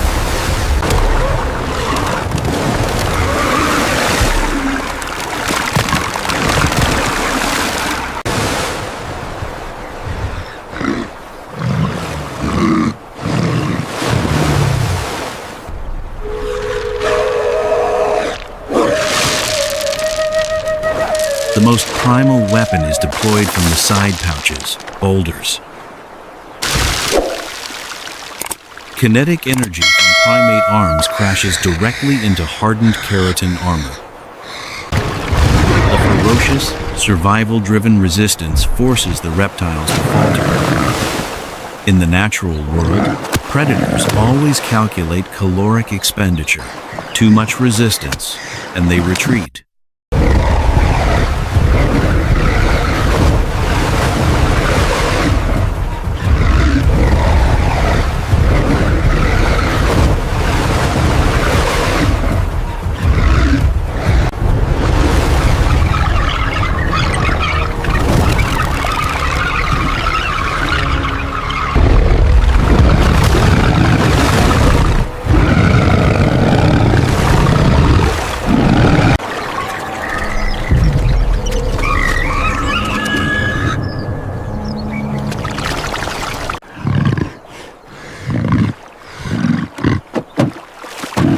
The hippo surges its power, its toes finally touching the shallow sand. The new land stretches out to greet them. Safe. A rare, relieved exhale after the storm. Our ancestors never forgot a life-saving debt.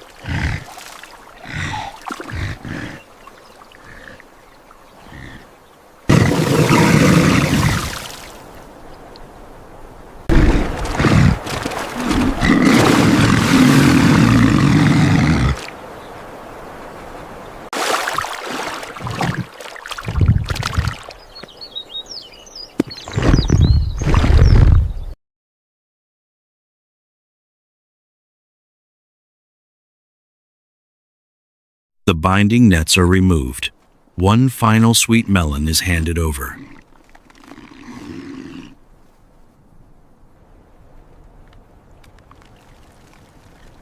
Animals know nothing of greed. They only take what they need. The gentle giant takes its reward, lumbering back to the deep river, leaving humanity behind.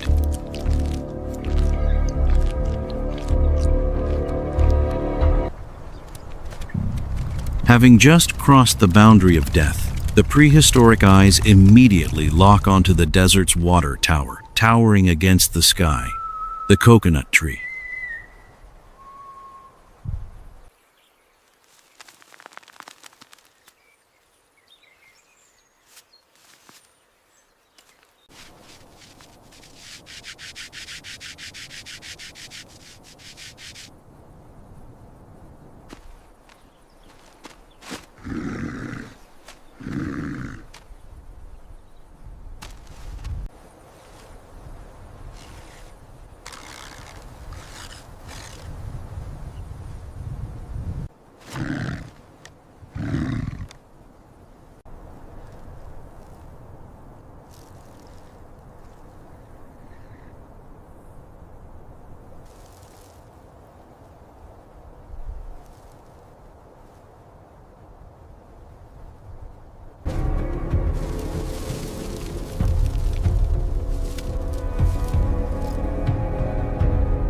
To reach the purest source of life, man must battle gravity. Each coconut is dropped with calculation, falling obediently into the waiting net below.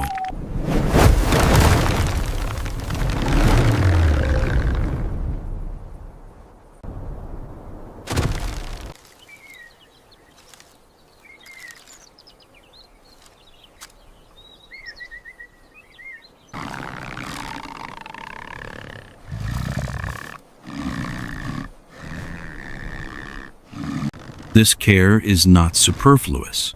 A shattered shell means the lifeblood of the desert evaporates.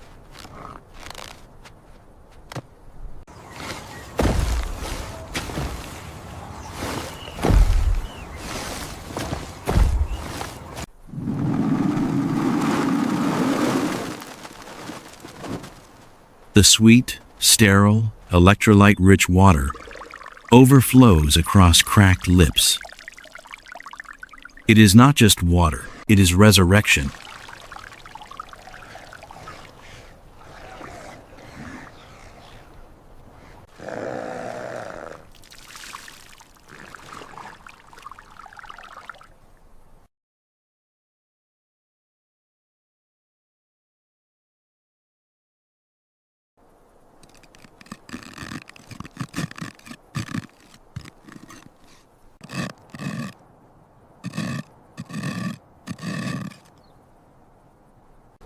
Rich coconut meat paired with grilled fish, a rare, peaceful feast where fear is momentarily forgotten. Look, look! Palm Grove. But in nature, satiation is a dangerous asset.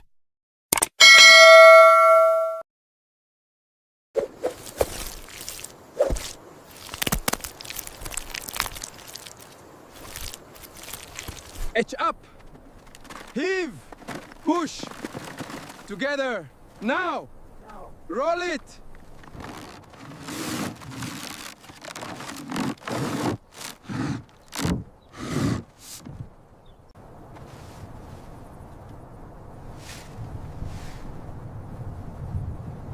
Just as the wheels roll their first turns, the phantoms of the canopy appear. A troop of thirsty primates, the ruthless opportunists of the pack.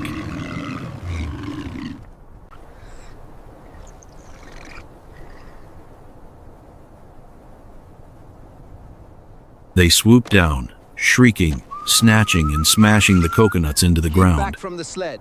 They are not just pillaging, they are destroying the survival fruits of others. Restraint now is suicide. Chunks of wood and dry coconuts become artillery hurled back at the enemy.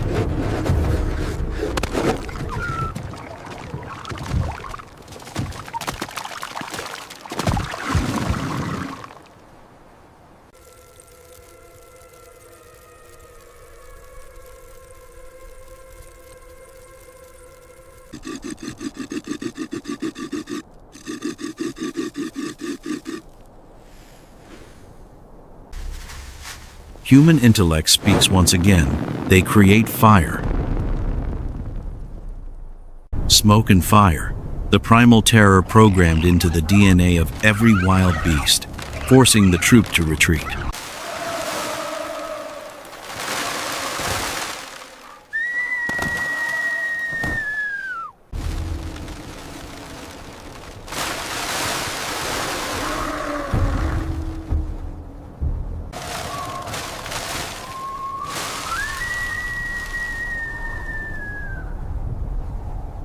Heya! Heya! Fast now! The monkeys scatter but immediately give chase to the fleeing, rolling cart. Human intellect speaks once again. They create fire.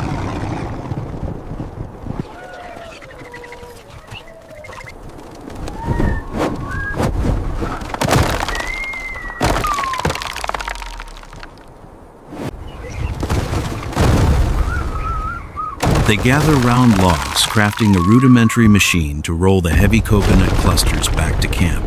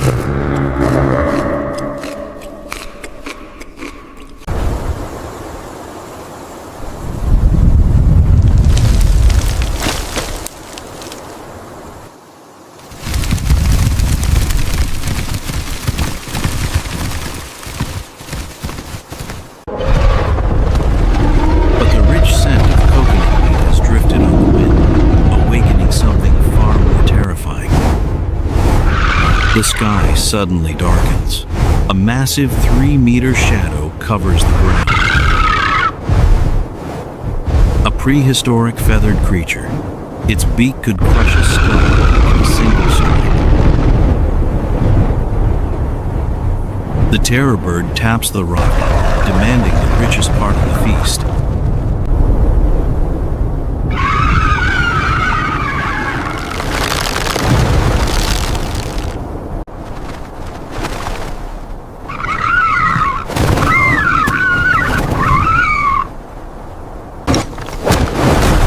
The early humans step back. Physical weapons are useless against this winged guillotine. A handful of dry powder is thrown straight into the predator's eyes, stripping its vision in a split second.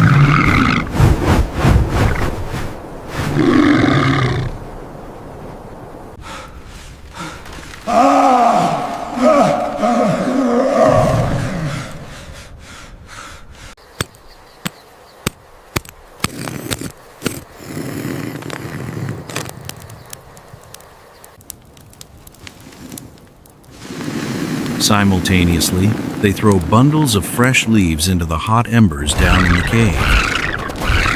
The thermal updraft carries thick, blinding smoke upwards, engulfing the terror bird.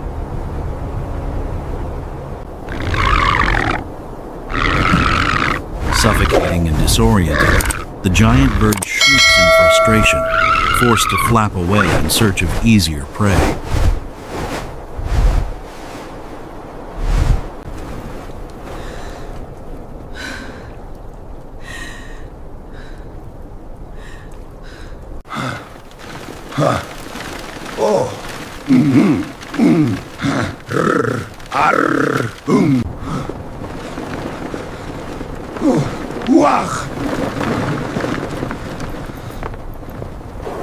Coconuts can keep them from dying of thirst, but the human stomach needs protein to maintain core temperature.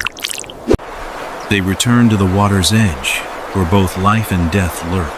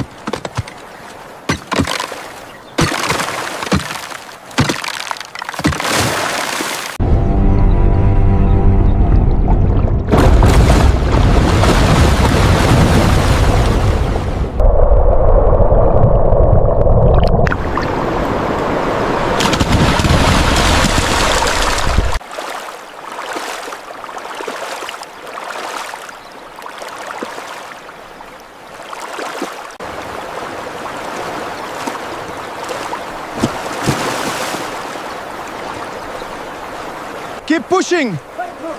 Move it this way! Push harder! Almost past!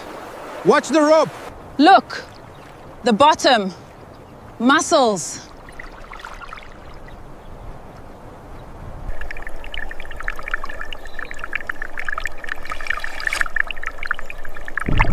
Diving deep into the frigid riverbed, the dark rattan baskets begin their task.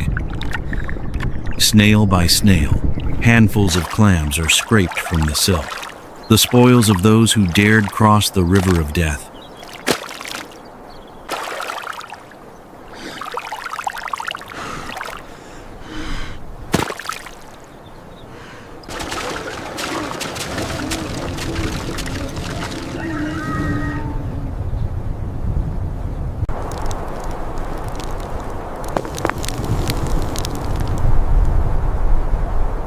The wisdom of food preservation emerges.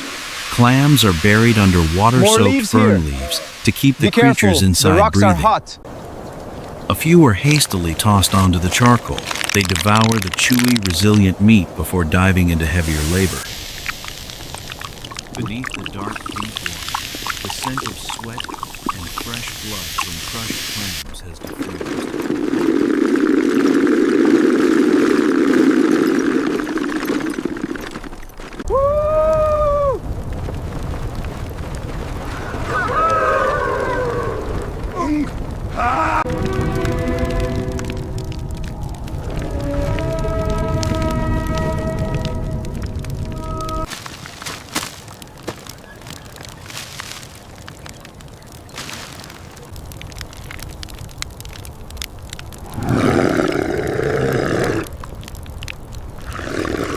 Ha.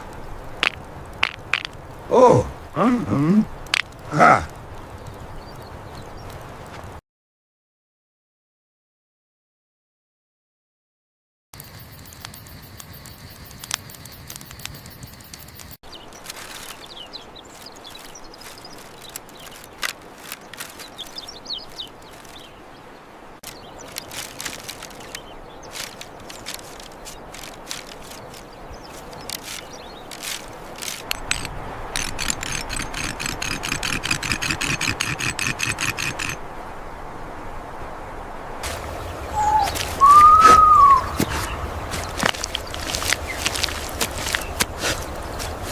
Keep close.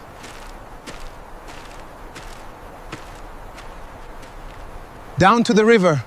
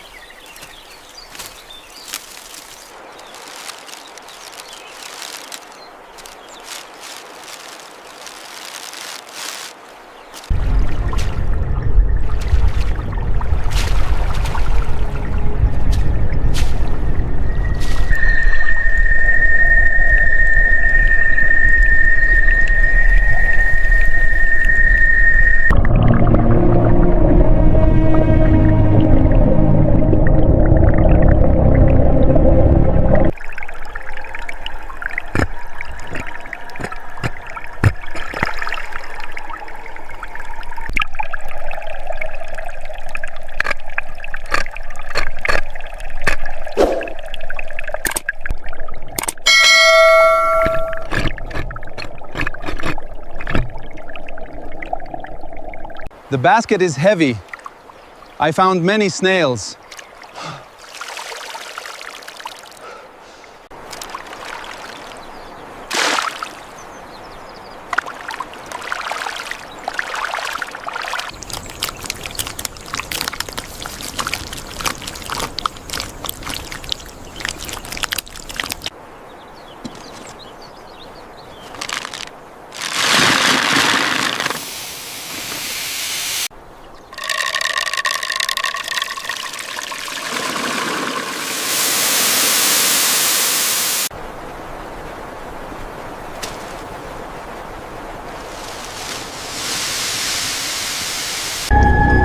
This time, they dive deeper, down to the slippery, moss-covered, rocky bottom.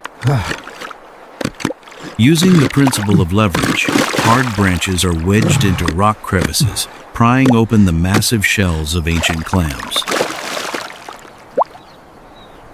Baskets full of snails are shaken free of silk.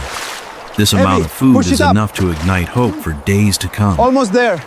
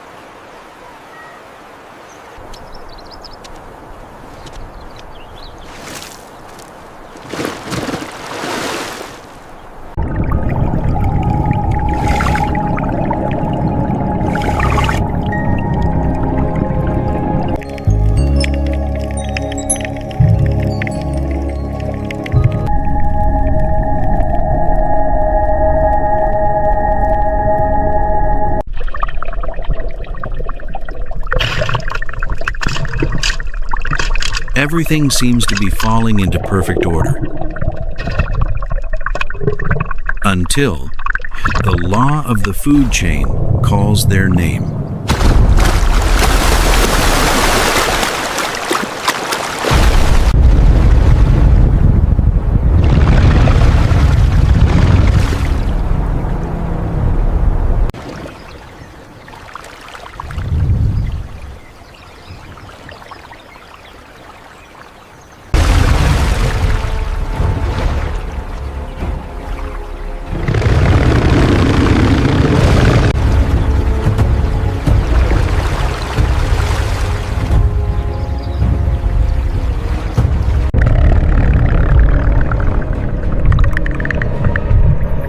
Beneath the dark, deep water, the scent of sweat and fresh blood from crushed clams has diffused. Move!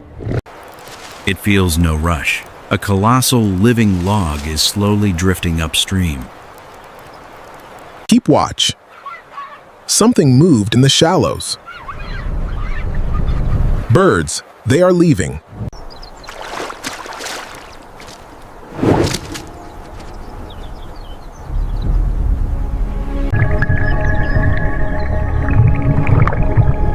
The water tyrant, silently observing the faintest vibrations from the trespasser's footsteps. The scythe of death is raised beneath the calm surface. Will our ancestors realize the brutality?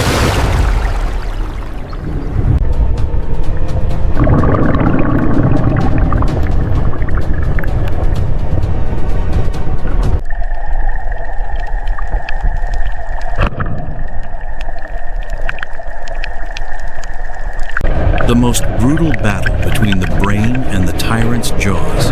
Who will write the next chapter of history?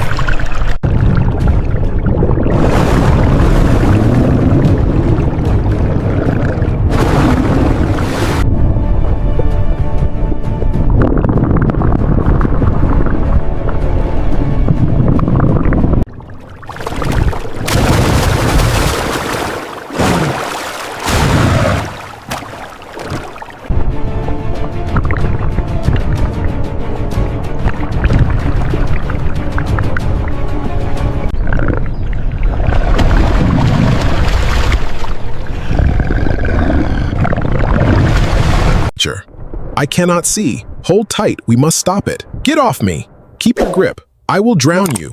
Not today.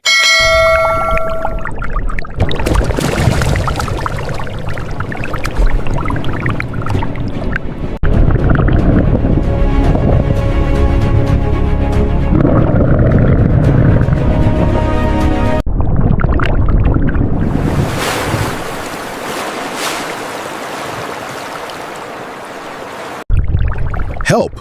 Can't hold on. It's too strong.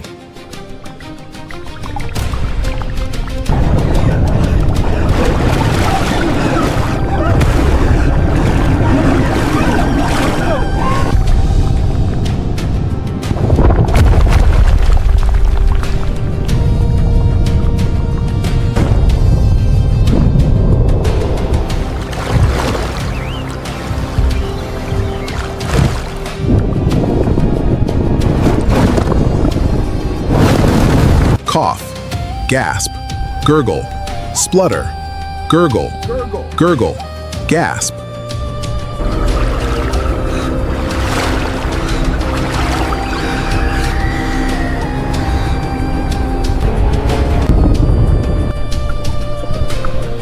Get away. Leave me alone. Help! Oh God. Help!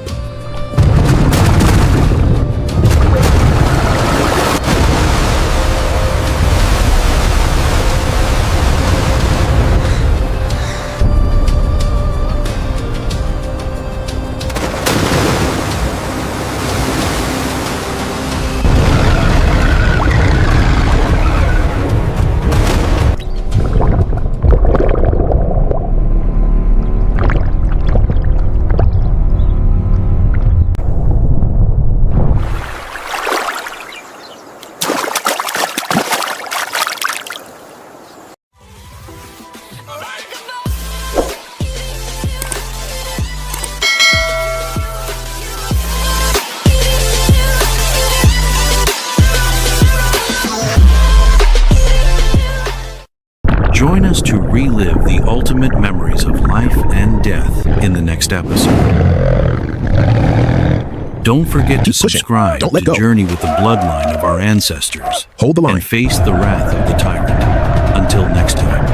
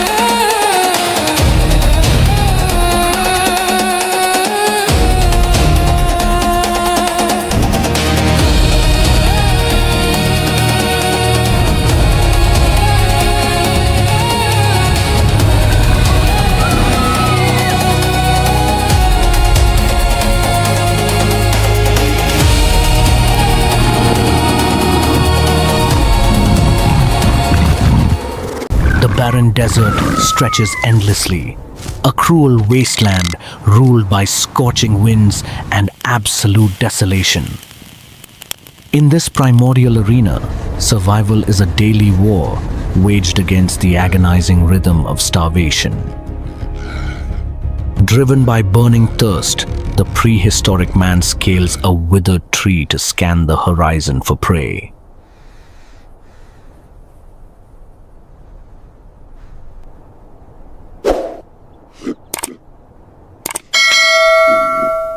From the canopy, his primal instincts lock onto a subtle movement in the dense thorny thicket.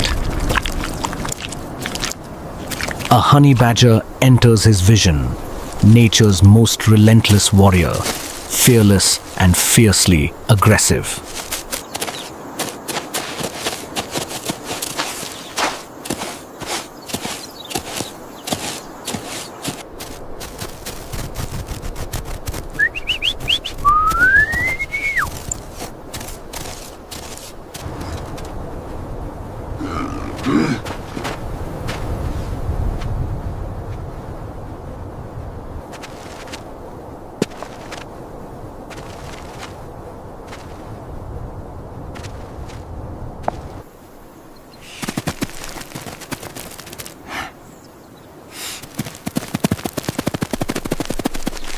Descending silently, he unravels a primitive fiber rope to fashion a hidden ground snare.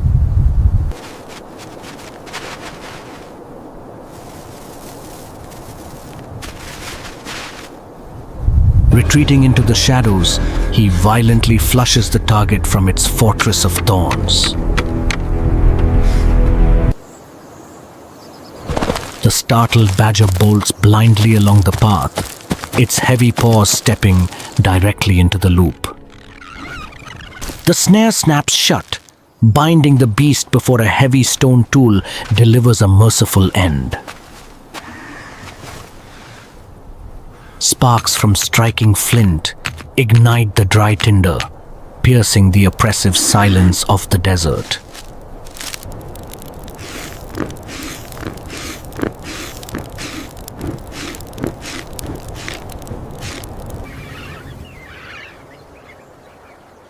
The raw flesh meets the roaring flames, the fat sizzling as it melts into the glowing coals.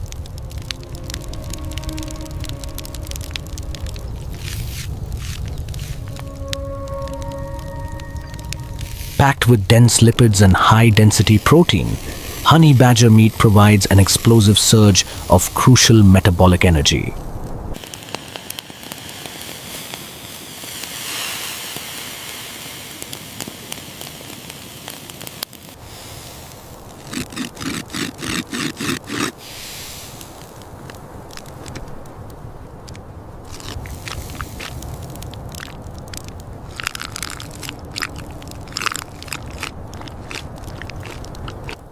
He devours the savory roasted meat, feeling the life-giving warmth rejuvenate his exhausted muscles.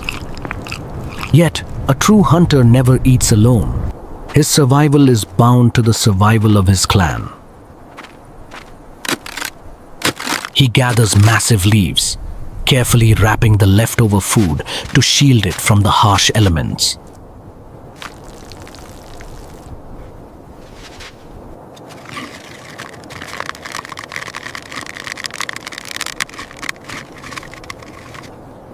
Binding the bundle with vines, he slung the heavy package onto his broad shoulders to begin the trek home.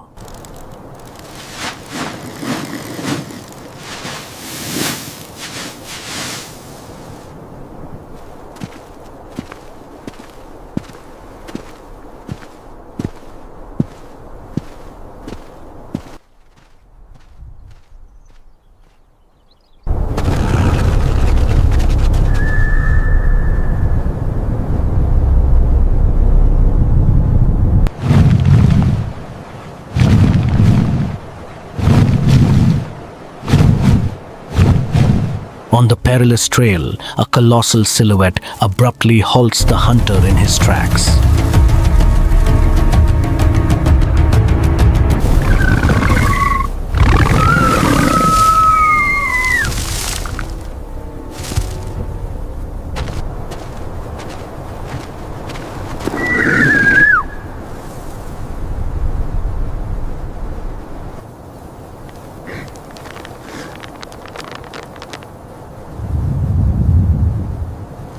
This flightless marvel of ancient evolution possesses muscular legs capable of delivering bone-shattering kicks.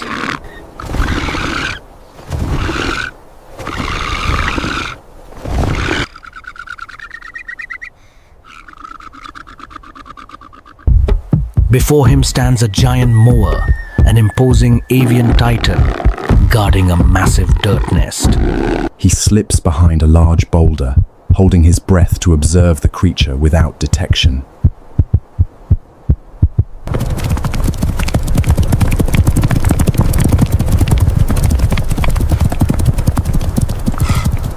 The giant bird is stationary, fiercely incubating a single monumental egg.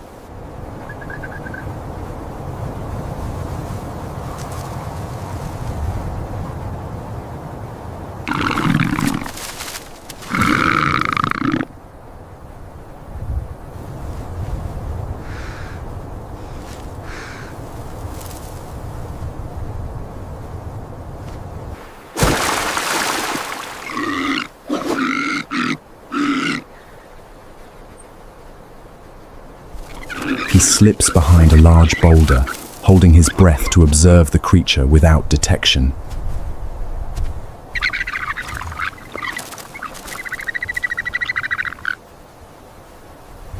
Fortune favors the desperate. The bird suddenly abandons the nest to forage in the valley. Exploding from his sanctuary, the hunter sprints with every ounce of stamina left in his lungs. He leaps directly into the nest, his hands gripping the smooth, colossal egg.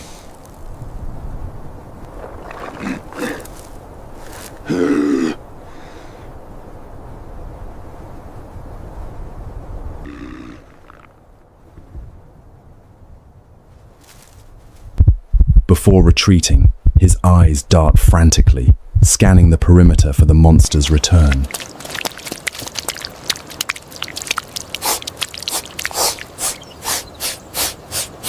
Clutching the egg to his chest, he flees toward the tribe, surrounded by lurking dangers.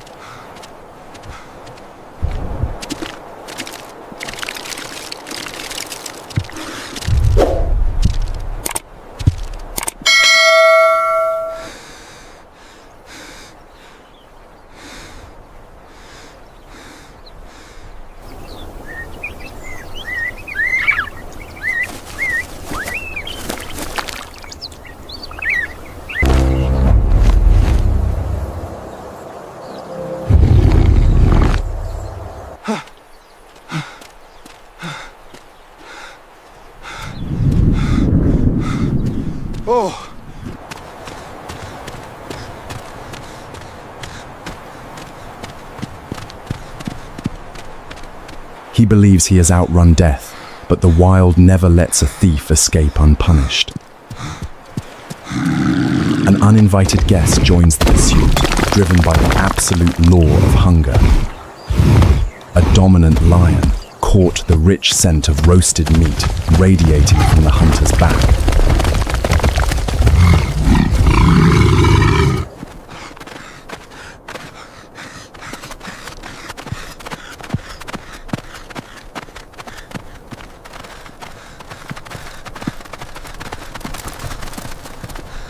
With chilling stealth, it tracked his every footstep, a silent phantom of the savannah.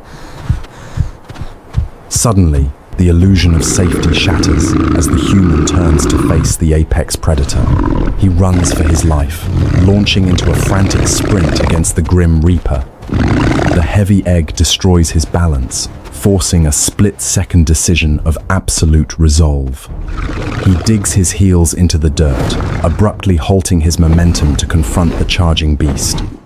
With primal fury, he hurls the massive egg directly into the lion's face. The shell shatters explosively, blinding the predator and breaking its lethal speed.